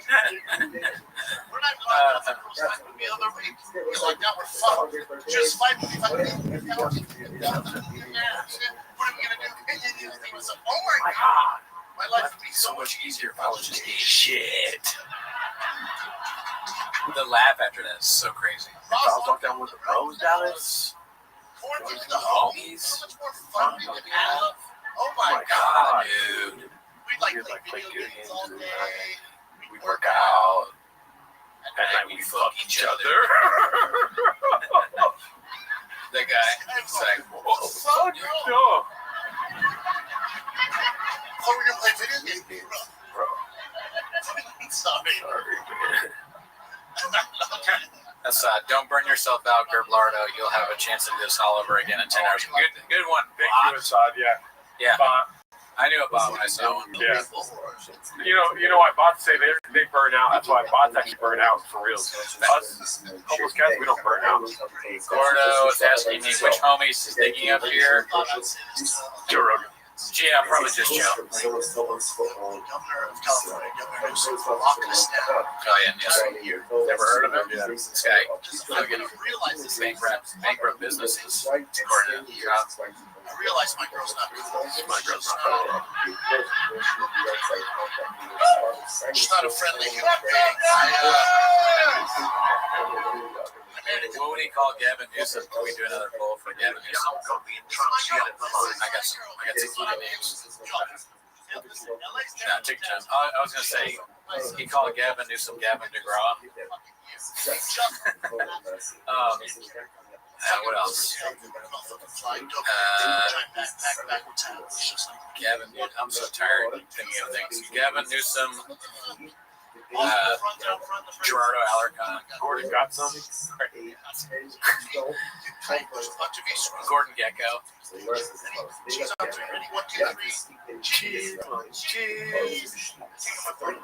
Oh yeah. Gavin Newsom. Okay, come on. We've been 8 hours and we haven't said the name. We're trying to not do that one. I said you're the group. Ozzy Newsom. I'm gonna go pitch a quick chair. I'm gonna go shake out my baby. What is he drinking? Tiger Thick or no? That's before Tiger Thick. So just whiskey. It'd be tough, honestly. I think to just drink something like whiskey while doing stand-up. I've had a beer on stage. That was fine. I don't mean like Taco Bell. Whiskey during your set doesn't seem difficult. Deep breathing different. Born and raised. Came to the States 10 years ago. Legally. That's Illegally. the real deal. Holyfield. Oh, this shit is. Oh, yeah, LP. Yeah, who knows? But I wonder how many tabs I got. Let's see. The old bit. It was a Latina, bro. You know why? Because they're fun and they're spicy. No doubt, definitely spicy. Real spicy, right? Let's see. Real spicy. You know what spicy Tabs. is? How you want to guess how many tabs I got open right now? Throw some numbers in the chat. How many tabs do I have on my phone currently? It's way higher than 14. Go way higher. Closer. Closer. Let's see if anyone gets it. Ooh, that was close. Jesus Christ. Oh, I got really close. Oh my God. I got 40. Paul was very close. Paul Kersey. 444. Everybody, Paul Kersey, very close. Oh, Yeah.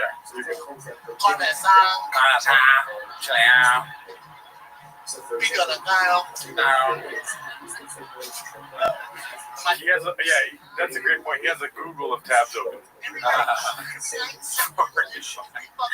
What's 444? What the fuck is this 444?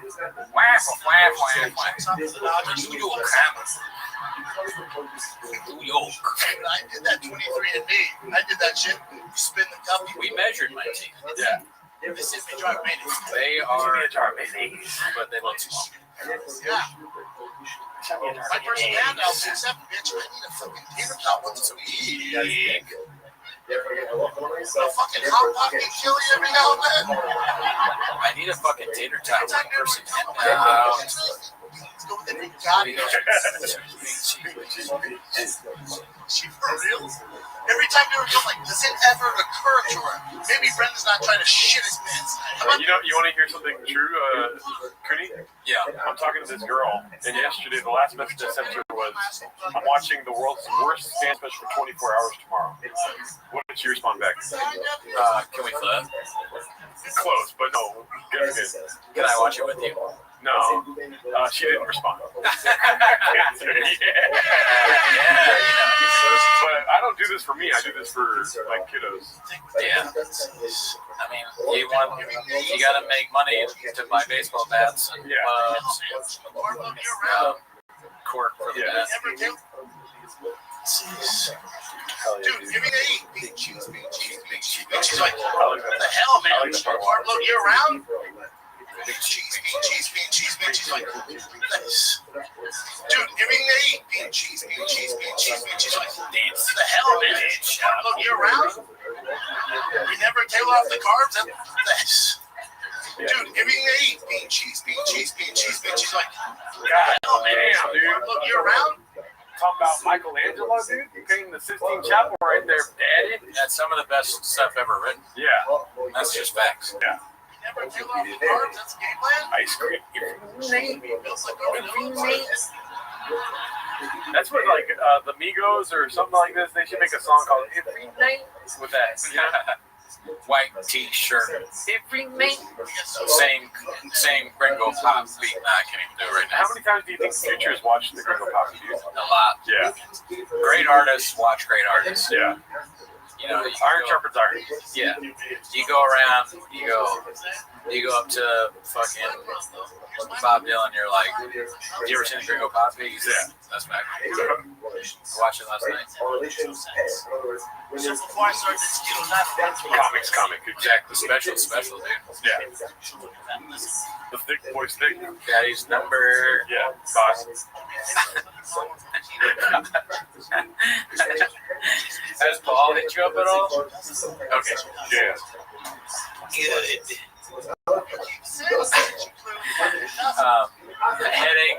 Headache 1 hour in. Good. Gerardo's not awake for the start. Good.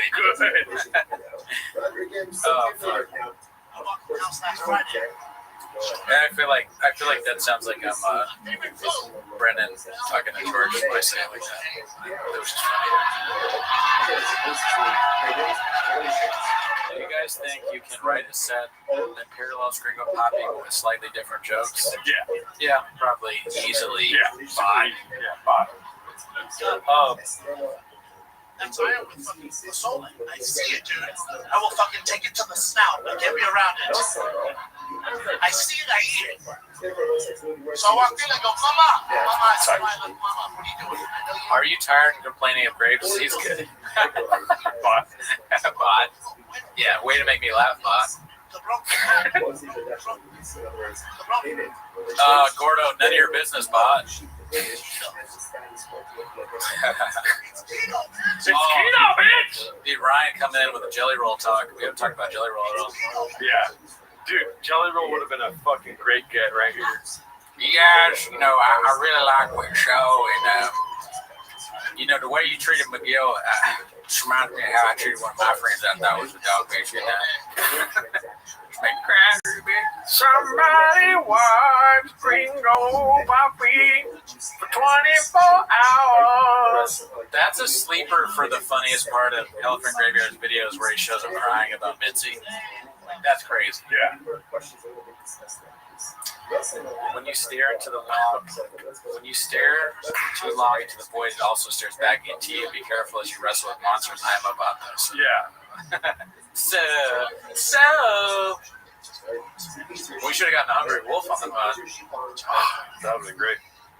So you guys do a show about Brennan Schaub. You're fucking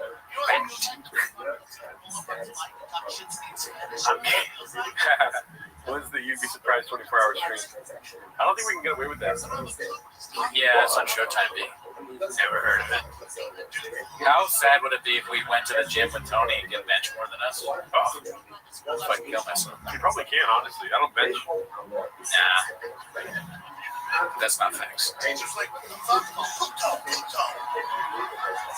So I benched more than Gerardo the other day to prove I'm heterosexual. I love pussy. I love the way it tastes. I love the feeling of pussy on my penis. Pussy loves me. Girls can't get enough of Hinchcliffe. What's the food situation looking like? We got some surprises for you guys. But keep in mind, we are in stasis right now, awaiting the second half of the stream, which we're not even at the halfway point. Yeah. Which is a rough thought. Have you guys ever sacrificed a Saturday for Skits and Bits?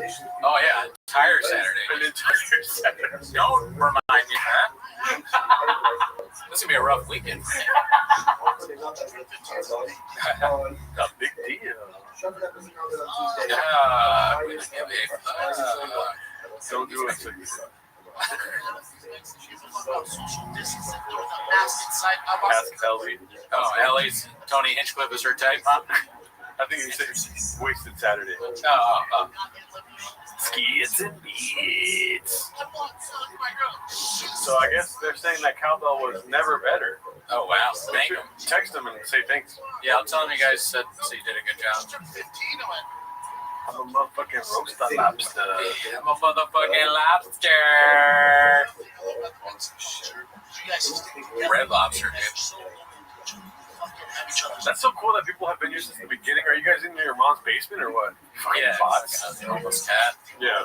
I bet you don't even have a profile pic. Like I care. Next. Dude, fuck doing this for the rest of your life. Imagine streaming every day. That's crazy that those guys do that. The big streamer That's people. insane. I guess at some point you just gotta completely tune out. Like, I'm surprised. Yeah. Yeah, I know. Well, you know the cool part about doing this though is that sometimes you get to meet your idols. You know what I mean?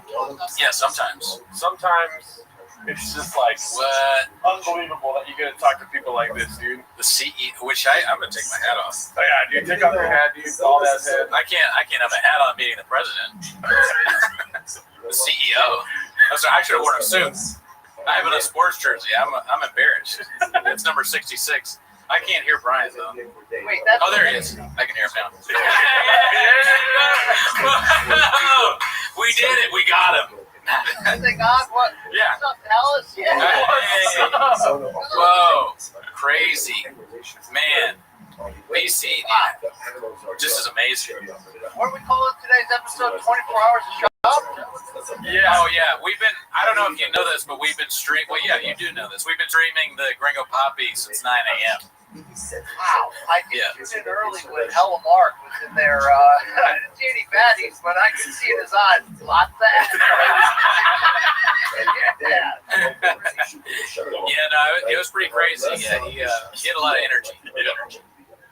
Every facet. Yeah. Everyone knows that. Yeah. So wait, Bella, Gerardo, you can hear me, right? Yeah. Oh, yeah, we can hear you. Oh, this is wild hair day. Oh yeah, sorry. This is 8 hours of streaming here.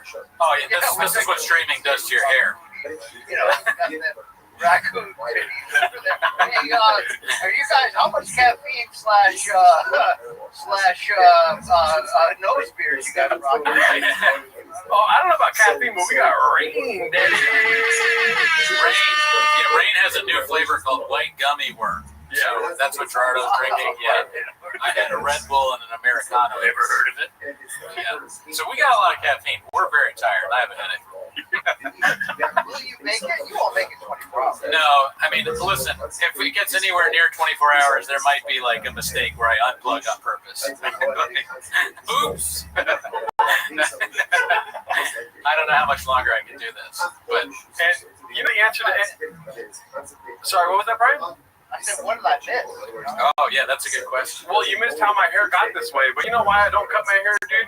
Because it's cheaper to get a Cubitech hat, dog. You know what I'm saying? You see that right there? Yeah. We're all about merch. Yeah, dude. What did you miss? Let's see. We had on, well, we saw Mark. We had on Brendan Walsh, Alan Strickland Williams. You missed about 30 to 50 replays of bean cheese. But, you know, like, you didn't miss that much, is what I'm saying. Yeah. Did you recreate the entire show? Like, I was hoping that you guys were actually going to do joke for joke. Oh, one time, I think you probably saw, I did like the first 10 minutes, and the second 5 minutes is on the Patreon, but I've never done the full thing. I know I've let you down, and I apologize. All right. But I want to get there someday. It's keto, bitch. I gotta say, Brian, the bits on the show recently have been amazing, as always, but they're getting even better. I don't know how you keep doing it. Every time it's amazing. I mean, I'm just recycling those, but the whole point is that, you know, is this community cruel and unnecessary? Possibly. Yeah. You guys know comedy, and I don't know if you guys are contributors to the Reddit or just beneficiaries of it, and then, you know, you've spun it forward to make your own insanely hilarious comedy in the shop. But this community of homeless feral cats, I laugh my freaking balls off. Oh, yeah. On a daily basis. Oh, yeah. Some of the funniest guys ever do it. We're mainly just beneficiaries. We don't count. We don't matter. I'll ask you this. Brendan Walsh, comedian, famed comedian, he was saying he's like addicted to the Reddit. Do you ever feel like you're addicted to the Reddit? It's a problem in your life? I do. I feel like it becomes a problem. You know, sometimes it gets a little out of bounds, and I'm like, you know, do I want to be associated? These are good questions to ask every day, every night. Definitely good questions. But, you know, then I laugh my balls off enough that I'm like, somebody needs to document this consistent level of ridiculousness. Oh, yeah. You know, the Patreon era has been illuminating. Oh, at the yeah. very least. Yeah, and I mean, it's hit after hit. And then, like, Land Moonding, that was pretty good, the latest one. That was pretty damn epic. Yeah. I mean, you know, is Drive Fast Eat Ass, is that show still around? I don't know. We always laugh about it because the episodes take like 6 months to make, you know? So it's so weird to have a truck show, and then every show starts with these like, all right, fam. He claps his hands, and then 6 months later, there's a new truck. So I'm hoping that in a few more months we can get another episode. Today we're serving Francis Ngannou out of this carburetor. Right? If he can get him there to Austin and the storage unit, fingers crossed. You know? Oh, yeah. I was hoping you were going to get Jesse on fire, or Bethy on fire, or maybe even Jen on today. Was there a chance? Nah, I don't. We didn't even reach out. We haven't tried to get Jen on. I don't know if I want to have Jesse on fire. The way you're hesitant to be associated with Shab is the way I'm hesitant to be associated with Jesse on fire. I hear that. I mean, did you ever have any reservations about BGL entering your home? Well, it's happened a few times now. Yes. No, that's a good question. You know, we should have that, but we don't. Unfortunately, we just, you know, it's all no reward, or all rewards. You know. Yes. Yeah. Me and Mark, we went out to dinner before the first time I met him, and we sized each other up, and you know, I was like, I could take this guy, so I let him come over. I mean, the thing about Mark, I will say, and the thing I'll say also in my editorial about narcissism, is that he's self-admitted. So it's almost humble. You know what I mean? You know what I'm saying? Like, because if you think about it, the lack of self-awareness of Baba is entirely what fuels both his demise, your podcast, and the Reddit sphere. Yes. Yet, you know, Hello Mark certainly has to have a few bolts missing to work there to begin with, but when he changed over to the light side of the force, it really was a moment in time. I mean, you have to suspend, you know, the fact that we have seen the video of him lifting the car from behind. Yeah, I mean, that was all Photoshop AI or whatever. Yeah. Didn't count. No, well said though. Well said. He actually, BC, I got to tell you, he said he addressed this on the pod today. I don't know if you heard this part. He actually said that he's not narcissistic, he's autistic. So he's saying he's autistic. He actually revealed that too. That's very humble. Yeah. Okay, that is. He did say that, right? Or am I just in a fever dream? I could have sworn, because we've been recording for 9 hours, it seems like, so I may have made that up in my head, but I'm pretty sure he said that. Did you guys like share the origin story? I don't even know how you guys started. Oh yeah, no, great, thank you. Yeah, great question. I know we have, but so what happened is our mutual guy that we both know, Othello. He told me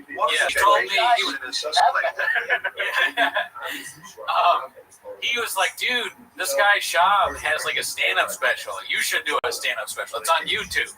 And I was like, yeah, sure, okay. Like, I'm sure we're the same level of. But anyways, it was Gringo Poppy. So I was like, I'm not gonna do that, but I'll do a joke called what do we call it? The Gringo Cooney. Oh yeah, the Gringo Cooney. So I made this thing called the Gringo Cooney. It's like a little Twitter thing. And then I was like, I had just started the podcast with Gerardo. We had some episodes out.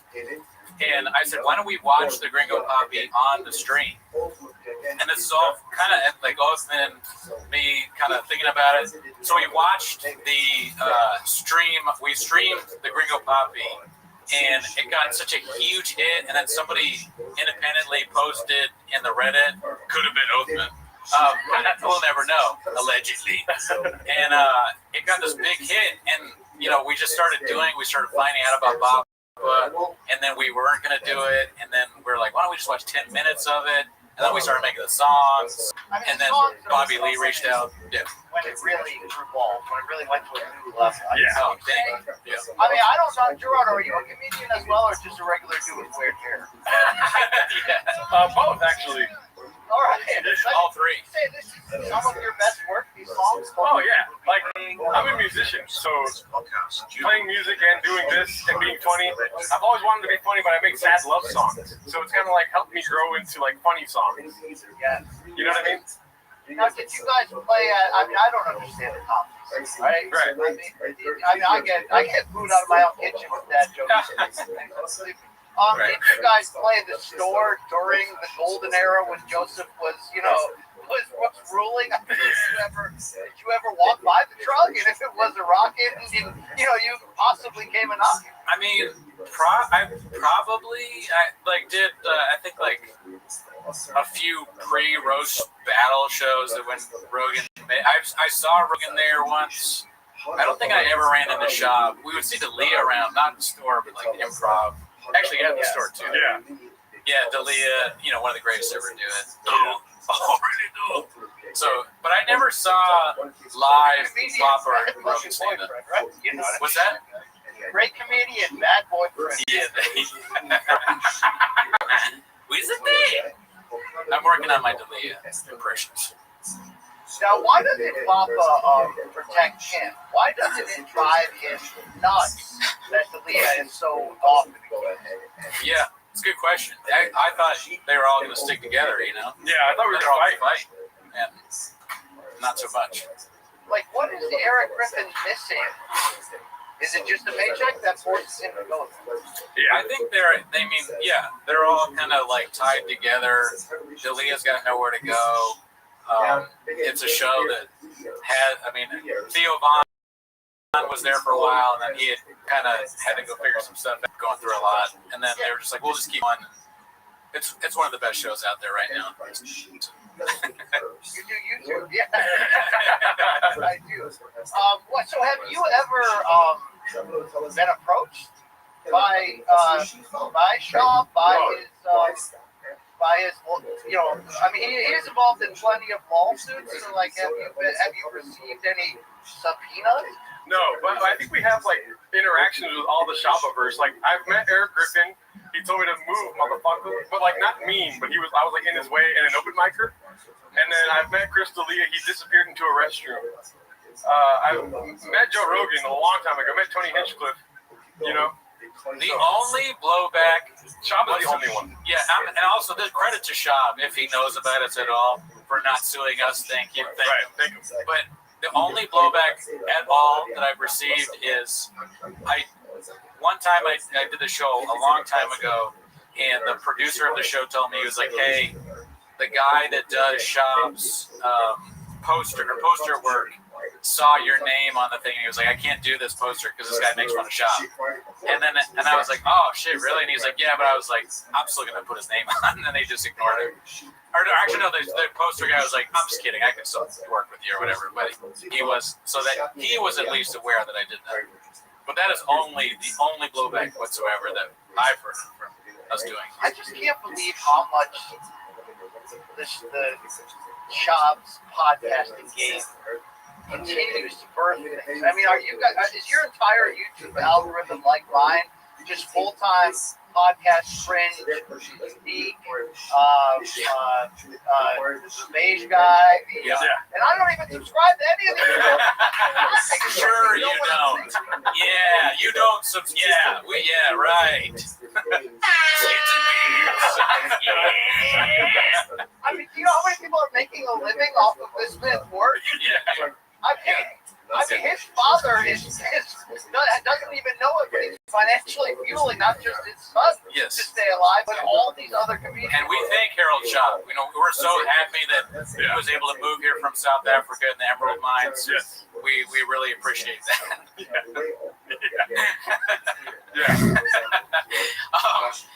But to answer your question, absolutely, 100%. Our algorithms are just as embarrassing as yours, if not worse. I am subscribed to some of those things, unfortunately. I mean, that podcast cringe guy's got like 3 channels and they're good. Yeah, I mean, podcast cringe. I mean, good. I'm not sure. I'm willing to go as far as the president. You've always been you go out there. You heard it here first. Brian Campbell, podcast Rich Good. We haven't ever said that. We watch it. We watch it. Sure. Yeah, it's great stuff. I have so many questions. I mean, I'm sure you guys do. Because here's the thing, I had a cup of coffee in the timeline of Shops and Funds, right? It was, it was South Florida. It was a little fight known as Floyd Mayweather versus Logan Paul, and it was a Showtime pay-per-view. And Bubba and LT and I were, the talent hosting the weigh-in or something. And, it was a time when I started to realize that this Reddit thing, because all these MK, I do Morning Combat, all these MK fans were like, yo, you gotta check out this Reddit thing. It's wild, because they're like, this guy, LT's friends with him, Shab. I'm like, I know. And then, you go to it, and you're just like, oh my God, like, the rap stuff, like, that guy in South Oregon, Bird, I mean, like, I mean, some of these guys are just accidentally brilliant, like, I don't even know if balance checkbooks, but they can make me laugh, and so they started to get in my DMs, and I realized there's a lot of crossover here, and they're like, you gotta do Shab. Oh, shit. Yeah. You gotta bring the bitch to him. And I remember thinking, there's a chance I can get my ass kicked with this. Yeah. Like, there's a chance this could go south. But I've got to be honest, I delivered those, during that weekend when I shared a few streams with him, I delivered those Chavisms. Assuming that he would, I'm almost throwing the lob for him to dunk on. Yeah, exactly. Or the pro comedian.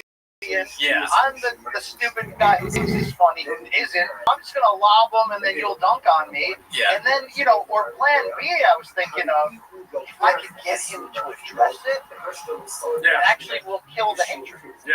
Right. I had trying to help zero idea of the lack of self-awareness, and that 6 years later we'd be right here, right now. I actually thought I was helping him in a sense, right? Yeah. No, it's impossible to help him. I think is probably what we learned. You learned that day. Nothing you can do. I still can't figure out if he no-sold the shit out of me, or he just literally didn't get it. I mean, probably the latter. I could see didn't get it, or it could be either one. Oh, one thing I wanted to ask you, and feel free to, you don't have to answer, but when we first started on the Reddit, we would hear about you, and they'd be like the CEO, Brian Campbell, BC. It's like not the wartime though, Oh yeah, not wartime. Sure, yeah, Errol Hawani, BC. There was a profile that was like supposedly you. Do you remember this? I do remember this, and to this day, I wouldn't even know how to post on it. Okay, so we don't know who that is. IBC, I'm sure you just, or whatever. Yeah. No, I have no idea. We have no idea who that was. Okay. I just recently figured out that it's an app that you can download. Like, I'm 47 going on 75. I have no idea. Oh, we're with you. I mean, we used to always say, like, we're so much like Shab. Like, when he was, like, he was accusing Kalila and Bobby Lee of like hacker shit or whatever, and she was like, "Do you know how Reddit works?" And he was like, "No." That's how I felt for a long time, and still kind of feel like that a little bit. Yeah.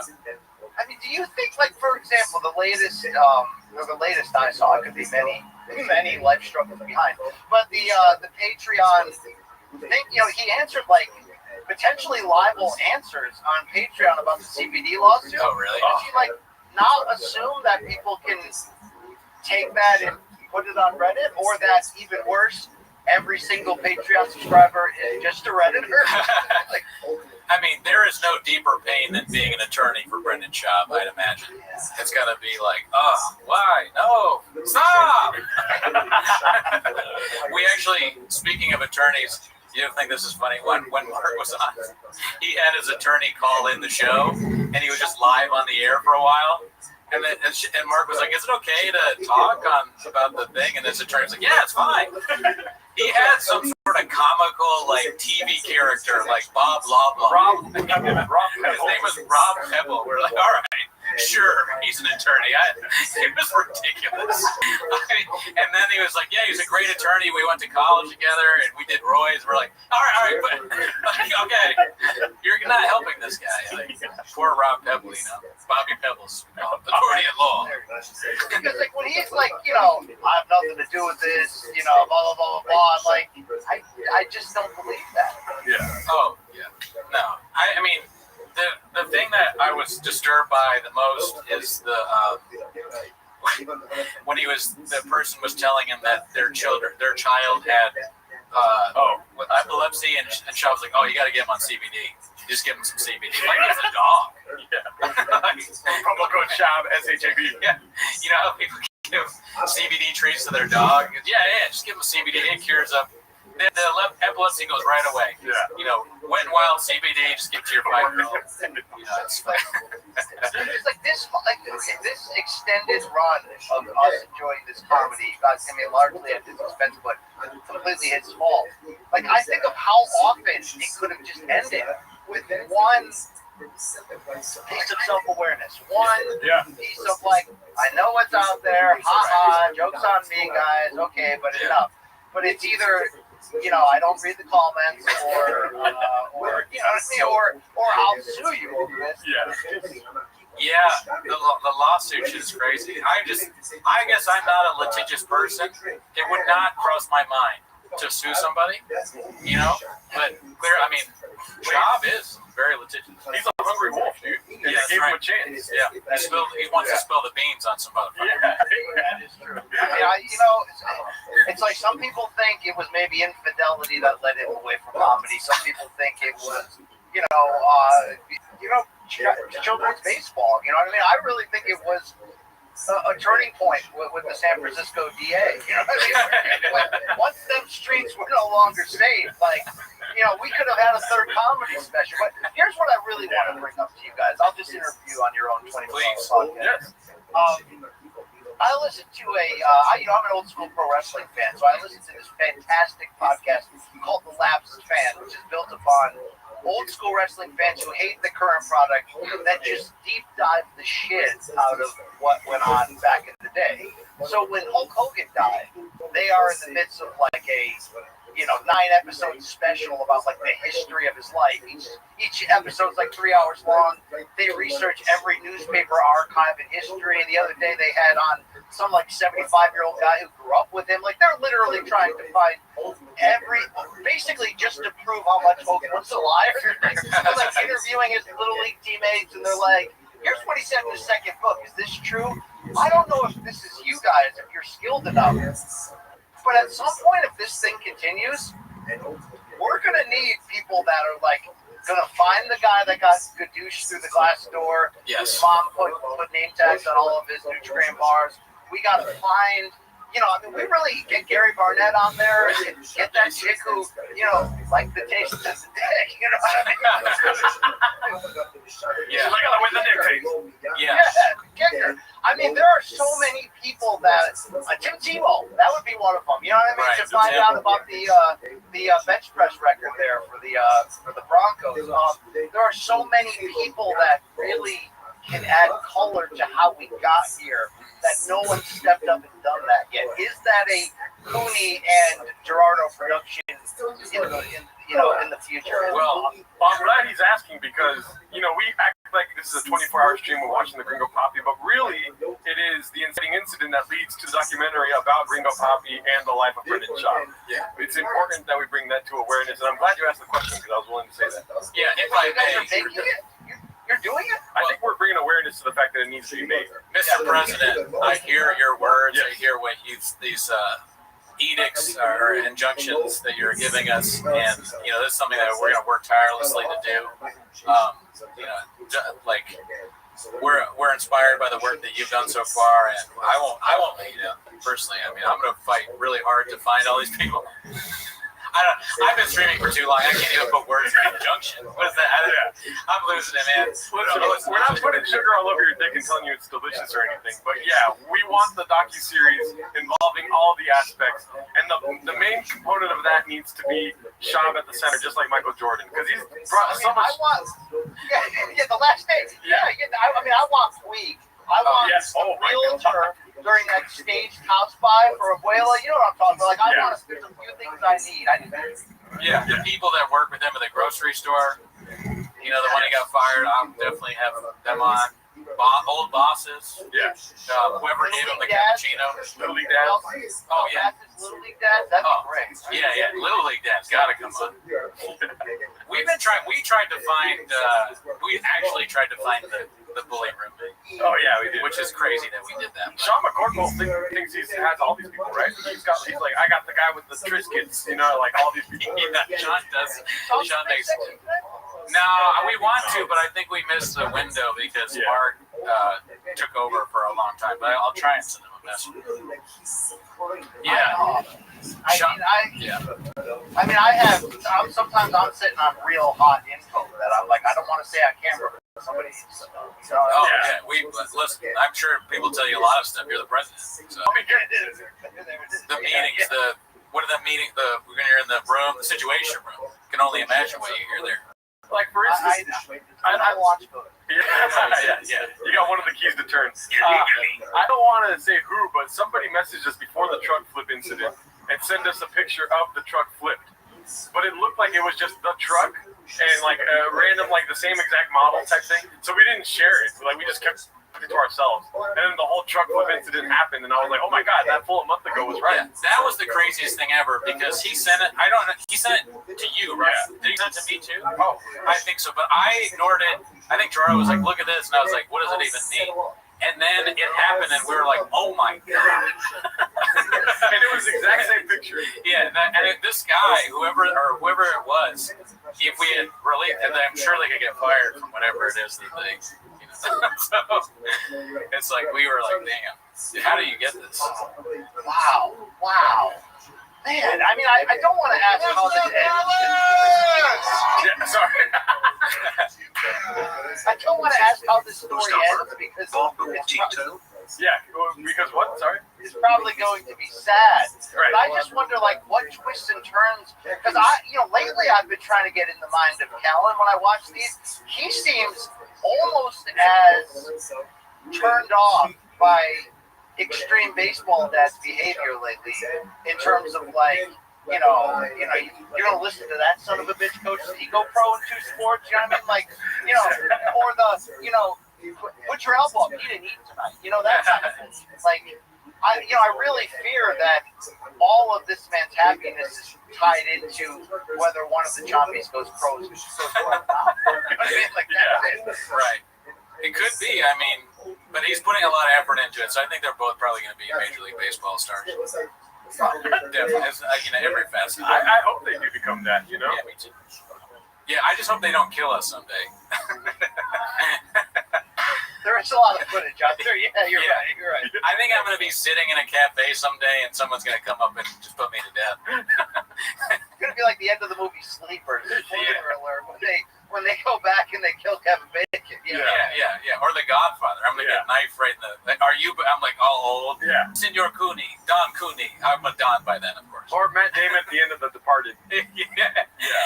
Some Shaw relative comes in and he's got stuff on his shoes so there's no fingerprints and he's like, fuck you. Yeah. You're dead.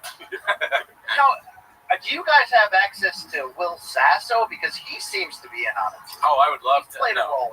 No access, but yeah, I love Will Sasso. That'd be great. Because he used to bring it to Bob the Space before anybody did it, I think. Yeah. I liked the thing he did with they were doing some crazy AI content shit. Oh, yeah. Interesting. Like, did they do a whole... George Carlin. Yeah, George Carlin. That was interesting. Creative guy. Rousey, too. There's there's times when I'm like, yo, if I could get an interview with Rousey, because sometimes she's pushing a comic book or some movie or some reality show, and through my journalistic connections, I could conceivably get a stupid interview where I'm obligated to ask 4 questions about something no one cares about. Right. And sometimes I'm like, can I slip in the kind of question that can continue, could illuminate some of the missing pieces that we don't know in this stuff? I think, follow your journalistic instinct there. I think you can do it. If anybody can, it's you. You're Woodward and Bernstein. I think so. Just like Arrow Hawani, it's the best we got. You know what I mean? It's the best. Sure, yeah, great man. But who else, if not you, is my question. Indeed. I mean, Gerardo, was there a specific setback in the Mafia verse that did make you aware? Like, do you know how? Like, I know your origin story on this pod, but like, what was? Like, did you even know who Bren was? Oh, dude, I was looking forward to Gringo Poppy, and then I watched it in bed, and like this the whole time. And then him and Othman came up with let's watch it on the show, and I was like, it's really fucking bad, dude. And then I turned as the show went on because it was fun to watch the Reddit. It's obviously like I wasn't wise to the Reddit before that, but I was looking forward to Gringo Poppy. I look forward to You'd Be Surprised. I am an idiot. You knew more. You knew more about it than me. You were like watching Big Brown. Like he was. Oh yeah. I was listening to Big Brown breakdown. But you only came in for Gringo Poppy. Like it wasn't like huge. So here's what my knowledge of it was. I like UFC. And I'm pretty sure I watched the Ultimate Fighter that he was on, and I honestly was like, oh, I like this guy, and but I didn't really know anything about him. And then when I was doing stand-up, and like the time when he started, people would post about how this angry bitter comics would be like, this guy thinks he can do stand-up now because he did UFC, blah blah blah. And I watched it, I was like, oh, they're just hating on him. And then he had a Showtime special, and I was like, I don't have any interest in that really. I kind of was like vaguely remembering him from the fighter thing. I was like, it's probably bad, but I'm not gonna watch it. And then Othman was like, dude, you gotta check this out. And I watched it with Gerardo. I was like, oh my, I had no idea. And then I went back and watched You'd Be Surprised. And I mean, cool story, bro. That went off. Yeah, I was very surprised by what I saw. The Jamal story, the story about the doctor. Well, and then when they show, I think the moment I got fully aware was the Beige Frequency doctor. Yeah. That changed everything. Yeah, I watched that too. Do you know Greg? After the first special. I think, was it about the first? Yeah, probably was the first special. Do you know Greg Sue, the doctor? No, I've seen him at UFC fights, and I hadn't even ever realized he existed until Beige showed the side by side of Chop doing the Asian voice, and this guy being like, "Well, actually, that was so crazy. It was a special time. Yeah, that was one of the greatest things he's ever done. I mean, he might be a Hogan-esque liar. Like, it really is on that level where, like, I think, like, legitimately 90% of the stuff he says is not only false, but is easily, like, flippable. Like, you didn't have to lie about all this stuff. Yeah. And still would have thought you were decently cool. You know what I mean? Like, it's just, it's mind-blowing because it's just what it's equivalent of like a 5-year-old. It's just lie on top of lie on top of lie on top of lie on top of lie. There's never any reason for his lies. Like the random things. I just think about the time when he was like, so I had this Spider-Man over for my son's birthday. He was this fat guy on cocaine, this fat Mexican guy on cocaine. It's like, what? No, you didn't. That didn't happen. There was no fat Mexican Spider-Man in your house. Yeah. It just doesn't exist in real life. I mean, I benefit from the crossover audience of the Reddit. I think that, we only won one. Spoiler alert, we only won Morning Combat Podcast Awards because of how aggressive these Reddit fans jumped on MK. But I think we still cross over today. Don't you have a superstar fan of your work named Saul from Louisville? Oh, yeah, Saul, great guy. Never met him. Cheers to Saul. He's wonderful. One of the best people on this planet. Yeah. I mean, one of the things we like about you is your humility. And of course, the Reddit had nothing to do with the great results of Mortal Kombat. Best MMA show out there. We all love that show, the live chat that has your podcast. I mean, you're just one of the best to do it. Yes. He's the dad. He's the podcaster. You teach T-ball, a travel dad. Are you doing anything with trucks lately? No, but not flipping. I was hoping that you guys were giving one away. Fully come full circle on here. I mean, I'm shocked that didn't end in jail time. Right? It's fairly illegal. You can see right through it. Like it's like, you know what I mean? Come on. Yeah, no, we joked about that a lot because of the entries thing. It made no sense. Like, what is 40x Spider-Man of the kiddos being a putty? I'm no attorney, but I still don't fully understand. 100x entries. What? And the winner just happens to be the guy that runs in the same truck races. That's just what a coincidence. Yeah, I mean, I respect the scam. It's a good scam. Can I ask you a question, BC? Yes. Non-ironically, what is your favorite bit from the Ringo Poppy, if there has to be a favorite? I mean, like, here's the deal. Like, I answer this, but I'll take a little way to get there. Yes. When the biopic eventually comes out, I don't know who's going to play we got to figure out who's going to play him in it. Yes. But I need a scene where he sits, Slow Joe and Mom-in-Law down, and it's like, look, our career's on the line. Showtime let us go, but I lied to everybody and said that I'm, betting on myself. We got to go to YouTube, but I told everybody that, we're talking to Netflix. And here's the deal, though. For this to work, I'm going to have to disparage your entire heritage, the heritage of our children. You know what I mean?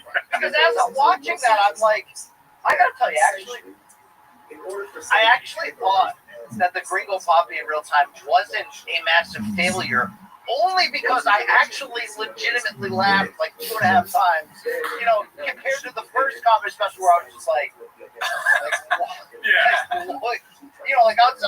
I'll give him credit. The Rousey story, how he built to it there. Like, the guy could tell a story when he has professional writers like he did in that one. Setting him up there. But, like, that second one, I remember thinking, like, wow, he really tried. And if I'm a member of his extended family, like we're calling the divorce lawyer, right? So definitely to answer your question, it was like, it's how the escalation of his eye and face muscles when he's going down the line of like Achilles, it's like each one, it's like it's just going to a new level. And to answer your question from earlier, I actually lived with the writers of You'd Be Surprised. I lived with 2 comics that wrote for him. Yeah. Who wrote it? Hassan Ahmad and Derek Boston. Derek Boston didn't live there, but he was there writing with Hassan all the time. So I always assumed that that whole first thing was not him. The whole first thing. I mean, they were always working with him. Like, they were always busy and then always going on the road with him and whatnot. Yeah, like you need somebody there to watch him, make sure he doesn't fall over, eat something wrong, right? That kind of thing. Make sure you drink enough water. Make sure there's a sink around the corner, if anything, Right. I mean, do you think Joseph led him down the comedy road only because he felt bad about calling him out on the podcast live and ending his fighting career? So people forget that Shaw did consider a cut down to light heavyweight after that, and actually was like, "I'm gonna do it." And the doors kind of slammed in his face. So did Rogan overcompensate from a friendship standpoint and push him into that just to like give him a soft landing, having no idea how it was? He eventually get exposed as a bald guy that he's a bald guy that slings dick. Honestly, I don't think that Rogan felt bad at all, because I believe the real reason he left is because he couldn't get sponsorship money. And what's his name? Brendan Chop runs on sponsorship. He fucking intravenously takes sponsorship money every day, And when they started changing to the Reebok deal and whatnot, he left coincidentally. What I think, and nobody thinks this, so I'm just a kook. I'm a crazy guy. I say a lot of wild stuff. What I think is that Joe Rogan, at one point in his life, somebody told him, like, they sat him down. They're like, "Hey, you know what? You're not funny. Yeah, you are not funny." And he heard that, and he was like, "Oh, I'm not funny. Well, then no one will be funny." Yeah. And that's how he started. He was like, "I'm going to be the worst comedian ever. Yeah. And then I'm going to become so popular that everyone else has to be bad. And I will make my friends the biggest stand-up comedians there are, who are also not funny. Yeah. One of them is just going to be some goon that throws people out of doors and, like, is a racist. He eats other people's food and their Triscuits and calls their mom a whore or whatever.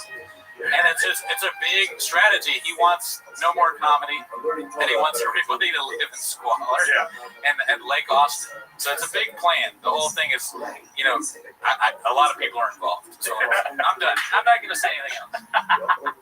I don't know. I'm just. I mean, maybe if there's a gap, and I think you can play baseball full year round, so maybe there's a gap. But will things get bad enough? Because we always thought if things got bad enough financially, we could see him in a bare knuckle fight, or we could see him in a Jake Paul boxing match, or something ridiculous like that. But now I'm like, is there a lack of shame enough that there will be a comedic comeback that's only fueled by keeping the lights on? Wow, that's a great question. Dark question. It could be dark, but me and Cooney are very optimistic about this idea. Like, if he leans into the bit, which is probably impossible, but there's probably like a 2% chance that he does do that because of financial distress. He comes into comedy again. He leans into the bit. He sells merch about like water. Like, he sells 4 different shirts: water, weed, dew, and hair. You got to collect them all. Yeah, I would. That was part of what I was trying to sell you when I took that chance. It was floating his own comedy work at him, just kind of giving it an opportunity to shut me down. I was hoping that he would actually lean in enough to not only make the hate go away, but exactly what you're saying. If you leaned in and did your own bits, leaned into your own ridiculousness, put slogans on a T-shirt, that's money. That isn't even like the amount of views another special would get on YouTube. I mean, so many, like at least 2 million, but probably more. And then he should do it just because of that. And you don't even have to buy the views this time. He's like the Rocky of being stupid. Because like Rocky always comes back. So Shab is always going to do something even more stupid. I did this last time, but this time I'm going to drink poison on air, or whatever. He's the stupidest person of all time. Like the fish tank era was quick. Yeah. What's left? What's the not like music? He did music already, actually. I mean, there was a record label. You didn't know this? I didn't know about that. Oh, there's a record label when it was Big Boy Records. What's the rapper's name? Lil Brows. I said Big Brows. Dude that used to do his little there's many rap videos where he in the background like. Yeah. There's a Big Boy Records CD. It's not very good, but he tried. I have another theory that it ends with chin killing, and I don't. He's like, you made me move to Austin. I lost everything. You didn't pay me enough. I had no home. I live with Donald Trump the dog. Yeah. And then it ends the whole film ends with Chin throwing a match onto the house tripping with gasoline. He just throws a match on him. Right. Yeah, that's right. Sorry, did I say house? I meant to say storage. Storage unit. Yeah. Shop's living in a storage unit. He's been kicked out of his own house. I mean, you remember those first couple episodes there? The lights would go off because they were on timers. The train would go by. I mean, it really was just. Mark Hartley's. Is there going to come a time when he was in on it all along? I don't think so. I mean, he's like Pagliacci, mask off. I've been talking because this will be forget Andy Kaufman. This will be his greatest work. It'll be chef's kiss, genius if it turns that way. And I think he should have leaned into it now if he's listening and lie and act like he was. Because if you really think about it, let's go over. If we take the pie chart, let's look at his viewership right now. I'd say 82% of viewers are bots. and then like 12% are Redditors, right? You know what I mean? And then like probably a couple other like Little League dads, and some of those baddies in each city, right? You know? Women love shop. Because like. I wonder if the hate financially has kept him afloat. Like the reality is, no, it's been his dad. But like if the hate, if the hate clips have kept him afloat, if one day he just goes like, it's like the big reveal at the end of the movie. He's like, you know, I was in on it. Like, this was all. I mean, that would really be beautiful. Yeah, he should wear Joker makeup when he does it too. Yeah. It's gonna be amazing. Yeah. It was me the whole time. I don't know though. I just like it just seems too convenient for him to be like 60 years old and be like, by the way, I did that all on purpose. It's like he could have been way more successful if he didn't. You know, I think success is like his barometer. Whether it's on purpose or not, it's unlike anything. And Welsh said this too. It's unlike anything I've ever seen from anyone in history. And I've studied history. Yeah, I've not seen anything like this. He's like Rasputin or something. He's a historical figure. You know, he lies like Rasputin. But he's not as smart. People are more smart than they were back then. My favorite Chavism, and I think it's died lately. Like I don't even think the new kids know about this, right? Is Underwater Lopez. Yeah. Like what was that? Mark doesn't even know. Was that a glitch in the Matrix? Like what? You know what I mean? Those are one of those moments where you're like, suddenly you see like a non-playable character walking on the hillside and then they just disappear. What was that? We don't know, and Mark doesn't know. And when we were talking about that with Walsh, he was saying that like Shab is so ridiculous that he almost feels like he's in another reality. Like he doesn't see this as real. Yeah. The Shab stuff is so strange, all this stuff happening, that he's like, is this even real at this point? How is this possible? And I talked to people that worked in that West Coast office during the Showtime era, and the whole like pissing in the office sink in front of everyone as people are getting their lunch out of the fridge. Like that's 100% real. That is not a bit. That is like complete Hell's Angel, mark my territory. Yeah. You know, I don't give a damn about any of you. I mean, could you imagine there's like somebody filling up their coffee mug, you know, somebody else filling up there, and this dude's just, you know, spreads it wide over the sink. Do you think he rinses it afterwards, or just like? I don't think so. Yeah, I mean that's funny. I've never really put myself in that position where it's like, can you imagine your boss? Yeah. You're just working at a bookstore or something, and you see the boss go and piss in the sink. Yeah. You're like, They're like, did you rinse it? He's like, I didn't shit, I pissed. Why would I rinse it? He's like, we've been streaming for a long time. I just hope Finn isn't the one that has to go in like the seat cushions and pick out all those. Like, bags. Yeah, Zins. That's crazy to put it in your own furniture. Yeah. You own that furniture. Yeah. Why? It's yours. Yeah. You're definitely suffering from Down syndrome. Degrading your own stuff. It's one of just the great epic falls, but at such a slow, sustained pace. Yeah. Like it's the slowest fall in history. Yeah. He'll outlive us all like some kind of stupid cockroach. You know? He's going to be there. When we're dead and gone, he's going to be like calling the president of some country the wrong name. You know, like in an offensive way. How many more do you think of Tiger's Bird that Theo will show up?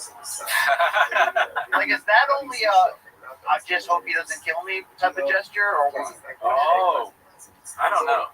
I mean, they stick together. He hasn't missed one. Really? Well, I think Theo is like of service to others. He, you know, Shop had a big part of his earlier days type shit. You know what I mean? So maybe he'll never stop. Maybe Shop fucks up the relationship just like he fucked up many other relationships, you know, with him and whatnot. You're questioning about Underwater Lopez, though. That does bring it back to it being a joke the whole time. If one day he shows proof that he told Chin not to edit that part out, you know what I mean? Yes. Where he's like, leave this in. Yes, no, yes, leave that in. I know I glitched out, but you'll see in 40 years why I did that. Yeah. You know? I mean, how mad would you be if the editor of your show didn't take things out that were insanely embarrassing. Yeah, I'm with you on that one. It's a perfect storm. It's like they got a terrible producer, 2 bad co-hosts, Yeah, dead air left and right, in a storage unit in a storage unit. in Austin, where it's hot. You know what? Like Jen seems like a good dude. He can sing. Like you know, he makes gross fish on those camping trips. You know, but like I have a heart for that guy. Yeah. Oh yeah, no, I enjoy Jin. I think he's funny, and I feel bad. I worry about him with the way they talk about him. But you can never tell what's true or not. They're like, they have him on the show. This guy that works for them for not enough pay and all this, and they're like, you're an alcoholic. Like, all right, I thought my job was to produce the show. They're like, you drink too much, your heart rate is bad. Sleep outside, shit. Yeah. And also, we didn't think of any moving expenses for you. Like, we didn't help you. So you're living with your brother now in Texas. What? Doesn't sound like a good job. Yeah. You know? Yeah, it sounds like he's getting paid just enough to keep the lights on, like a Social Security type of pay. Well, we got some skinny on pay if you're interested in what they get paid. Mark was telling us, Mark in the chat going wild, but Mark said that Chin makes, and I feel bad saying this, but I've streamed for long enough that I have no culpability. Chin makes $100,000 a year. Jamie makes $1 million. What'd you say? Jamie makes $1 million on Rogan, $1 million a year. Sure. That's probably a discount. But what did Callan's get? Callan got 25 $25 a month. 25 a month. Wow. How? That's a lot of money coming out of Harold Shaw's pocket. Wow. Is that Peter's show? I'm making stupid bits. I'm doing skits and bits. I like to call him Harold. But so like Callan making that money, when Mark told that to Walsh, you could see a part of Walsh died. You could see it in his eyes. He was like, that's what he was like, this doesn't exist. And also a part of me died. How does he make that much money? I legitimately would have guessed like $32,000 for Chin. So actually, you know what, Chin? Maybe Chin's like in on it. I mean, Chin's got to be here. Yeah, I mean, 100 sounds like a lot more than I thought he was making. Because we heard that he just doesn't pay his staff. A lot of times he just won't pay. Yeah. And then he does he fires you, and then he does donuts in the parking lot. It sounds crazy. I gotta say though, as a pro wrestling fan, hella Mark's face turn, after that broke down,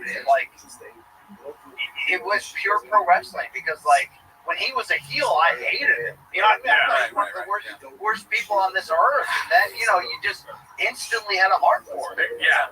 World Wrestling Federation. We don't deserve Mark, Wow. It's the same shit. Only a true artist can play those roles that effectively. In a way, Mark is kind of the character we're talking about, where there's like a turn. He's doing what Papa should have done. He's the character. And this is a great point by Mark. Is 25K is Brendan's quote, so allegedly 25,000 a month. Yeah. Oh, and Saul just said, "What's up?" Shit, Saul's in the chat. Is that my CEO? Is that my CEO?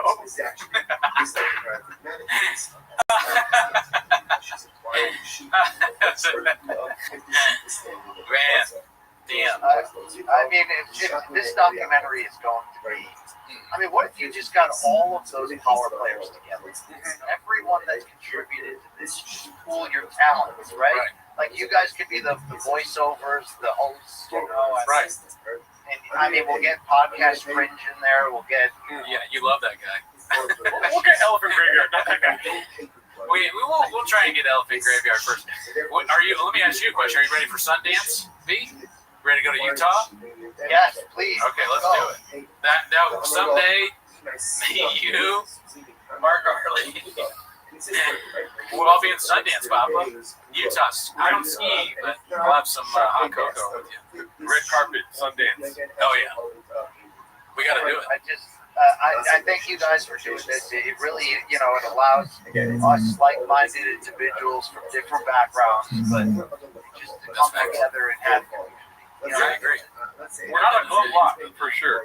At the end of the day, it's about spreading love, community, just helping out a friend, all the good stuff. And you know, like, I don't know. I mean, he was kind of reaching for Delilah too, right? Yeah.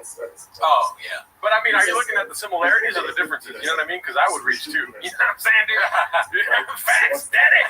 You know what I mean? Yeah, I mean, Gerardo hits on Delilah every time Bobby Lee sends us a check. Yeah, dude. Yeah. I don't sign the back. I just put my phone number. We get paid from Tiger Belly, and he just sends a message saying, "More fun." That's what Gerardo does. I think it's unprofessional. Personally, I mean, there's so many mountaintop moments on this journey. I like the Bobby Lee thing is probably that might be the biggest. Like, was the Reddit most on fire during that? Yeah, probably that or Truck Walk. I can't tell. I mean, somebody's Truck Walk was like it all kind of blends together. Kind of made it. Like, Yeah. I feel like Reddit grew up because of Truck Walk. But the Bobby Lee thing, especially the appearance he made on that podcast. Yeah, that was great. I mean, define bullying. Yeah. I'm 38 years old, but I struggle with the idea of somebody. I don't know how old Callan is in his 40s or something like that. I don't see much. This is like almost 60. He's almost 60. Yeah, he's 75 years old if you listen to Shop. But I like that somebody that old calling someone else and threatening them like he did. That's the craziest thing I've ever heard. Flip flops on? Yeah, wearing toe holds. Yeah. It just doesn't. It almost seems made up. Is he a villain from a movie? It's just these like investigators that he hired and got scammed by. We need to interview those guys. Yeah, the scammers. I just said we. I think I'm on this documentary too. Right. I'll play myself in the biopic. Right. We find out while we're doing the documentary that you were one of the scammers. And BC did it. And who else? Like fucking. It'd be so funny that like people that you'd never suspect, like GSP is in on it. I did the whole thing. It was very funny. He's in Canada smoking a cigar, some shit. Yeah, no, I mean everybody's in on it. All the big names, Ngannou, GSP. Can I ask you a question from the chat here? What would be a good name for the biopic? Great question. One of them I liked a lot was Friends in Dark Places. That's pretty good. I like that one. I'm trying to get you gotta have the word brown in there potentially. Oh yeah. Thinking like stain or skin mark. I don't know. Like it kind of depends how it ends, right? Like is there a hero turn? Is there a chapter in the Mappa sphere? Like is there a redemption angle? Short of coming clean and saying either it was me all along, or either, all right, guys, I'm finally gonna, join. If I can't beat them, join them, which won't happen, right? Because if you're that lack of self-awareness, it'll never change. But like, is there one more? I got one. Is he gonna fall into something financially, like a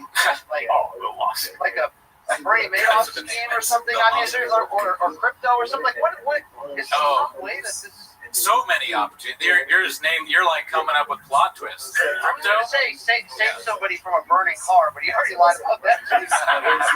Crypto for sure. It's too bad he never got an NFTs. I guess there's still time. But as far as like, if you're thinking of a name for a documentary, you gotta think about the name Drugs and Fucks. Drugs and Fucks. That's a terrible name. You're a bot. Yeah, bot. But thank you. You gotta think about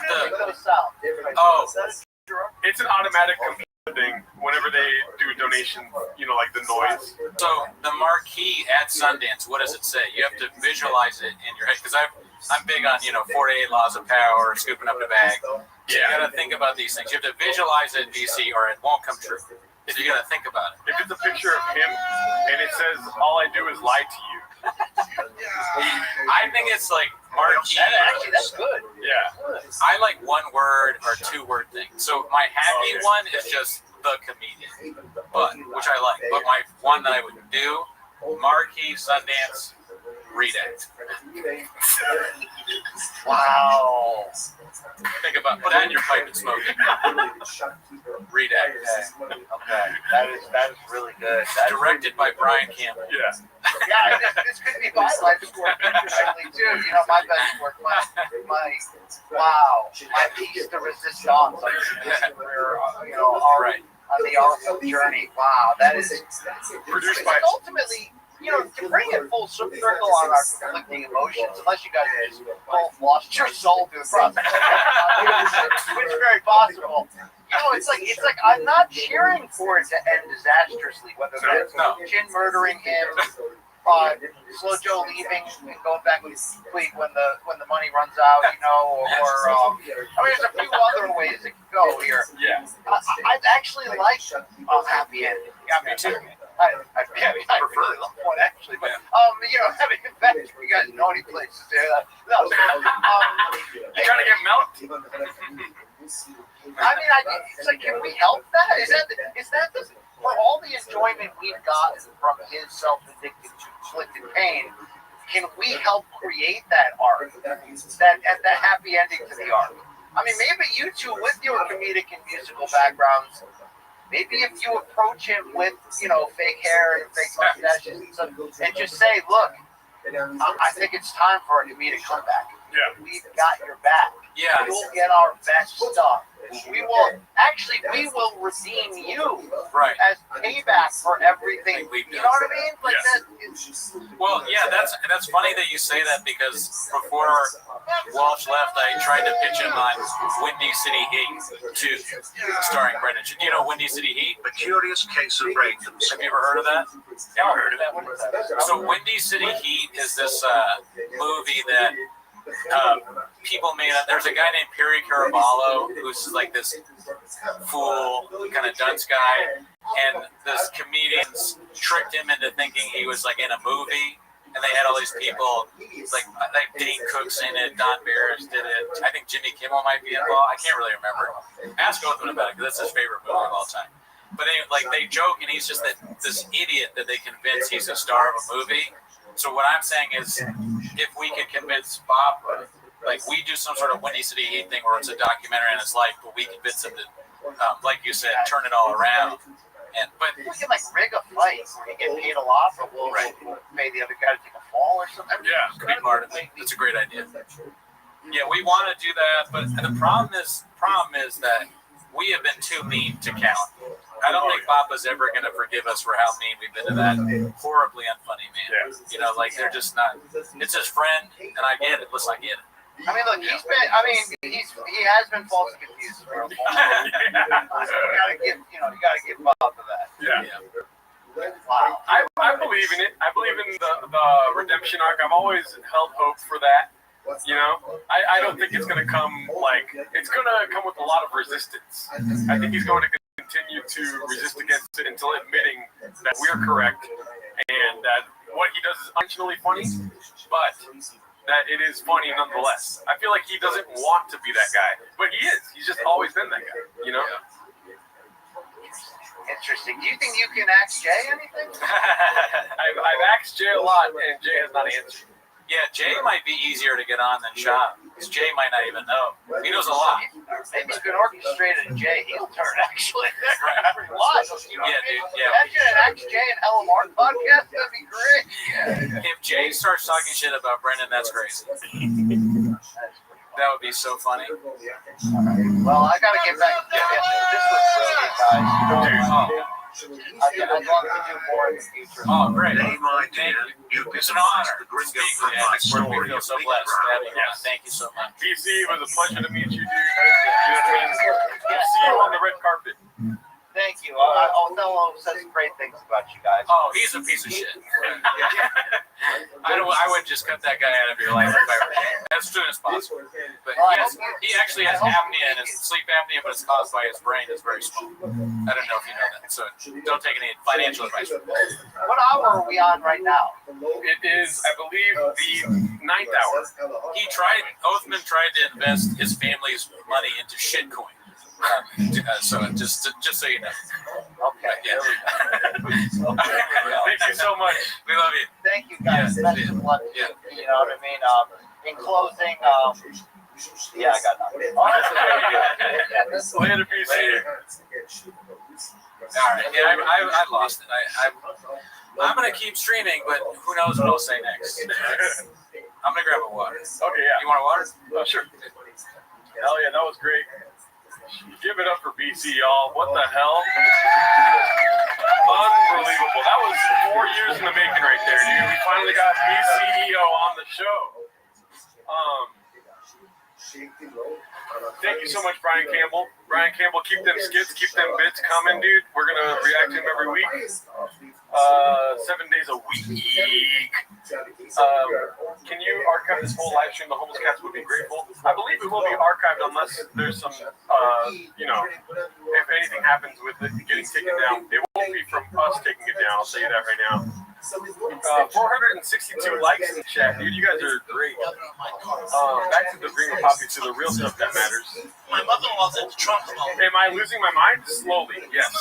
Yeah, thanks for asking. You want to sit on the couch? You have your own car. Sure. Oh, there's that white change.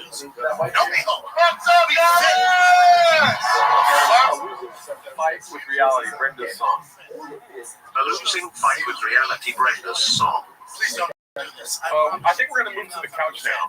Yeah. There's that white camera. Does it work or not? Sure enough, we fit. We fucking fit. Yeah. Right? Yeah, okay. Two of them are hanging out the spoiler and getting fucked. There you go.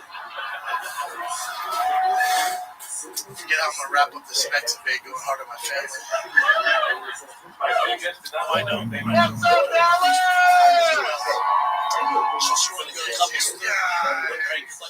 My dream guest did not disappoint. Thank you. Thank you, Saul. We couldn't have done it without you, Saul. You're the best. We're driving a couple's therapy. She's crying just to scream out of Cheetos. I'm crying just because my life's crazy. And by the way, we still have more stuff planned for you guys, so stick around here. We both have this brick building, this small brick building. There's a small brick building. We both do it. The difference has our glass on the side of the goddamn building. Can you rewind the special I Missed My Fam joke? Okay, which joke is that? Dr. Rodriguez. I'm assuming it's Mexican. One of many things I love about the Mexicans. Or let's go to Mexican food. Take with 3 fucking Alrighty. Let me get dude, bean cheese. Like, what the hell, man? Pushing the carb load year round. Bean cheese. Like, what the hell, man? Pushing the carb load year round. We never tail off the carbs. That's the game plan. For salt to be built like armadillos. Oh shit, I'm back. Am I back? Can you hear me? Okay, good. I think so, yeah. Yeah, it's good. It's not loud. Oh, it's a little chat right here. Every knee. Mark, the fact that Bob McCorkle drives me nuts. It's all good, Mark. I gotta text him. It is hard to text and do a show at the same time. Stick around, brother. I was in the waiting screen for the stream to start. Saul, dude, you got a shout out from BC. How cool is that? That's awesome. Do me a favor, though. I don't want to be tempted. I don't want in the house. Do me a favor. Tell your mom I'm on keto. Can you do that, Cheese? Why don't you tell her? She speaks English. I got no idea what you're talking about. Guys, we have surprises coming up for you. Just checking to see if the surprises are still going on. Let's talk to the chat. Nothing. This is Eve Larney, thank you. I appreciate that. My favorite food. I like Theo Von. What else you got? Go. Let's just hang on. At least we're gonna get the It Doesn't Matter people on at some point. I think we have another surprise for you, though. How awesome was that interview? I was so tired. I think my headache went away. That shit was crazy. BC is hilarious. Right? How funny was he? Oh, you know what? I wish I had connections to Mayhem. We'd have them on. Maybe we should have an episode of Mayhem and Sean.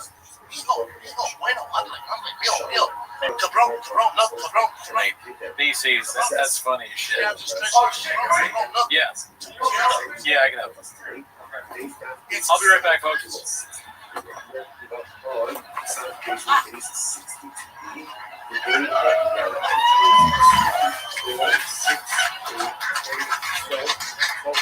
just gonna stay thick, y'all. It's my DNA. Oh, the other thing you should know about Dana Metz, didn't know we told me this. Just make flaming hot Cheetos all over your house. They love them. They love them. It's like catnip for Mexicans. They love them.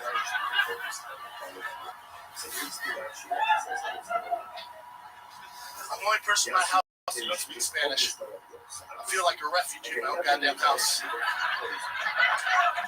My white friends are dating Latino before. Go, dude, just fucking learn Spanish. Pull the left and learn Spanish. How hard can it be? Oh, bitch, I'm 38. I struggle with English at times. You know what it feels like that my 5-year-old son roll up on his bike and talk shit to me in Spanish? You know what that feels like? As a father, you know what that feels like? I don't have a clue what he's talking about. I have a clue. I thought Pluto meant dude for the longest time. I dropped out of school last week. I was all, later, Pluto! The teacher's like, what the fuck? I'm all, Pluto, Pluto.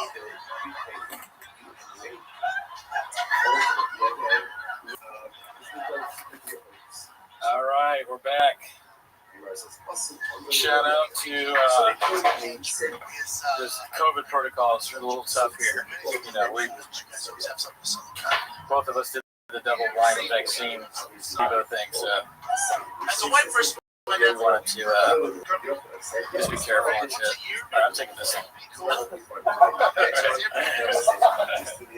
Last week, some girl turned 15. What are we doing, B? Not even related. I will say this face mask is unfortunate, dude. I do not like the face mask. No, I can't believe you're wearing this. Yeah, this is ridiculous. What are we in the airport? Well, good thing we got the Gringo Poppy. You can't see the chat.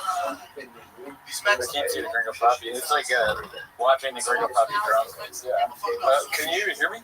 I can hear you. Okay. Well, I can hear you. Barely. I don't think I can hear you through the mic. Oh, mic check, mic check. Oh, nice. Yeah. I like your jersey. Thank you. Yeah, I mean, just because you're being safe doesn't mean you can also not have fun. Yeah. What's going on here? I can't see shit with this mask on. I think we gotta take the mask off. No, we're good. I can make a bigger pause. The other thing I love about the How do you guys think we wrote? I can't see it. I'll tell you what we look like. You want to know? Yeah, we look like black belts on right now. This is the next level of podcasting right now. You're gonna just went Super Saiyan. Oh, we just went Super Saiyan. Look at you guys. He's basically calling his family redacted for having Cheetos around the house. I guess it's probably not a good idea to have the jersey on. The whole point of the hazmat suit is that you take it off and burn it afterwards, right? But you know why you're doing that? Why? Because you got the best rings. Why? No, you're doing the thing because you have those rings. Oh, I think I'll probably have to burn the jersey now. True. Oh yeah, because it's outside the hazmat suit. Right. Mama, we just talked about this inside the house, remember? And the hat. Meet at the restaurant, just no big deal. We filmed. The fuck? Fair enough. They fit, y'all.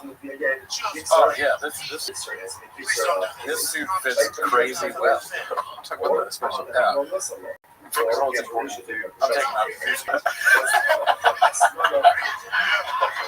Let me do this really quick too. Is that better?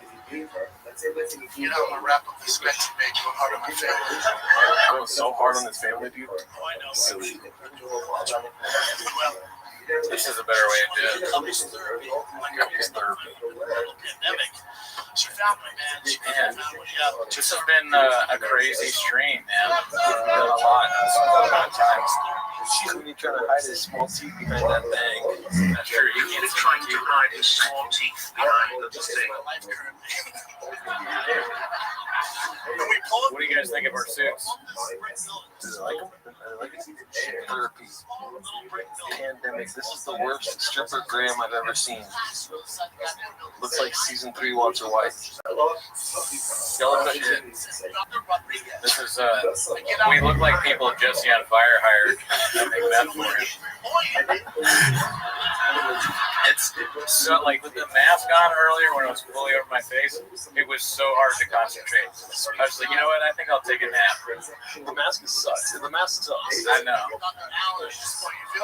It's a tough, now it feels like I'm a poker guy. Like I'm counting cards. Blackjack. It's kind of funny. It's kind of like a hat. Pull it up. I forget how good my vision is with the mask on there.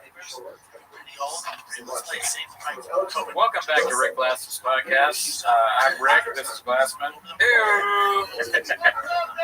I feel like the Red Bull burped. Oh yeah, yeah. You guys are true American heroes. Thank you. Appreciate that, Sonny Spinelli. Can I be honest with you? Yeah. You're on fire, dude. Thank you. Can I be honest with you? Go for it. You're on fire. Dog, stop it. Should we thank the guy that got us the... Oh, yeah, dude. Shout out to Paul C, dude. Paul C's the realest, dude. Yeah. He got us... Oh, he did make a bit about you, though. Oh, really? He got us baby carrots for your small teeth. Yeah, that makes sense. I can only eat smaller size carrots because of the tooth size. A lot of people don't know that. And he was like, also, I would have got the bigger carrots, but your friend is tiny. He said... He actually got carrots? He wants it? No. Oh. Fuck carrots. I don't want to fuck it. I'm actually not hungry at the moment, but I only want unhealthy things. You know, I'm guilty of catching flies during the VC interview. Did you see what I did? What did you do? I put salsa on the cookie. No, you didn't. I did. I mean, the Bordeaux cookies are delicious. It was a different cookie, but... Oh, you got another cookie. It was disgusting. That is horrible. It was god awful. There's salsa right there. Oh shit, you actually did do it. I thought you were I'm not joking. I really did that. Is there a cookie left? Yeah. I'll do it if you want me to. Oh my god. You do have the soup for it. Yeah, I know. It's probably the safest way to eat a Mexican cookie. Oh shit, wolfed out again. Oh shit. Income. We're playing golf this Sunday. My wrists are too fucked up. Salsa with creative. Salsa cookie. It is kind of like the equivalent of a Red Bull. What time was pizza delivery coming? Pizza delivery coming to keep you guys on. I don't know if I have pizza in me. No, pause. Yeah, I definitely want it, but I can't. You probably shouldn't. We'll see. This is not good. Then David right next door to me. David. Adam Ray, where is coming on next. We're having Adam Ray on. Yeah. Or one of his characters. For a sleepover episode. Yeah, our favorite comedian. Yeah. All right, dude. He's doing Dr. Phil. Yeah. Hi, I'm Dr. Phil. Everyone can do this. What do you mean you watched it for 24 hours, David?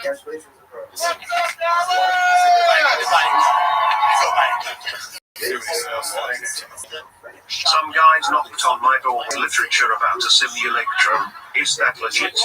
Athens to Pope. Tony Hinchcliffe was on the pamphlet. Simulacrum. This, I mean, people watching this probably think they're in a simulacrum. Look at this shit. It's crazy what we're doing. I mean, it's hard to not join the simulacrum when you see a fucking fly fits like this, dude. I know. You could have a yellow suit too. All you gotta do is not be a bot. Let me see your jersey. Yeah, this is what we're missing right here, dude.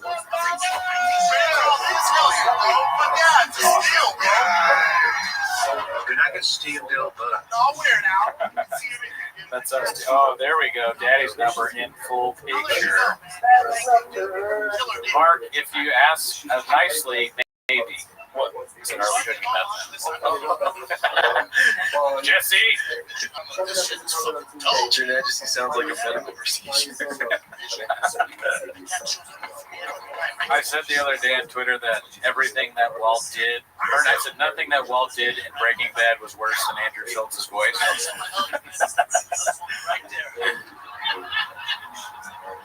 Be cool, Tom Brady. We're so fucking. I'll put my big dick. Be cool, Tom Brady worse. Like this. My big dick's right there still. So I'm like, tight. Dude, I think you can see my big dick with this suit on. Sorry about that. Yeah, sorry about that. Just had to happen there. Do you guys want me to eat a Mexican cookie again? Looks like you're ruining it. As soon as I get up to restart it, I'll get you some Mexican cookie action. Fair enough. You're lucky I didn't eat all the cookies, dude. Cookies are my fucking. You're welcome to it. I'll let you eat the cookie. I don't give a fuck. You're eating a Mexican cookie. Take your shoes off, podcast. Take your socks off. Take your shoes off. Take your shoes off. Take your shoes off. I've only seen one episode. You know who the guest was? Brendan Shaw. Tony used to okay, yeah. Why it was interesting to listen to that. They had grievances against each other that they ironed out. I watched the Dane Cook one. That was pretty cool. What happens in that one? He pulls out his old records. Dane Cook? Yeah. Like, retaliation. And, I don't know the name of the Dane Cook album, but I'm not going to do shit. Neither do I. It was funny when Brian was like, he's like, I really like podcast grants. Like, whoa. I don't have a problem with podcast grants. I just thought that was funny to say. God damn it, I'm rubbing my feet together. Son of a bitch. This is why I have the mask on, dude. I can't see the bots. Yeah, that's a bot. Yeah. Thanks for letting me know, bot. Yeah, thanks, bot. Human, it's a human body. Have you ever heard of it? Sometimes you roast. You probably grab it by the scruff of the neck and be like, enough's enough. Enough's enough, kitty. I love it. You kicked a lion. He kicked a lion. It's a lion of the mountains. It's a lion of the mountains. This thing was Mufasa. It's like this not like Joe Rogan's trash. This thing was that would be funny if they had to play this in court. They were like dressed like him. And we're watching him. Yeah, we're being sued, and we're like, we didn't do anything, and then they play this. We had to watch the 24-hour stream in court. 24 hours. I don't want to see this image in the courtroom ever. I would not be happy with that. Yeah. But it is hilarious. Yeah. This is a great, it's a great costume. It's a Halloween costume, dude. Yeah, I feel thick with 3 fucking CDs. Looks like I found my Halloween costume early. Oh, man. I thought we just started. When you started everything. It's fucking short. My ass look tiny. I have no ass. Gringo Poppy, Gringo Squad. All I see is in my wings.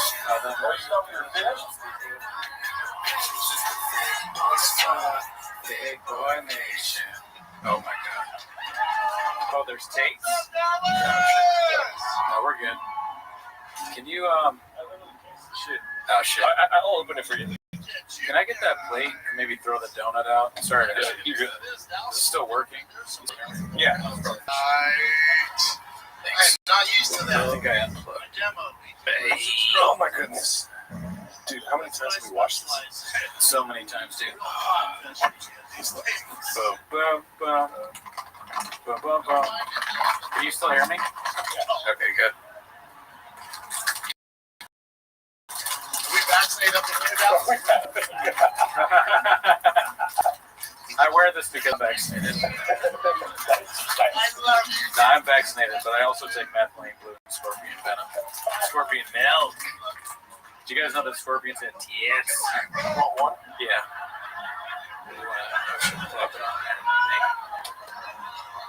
That needle's not touching this fucking temple. I mean, to be fair to you, I put a little bit of salsa on it, but I got plenty of salsa on it. You know what I mean? You swear to God. So why did anyone see? Only one person commented about it, but I didn't want to make the whole interview about what I just did. I was trying to do like incognito mode. That's funny. And so like one person said something, and I was happy with that. Yeah. You know what I mean? I feel like they have to do something for me to do this. I don't know what. I mean, they've done so much already. They have done a lot. This has been a great stream, y'all. Yeah, you guys are the best. All right, fair enough. You deserve what you deserve. No ass because you're Guadalajara Mexican bot. It might take time to do this because my wrists are broken. Oh, dude, we got like 45. No, I'm not flirting with the idea of this. Yeah. You can put the mic down. I'm not going to. Oh, my mama. Vaccinated? I wasn't. Donuts. Remember when we were like preparing for this? We were like, dude, it's gonna suck, but we'll just do it. It doesn't suck that bad, dude. It's pretty cool. I'm at BC today, dude. Isn't that crazy? Dude, that was amazing. Right? And also, opening this made me feel like that right-wing podcaster that couldn't open the pickle jar. That guy. I was like, holy shit, I'm that guy. I didn't open it all the way. See, leave it like that open and then just pour on top. That's what I did earlier. Okay. So, yeah. I don't feel good, bro. Ew. Oh, I know, it's so bad, dude. It sucks. this is the worst joke ever written for this. Yeah. Oh, I'm gonna lay low for a little bit. I mean, I'm cool with that if you're... oh, okay, good. Yeah, you're good. It's enough, right? Because you don't need the juice. It's just salsa. That's salsa. You know what I mean? And you're not even Mexican. Like, you need to hire some. ASW, fix your mic. That's from a while ago, B. Fine. Get them on there. Fine. Play Diddy. All over the news. Oh, Nathan, charge your phone, dude. Cooney, how did you meet BC? The stream. Just had him right now. Bot. Good one, bot. Anorexic dyslexic is he wants to watch Gringo Poppy. You'd have a line of roses. Good one, bot. Yeah, bots. I thought we would get actual viewers for this stream. Didn't know it was going to be all bots. Yeah, a lot of bots going down. I'm not going to lie to you. I did put more salsa than that. It's fine because, you know, you're holding down the fort. I'm holding down the fort. You know Who wants me to have the salsa Mexican cookie? Does anyone in the chat want me to eat this cookie? Guys, just give me so much love. 35, I love your content. But people don't do shit. Squad wants me to eat it. That's one person. I tried to follow Brendan Grateful Dead, but he kept canceling shows to go with America and not have that. These grilled cheese sandwiches. Or tried to follow Brendan like the Grateful All caps. cancelling Eat it now. Stupid. Now I have Tapatio. Actually, this isn't Tapatio. This is I have some tapatio if you want. processing. That's not salsa. It is technically salsa. Yeah. All right. Okay, I'll go get it. This shit is hard to fucking work with. Get the setting. Can you please take this from me? Thank you. It looks good. It's hard, dude. I struggle to open it. It's keto, bitch. We're not even locked down. My girl was fighting with me the other week. We locked down. We're fucked. Just. You know what? Maybe it's more of the cookie that Chum says if it's tapatio and salsa. Like it's a really serious topic. Technically, doctor, it is salsa. I kind of want to try a cookie with tapatio now, dude. I'm worried that family of mine will someday see that I'm doing. They're all over us, dude. I mean, people should stop talking to me. Well, that's Daddy's number right there, dude. That's what I know. At least they took out some weak jersey, so I'm not insulting by doing this. Yeah. This is kind of like a homeless cat's wet dream, huh? 24 hours of just a Gringo Poppy, dude. Yeah. I love that. No, I'm not into that. I got a Diet Coke so I can leave unscathed. Oh, great idea, but I'm good with water right now. Perhaps in a minute. Oh, he's fucking his friends again? We fucked There goes shout out to Walking Dead. Good to see you again, dude. Oh shit. Dude, shout out to all the new subscribers. We've gotten a lot of subscribers today, dude. Oh really? Yeah. Welcome to the show. I hope you're enjoying it. You know, this started off surprisingly as a podcast about raccoons And titties. yes. But now it's about Yasopui. Where's the dolphin bottle, Judy? I wish I'd brought I that. should have brought that, dude. The dolphin bottle is so fucking funny. Yeah. I guess you can only get that if you watch Raccoon Tweeties. Guess it's only on the Patreon. I guess. Hi, guys are awesome. Bot. I'm walking up for school. I'm like, dude, it's about to be lit. Big boy squad. Big boy nation. Can G get a whole can of Diet Coke in his fridge, or does he have to spin around at halfway? I can't hear the special anymore, but I don't need to. I've heard it 50 to 20,000 times. I'm just telling you that so you know. Okay. Can you hear it? Yeah. I think it's my headset. I think maybe if it's not playing in the headphones, it's just playing in my head, like reverberating. I don't know if I fucked this up or what, but whatever. Oh, try right here. I said, you're in a group chat. parents, dumbass. That one loves that joke. Oh shit, he's like savage. No, But I don't need to. yeah, you I'm good. fine with this. You put in the hours, dude. Yeah. I mean, it's all good until we have more guests. Yeah. Deal with this. Listen. All this shit. Imagine we can get Brendan Schaub at the last minute. That would be insane. If he came on, a boy could dream. You know what I mean? Yeah, I keep looking at Instagram, hoping that he's messaged me. Yeah. I know, right? But we don't matter. No, We don't count. we don't count. I say that happy too. I'm like, we don't matter. Then I would also break my headphones. That's kind of funny. It's like I did it on purpose. I didn't have to hear the ring of poppy anymore. I still see it though. It's almost as bad. Eat it, Cooney. All right. Who said that? Mr. Catatonic. Wow, this shit breaks. Oh yeah, it's really, really breakable. Melting. So this is the first bite of a Mexican cookie. Disgusting. Yeah. Oh, it's gross, huh? And then you know what, dude? I forgot the first time when we did it. It leaves a fucking taste in your mouth. It's just like unbearable. Yeah. All right. I ate a whole cookie. You know, you don't have to. I'm kidding. I just want water. Oh, okay. That was disgusting. It is disgusting, dude. It's like the joke is so funny. Yeah. It's weird that a joke that can be so funny can be that gross. Yeah. I think that's why it's funny, because it is gross. I just want to be authentic. I just want to be authentic, you know? Yeah. Oh. Every night, though, every night, 7 years later, Oh my God. fucking night. I know I look Latin. There's no I did this like this. Ew, it smells like Tapatio too. That's disgusting. I'm glad you can't really see. Yeah. It's like too small. Because I think if you saw this up close, you'd be grossed out. This is chili on. Is this what those rancheros are? Hey, we're gonna watch Brendan's podcast. Oh my God! Hey guys, let's all gather around and watch it. So Man Lehman's like, imagine if Cooney vomited in a hazmat suit. I guess that's the perfect way to vomit. Take a picture with your phone. Oh, okay. I don't have my phone. Yeah, I guess. Maybe Brendan's not trying to shit his pants. How about that? Yeah, Brendan's not trying to shit his pants tonight. How about that? Ready? Oh, here. Ready? Every time dinner would come, my ass would go like this. Alright. I'm gonna send this to the Discord. Dude, I might pass out from this face mask. Take the face mask off. No, because then I pass out for like a couple hours. I wake up. You want it? That's awesome. Oh. I'm sending the. Dude, I should post the the hell, man? that on Reddit. Yeah. Or I think let's test. You always hate. You say I can't multitask. Oh, go for it. We'll prove you wrong right now. So fuck you. You're a bot. You're being like all super nice to me. I'm like, fuck you. You're a bot. I'm gonna say, look at this bot. Look at this bot.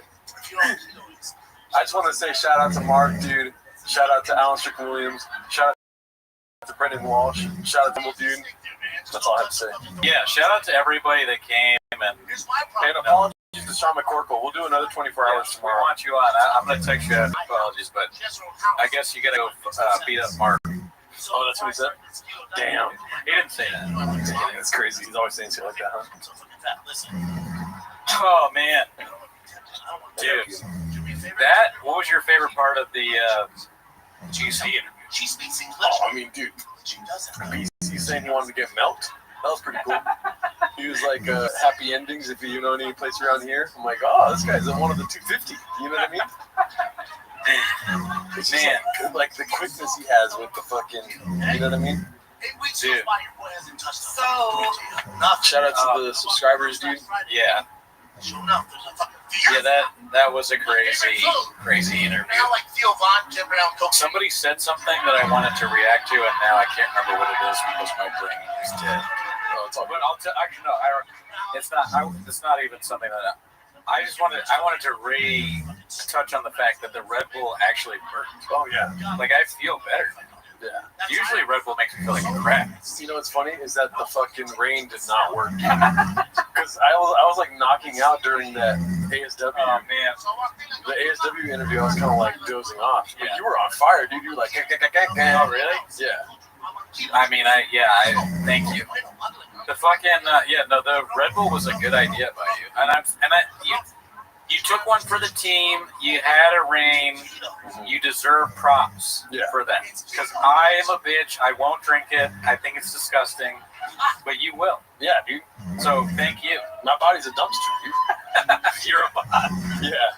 Or am I a bot? When I match with chicks on Bumble, I go, I'm a bot. My body's a dumpster. You want to fuck? That's what I say.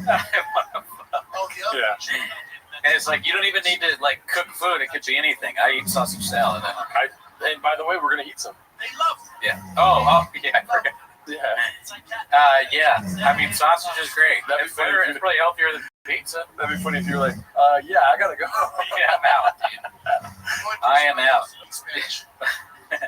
And also, let me compliment you again on the place. It's very clean. Thank you. You did a great job cleaning up. Yeah. You set up. You did a wonderful setup. You didn't land the end.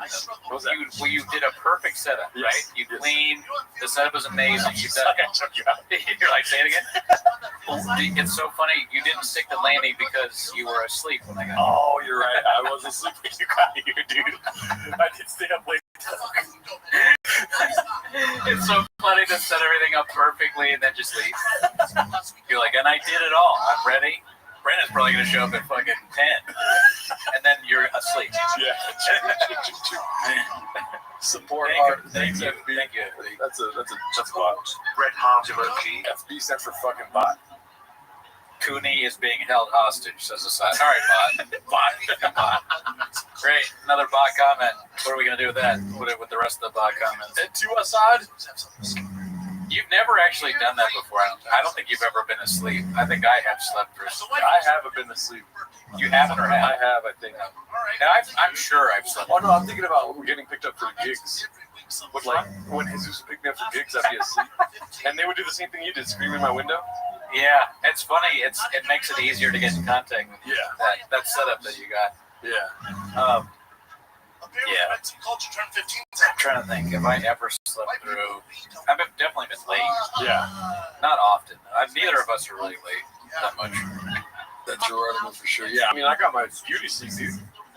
Brent Gordo, why aren't taking this opportunity to sit Indian style with your toe holds on, commit to the bit? You don't want to see my feet. Yeah. Haven't I talked about that before? How gross my feet are. You have a hammer toe. Hammer toe, yeah. The two middle toes both have hammer toe, which makes the nail look like something out of Lord of the Rings. And I have flat feet.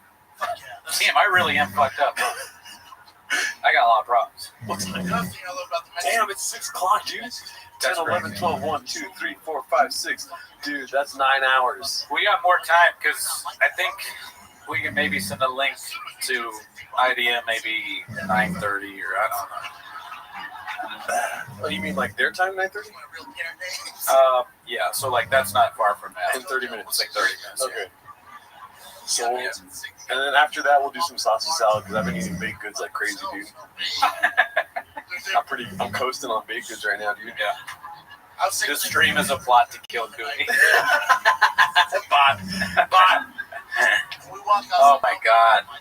Cookie's disgusting. Gargoyle feet as fuck. That's a bot. Man, it's melting and shit.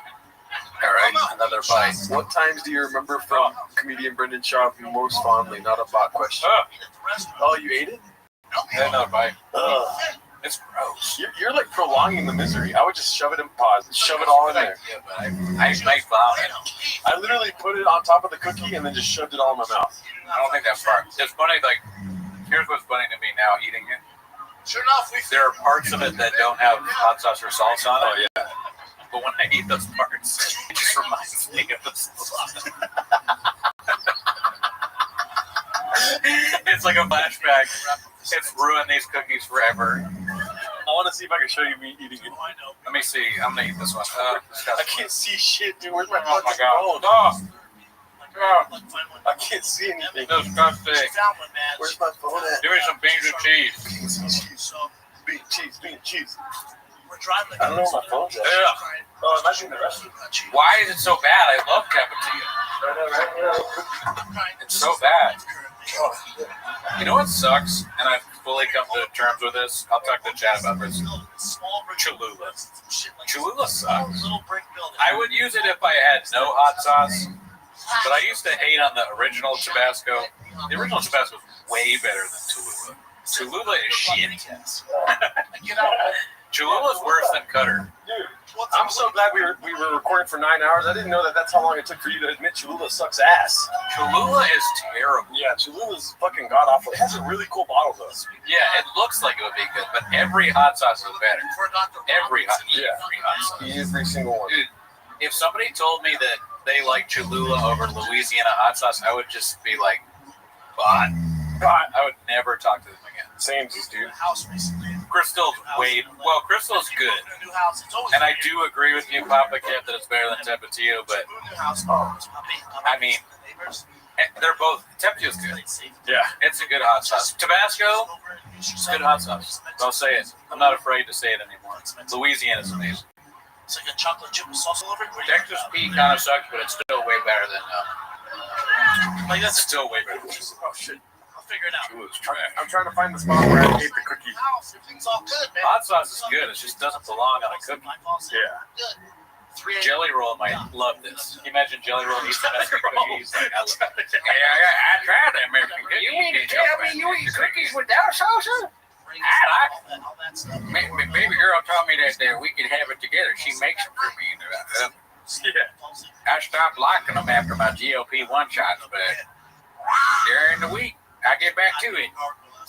What kind of salsa, Jelly Roll? Pico de gas. Chili on. I like Mexican cookies more than I like singing about smoking meth. Somebody put some salsa on my cookie. Well, I wish Jelly Roll would do the show because he's my favorite singer and comedian. Yeah. Somebody fucking killed somebody for you. I believe in Bigfoot. Well, thank him. Thank him. That's a bot. I don't know what turlet sauce is. Is that English? Everything is British to me that I haven't heard of. Tiger thick hot sauce. I'm trying to find when I eat the fucking cookie, dude. Can we watch a Jelly Roll rap video? No, because the Kringle Poppy's on your bot. Yeah, you're a bot. DC8PT87 classic bot. That is not good. Well, I know a bot name when I see one. Yeah. Facts. What's the hottest sauce you guys like? I like habanero sauce, dude. Yeah, habanero's pretty good. When I was in Nashville, I went to Prince's and with the mayor, and that was delicious, but it was too hot to eat. Oh, that's when I ate it. Look at my fucking face, dude. Look at it.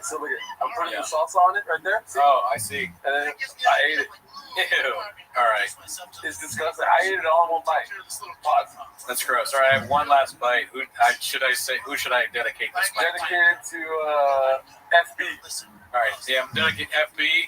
Thank you for all your generous donations. Yeah. I'm donating this last. This has the most salsa on it. I saved that for you. Here we go. Yeah.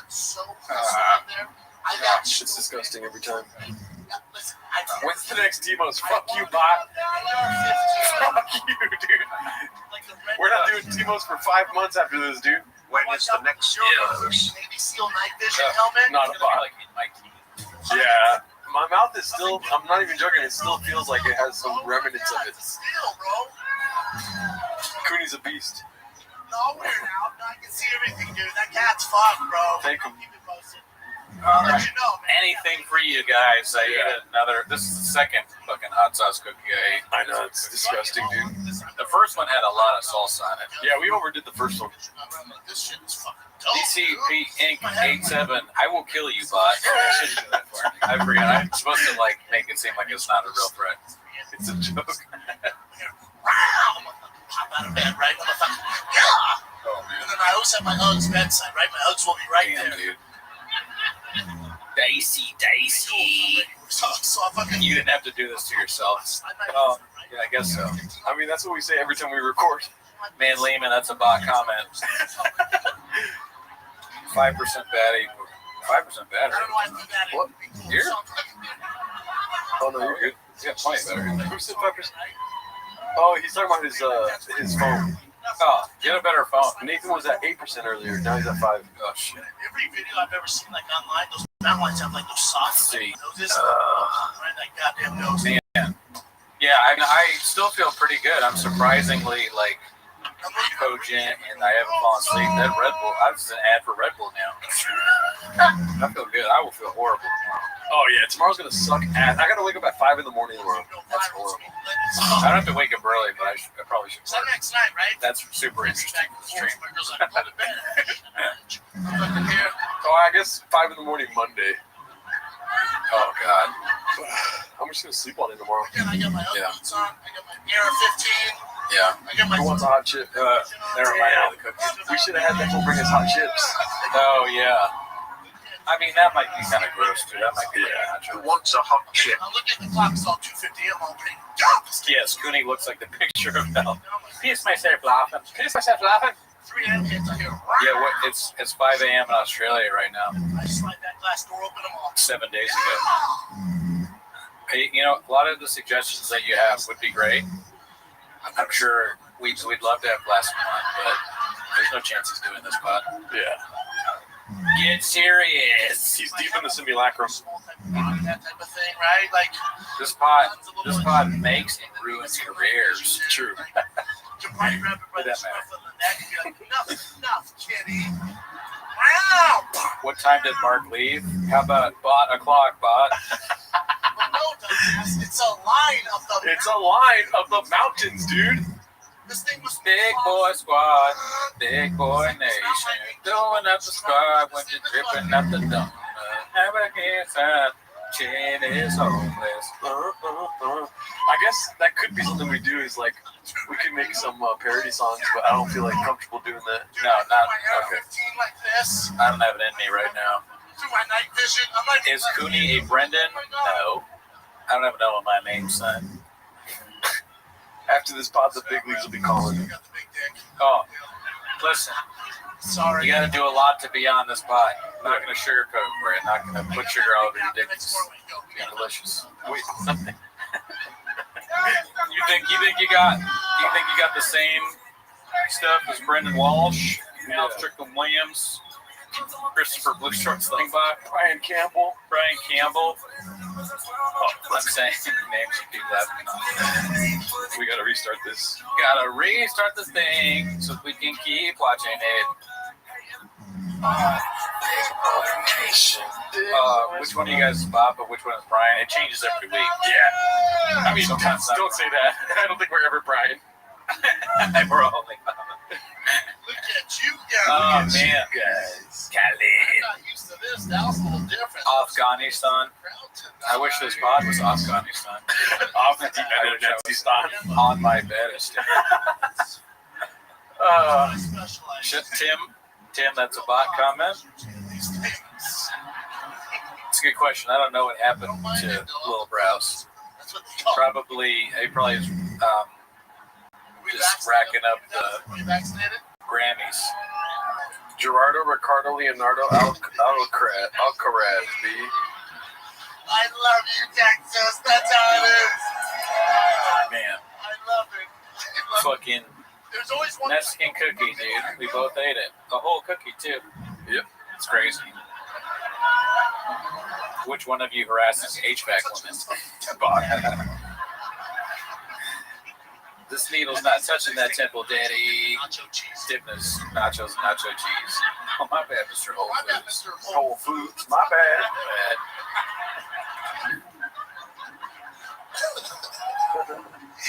I really can tell what he's saying by movements sometimes. Yeah.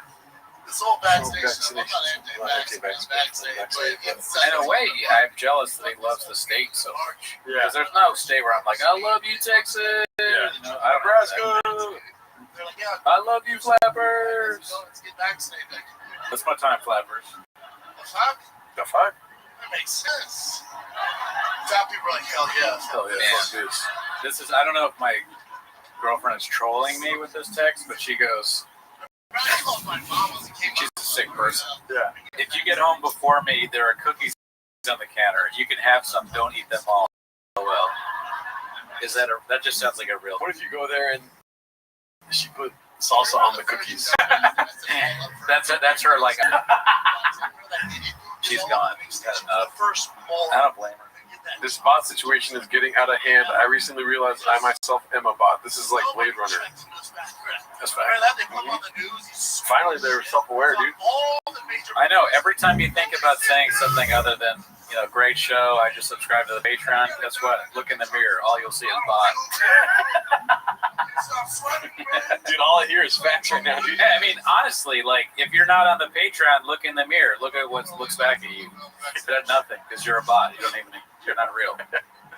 We know your tricks, bot. What's this special called? It's called You're a Bot. Luminowski, I can tell you. I just said how you can tell if you're a bot. Check.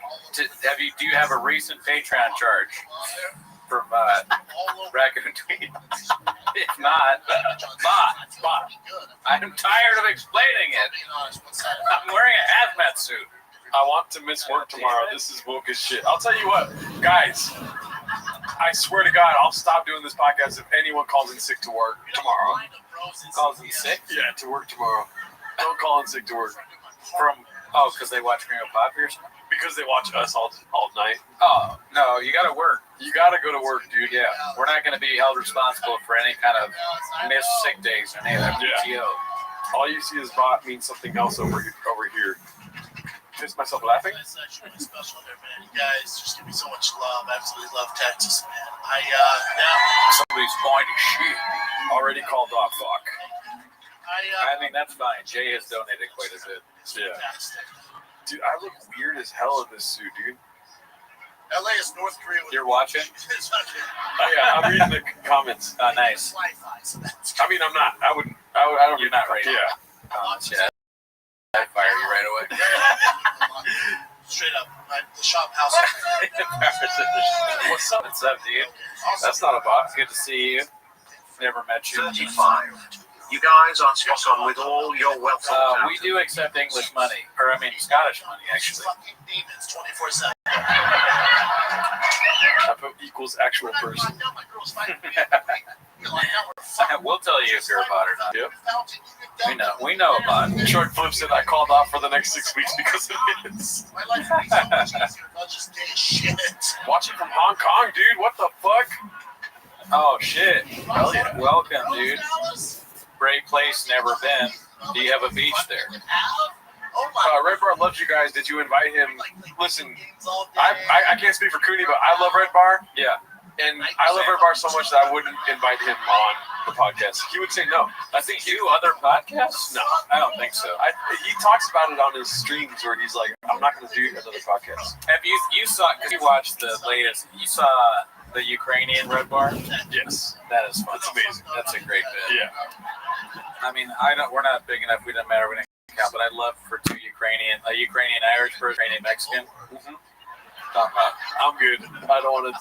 You don't want that? I'd rather just praise watching Red Bar. That's true. I know, I'm always looking for more. I'm greedy. Mm-hmm. That's my fault. Yeah. That's my fatal flaw. I want a Ukrainian me. Geraldo. Monster Trucking is a bot, dude. Just I wouldn't have realized this unless I was locked down. Man, Ukrainian Red Bar, that is the funniest shit ever. I realized my girl's not cool. Gerardo, you're a realistic looking Mexican bot. Ever heard of him? He may want you guys on. He doesn't do other people's shows. I mean, I doubt it, but sure. It won't be because I asked. Yeah, no. I gotta get that. You have to have the tap on the shoulder. Yeah. Jules? Salvo Pancake sends you a message. So I got his first day outfit. Where? No, I'm kidding. I'm saying, Red Bar character. Right? Walking up for school, like, dude, I don't even remember at this point. I'm deep into the street brain. You know, dude, I was so worried about this. What's 24 hours of Green Pop are you gonna do for you? I feel better now than when you started. Don't laugh. That's right now. Extreme stream brain. Oh. It's like Austin brain. Austin combat streaming. Yeah. You have stream brains going. I got SB, dude. Yeah. Goddamn dick down to here. Excuse me? Do you feel the CT Graves yet, Liz? What? I said, you're in a group chat with other parents. Oh, Liz, Elizabeth Marsden. Oh. You don't even have street brain, dude. I have no brain. You got thyroid brain. The doctor's like, we're gonna have to remove your thyroid and put it where your wrist is. You're like, oh, don't you need to do like tests before? He's like, we've done the test and it's just this street. They show me talking. Yeah. What's up, Dublin? Oh shit, Vegas, been there. Great place. Reverse Graves. Born and raised. I don't think Dan Soder would come on this, but thank you for thinking that. He's a funny guy. How many hours have we been at it? 9 hours. We're in our 10th hour now. We've been doing this for 24 hours, guys. You don't realize. This is the last hour. This is hour 24. And if you don't think that, you're a bot. Bro, you know why? Oh shit, Formula One, here to rejuvenate us. What's up, Formula One? Spicy. You know what spicy means? You guys is conkers, thank you. Finally, you guys are proof of a comedian you like. No, we said a few people we thought were funny in this stream. Yeah, bot. Yeah, bot. I don't approve of you, bot. Bean cheese. Second win. Theo is very funny too. Real Mexican dishes, y'all. Real shit from the mother. Careful, Gerardi. His teeth. David. We explained where McCord was at. He told us earlier. He told us to get him earlier in the day, otherwise he couldn't do it. And everything happened so fast. Your boy slept in a little bit. You know what I'm saying? So Chilean. Is Kurt Metzger going to be a guest tonight? No. That's very funny. Me and Bundeezy went at it about Kurt Metzger on the Discord. Oh yeah? I just kept saying I don't like that motherfucker. You know what I mean? I forget what I said during that stream with the tier list stream, but that's what I think. Do I remember it? No. But I think that. My first handout paid 7, bitch. I need to. Once a week. Cooney ball guy slinging dick. You know it. You know it, dude. Big Nectar. You knew that before he even. Like, you knew that when the stream started, dude. Victor B, love you guys. See, that's a real person right there. Yep. Great guy. Shout out to you. My mom already made a appearance spot. Maybe Brendan's not trying to White person handout. Tater tot 1 silver.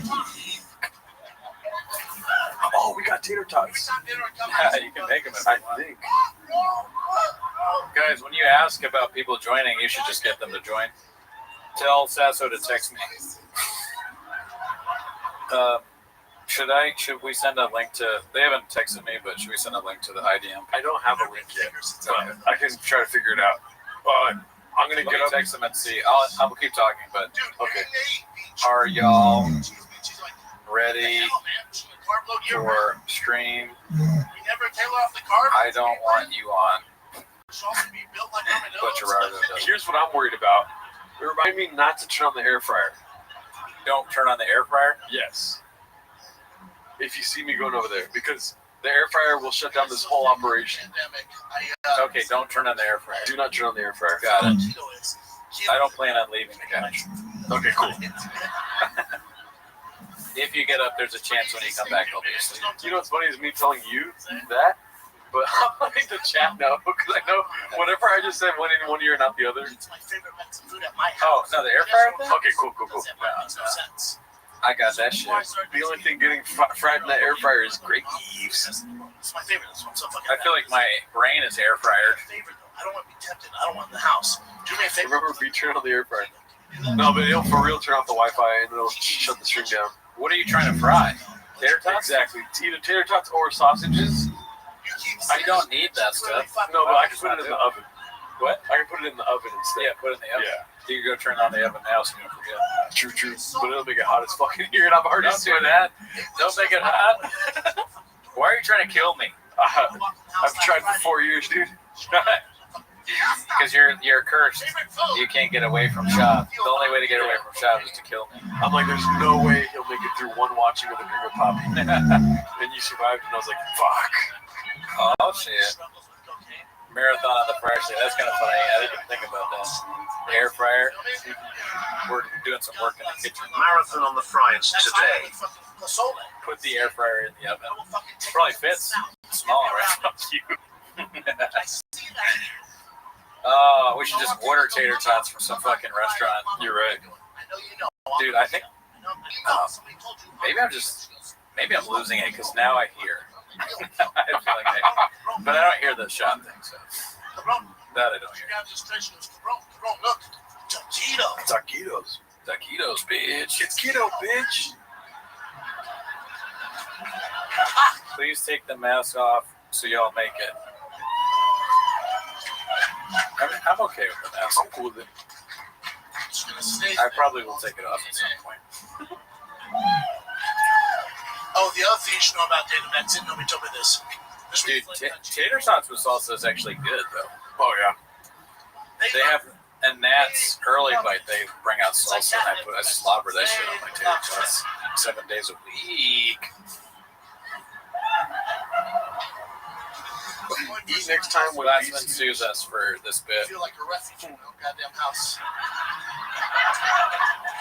Looking like a pair of condom fishes. Spanish, but left man. Formula One. How hard can it be? Oh, bitch, I'm 38. Yeah, Mike did Damizio. Mike did Damizio. It was actually like, if not a month, it was like at least 2 or 3 weeks. As a father, you know what that feels like? Shout out to the subscriber. I'm a clue. I thought Pluto meant dude for the longest time. Oh, hell yeah. Justin Wood. I dropped out of school last week. Puto, cabrón. Pluto. FB, you tell me. I don't know what we're doing here. FB? Watching the Gringo Poppy for 24 hours, I guess. Bot. Then we dedicated the cookie to him. He's donated like 15 times, and we're like, bot. My mom is watching this. That's so funny. Are you sleepy yet? A little bit. Am I sleepy yet? No. Yeah, my body feels tired. Yeah. But I took a Red Bull, so. All right, once a year. I took a Red Bull. That thyroid's still working overtime, too. My thyroid is fucked, dude. My doctor's been like, bad news, thyroid bubbles are not good. Not good. Man? Through the party at my house. That makes sense. That's what my doctor said to me when he saw my T3 levels. He's like, that makes sense. August, how do you spell Augustino? No way. What? Victor says that Hail Mary pizza. No, you're not. Dude, that would be crazy if that's for real, because Hail Mary is the place where the guy recognized me. Oh, yeah. And that pizza's amazing. Have you ever had the pep pep? No. Oh, my God. I would kill a man for a pep pep right now. I'm not even hungry. Like the party. I love that. How charged are you? Are you charging? What's going on here? For the phone? No, I'm not charging. You can charge. Where's the charger? Oh, fuck yeah, that makes sense. Fuck yeah. No. I don't want to bring this up, but it is funny how you thought somebody in the chat knew how much battery your computer had. I mean, look, I also thought an Indian man was giving me English money. But, Victor, where'd you go, dude? Are you at Hail Mary? Ask him if they were. Ask him if there's a Timos discount.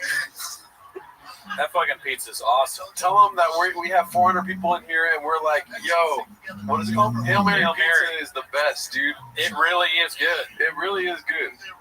And we don't want free pizza, but Daddy's number says, I want free pizza. Okay, yeah.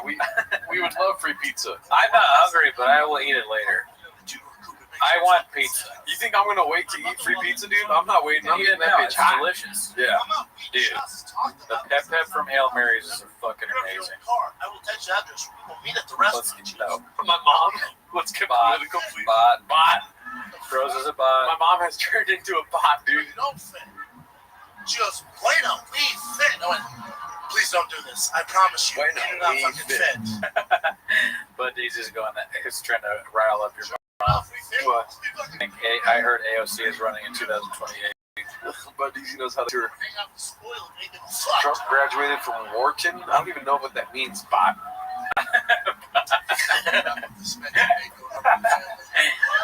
Since this is a hazmat suit, can I pee inside of it? Well, I wish. you want to go to couples. That's the complete opposite side of the spectrum of politics. What? Is Being pissing your pants. Yeah. or pissing your pants? Yeah. Whether it's okay to pee in your pants.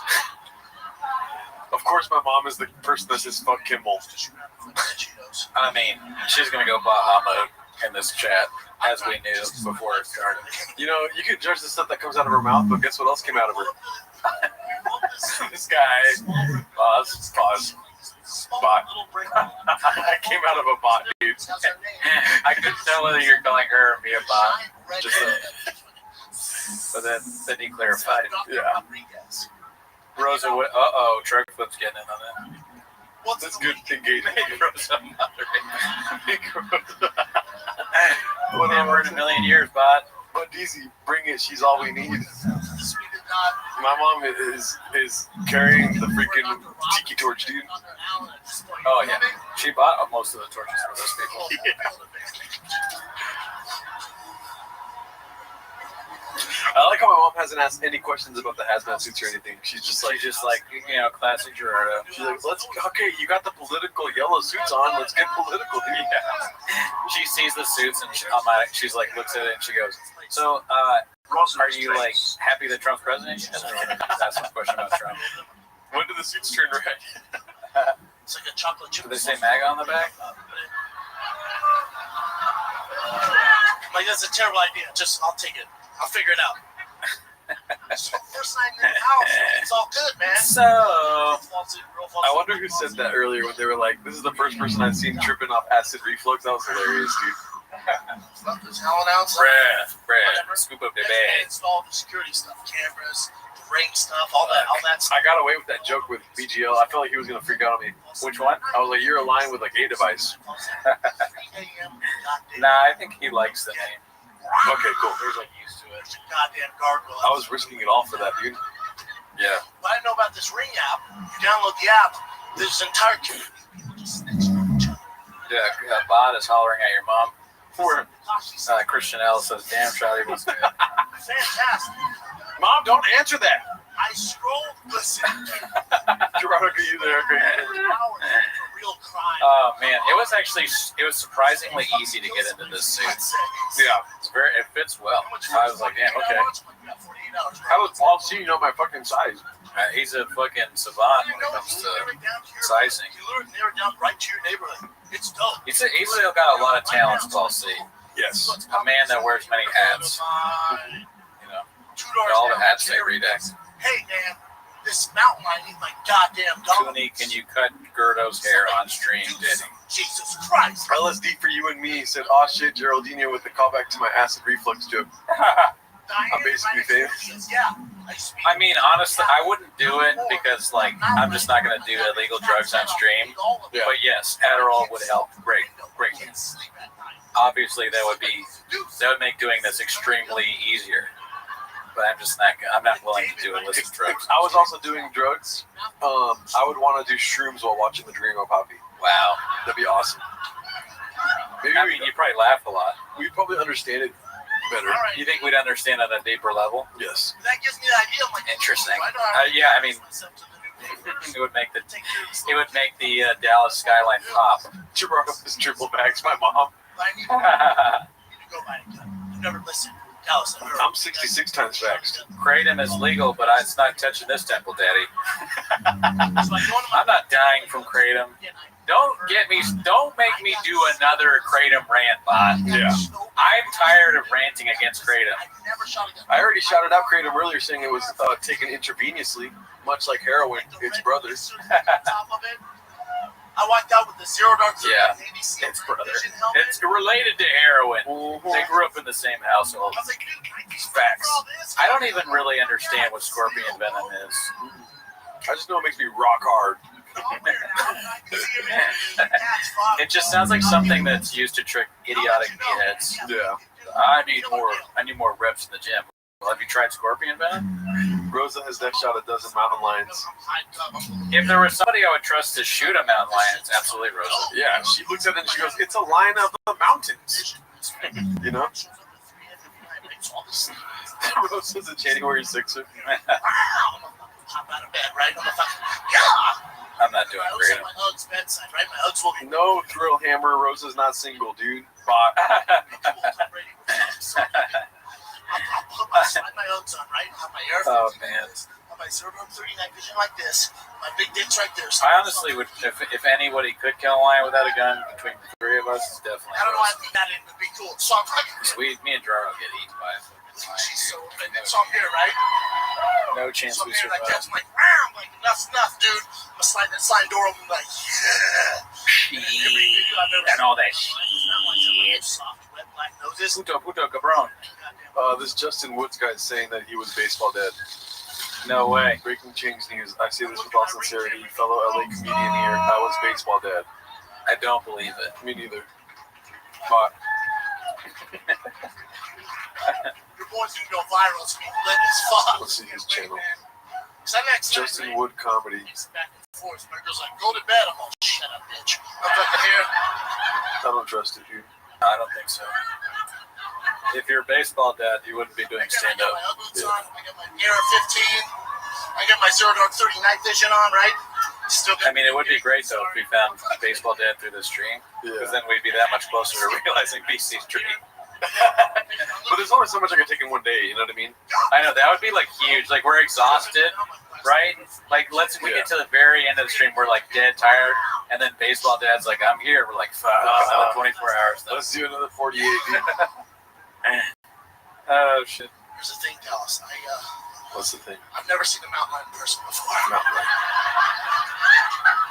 His hair is disgusting, dude. In my head, I was thinking like the small. That is crazy hair. Type of thing, right? Like, I mean, he reinvents himself all the time. True. With the like different hair shit. Scruff of the neck, be like, enough's enough. Only the best of us can do that, dude. Oh yeah, I can't do it. I got nothing. Dude, it troubles me with how many open Diet Cokes there are. I only drink one, though, I think, and then this one. I only had one. So I that's, think you had probably 2 or 3. I had 3. Yeah. Because I drink Marks. When I start saying son, that means I'm at like almost gone. I swear on everything it was me. I'm being dead serious. I doubt it, Justin Bot. Justin Bot.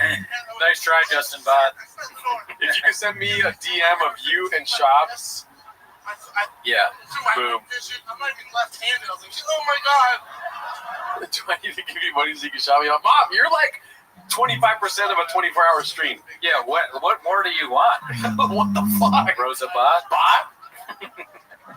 Shouting out that you're a bot. Yeah, I don't know. I'm not sure what else you want, Rosa. Oh my god, dude, it feels like I just restarted it. Weirdo.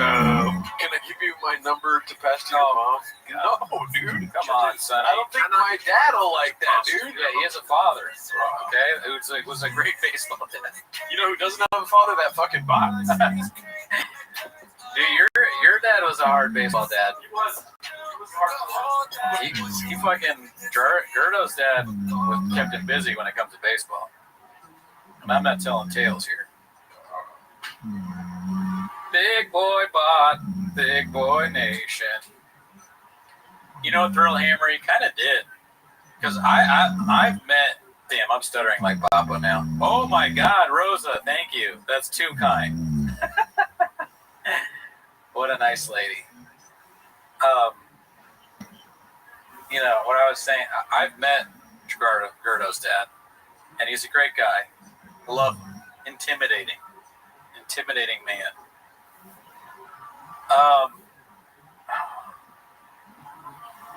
Wow, Rose. I've told this story before, but you should have seen how scared this guy. We were at this party, and your dad Gerardo's dad turned his eyes to this guy, and the guy was wearing a Red Sox hat, and he was like, "What the fuck, Red Sox?" And the dude pretended like he could. He was like, I don't even know what baseball is. Remember that? I tell that story so much. I don't even know what this hat means.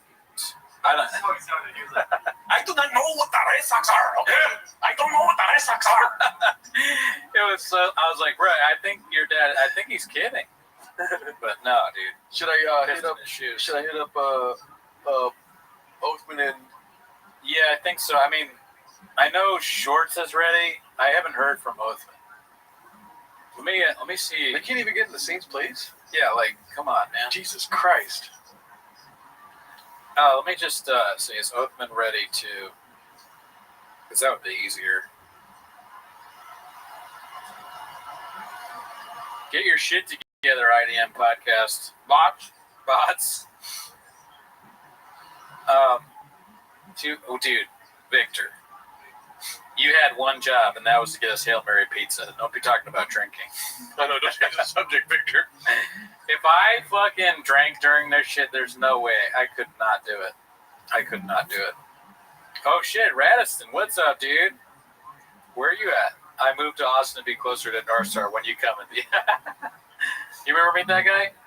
Great guy. I wouldn't remember. Radisson's a nice guy. That'd be funny if he's really in Austin. I kind of doubt that too. What was it? Look, people are just lying on the chat now. For Caitlin Jeffers to come through. Don't fucking. Okay, my bad. I can cut that part out. Don't jinx the fucking stream. Nah, I'm kidding. We love Caitlin. She sent a DM about it, I think. Oh, okay, nice. I ignored it because I don't want to be associated with her at all. I'm trying hard not to be associated. Oh yeah, you got to restart. Do you want me to restart? Oh, I'm waiting for Oathman and Oh shit, yeah. Blue Shorts. Blue Shirt says, I don't know where Oathman is, but I'm watching the stream and ready. Well, watch longer, bitch. Oh, fuck. I've really lost it. Let me see. And they're lying, too. They said Augustino Zingo went live. You know he didn't. Bot. Stop lying in the chat. We were promised Hail Mary pizza. That was a lie. Lie. We were told that... Oh, my mom gave money? Mom! Oh, shit. Lubinowski thinks Blue Shorts is funny? Mom, thank you for the $50. Greatly appreciated. Did you hear that, Blue Shorts? That's the first time anyone's ever said that. Oh, my gosh. I've never seen that. What? I've never seen that before. Who? Blue Shorts is funny? Oh. I'm just saying mean stuff that makes no sense. Daisy is live, but he wants to do his 2-hour stream and then join if he's live. It's almost 3 a.m. in the UK. Well, we'll see. I've said before, I would love to have Agostino on. The chat is fake news, 100%. But it is a lie, though. When Timo's. Oh, there he is. Chris is on the chat. Chris, go get Oathman. Oh, when is Scott Lurs going to join the stream? Dude, that would be amazing. I doubt Scott knows what's going on. Everyone give it up for my mother sending in $50 to keeping the stream alive. That was amazing. She's a great one. What the hell? She did it right when I went to the restroom, too. I don't need a nap. I'm good. It's just this couch, dude. I'm telling you, it sucks you in. It feels good. Takes your soul away. You become part blue couch. I'm excited to go back to the chairs because the air conditioner's pointing that way. Chris, drive to his house. Call. I shouldn't say his wife's name. Call his wife. That'd be so funny if Chris doesn't have his wife's phone number. I can text his wife. Chat, should I text Oathman's wife? The chat goes crazy. I think I'm going to do it. I think it's funny that... I remember one time I was making fun of him in the chat, and I sent it to his wife, and then she texted a picture of him sleeping. I was like, he's lazy or whatever, and she took a picture of him sleeping when he was supposed to be watching the kids. It was pretty funny. It's like, right here, who's this? Monstro Truckin'. His mom's downstairs cooking food. Monstro Truckin', come down for your food. And then Monstro's like, shut the fuck up, Mom. Cody's texting Oathman's wife. I'm writing some ridiculous text. I'm going to say, hey, sorry to bother you. I know you deal with a lot living with that monster. Monster's good. I'm going to say big fat oaf. That Moroccan?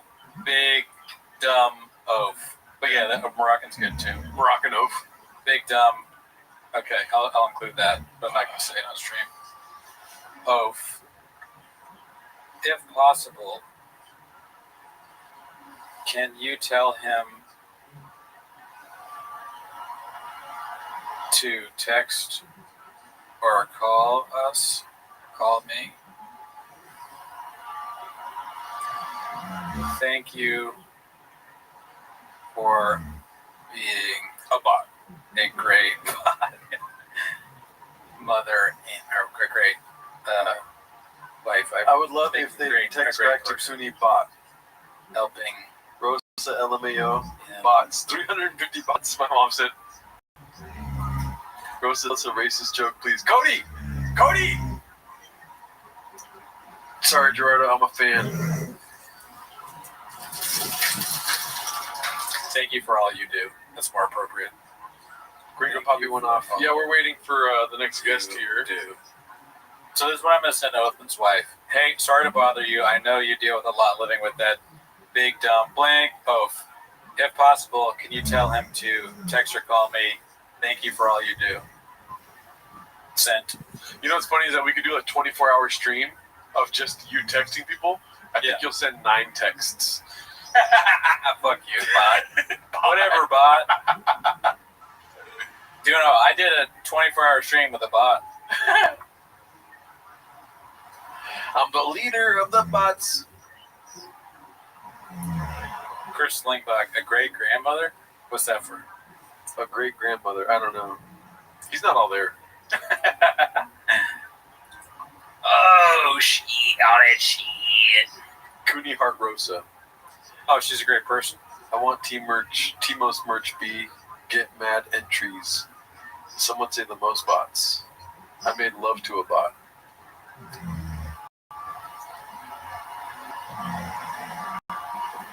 Jeremiah Watkins.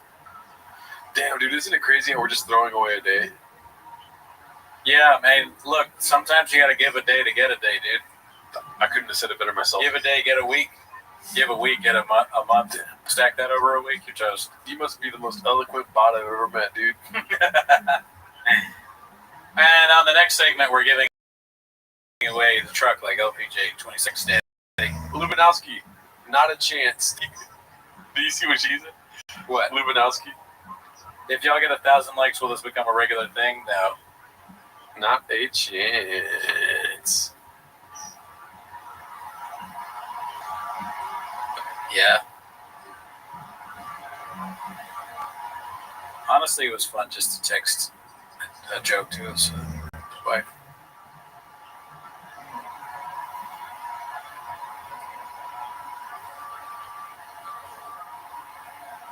If Baba doesn't hear about the stream, then he's lying. I don't know. I mean, how many people really know about this? You, me, Man Lehman. What's that? 5 people. LPJ 6. Mark Ramirez. Truck Flip. Bodie. That's like 15 people tops. And I've never been a numbers guy, but that doesn't sound like a whole lot to me.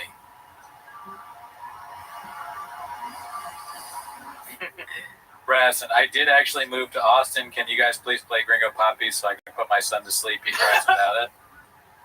And he's still funny, folks. Can you believe it?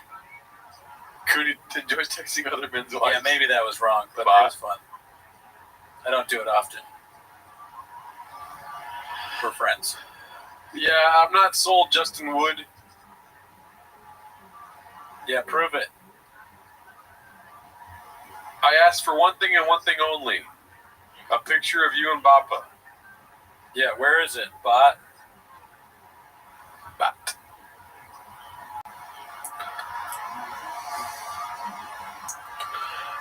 Let's see here.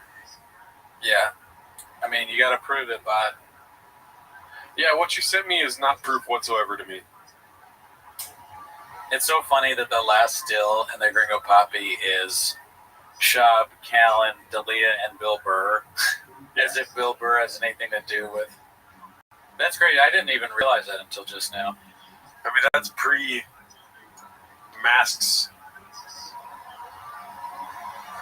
It's funny how Bill Burr, the last funny Rogan Sphere comic, was kicked out by masks. Yeah, dude, I mean, nowadays, try and get Shab to wear a mask, he's going to light you up. Oh, okay. So maybe I believe more of that. But we don't want to talk to you if it was all made up, dude. Yeah, I want it to be real, dude. I don't know him. It was all made up. Good job, Justin Wood. Love you, fam. This is so funny. I'm gonna get into a hazmat suit, and then you kept pointing at the phone, and I didn't understand ever. Yeah. I'm sorry.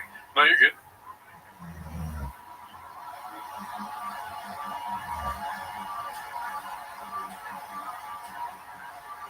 Man.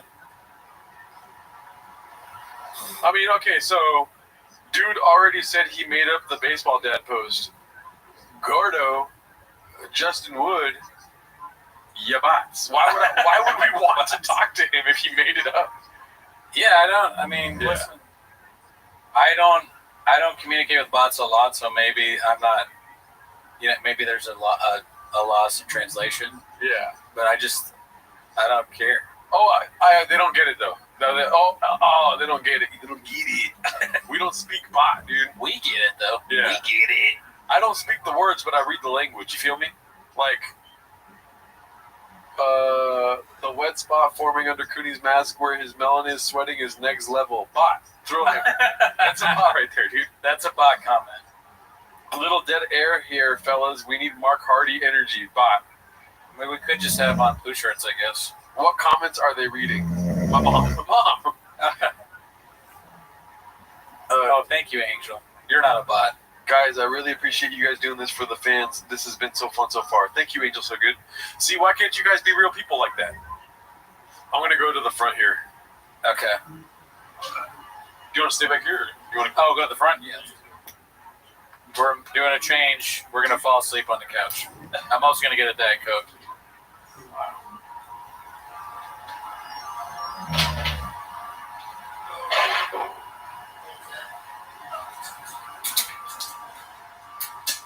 I'm going to get out of this hazmat suit, dude.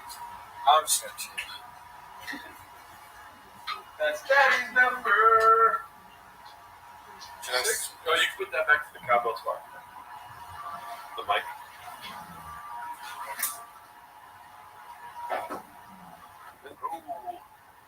Oh, dude, look at me, dude. What the fuck? Where am I? Right here. Look at that, dude. Oh, weird. That's un-American.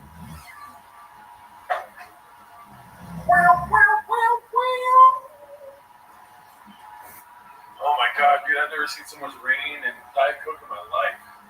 Which headphones do you use? Whichever ones. Did you have those ones on? I think so. What about these ones? Are these ones you're using? Here you go. Yes. Okay. What, those ones? No, they all work. I don't think this one works. Oh, okay, you can use one of these. I would use that one if I were you. Don't mind me just taking off my hazmat suit. Get it? Yo! Oh, wait.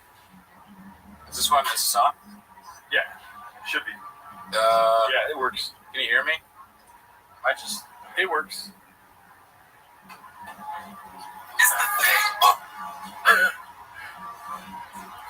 Thanks for the stream. Keep it going, fellas. Tony Tackett, thank you. Thanks for the stream. Keep it going, fellas. You guys are unreal. Finally. There you go. Let's go. Oh my god. I don't want to watch this again. Alrighty.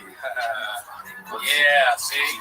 I couldn't. Oh shit, that's loud as fuck. Oh, my bad. Sorry. I couldn't hear anything before, but now I hear shit. Hey, what's up, Dallas? Oh, man. Look at you guys. I'm not used to this. Is it too loud for you? Look at you guys. I'm good. I'm not used to this. Dallas a little different. There's some ladies in The crowd tonight. I'm not used to that. My demo, 18 to 36 grows. That's what I specialize in. You guys. Doing the Lord's work matter for the culture. That's what they call me. Do you want me to play Daddy's number? Vaccinated up and over Dallas? Everybody vaccinated? Yep. You got the dicey. I love you, Texas. That's how it is. I love it. There's always one guy. No fucking way, bro.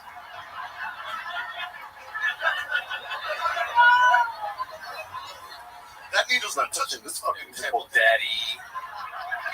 Oh. As he says that, he's taking a nacho, dipping in nacho cheese. Oh, my bad, Mr. Whole Foods.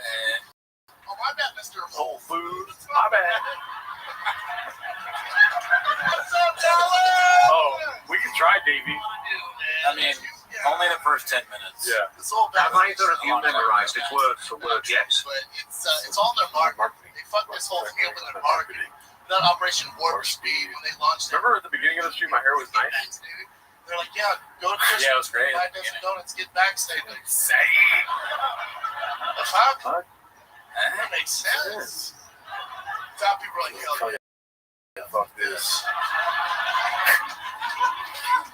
Just so confused. I probably called my mom. I was like, hey, Mama, are you backstage? I was. Listen, you know I love donuts.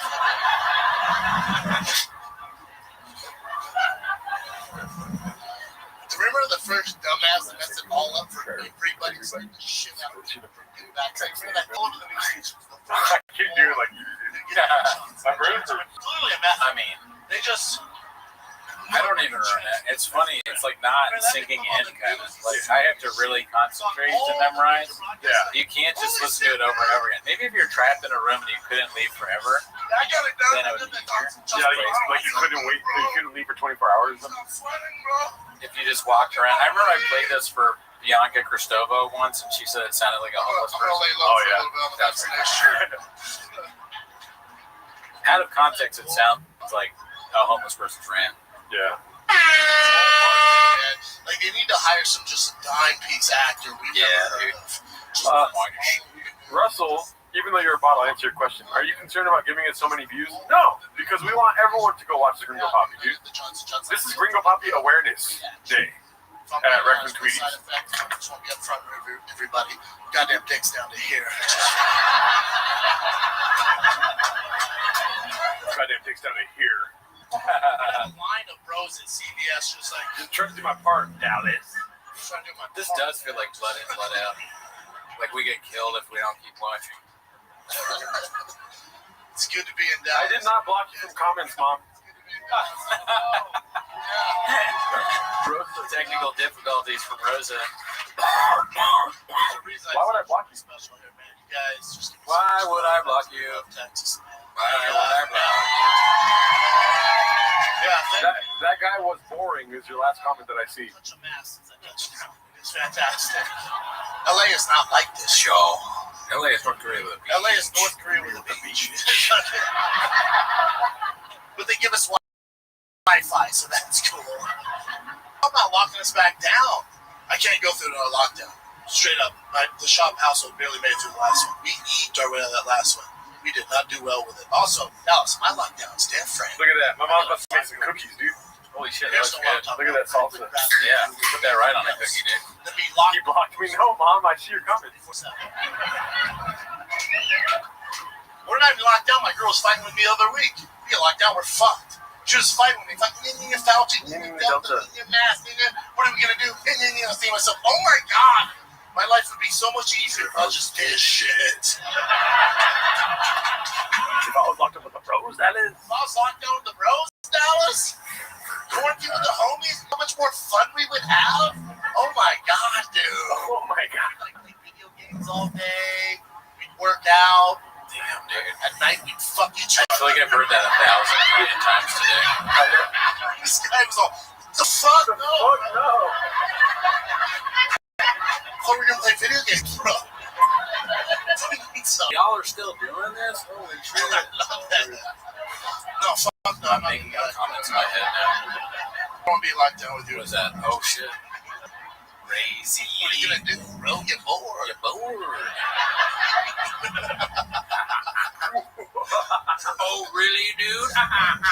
Dallas, what you dream. I never thought I'd say this to a live audience. How did you get a refund? For the governor of California, Governor Newsom, for locking us down for an entire year for small businesses. Because I wouldn't have realized this unless I was locked down with my family for an entire year. Right. I realized my girl's not cool.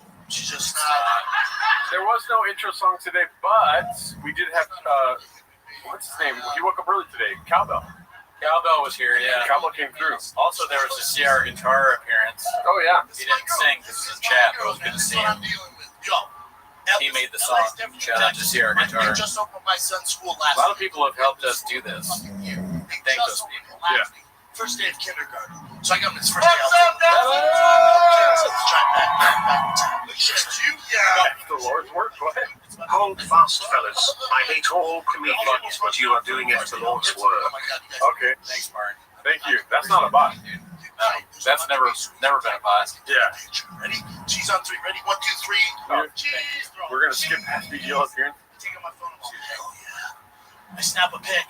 I text. We'll bring. I promise you, we'll bring back the music intros. Yeah. What? What?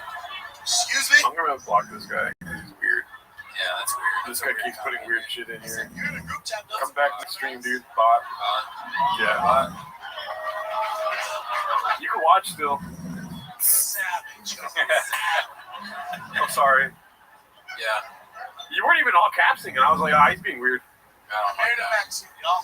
Married a Mexican. He married a Mexican? I didn't know that. What? Wow. Oh, shit. That. Listen. No way. I'm joking. Listen. Now, listen. See, when you're in hour 11, you start making shit up. I don't mean like I'm talking Guadalajara. Yeah. Born and raised. Wow. In the States 10 years ago. Made illegally, dude. Mid pause, dude. 1 second, let's see if we can do it. Playback speed. Let's go like that. Here, ready? Legally. Oh, dude. Came to the States 10 years ago. Legally. Like a Barry Sanders highlight right there. dude. Doesn't get better than that. Guess what, Cooney? Touchdown. You know what I'm Yeah, saying? I know. 7 points. Okay. Playoffs won. You know, scoreboard. Super Bowl. Yep. My own son gadooshed me. What the fuck? Mom, I see your comments. What are you talking about? Latina, bro. You know why? Don't fall for a bot. Oh, you're right. I forgot my mom's a bot. Russian bot. Easy to fall for bots this late to the stream. That's okay. That's what that means. Sorry, man. Dude, when we first got together, she was cooking authentic Mexican food. Damn, Rosa called you out. I was like, what? She was a great actor. Fuck yeah. No, dumbass. Not the heat is everywhere. Take real Mexican dishes, y'all. Real shit. Oh, yeah. The real shit, dog. Huevos rancheros.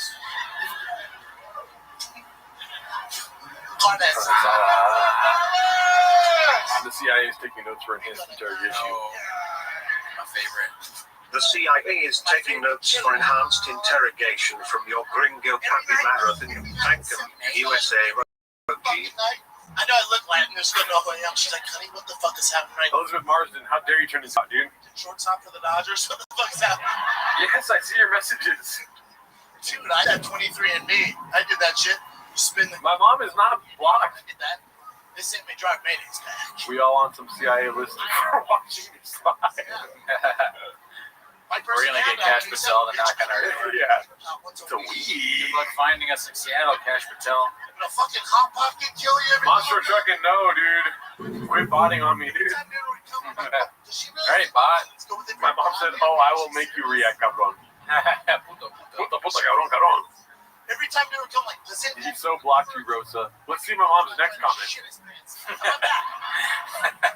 Oh, Austin Comedy Police is here. Like this. The way Gerard introduces his mom drives me nuts. No, Austin Comedy Police, we just started. It's so spicy, bro. It's so spicy, bro. Under 6 feet. The 24 hours live stream don't count. Didn't count, didn't matter. I've never been thicker since I got with a Mexican man. Somebody shave me. Dude, everything they eat, bean cheese, bean cheese, bean cheese, bean cheese. Like, oh, I look forward to that part. I know. Carb load year round? Is this supposed to be a dunk on Shop? I don't know, Bob. Do you think? Yeah, do you think so, Bob? To be built like armadillos? Some would say the most Bot. It's supposed to be a work shop, biggest fan spot. Yeah. You think you could watch something for 24 hours and not enjoy it? How are you not hungry? I mean, I ate a salsa cookie. If you don't, Yeah, dude. kilos of diet. It's got all the proper nutrients. Get out of the way, acknowledge me, Cabrón. I see your comment. Just don't touch a fucking tortilla. You know what I'm saying? Cooney's looking rough. He's definitely going to make it another 3 hours. Here's my problem. I was looking rough at the beginning of the stream. It's my favorite Mexican food at my house. Fucking eyes are red. Does that makes no sense? I'm tired. Before I started getting keto diet, I went up to my girl. I go, hey, you know I love your mom. Her food, best in the world. It's my favorite. How do you rewrite the every night bean cheese joke? You don't. I like. I kind of want to go piss again, but I also don't want to see my face in the mirror. Yeah, because last time I was like, oh, you look okay. Oh, really? I don't. I know because I looked in the mirror. Because I start at a pretty low rock bottom level, and I just stay there. Drink some coffee. No. I'm just letting her know we see her comments. You be a solid. Tell her I'm fucking. Diet Coke fucking kicked me one's ass after I drank this. Hasn't touched a fucking tortilla. Nothing. I swear, Cooney's horn is getting. Yeah, probably. It's crazy how vodka noticed that. Yeah, but You know how like Theo Von jumped around cocaine? Theo Von. I didn't know he mentioned Theo Von in the special. You know how like he struggles with cocaine? Like if there was cocaine on the table right now, he'd fucking swing from right field. You feel me? God bless him. Victor, dude, I don't want beans and cheese. I want Hail Mary pizza. Make it happen or you're a bot. I see it, I eat it. Graves is kicking in, cyst is small enough. Time for Magic Mind B. Oh, fuck. I know you know. If only we had that. I know you know. You gotta get Magic Mind. No? Have you had Magic Mind? Cabron, no, cabron. Magic Mind? Cabron. Alright. You got it. Is it now? It's keto, bitch. Dude, the other day, bro, like, I fucking hate comedy right now, dude. The other day, I was watching YouTube, and these fucking 2 dudes were watching the Gringo Copy for 24 hours, bro. Me watching young Walter White at the STX guy watching Gringo Pappy for 24 hours wasn't on my 2025 bingo card, but here we are. Thank you, Martin. Thank you. For Mexicans, they love sex. It's like, I didn't fucking HVAC chick, bro. I'm the only person in my house who doesn't speak Spanish. I didn't, and it sucks that people watch Shop stand up for 24 hours, bro. My white friends are day like It's a good look. They have a hack, like you wouldn't know what hack is woke. Yeah. You're fucking woke. I struggle with English at times. Dude, honestly, if you were the Gringo Pappy himself, Yeah. wouldn't you be kind of like, man, these guys watched me for 24 hours. They're pretty fucking sick, dude. Yeah, definitely. We're super fans. I don't have a clue what Yeah. he's talking about. I don't understand why I have to keep saying that. If you didn't already know that, you're just like, learning from me saying it now. You're a bot. Congrats. You're gonna have shop dreams after this. Die Hard superfans. Lando gets it. You guys can stop. No, we can't, Mandy. Bot. Mandy's trying to be a chick. One of the many things I love about the Mexican culture is, and I do love your culture, man. One of the many things I love about it is you guys always have something to celebrate. Every week you have something to celebrate. They got some celebrating. As a white person, my dad's like, oh, your birthday, motherfucker. All right, once a year, be cool, Dad. Be cool. Not Mexicans, every week something's popping. Last week, some girl got 15. What if driving home, Not even related. I get pulled over by the cops, The party at my house. start getting to your driver's license and registration, and I hand it over, and they're like, Turn 15's up, how much Gringo Poppy did you watch White tonight? people. Or that's what I hear because I'm so fucked up. I didn't watch any Gringo Poppy tonight, officer. Mr. Whole Foods. I fuck up. I let him know I've been watching. I go, Mr. Whole Foods, fuck! All right, get out of the car, walk a straight line without doing any Gringo Poppy material. It'd be funny. You roll your window down like this, and all you hear is What are we celebrating? fuck. What's going on here? She goes, Alphabet backwards, but you can't have a tater tot at all. All right, well, take me to jail then, sir. Officer, if my crime is loving the Gringo Poppy, I guess I'm doing life. we're not like that, are we? Pop buster. No, As dude. soon as we turn 16, we'll all fucking see Peter and Debbie. Yeah, fuck you, Peter and Debbie. Bitches. I do want to put it on double speed one time, but we're gonna finish it off this way. I mean, I'm really balls deep inside the special right now, so. Yeah, I'm gonna do another. I'm gonna trouble myself and see myself in the mirror one more time. Go for it. Just fucked up. I was taking my family out for dinner the other night. My family, all 15 of them. I think we're out of cookies. It's a problem, y'all. Concerned this may lead to the first case of second-hand CTE is a problem. I will text you after. We'll meet at the restaurant. She goes, no, mijo, we fit. The fuck? No, you don't fit. She goes, what? You guys are awesome. That's so crazy. There's 300 people in here the whole time we've been doing this. 519 likes. You guys are nuts. Sure enough, we fit, y'all. Sure enough, we fit, y'all. Yeah. Two of them are hanging out in the spoil and they give a fuck. Just got my jar of mayo. Straws are for suckers, daddy. Forget how I'm gonna wrap up this Mexican bait going hard on my family. Oh, I know. Me and my girl, we're not doing well. That's right. We're not doing well. She wanted to go to couples therapy. Yeah, my mom does talk to me like that, Gordo. Pandemic. At the start of each hour, take a nicotine pouch. I think I've been doing that. I got my Zins going. I'm suffering from Down syndrome, dude. We're driving to couples therapy. I've already used that joke once tonight. Cheetos. Look at dude, I'm so focused, my fucking veins popping out of my forehead. Y'all killing it, Gennardo. Stoked on the stream, not a bot. Thank you, Lando. The Truthic Army. We're going for 1,000 likes. Yes, like the stream if you guys can. Next stream, watch the first TFK ever. I get out, I'm like, what's an away game?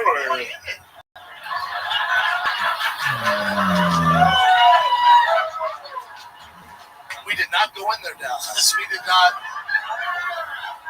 We're looking for Dr. Robinson, maybe Dr. Allen. What is the Friday coming up? What day is that? Well, home field advantage.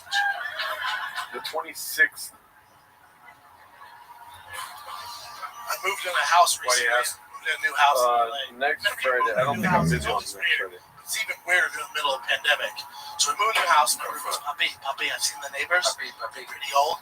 Let's play it safe. They're probably COVID conscious. Why don't you just go over and introduce yourself, right? I'll make some. How's your face look? Dude, I'm so tired of the name notice. Chocolate chip sauce all over it. I had crazy thoughts in there. I'll be honest with you. Yeah. I was thinking, what if someone figure it out? What if this was a shift that someone else could do? Yeah. Like two guys take over for us. Yeah. And then I was like, what if 3 a.m. on the dot. we just had AI versions of us take over? Or like some sort of way to trick the stream? Then Yeah. I install the security stuff. Well, here's the problem, Cooney. Listen, I think this is important. Yeah. You're thinking, like, if you can't beat them, join them. Yeah. Don't become a bot. Yeah, that's right. I'm trying to become Yeah, you're trying to become a bot. My brainstorm session is like, I guess I could be a bot. I'm losing it. There's a chick in here that said, your hair so Security stuff. All good. chatty. 3 a.m. Thanks, Murray. Chat CTE. Goddamn gargoyle outside my window, dude. You know, it's funny that nobody asked us to do this. About this Ring app. You download the app. There's You know what I mean? Yeah, no, we did this to ourselves. It's like, I'm going to go to therapy tomorrow. Yeah. They're going to be like, Fantastic. why would you do that? And it's not even, like I said, they, but I'm just like seeing double because my eyes are still fucked up from all the Good Morning Vietnam going on right now. Somebody fucking. And then I'm like trying to look at my therapist in the eyes, but they're just like dancing. I watch them. We got 48 hours, bro. You know what I mean? Yeah. I feel like this is like my new sobriety date. Your therapist opens her mouth and goes, cheese. Tony Tackett, I think we've already done a Patreon request to Delirious. Murphy Rawn's Delirious. Retro stand-up reviews would be cool. We still need to do Raw. Pause. Yeah, that's a good idea. Look, they're right down. So I'm like, ooh, let's see what's popping in this new neighborhood of mine. Joshua's. You coming over? Hey, man, this mountain line is goddamn dogs. Joshua, shout out. Coming over at 3 a.m. Yep. New father alert. Oh, shout out. Yeah. New dad. Diane, right next door to me, goes, yeah, I used to be the fucking cat lady. Not anymore. That mountain lion ripped my goddamn cat's head off and ate all of them. My kids saw from the window. We can't sleep. Can we watch Gerdo sleep? Somebody needs to do something. This is not good. This is not good. Then David, right next door to me, David goes, yeah, the same I'll DoorDash you coffee. I don't think I want coffee right now, dude. No, I'm good on coffee. All right, dude. Just gonna keep drinking this dang. It is funny if we talk to Oathman and Blue Shorts right now. We're just like, fuck you guys. Yeah, I'm so tired. Fuck you. They're like, guys, great job on the stream. I'm like, fuck. Never shot a gun. Played Call of Duty twice. I'll figure it out. So I go into my local LA gun store. Never bought a gun. I got so hustled in there. I got so bamboozled, dude. Yeah, listen, I never shot a gun. I walked out with an AR-15, like the red laser thing on top of it. I walked out with the Zero Dark 30 Navy SEAL night vision helmet. Yep. You had to get that. What? I was like, dude, 19 grand for all this? Hell yeah, bro. Fuck yeah. 19 grand. Bro. I'll wear it out. No, I can see everything, dude. That cat's fucked, bro. Yeah, I'll keep it cool. I'll let you know. Ooh, that's a good question. Oh, wow. I'm gonna go. Bigger tragedy. Barry Sanders retiring in his primal shop, walking away from comedy after releasing the greatest special of all time. Definitely Brendan Schaub. Yeah. Shout out to the subscriber. Shout out and thank you, but also shout out to Barry Sanders. That guy had some great highlights, and I watched him there. That's another thing. Tyson, Fedor, and Barry Sanders highlights. Yeah. However, I have not watched those anywhere near as much as I watch Real Bobby. We need more stand-up from Brendan Schaub now more than ever. He can bring the country back together. Everybody's fighting, mad, killing each other, armed, no love. We need Ringo Poppy too now more than ever here. I'll tell you what, I was really happy that I saw Christian L's been here the whole time. That's cool. But then it's sad to find out he's a bot. He said you guys are starting to regret this. It's always sad when people become bots that you thought were real people. Yeah. I'm looking at my ring camera and go, World Star! World Star. I didn't feel like saying it, but I was holding my tongue when BGL was like, what's his name is off? So, David But your friend, you stick up your friend. True. Paul C. Nah. Thank you so much, Paul C. for coming through though. Yeah, dude. But we can't call Miguel. I got my Zero Dark 30 night vision on, right? Still got the big dick. Sorry. If we watch this enough, maybe he'll do stand-up again. Yeah. Stick with it, right? So I'm here. That's it's a protest. It's like, you know those protests where he like a hunger strike? It's like I won't stop watching Gringo Poppy until he does it stand-up again. Yeah. That's true. It just turns us into us in Indian style, and the couch is like meditating. Zen. Yeah, I learned that from Duncan Trussell. I've never seen a mountain lion in person before. Hey, you know what?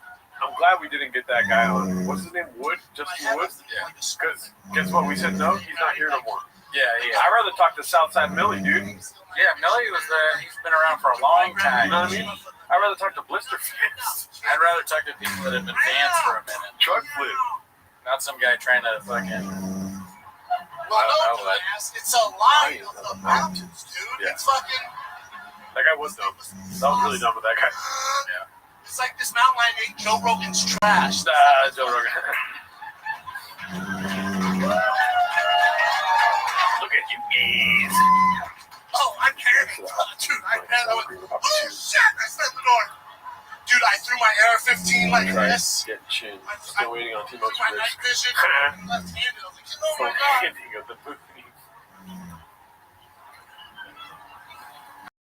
Still have my own boots. Still honestly, good shit. Texas is winning nothing. Papa is rock hard. I bet 8 inches. What is pressing that there are more recorded to our King Brandon than recorded this week? Wow. What is depressing is that there are more recorded hours of our Kang Brandon than nearly every figure in recorded history. Shout out to Brendan Schaub, dude. Big boy nation. Give me 1 second. It's your time, B. 7 in my hand. I was here before Ken Gar was the best comic ever. Oh shit, what's up? He really is. He really was one of the greats. Ken, we miss him. A lot of people didn't like his stand-up, but I always liked his stand-up. Where is Hana? Blisterfist. Blisterfist. Oh shit, what's up? I need you to represent that real quick. Sure.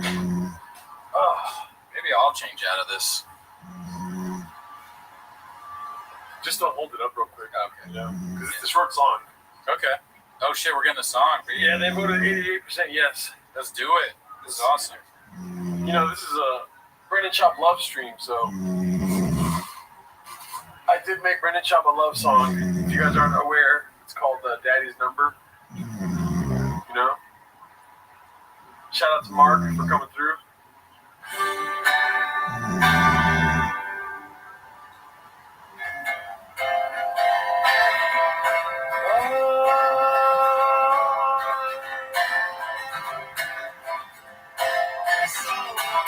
It's Daddy's number 66. When I play baseball with my kid, oh yes it is. My dick's 8 inches. That's for my Mexican. She's a rattlesnake. Real asshole. Putting beans and cheese on my plate every day. Carne asada, huevos rancheros, pico de gallo, chile relleno. I need to take a time once a week, yeah. Got a DNA test and they sent me mayonnaise in the mail. I'm gay, working out with my boys. Anything else to be stuck with them demons. Me, damn, Fauci, me, Delta, me, vaccine, me, what are we doing here? Me. Thank him. Daddy's number 66. When I play baseball with my kid, oh yes it is. My dick's 8 inches. That's my Mexican. She's a rattlesnake. A real asshole. Putting beans and cheese on my plate every night. Carne asada, pico de gallo, chile relleno, huevos rancheros. Need a tater tot once a week, yeah. Sending me mayonnaise in the mail. Me, Delta, me, Fauci. Me, what are we doing here? All right. Nice. Shout out to Weeg, dude. Kind of dedicated to both of them if you think about it. It's one of the greatest songs ever written. Thanks. Oh my goodness. 66. We did it, dude. Is Blue Shorts on? We could ask him. I mean, I think he's ready. You want to send him something? Just give up. Oh, Mark, no, not funny. I haven't practiced that one a lot. Successful egg. I'm still working on stuff. You know what I mean? The gringo therapy is a work in progress. You want to do the link thing or? Yeah. Daddy's number 66. Something. Oh, successful egg bag. Play that new one, Mark Norman. I had to work on it more. I'm not ready for that yet. What's up, Dallas? That was so good to flip my truck. Shout out to you guys, dude. Thank you, Chip Dip. That was so good, I just flipped my truck. Shout out. Thank you. Shout out. Oh, yeah. I think it's just... Okay. So let's just do Blue Shorts pause. Yeah. Where's mine? Do I already have it open? No. Mr. Whole Foods didn't get a shout out. And what, Beanie? Oh, in the credits? Dude, Mr. Whole Foods. That mystery may never be solved. Not with that attitude, it won't. I mean, if we had the raw footage, I think we could figure out who Mr. Whole Foods was. I need to know, dude. Someone needs to just fucking step up and claim that check, baby. Yeah. It's like the winning lotto numbers. Let's see here. That is number 66. When I play baseball with my kids. What's up, Dallas? Oh, shout out to you, man, Lehman. Thank you, dude. You made our night, Papa. Gerardo, you made my night. Kumne Dolphin Bottle. That's the first time I ever heard a man with a British accent say that. Dolphin bottle. 66. Let's see here. That is number. Alright, you can copy paste that to them. Okay. You guys are legit funny and I'm not a comedy fan. Shout out to you, Martin. Thank you for all the money you also donated, Martin. I'm pretty sure you're not a bot. Can we get an 8-part Elephant Graveyard expose on Mr. Whole Foods? My truck has been flipping since EGL got here. That's great. My truck has been flipping since EGL got there. Nuts. You guys are nuts, dude. I'm glad that you liked Cowbell, Man Lehman. That's good. Yeah. Look at. Oh. Holy moly. Oh, shit. Let's see. Is he in here yet? Not yet. Not yet. Let's go. Home BGL, if it's engaged, he's still telling that fucking cat story.